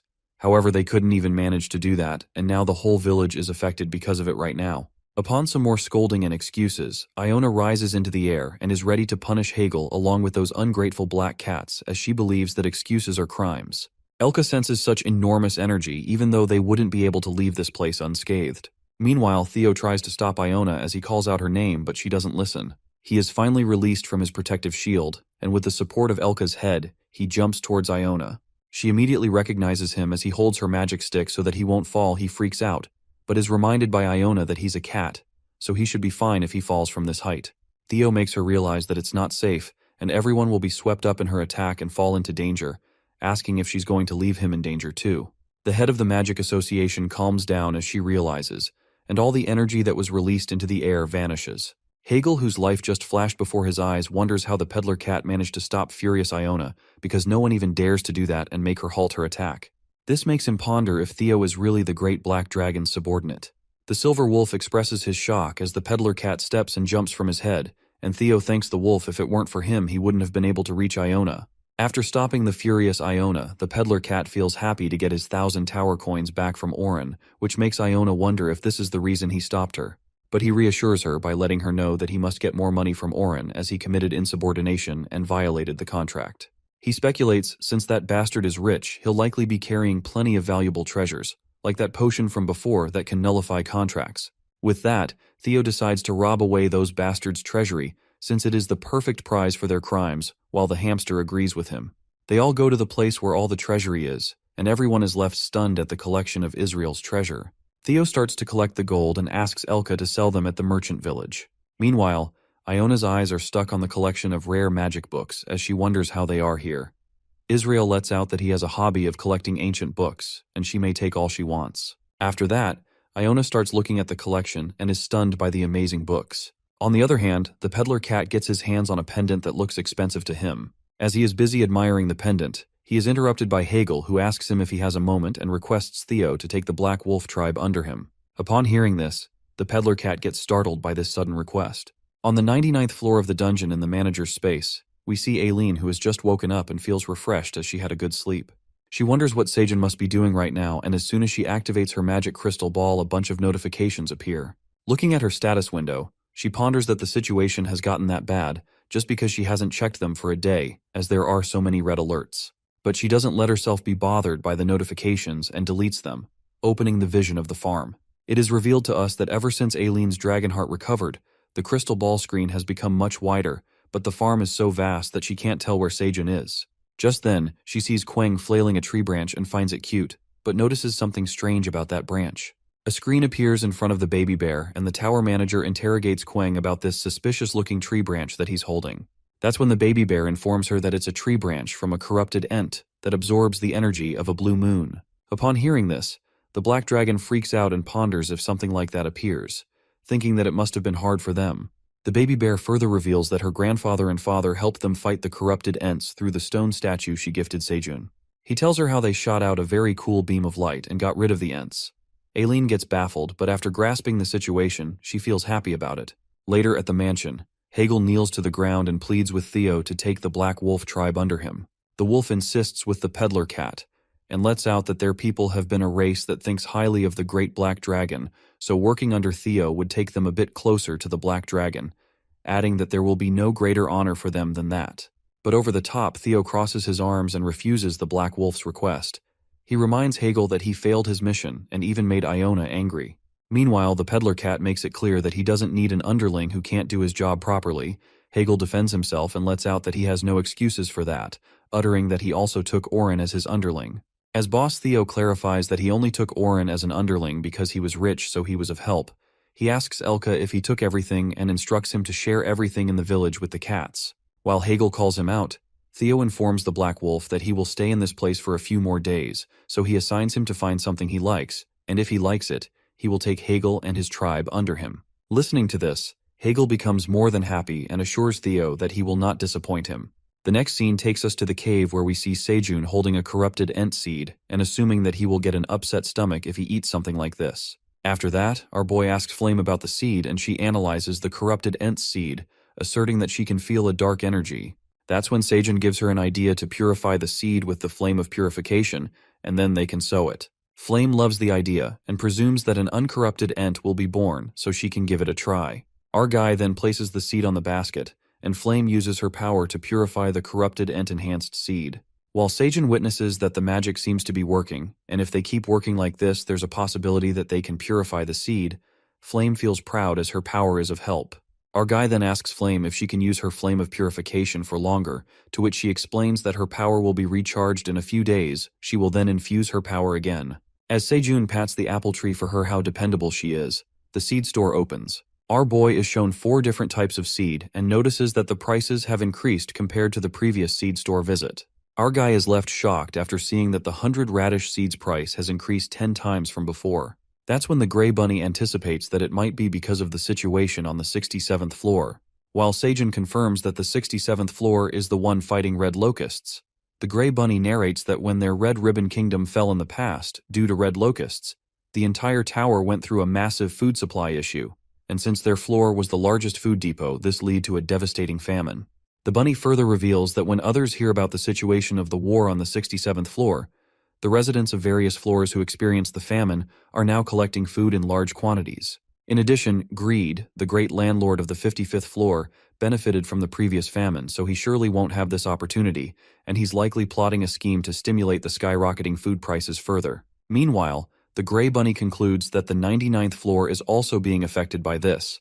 Seijun agrees with the bunnies and recalls that the wolves also mentioned that this war won't end this easily. Worried about the situation, our boy thinks to come up with a better way to solve this situation, because the tough blade green onions won't solve it alone. After that, he turns back to the seed store and decides to buy one type of seed. Our boy finally chooses 500 onion seeds for 5 dungeon coins, and a red pouch appears in his hands. He selects the onion seeds as it removes fishy odor and adds sweetness so they will go well with most of the dishes. In the meantime, Aileen appears on the status window and immediately tells Seijun that she roughly heard the story about corrupted ents from Quang, asking him if he really met her father and grandfather. While our boy informs Aileen that he met Anton and Kaiser through the stone statue, the tower manager asks about the whereabouts of the statue.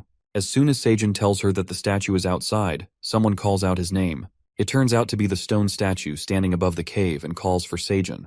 Hearing her grandfather's voice, Aileen gets frantic and instructs our boy to head up. She rushes him through the status window while Seijun annoyingly assures her that he's climbing up. Reaching above, Seyun greets Kaiser but gets interrupted when Aileen pops in the middle and tells her grandfather how she missed him all this time. As Aileen gets overexcited to meet her grandfather, she makes our boy fall back into the cave, but luckily he's saved by the statue who grabs him by the leg, holding him upside down. While the tower manager asks Sejun if he's okay, Kaiser questions him if the status window is Aileen. Agreeing that it's his granddaughter, our boy, who is held upside down like a ketchup bottle, spots too many messages at once and asks Aileen why she is sending messages to him, telling her to send the messages directly to Kaiser. Confirming that it's Aileen, the grandfather gets overjoyed and asks her if she is sick anywhere, mumbling that it's been a long time since they met, so it's a relief to hear about her this way at least. While Grandpa can't control himself after seeing Aileen, he grasps Sejun tightly against the statue's cheek, and our poor boy, who appears to be in pain, reminds Kaiser that he's a stone, so it hurts a lot. The white farmer bunnies inside the cave wonder where Sejun went as his straw hat lies on the ground. Outside the cave, Anton takes over the statue and elucidates that since their physical bodies are not in this place, Aileen cannot send them direct messages using the status window. For that reason, Sejun or the other monsters have to relay their messages indirectly to Aileen because she can see them or hear them, but she can't directly communicate with them. Upon hearing this, our boy thinks that it's too complicated, while Aileen, who watches the statue from her status window, comes to realize that the tower's gate isn't opening because there's a problem with the tower's internal system, as she thought that it was because she was powerless.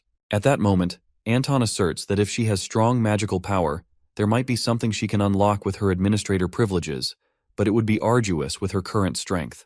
While all of them think of another way to deal with it, Anton lets out that they have to check the tower's condition, as they have no choice but to find and fix the tower's problem one by one. Mentioning the tower problems, Aileen's father calls her out and asks her if she saw something unusual happening in the tower.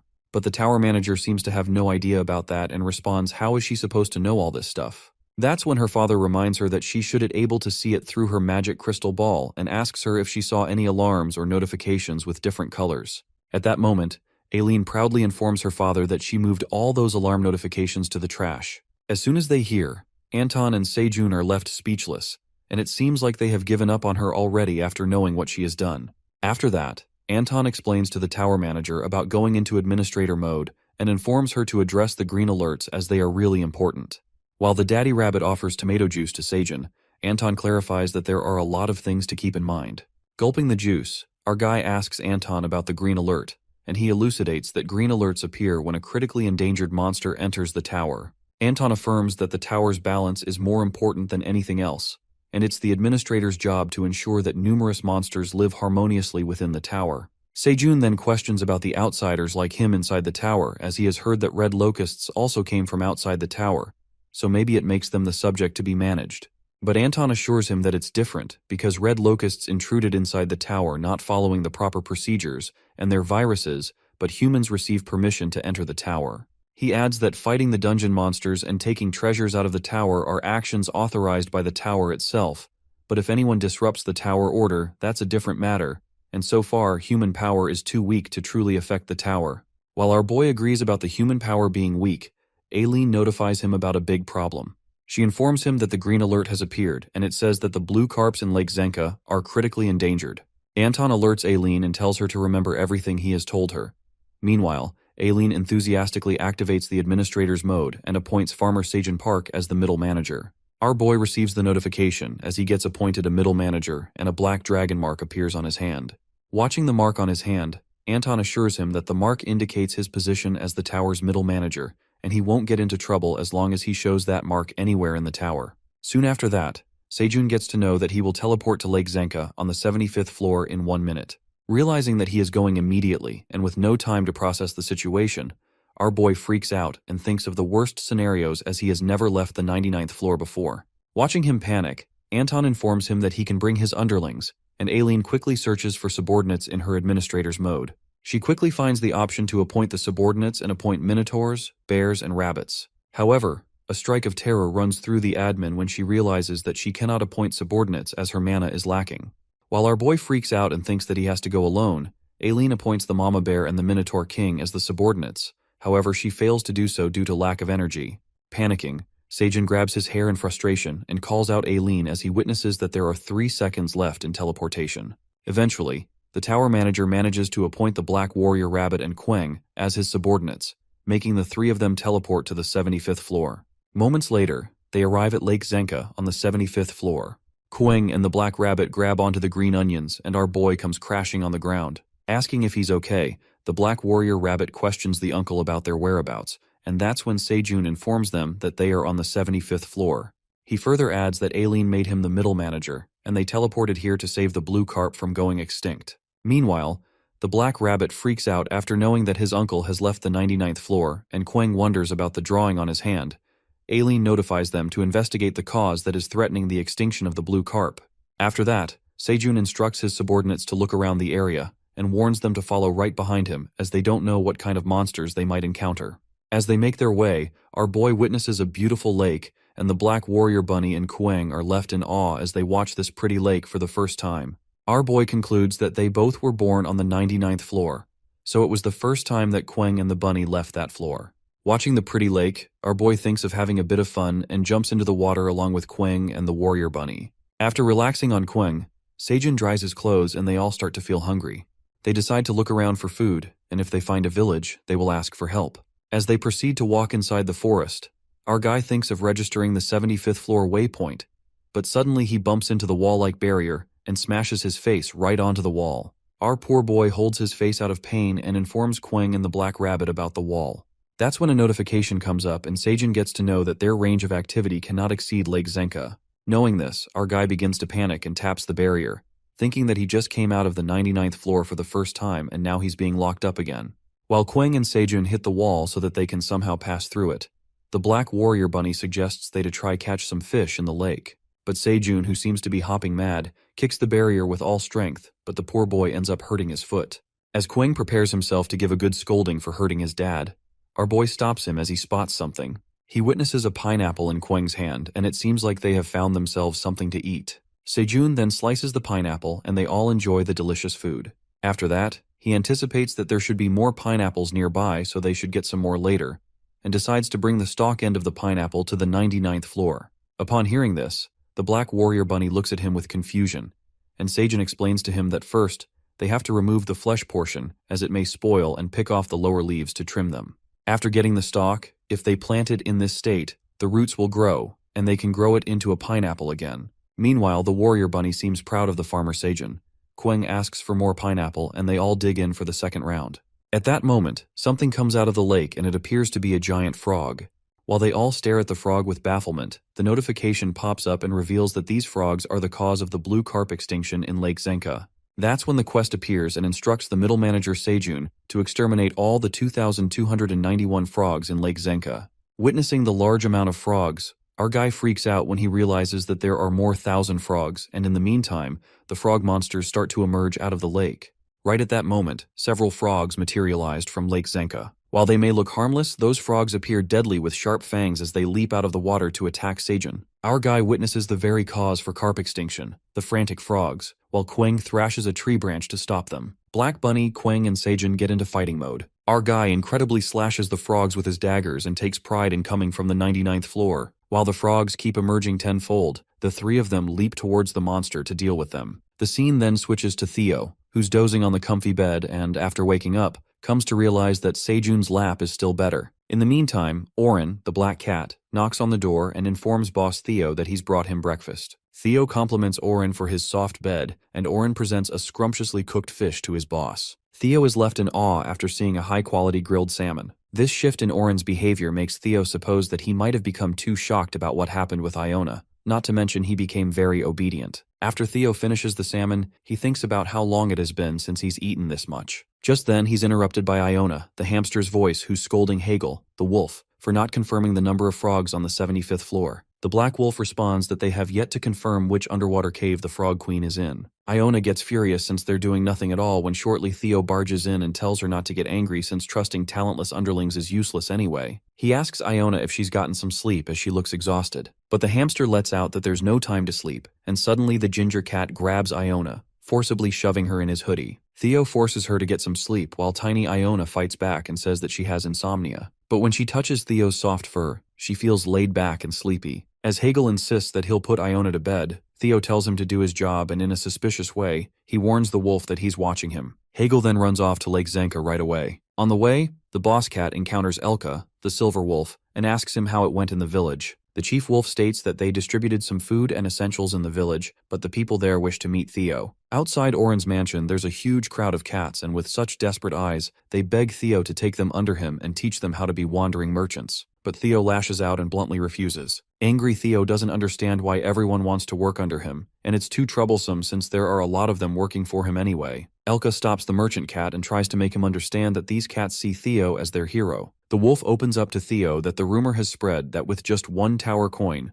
the rising yellow star of the wandering merchant world climbed to the 99th floor and earned the trust of the Black Dragon. He's now known as the Golden Cat. Elka accentuates that currently, with frogs ruining the scene. Theo saved the village from famine and also quelled Lord Iona's wrath, and to them, that's an incredible feat. Elka advises the merchant cat that expanding the business will require a lot of manpower, so he must lead everyone outside the 99th floor. The wolf requests the cat to take these cats in for the sake of Seijun, the great black dragon. Theo thanks Elka for making him realize and praises him for being a loyal subordinate. Suddenly, they're interrupted by a ruckus at a distance where a cat tries to barge into the mansion, but the guards stop her. Theo recognizes that cat to be Meryl, who rejected him. Meryl, being a gold digger, hugs Theo and states how much she missed him. The merchant cat intimidatingly tells her to go away while Meryl acts friendly and feels disappointed that Theo didn't inform her that he's in Grainar village. Meryl, an ex with no dignity, speaks absolute bullshit and assumes that Theo is here after achieving all this success just to impress her. She even agrees to accept Theo's feelings and tries her best to seduce him. But this romantic moment is interrupted by Iona, who was sleeping in Theo's hoodie and recognizes Meryl. Suddenly, Meryl freaks out after seeing the hamster and thrashes Iona away,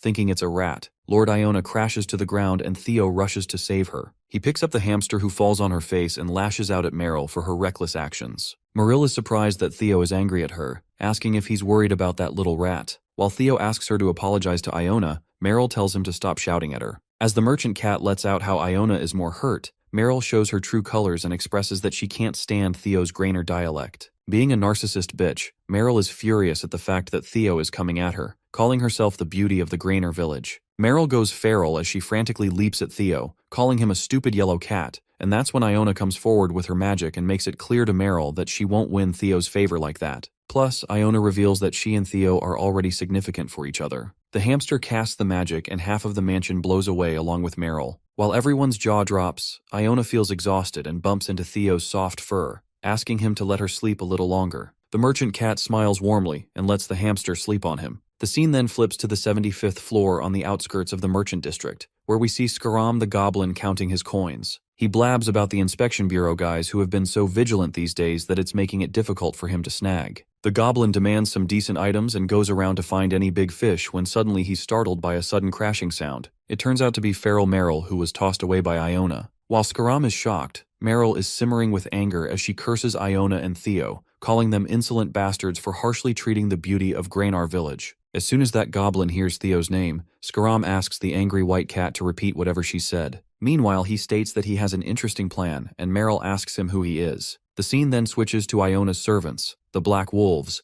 and Hegel asks them if they've confirmed the number of frogs. The wolves strangely report that the number of frogs has decreased significantly, and shortly, a wolf rushes to Chief Hegel in a frenzy and tells him to see something. It turns out to be countless dead bodies of frogs in Lake Zenka, leaving the wolves in utter bafflement. At that moment, they notice smoke erupting at a distance, and Hegel decides to check that place out. On the contrary, our boy, Black Bunny, and Kueng, after killing frogs at crazy speed, rest up a bit and enjoy the leftover pineapple. Seijun opens the status window and finds out that they've killed 1,000 out of 2,000 frogs already. It's only because they were relentlessly after the frogs without any rest and food. The three of them are drained, and while Kueng expresses that he can't do this anymore since he feels hungry, the black rabbit lets out that the frogs are running away to avoid them now, and it's difficult to chase after them now. Our guy asks Kueng if he'd like more pineapple, but the bear breaks into tears as he craves meat. Seijun consoles the bear and decides to catch some fish in the lake, but the administrator warns him that the blue carp will be in even more danger of extinction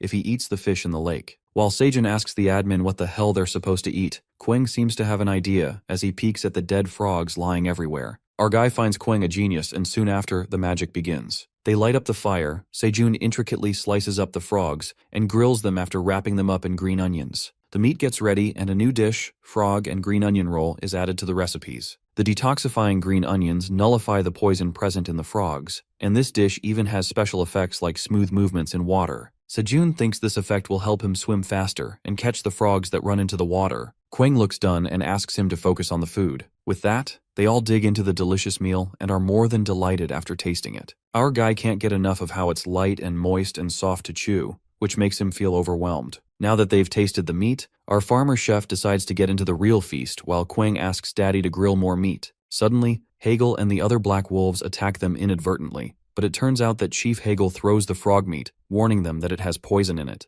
Kwang gets furious as the wolves nearly hurt his dad and he furiously shoves Hegel away. Kwang gets hella mad and makes up his mind to beat the black wolf's ass for interrupting Sejun while eating. But our guy calms him down and clarifies to the bear that the black wolf isn't their enemy. In fact, the black wolf is worried that they might get poisoned by the frog meat. Shortly, Hegel's eyes land on Seyun's dragon tattoo on his hand. He immediately bows down, apologizing to our guy for failing to recognize someone as great as him and acting rashly. The Black Wolf captain greets the great black dragon, Sejun, or so he thinks. Surprisingly, the wolf even knows Park Sejun's name. The scene takes us to the mansion where Iona is resting on Theo when suddenly, the merchant cat hears something. The hamster wonders if he's interested in something, but Theo lets out that he can sense something far away. The tingling sensation is making him crave some jelly. But Lord Iona doesn't buy this, and so she decides to head up to the place Theo is drawn to. Later, near Lake Zenka, our farmer and Kwang are waiting for another frog hunt when shortly, the bubbles begin to surface. It turns out to be the black wolves who bring dead frogs out of the lake water. Our guy asks them how it feels to move inside the water. The black rabbit is amused about how he was able to swim inside the water and captured those frogs that were hiding between the rocks. But the rabbit informs Sejun that he couldn't see any more frogs inside the lake. Our farmer deduces that there are 500 frogs left, but they've looked around the lake too, but can't find any traces of the frogs. That's when Hegel reveals that the frogs might be hiding inside a cave under the lake, narrating that when they first came here to exterminate frogs, they tried to look for a cave that was predicted to be the Frog Queen's hiding place. But they failed since the cave was deep under the water, so they didn't have such strength to get closer. Our guy assumes that it won't work even with the frog and green onion roll, and Hegel nods because even if they do find the entrance of the cave,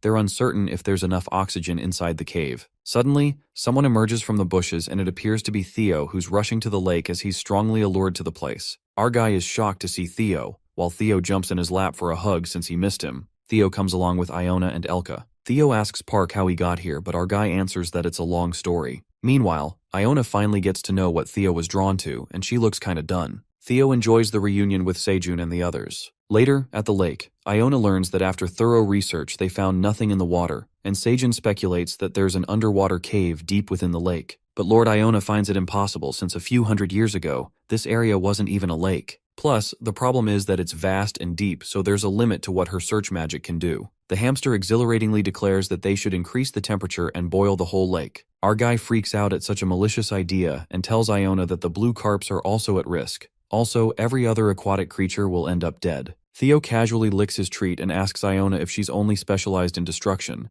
and while they both bicker, our guy is notified by the admin that the numbers of frogs are increasing. Everybody freaks out after hearing this, and the black rabbit guesses that the eggs are continuing to hatch. Urgency presses upon our guy as he urges to find the lake while Theo remembers that he wanted to tell him something but didn't because he was too glad to see him. That's when the merchant cat discloses that he has felt a sense of attraction towards the lake. As Iona is shocked that the sense of attraction wasn't directed at Sejun, Theo lets out that he thought it was the case until he realized that it was from inside the lake. Very strong at that. Theo confidently confesses that he can find the location of the cave because he can feel it in his gut that it's real. After that, they all prepare to move inside the water, and Iona states that her shield can trap the surrounding oxygen inside it, so they can move underwater only for 15 minutes. Since they can't predict the size of the entrance, Lord Iona takes up the precautionary measures and limits the team to her, Sejun, and Theo as her guide, as well as Kwang, Elka, and Black Rabbit, only leaving the Black Wolves out. Chief Hegel asks Iona to take care and make sure to watch and surround the lake so that frogs can't get out just in case.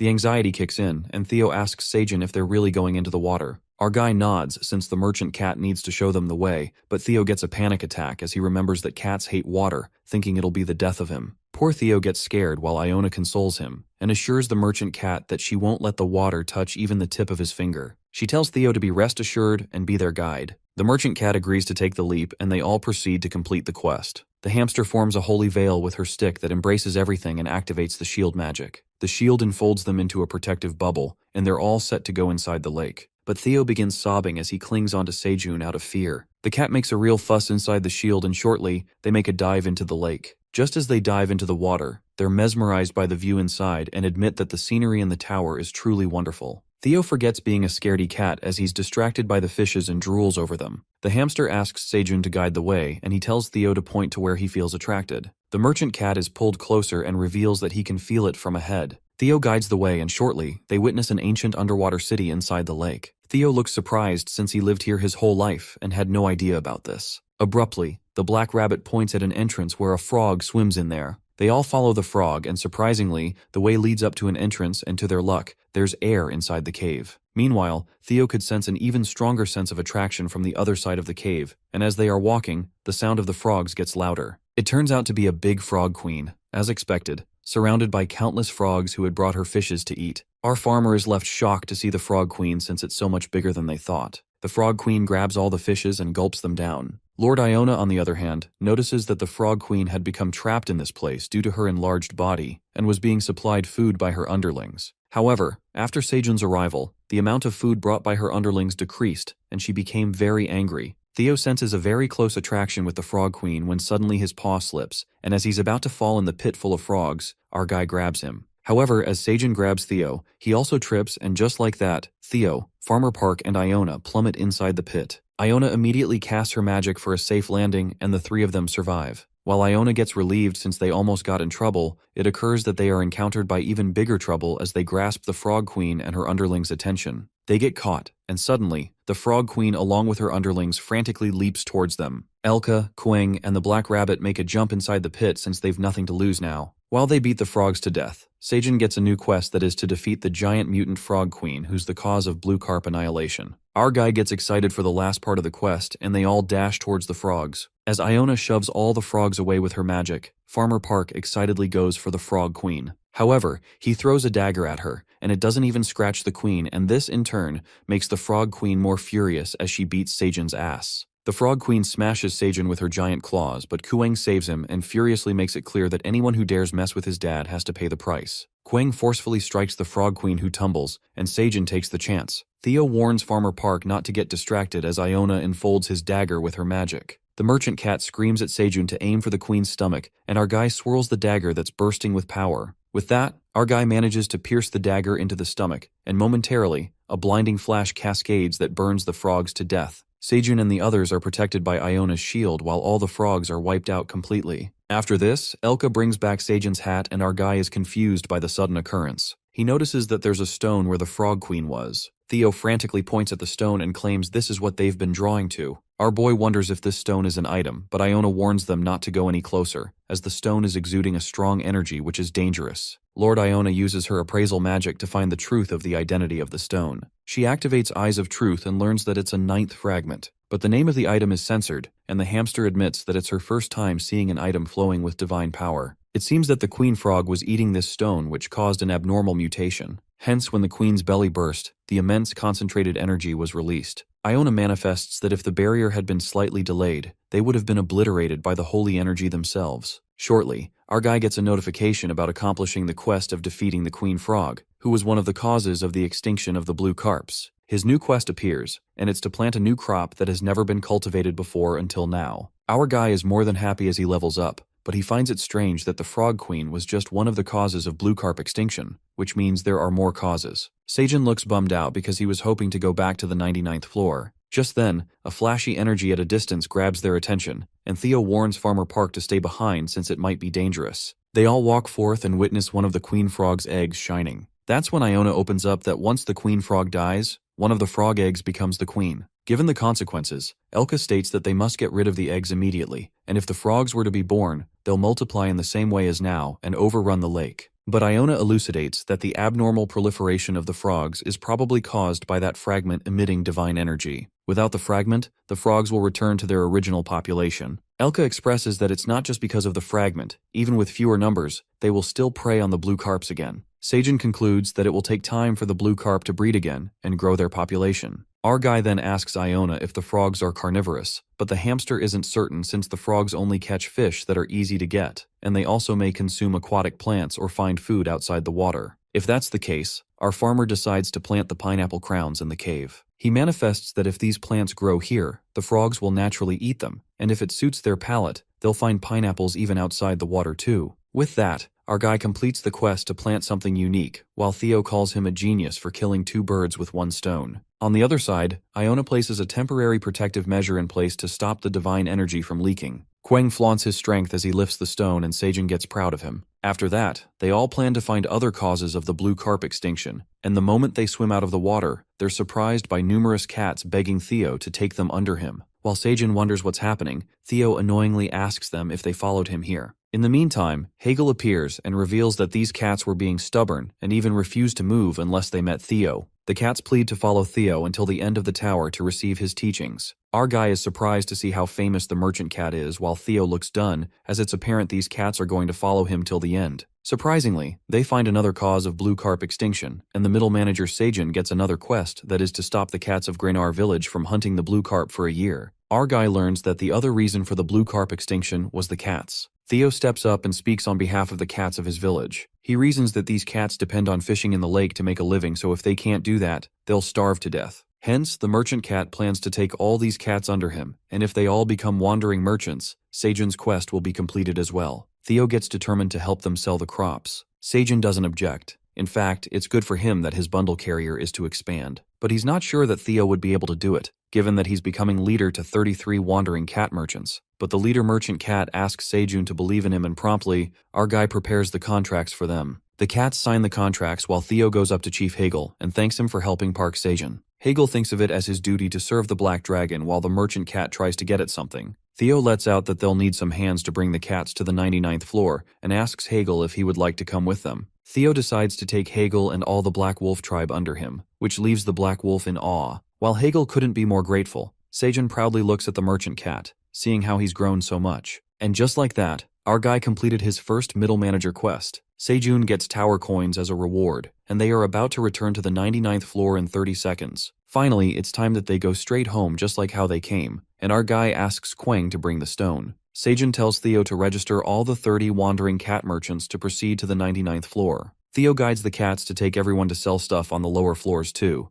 and they all are excited to work under him. Meanwhile, Elka informs them that he'll stop by the 67th floor with Iona to take the red locusts before they go up. As they are all leaving, Seijun calls out Black Rabbit, who's busy carrying a pineapple and wishes to bring more. Suddenly, a white rabbit pops out of the bushes and wishes to meet Iona. Black Rabbit is left in awe to see her, while Iona seems to know the white rabbit and calls her Pew Pew. The 30 seconds get completed, and Seijun and the crew return to the 99th floor. The white rabbit is shocked to see the teleportation magic, while Theo asks Iona about the rabbit. The hamster opens up that the white rabbit is her disciple and has some important things to discuss with her. She wanted to introduce her to Seijun and Black Rabbit, but the timing was off. The merchant cat learns about Iona's disciple, and the white rabbit introduces herself as Pew Pew, the last princess of the Red Ribbon Kingdom. On the contrary, they all arrive at the 99th floor that feels like home, and just as Farmer Park breathes in the air of returning home, he's kicked by the Black Rabbit, who's driven crazy after meeting Pew Pew back there. He frantically asks Seijun who that white rabbit was, and our guy himself met her the first time. As the pineapples spill everywhere, Farmer Park remembers that the rabbit knew Iona, so he tells the Black Rabbit to ask her when she comes to the 99th floor. As Black Rabbit vividly remembers her name, our guy blushes as he smells love in the air. In the meantime, Seijun is overwhelmed by the minotaurs, bees, and the grizzly bear, who welcomes him with a nice feast and expresses how much they missed him. Our guy wonders how they all knew he was coming back, and all the animals reveal that Aileen informed them. Aileen appears through the panel and justifies that she roughly guessed it by looking at the quest progress. She congratulates him for completing his first middle manager quest and notices that our guy looks a bit thinner,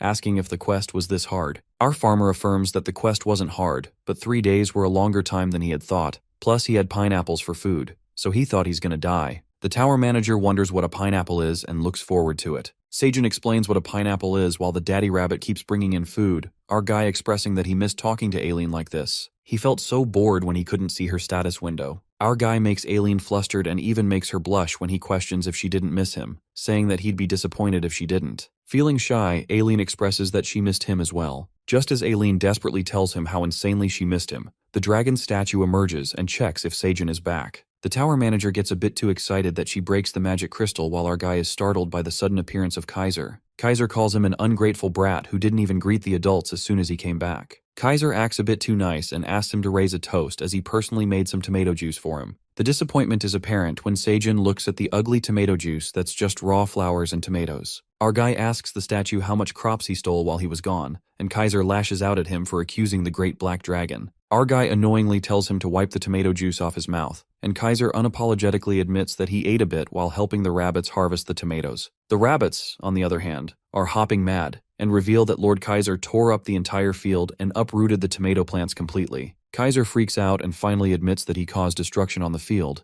but he boastfully expresses that it's not a problem for a great black dragon, Kaiser Furtani. He humbles Park Seijun and reminds him of his position as a mere farmer. That's when Aileen enters the chat and asks her grandfather if he stole and ate Seijun's crops. She asks Kaiser why the hell he's scolding Seijun, and the grandfather tries to justify that he only ate them. The tower manager scolds Kaiser and reasons that even she did not eat those precious crops as she pleased. She harshly tells her grandpa that she hates him and stops talking to him. Poor Kaiser is left heartbroken as his granddaughter won't talk to him and pleads with Seijun to say something. Our guy takes this opportunity and says that he'll try to persuade Aileen only if Grandpa Kaiser grants him a favor. Kaiser unwillingly agrees, and our guy takes him to eat the feast the crew has prepared. Seijun cuts up some pineapples and gives them to Kaiser while they all enjoy it as well. Our hero then narrates that during the 3 days when he was gone, the 99th floor changed a lot. The gray rabbits renovated the mountain that looked spectacular and dug up a waterway that runs across the field. The dry parts of the land seem to be gradually regaining their moisture. Kaiser was able to synchronize Aileen's crystal ball with the statue's frequency, allowing him to communicate with her directly through the status window. Aileen is not mad at her grandpa anymore and asks him to take Seijun's permission before eating the crops. Farmer Park comes to Kaiser and learns that he has reconciled with Aileen.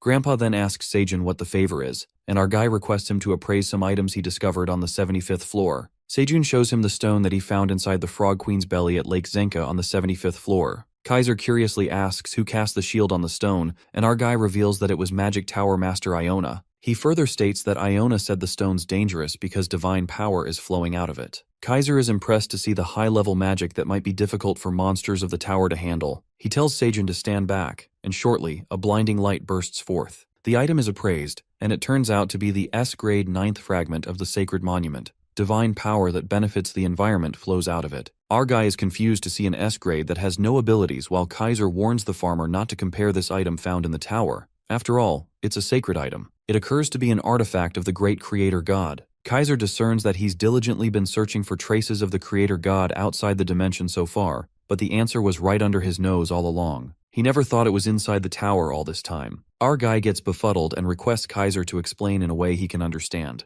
The grandpa gets reminded that beings like Seijun have shorter lifespans, so it'll be hard for him to understand. He also asks Aileen to listen carefully since it's important. Kaiser Furtani then narrates that in the beginning, dragons were beings born to serve the creator god. According to his will, the dragons maintained the peace of the world and the balance of the dimension, creating a perfect, orderly world filled with abundance and harmony. That was the era of the creator god. That's what the dragons called this period. One day, the creator god called upon the dragons and apprised them that if it disappeared, the dragons should use its powers to maintain the world. The dragons get concerned and ask the creator god if she's indulging in such unnecessary thoughts again. That's when the young black dragon Kaiser comes forward and can't manifest this possibility, stating that this world is entirely of the creator. He feels like just as an ownerless object cannot shine, a world without their god is something the dragons won't even dare to imagine. The god finds Kaiser rigid as ever and believes that the dragons will be able to handle things even without her. They thought the creator god was just joking with them. After all, he would occasionally create things with a playful nature too, like fairies. A compassionate yet strict and at times fickle being. But soon after, the truth came crashing on them when they realized the creator god didn't lie after all. The day the god disappeared, their land trembled and crumbled. They witnessed the god's monument, the stones,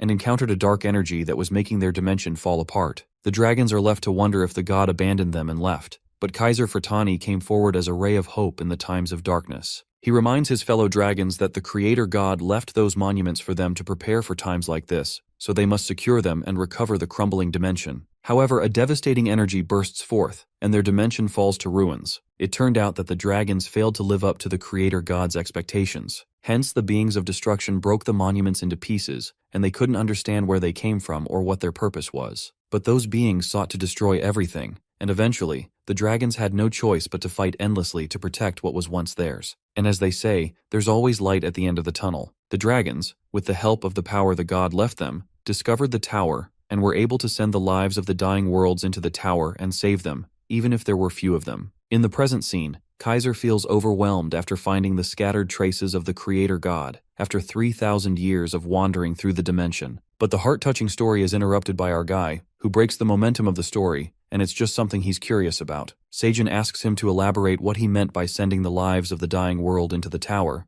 and Kaiser states that it's just as he said. The tower was designed to appear in a world destined for destruction, and further reveals that those beings of destruction will invade the whole dimension and bring calamity. Before that happens, the tower selects survivors and allows them to enter. Our guy panics and wonders what happens with those who can't get inside the tower. He worriedly lets out that he came from Earth where a tower appeared too. That's when the dragon reveals that if Seijin Park fails to overcome the trials of calamity, his world will be destroyed. This leaves our guy in absolute shambles. The scene then switches to the 75th floor, in the Wandering Merchant Village. All the cats are registered as wandering merchants. The work begins, and Theo orders Jeff, his underling, to lead the cats and go with Elke and Elka to collect the red locust's corpses. Jeff is flustered to hear this and wonders if he can do this. The leader comes forward and affirms Jeff that he believes in him. Theo reminds Jeff that he never ran away from the village and took care of the cats responsibly. Plus, these village cats were able to become merchants all thanks to Jeff. Jeff bursts with happiness at such kind words and promises Theo to serve him forever. With that, the merchant cats leave, and Theo asks Oren to carry his bundle. Meanwhile, Iona is quite impressed to see our merchant cat handling his subordinates so nicely.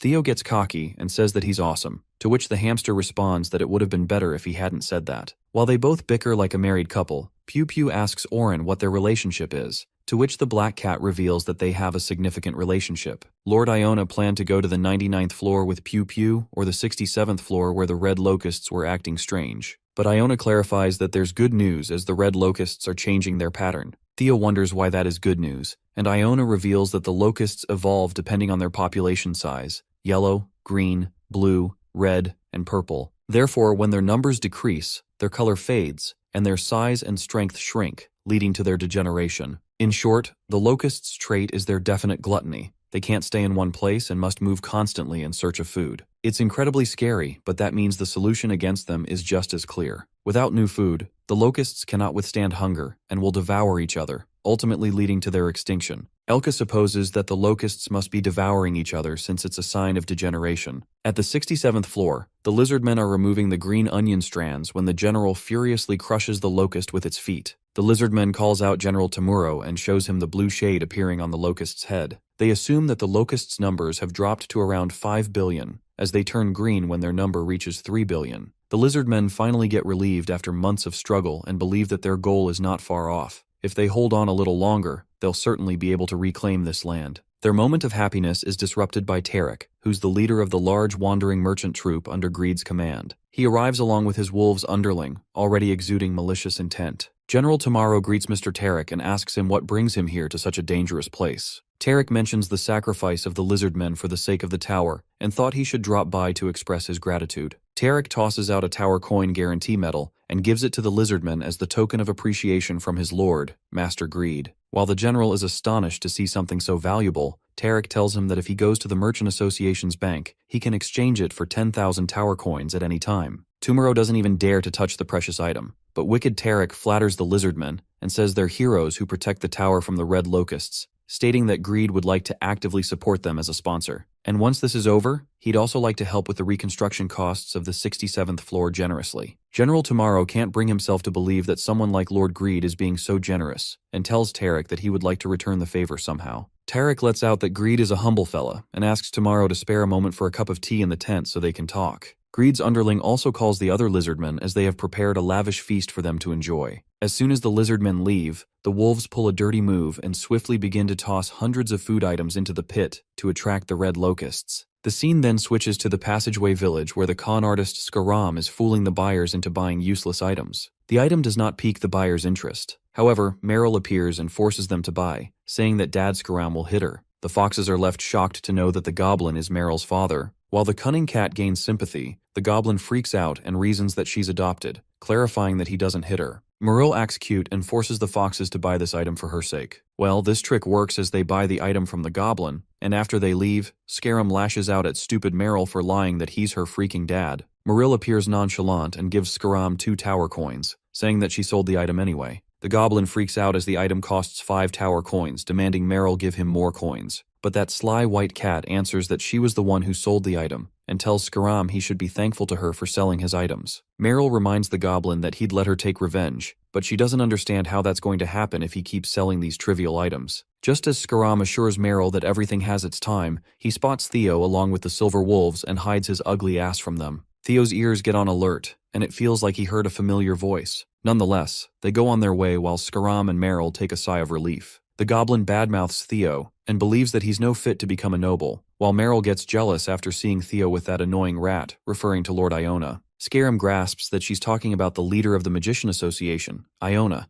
and Meryl gets curious if that hamster is really a big shot. The goblin reveals that Iona is leader of one of the 3 associations that sustain the tower, which makes Meryl madder as she wonders how she's going to take her revenge on them. The white cat then spots Orin and Piu-Piu, questioning Scarum who these small fries are. The goblin takes out a paper as he remembers he's seen that white rabbit before. Well, it appears that the opportunity has jumped into the evil goblin's lap as he peeks at the Greed bounty list, which is a top secret, and Piu-Piu, the Red Ribbon Kingdom's princess, is reported as missing. The reward for finding her is 10,000 tower coins. Later, Theo gets to know that Piu-Piu is the last princess of the Red Ribbon Kingdom. He also gets reminded that the entire royal family was eaten by the locusts during their invasion. The merchant cat asks Iona why she didn't tell him that Piu-Piu was alive. The hamster corrects him and lets out that the royal family wasn't eaten. They were murdered. This catches Theo by surprise since he wasn't expecting this plot twist, and that's when Iona unravels that decades ago during the locust invasion on the 55th floor, she also happened to be with the big shots from the Mercenary Association.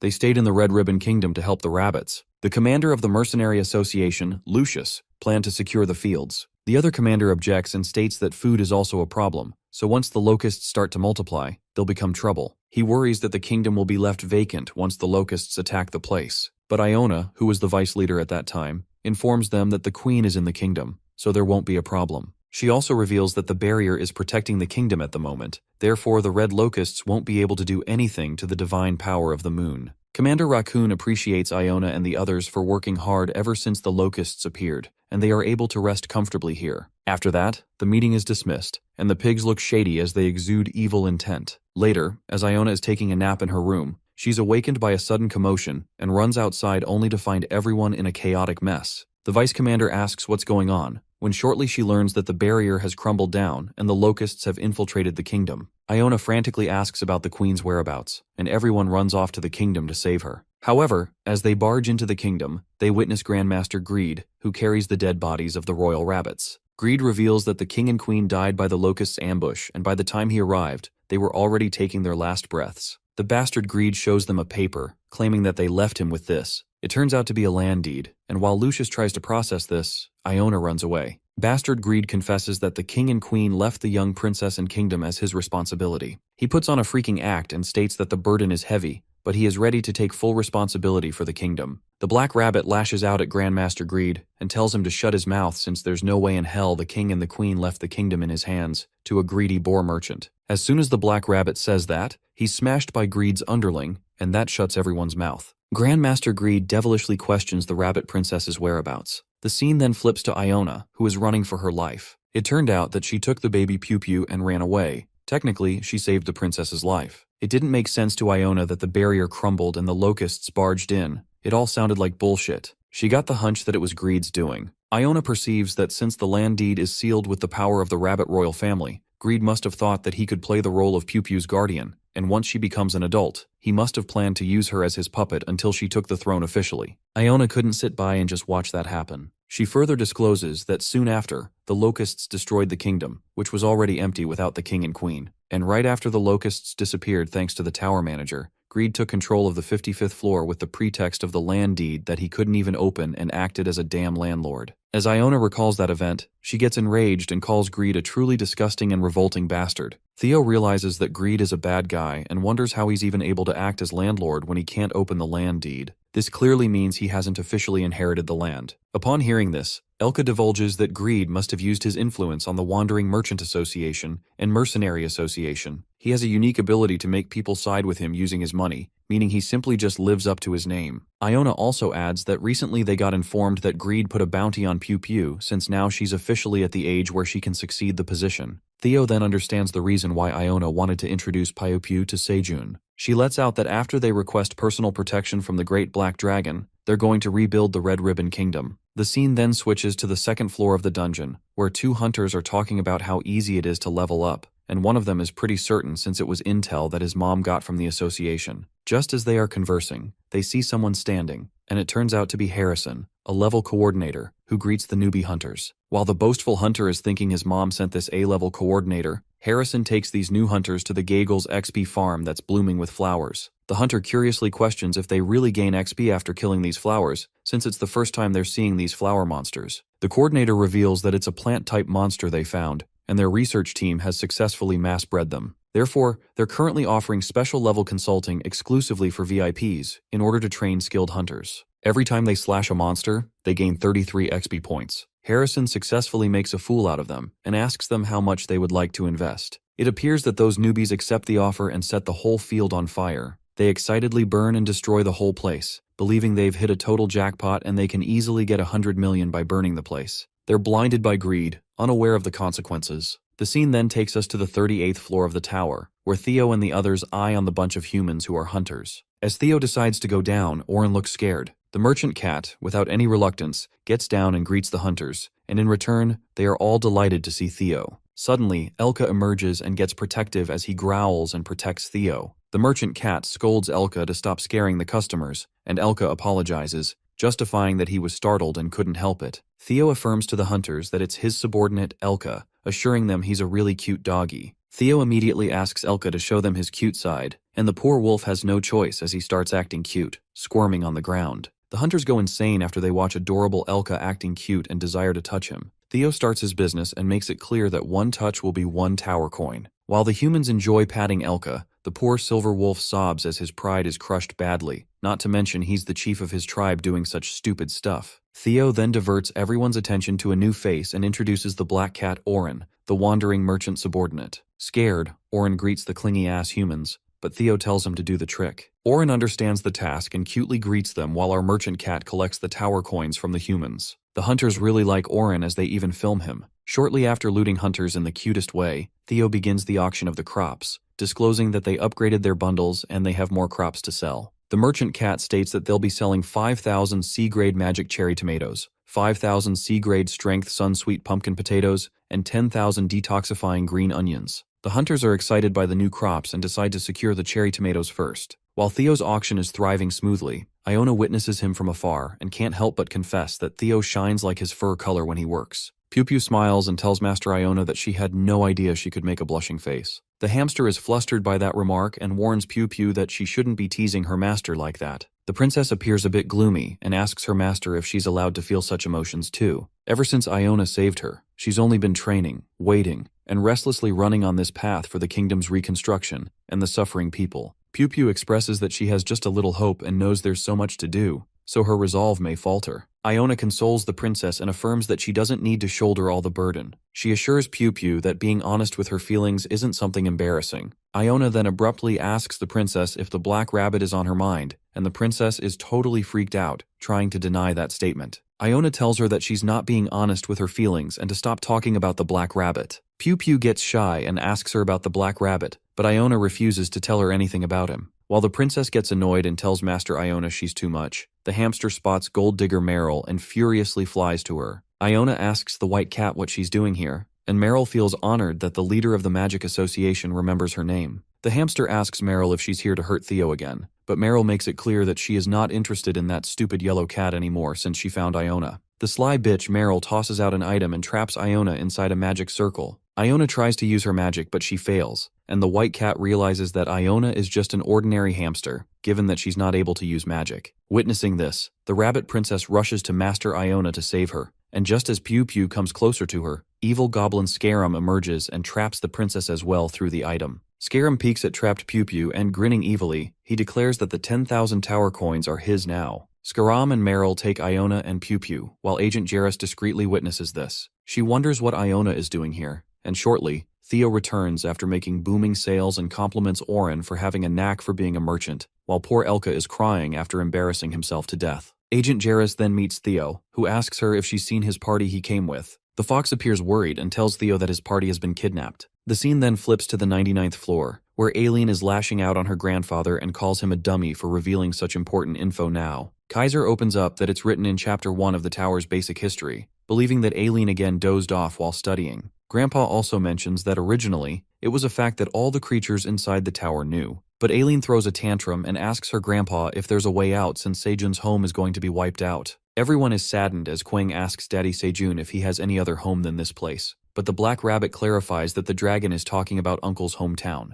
After that, our guy asks Lord Kaiser what the Trials of Calamity mean. The dragon reveals that it's things like the invasion of red locusts on the 67th floor, the minions of destruction. Considering how they haven't appeared on Earth yet, Kaiser assumes that they were trying to infiltrate Earth, but discovered a rift in dimensions and forced their way into the tower. In this situation, they can consider it a relief as they have somehow bought some time. Our farmer contemplates that humans have only reached the 38th floor of the tower. Even the powerful monsters on the 67th floor are struggling against the locusts. Sejun dwells on the possibility of the red locusts appearing on Earth. They'd be annihilated in less than a few days. Aileen then questions the dragon if there's a dimension that has fought against the trials, but sadly, the grandfather responds that none have won against the calamity till now. Kaiser confesses that he too looked for a lot of ways, but even the dragons don't know exactly how to overcome the trials, and they just barely found a fragment of the creator. However, our guy gets up and, against all odds, he believes that there has to be a way. Sejun optimistically discerns that there is one important difference between the destroyed worlds and this one.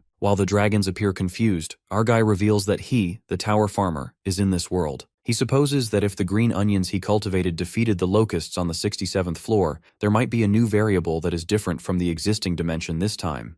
Without wasting a second, Jarrus, Oren, and Theo ride on Elka to rescue Iona and the princess. The merchant cat asks Agent Jarrus if she knows where they're headed, and she responds that they were headed towards the Rotten Root Inn in the Passageway Village. She explains that the Passageway is one of the businesses of Tarek, the wandering merchant, under Greed's control. She's certain that the goblin and Tarek made contact there yesterday, believing that they're clearly up to some sort of scheme. The merchant cat is surprised as to how the agent knows everything in such detail, plus it's also suspicious how Jarrus happened to be following after Scarum. The fox nearly gets caught and ponders that while she was suspicious and surveilling the Chow merchant troupe, who are currently at war with the locusts on the 67th floor, she discovered that they were in contact with Scarum, and so she followed them. While Jarrus tries to laugh it off, Theo assumes that the fox is planning to work under Greed and warns her that he's an evil bastard, telling her not to hang out with those nasty bastards. Jarrus lets out that she got to know how bad Greed is and praises Theo for being her savior. She handles the situation, and shortly, Elka informs them that they've reached the passage entrance. They enter the merchant passage, and Theo waits for his companion waiting there, who happens to be at a high position in a mercenary group, so he should be helpful. At that moment, Theo meets with Hegel, who asks the cat if he sold a lot of crops. Chief Hegel's eyes land on Jarrus, and he recognizes her somehow, while the fox finds the black wolf familiar, remembering that they met during the association meeting.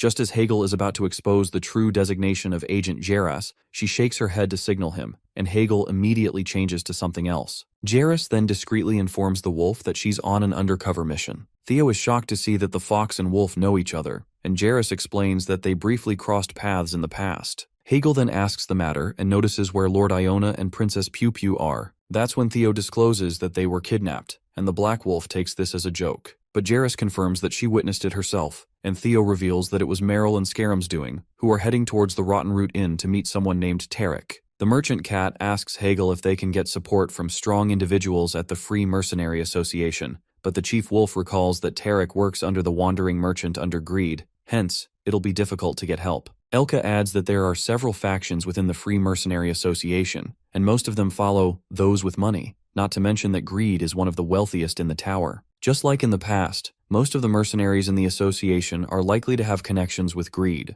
Theo hopes that the Magician Association would work, but Hegel asserts that won't work either because Greed planted his subordinates in more places than expected. Even the Magic Association is the same. The poor merchant cat cries dramatically since there's no other way to save Iona. Watching him sad, Agent Jarrus lets out that she has an idea and asks Theo to believe her this once. The scene then flips to the Passageway Village, slum area, the Rotten Root Inn, where Skaram along with Meryl arrives at a place. The goblin knocks the door of a tavern and informs that he has retrieved the items and is here to meet Tarek. After telling the secret code, the door is opened by an orc, and soon after, they meet Tarek the boar. The boar hopes that Skaram didn't bring him any disappointing results, and the goblin satisfactorily assures Tarek that he did everything as per instructions, showing the captured princess and Iona. As per Tarek's command, they use the seal to capture them. The boar acknowledges their hard work and greets Piu Piu, asking if she's been well. He agrees that she has grown into a pretty rabbit. As Tarek calls out the magician leader Iona, the hamster is boiling with anger and calls Tarek a disgusting bastard. The boar gets pissed off and tramples over Iona, muttering that he has taken it easy on her all this time, and now she can't read the room. He insults Iona and calls her a useless hamster. The evil bastard Tarek releases his stress after hitting Iona. The boar thought that Skaram was lying when he said he had found the princess, but it's a surprise that he completed the task flawlessly, adding that Lord Greed will be pleased. The goblin implores Tarek to introduce him to Grandmaster Greed, and shortly, the goblin and Meryl are rewarded 10,000 tower coins. After giving them the coins, the brown wolf shows them the way out, but Skaram is one persistent bastard as he tries to market his skills, but fails.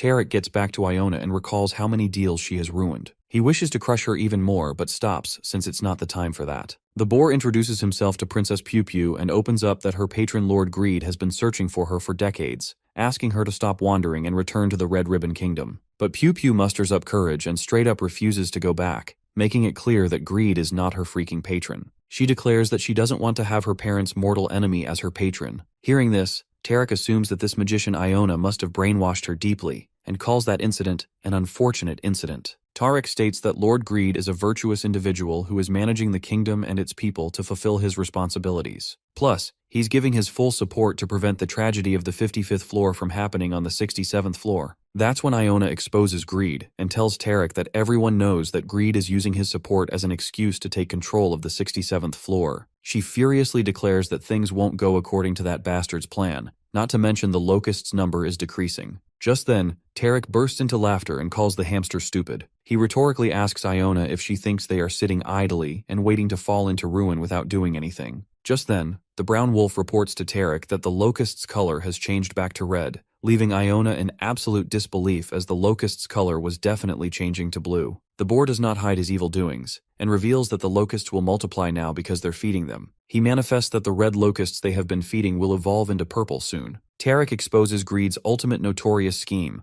unraveling that everything will turn into a wasteland, and once the food runs out, this place will fall under Lord Greed's rule as well. The boar bastard suggests Princess Piu Piu that she should marry Master Greed and hand over the ruling of the Red Ribbon Kingdom. He manipulates Piu Piu and calls her a fragile and innocent rabbit. He warns the princess to do as planned if she truly wants to save people. Before that, the boar decides to get rid of Iona since they have no choice, and with this, he plans to take over the Magician Association as well. Tarek tells Iona that she's extremely dangerous for their master's plan, and with that, the brown wolf comes forth to devour her. Before the wolf could touch Iona, a huge blast occurs, and Theo arrives just in time, kicking the wolf's face with his little feet. He furiously warns them to stay away from his precious magician. Iona is more than happy to see Theo, knowing that he would come. Meanwhile, the whole tavern is destroyed and Tarek freaks out. Tarek tries to threaten Theo and tells him that he's the leader of the Chow Wandering Merchant Troupe under Greed, but our merchant cat doesn't give a fuck about that fatty as he's busy unsealing the traps. The boar keeps shouting for daring to touch what belongs to him and calls Theo a lowly yellow cat. That's when our merchant cat gives him a death stare and warns that boar to shut up as he's holding back from wanting to kill him.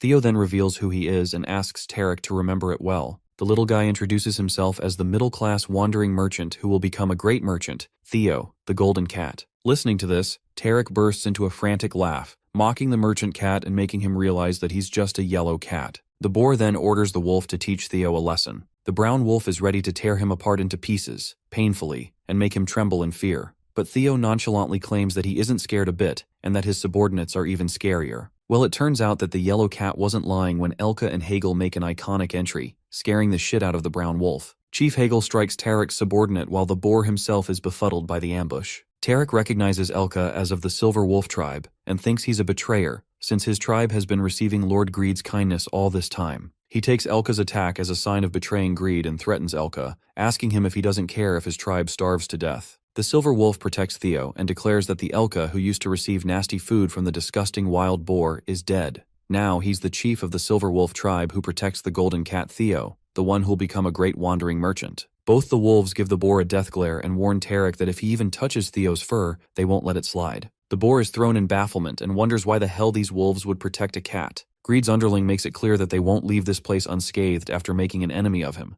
threatening that he can make it so they won't even step foot into this tower. Elka shows who's got power and thinks of tearing apart that oily mouth of Tarek for spouting nonsense. Tarek tries to process this humiliation, and shortly, he thanks Elka for blowing up the roof, revealing that this slum is his territory. The boar boastfully calls out the marksman for help, but the realization hits when no one shows up. While Tarek wonders why isn't anyone appearing, Hegel lets out that his shouting is pointless. That's when Agent Jarrus walks in and reveals that this slum is also their territory, asserting that Tarek's subordinates were located and subdued in advance by their association's Inspection Bureau agents. The boar gets another surprise when he meets the agent of the Secret Inspection Bureau, and Agent Jarrus arrests Tarek for kidnapping, unlawful confinement, and more than 8 other criminal charges. The boar asks for the proof against him and calls himself a kind merchant. The lowly boar blames Theo and his subordinates instead for barging into his business and causing a ruckus. As Tarek makes a fuss about capturing him and keeps asking for proof, the tables flip when Iona tosses out a ring that plays Tarek's voice when he confessed about multiplying locusts and even feeding them. Greed's whole plan is exposed in front of everyone, and when the bastard Tarek tries denying the truth,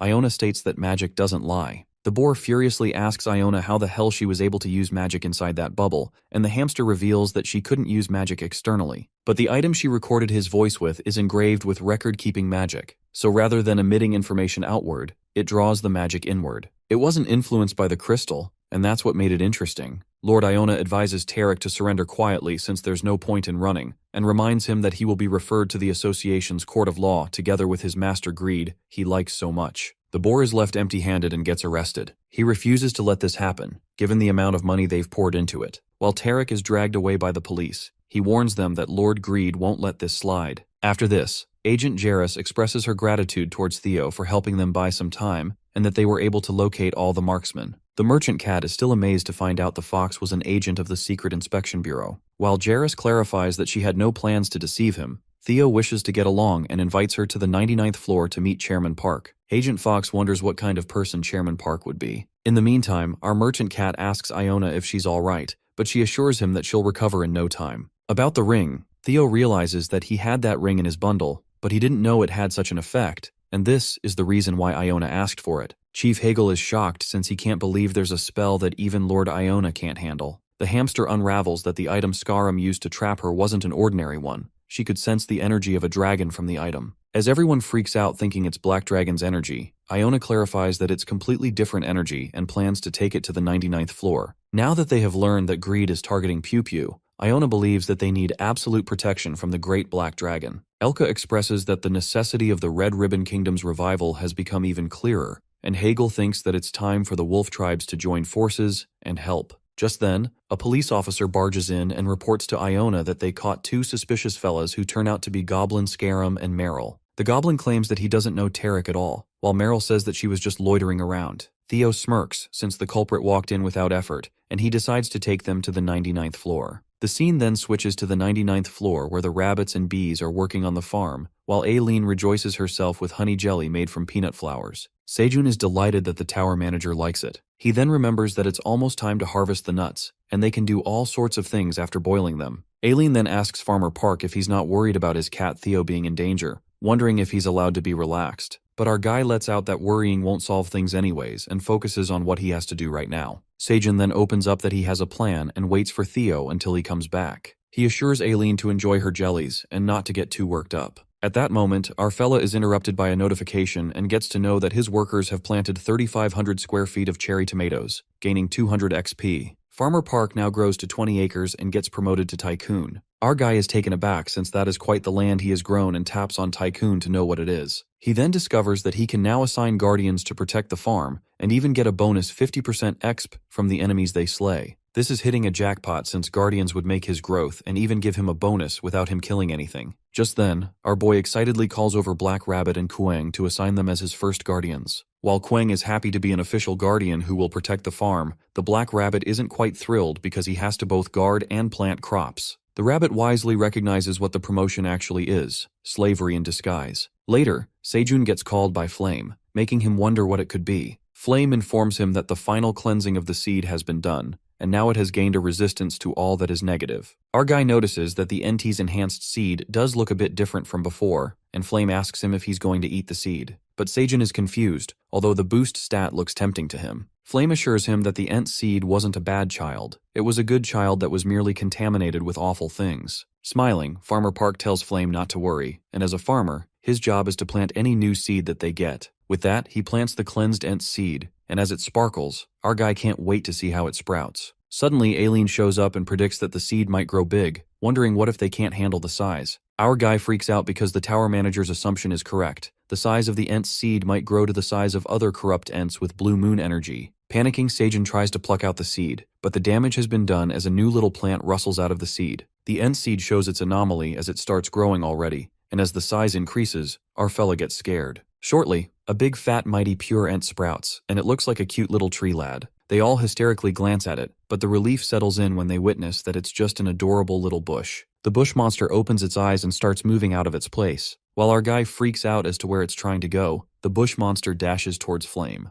Sejun thinks it's going to harm the fairy, but Flame assures him that it's not a bad child. The bush embraces Flame, and it turns out that it was just trying to protect her. The bush monster adorably lets out that Ent protects World Tree, which leaves everyone baffled. That's when Aileen reveals through the panel that the World Tree is a mystic tree that possesses great power of abundance. And apparently, only those who have been chosen by the World Tree can bask in its infinite abundance. Our guy wonders what it has to do with the mighty pure Ent. In response, Aileen elaborates that the pure Ents are guardians of the World Tree, but long ago, the Ents were poisoned by evil energies that made their way in from outside the tower. Even the tower manager had no idea that pure Ents exist, since she had only seen corrupt Ents. Sejun then apprises that given the pure Ent wants to protect Flame, only means that she is the World Tree. But Flame freaks out and justifies that she's just a little apple tree, not some powerful entity. The tower manager states that there doesn't seem to be a World Tree in their tower yet, as the conditions have not been met. But she guesses that the pure Ent sees potential in Flame. It might be thinking that Flame could become the next World Tree. Farmer Park thinks hard about the apple tree having the potential and immediately asks Black Rabbit and Kueng to round up the bunnies with the watering cans. He instructs them to prepare clean water. While they both leave, Sejun asks Flame if she needs more sunlight. He tells her to ask if there's anything she needs and requests the pure Ent to protect Flame. While the little Ent swirls around happily, Sejun hopes that Flame grows into a big and strong tree. The scene then takes us to the 67th floor, where calamity befalls as the locusts evolve to purple color and come back stronger. The lizard men are thrown into panic and they retreat as there's a swarm of locusts that's chasing them. As they are running away, the locusts bite one of the lizard men when in the meantime, Elka arrives and slashes the purple locusts. However, the silver wolf witnesses that the green onion blades have been damaged, which means they're no longer effective against the purple locusts. The locusts frantically fly towards them, and shortly, they are temporarily halted by explosions cast by magicians that kill some of the bugs. Elko shouts at Elki to hurry, who saves the lizard man and jumps out of the pit. That's when the wizards strike the magic and kill the purple locusts with explosions.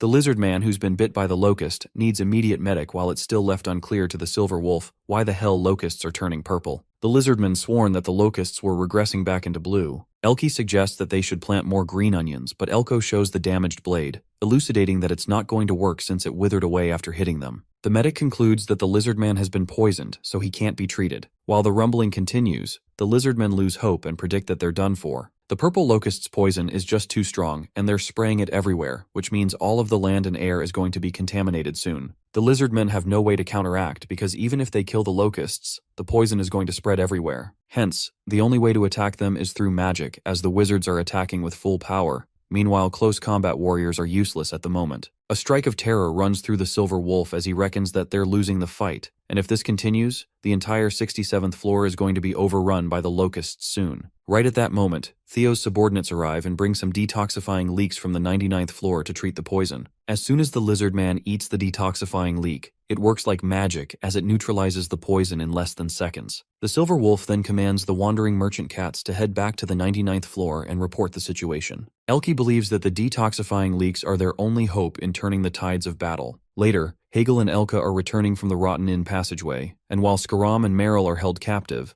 Oren pokes a stick at Skaram's back and warns him not to try to do anything funny. Oren asks him what he's got hiding under his coat while the goblin dramatically questions why he's harassing an innocent civilian like this. Hegel warns the sneaky goblin that he could feel everything on his back, while Oren rummages through Skaram's coat and finds a key. The goblin reasons that it's his house keys, but Oren keeps that key in his bag since he doesn't trust that cunning bastard. While Theo praises the black cat for his work, Iona wakes up and asks if they have arrived at the destination. The merchant cat states that they're on the 99th floor because of the lightning pathway that they were able to get here faster, and thanks Iona for letting them through. Theo affirms the hamster and asks if she's alright, and Iona assures him that she feels refreshed after sleeping in his hood. She's excited to meet Seijun, so she doesn't want to look tired and disheveled in his presence. Just then, they spot Seijun outside, who brings out the pure Ent to let him breathe the fresh air while the rabbits worry that it might turn into a corrupt Ent. Just then, Elka along with everyone else greets our boy, and shortly, Princess Pew Pew peeks at the black rabbit and bows to him, making him blush hard.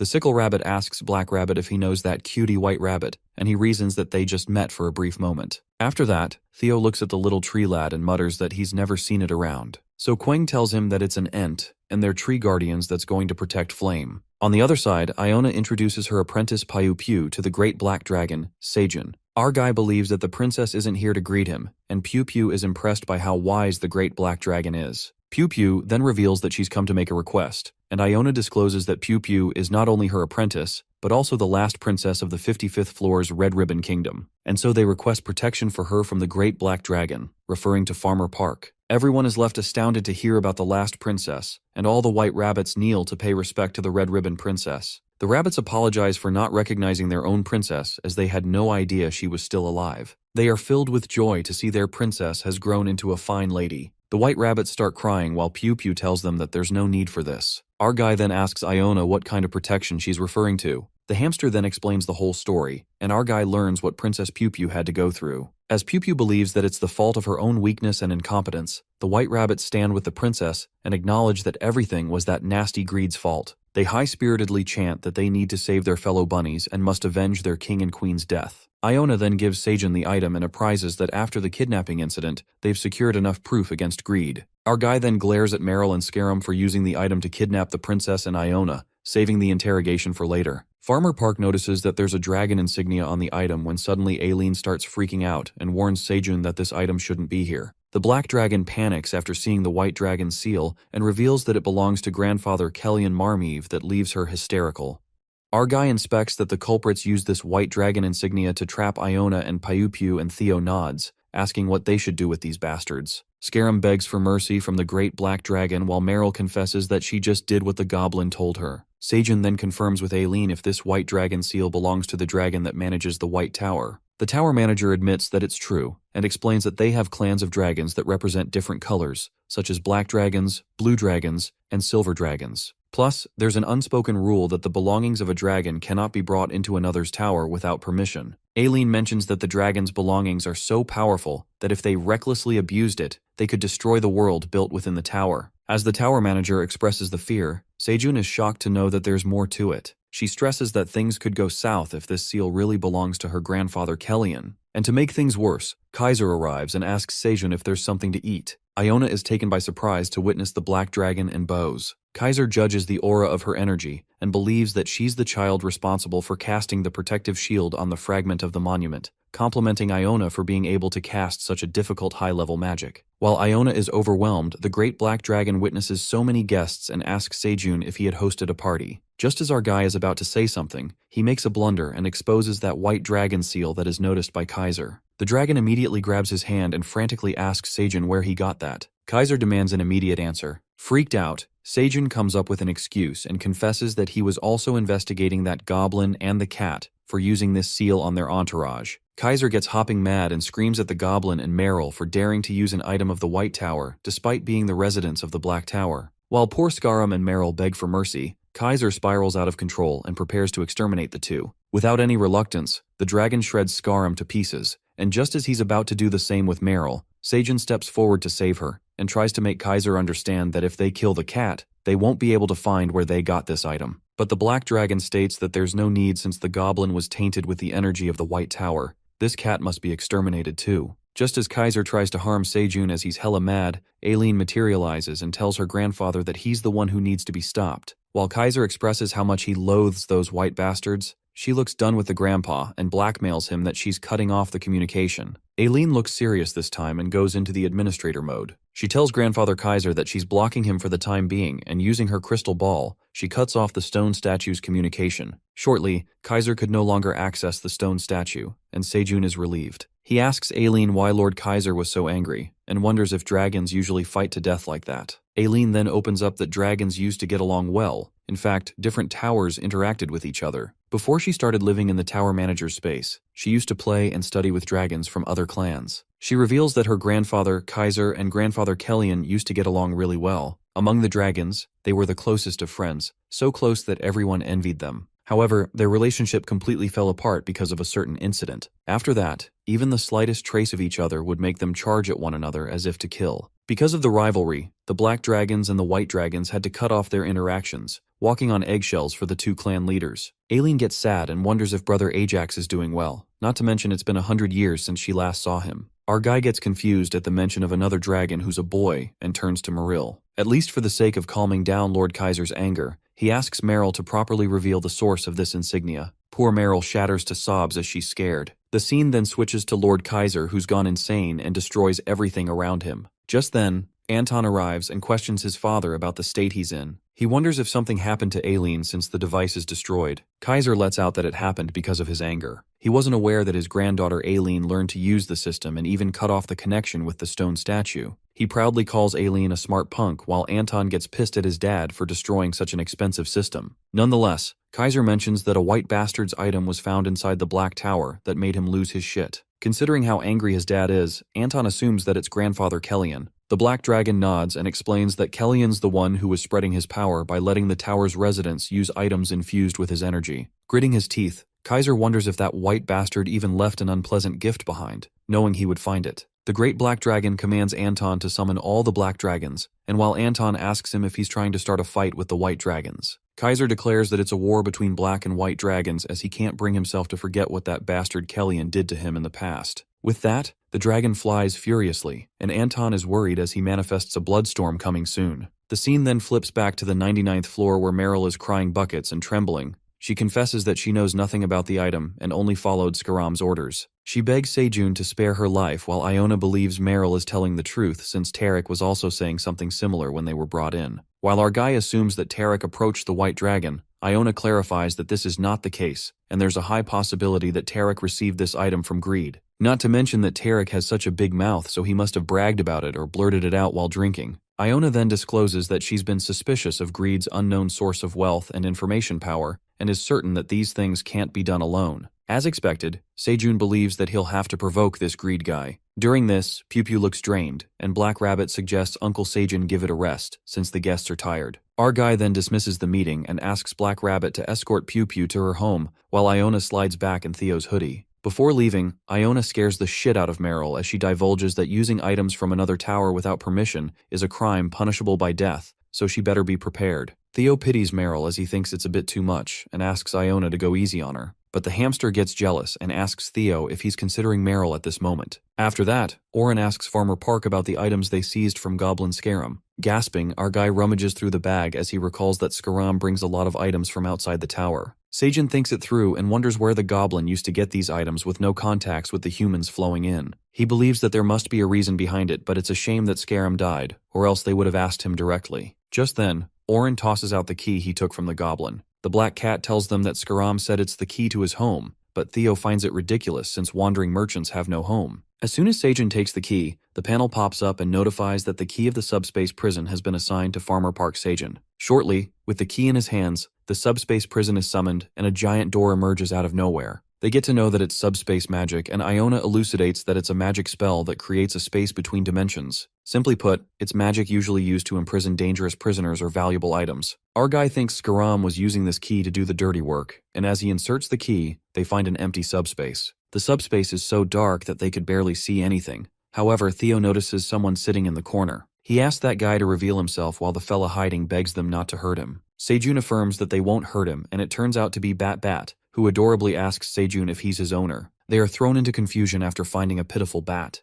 Given that Master Scarum didn't open the door, the bat takes Seijun as his new master. Our guy agrees that he did open the door of the prison and asks Bat what he's doing here. The bat then reveals that he's the golden bat who's been waiting for his master to come. Theo gets pissed and asks the bat when was the last time he cleaned himself, as he looks so dirty. Unfortunately, the golden bat is not even introduced to the word cleaning, and Theo gets away from him, saying that he's so dirty. Our guy asks Bat how long he's been in this prison, and the poor fellow responds that he was born here, admitting that his master was a bizarre one. Since the bat wishes to get on his new master's side, he gives a gift to Seijun. He takes out a rotten apple that disgusts everyone, and our guy asks him if he's been eating this all this time. Sobbing, the bat reveals that it's his treasure that he earned as a reward for being good. Seijun then decides to take Bat out first, since the prison isn't a place to live, but the bat freaks out and recalls that Master Scarum warned him that the outside world is extremely dangerous and terrifying. He even said that small creatures like him would be devoured and made to go through horrible things. Seijun consoles the bat and assures him that the outside world isn't as scary as that bastard Scarum portrayed. He was clearly lying.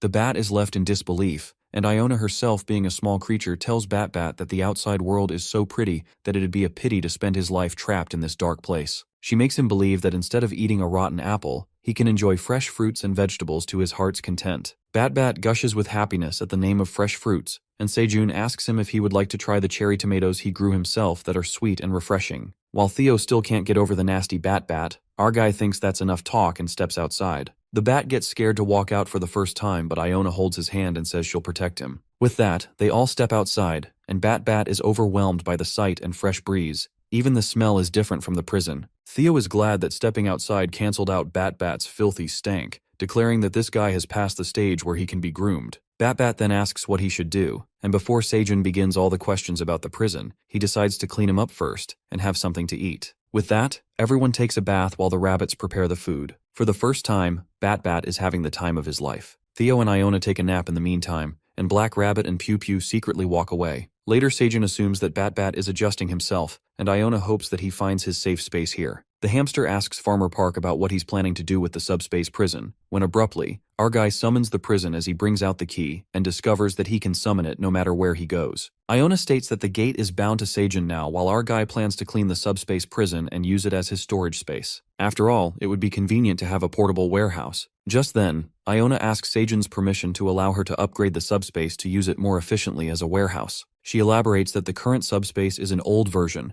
and using her magic, she'll expand its capacity, install some lighting, add shelves, and improve interior. Our guy is impressed by the magician Iona and pats her. The hamster blushes and tells Seijun that he truly is a kind dragon. Iona then heads inside to upgrade the subspace. She uses her magic, but more importantly, she's delighted by Seijun's humbleness and how he treats everyone equally. Plus, seeing how he genuinely delights in the simplest magic makes her unconsciously want to act spoiled and admits that he truly has the heart of a great person. She then begins the construction for Seijun. Later, at the farm, it appears that the Black Rabbit and Princess Pew are having a nice date where he treats her to carrots. Pew expresses that it's been a long time since she had carrots, admitting that they taste 100 times better than the ones she ate in the kingdom as a child. Pew looks gloomy as she narrates that while she was running from greed, training under Master Iona, and enjoying this luxury, many people were suffering. But knowing that the rabbits have been cultivating these forgotten crops while holding on to the pride of the rabbits, she feels ashamed. But the warrior rabbit consoles the princess and affirms that to fight against greed and protect their people, she's been cultivating her strength. Pew feels nice to hear such words, but she has to admit that as royalty, she turned a blind eye to her people just to survive and believes that as a princess of the Red Ribbon Kingdom, she must bear the responsibility no matter the cost. Upon hearing this, the warrior rabbit opens up that he was born on the 99th floor and agrees that he doesn't know much about the Red Ribbon Kingdom, but he could feel the longing in their hearts through his parents and the fellow rabbits. He confesses that he can feel it in his guts that he wants to go back to the kingdom, to the long-lost land which once belonged to them. The determination flashes through him as the warrior rabbit wishes to restore the beautiful Red Ribbon Kingdom. He hopes that Pew can lead them with a bright smile one day. The princess is left in awe, and the Black Rabbit reveals his real name to be Piak. He tells the princess that black rabbits can become knights who protect the kingdom. Piak desires to reclaim the Red Ribbon Kingdom from greed and return her happiness. The Black Rabbit lovingly asks Princess Pew if she would allow him to be the knight of her kingdom. They embrace each other, and as their love blooms, Quang sneaks up on them, asking what they're doing. The bear spoils the perfect mushy moment while Piak and Pew freak out and ask Quang how long he's been watching them. Quang tells the rabbit that he noticed quite late and informs Piak and Pew that everyone's looking for them. Quang grimly states that if they don't act fast, the 67th floor will be destroyed before they even face greed, while the pure Ent keeps intervening with his blabber. Payak and the others immediately return and witness a crowd of merchant cats and wolves. The warrior rabbits ask the matter and wonder why everyone's in such a hurry. Elki asks for Lord Iona, and Seijun informs him that he's busy with something else. The silver wolf then reveals to Princess Pew Pew that the locusts on the 67th floor have turned purple and are emitting poison, that even the tough green onion blades are wilting and they're losing ground. While Pew Pew is flabbergasted, the silver wolf gives good news that the detoxifying leaks seem to work against the purple locusts, and this is the reason they rush to the 99th floor to request reinforcements. Our guy concludes that when the locusts mutated into a poisonous species, the detoxifying green onions became an effective remedy instead of green onion blades, calling it a fortune in the midst of misfortune. Our farmer then orders Theo to fill half of the cat's bundles with detoxifying green onions and tough blade green onions, and asks rabbits to fill half of the bundles with food. The rabbit gives Seijun his dagger, and our guy asks Aileen if there are any anomalies in the tower. The black dragon checks and reveals that she doesn't see anything unusual at the moment. The tower manager notifies Seijun that a green alarm has appeared and our guy is given a new quest, to save the gem frogs from extinction in the Navia swarm on the 67th floor. Our guy gets to know it's the same floor where the locusts are, and Aileen appoints him as the middle manager. Exactly after 30 seconds, Seijun is about to teleport to the 67th floor and he chooses his subordinates. At that moment, Aileen informs him that she won't be able to help this time, and Grandfather Kaiser isn't in good shape either. She warns Seijun that this trial is different from the last time, and clarifies that even though her dragon has grown, he can't bring many strong monsters of the 99th floor like the last time. But our boy appears unaffected and repeats what he said earlier, that the collapsed worlds are nothing like this one. He asks Aileen to trust in Farmer Seijun, who has cultivated plenty of reliable crops to help them through. Just then, Theo gets back with all the green onions, and Quang is more than willing to assist her dad. But he's not the only one, as Pew Pew decides to support Seijun with her magic, and the warrior bunny follows the princess. Our boy selects all his subordinates, and with that, they teleport to the 67th floor. But as heroic as they try to look, they land directly in the swamp. All of them fall flat into the dirty water, and the warrior bunny warns Seijun to move carefully. Our guy thinks that they need to find a place to hide first since they are exposed. But the trouble has already found its way when Princess Pew Pew spots a purple locust. It doesn't end here when our guy looks behind him and a swarm of deadly purple locusts is bursting in their direction. They all freak out by the sudden occurrence while the quest commands Seijun to find and exterminate the cause of the gem frog's extinction, which is obviously these locust bastards. With that, they all prepare to fight for the sake of the Black Tower and leap towards the locusts.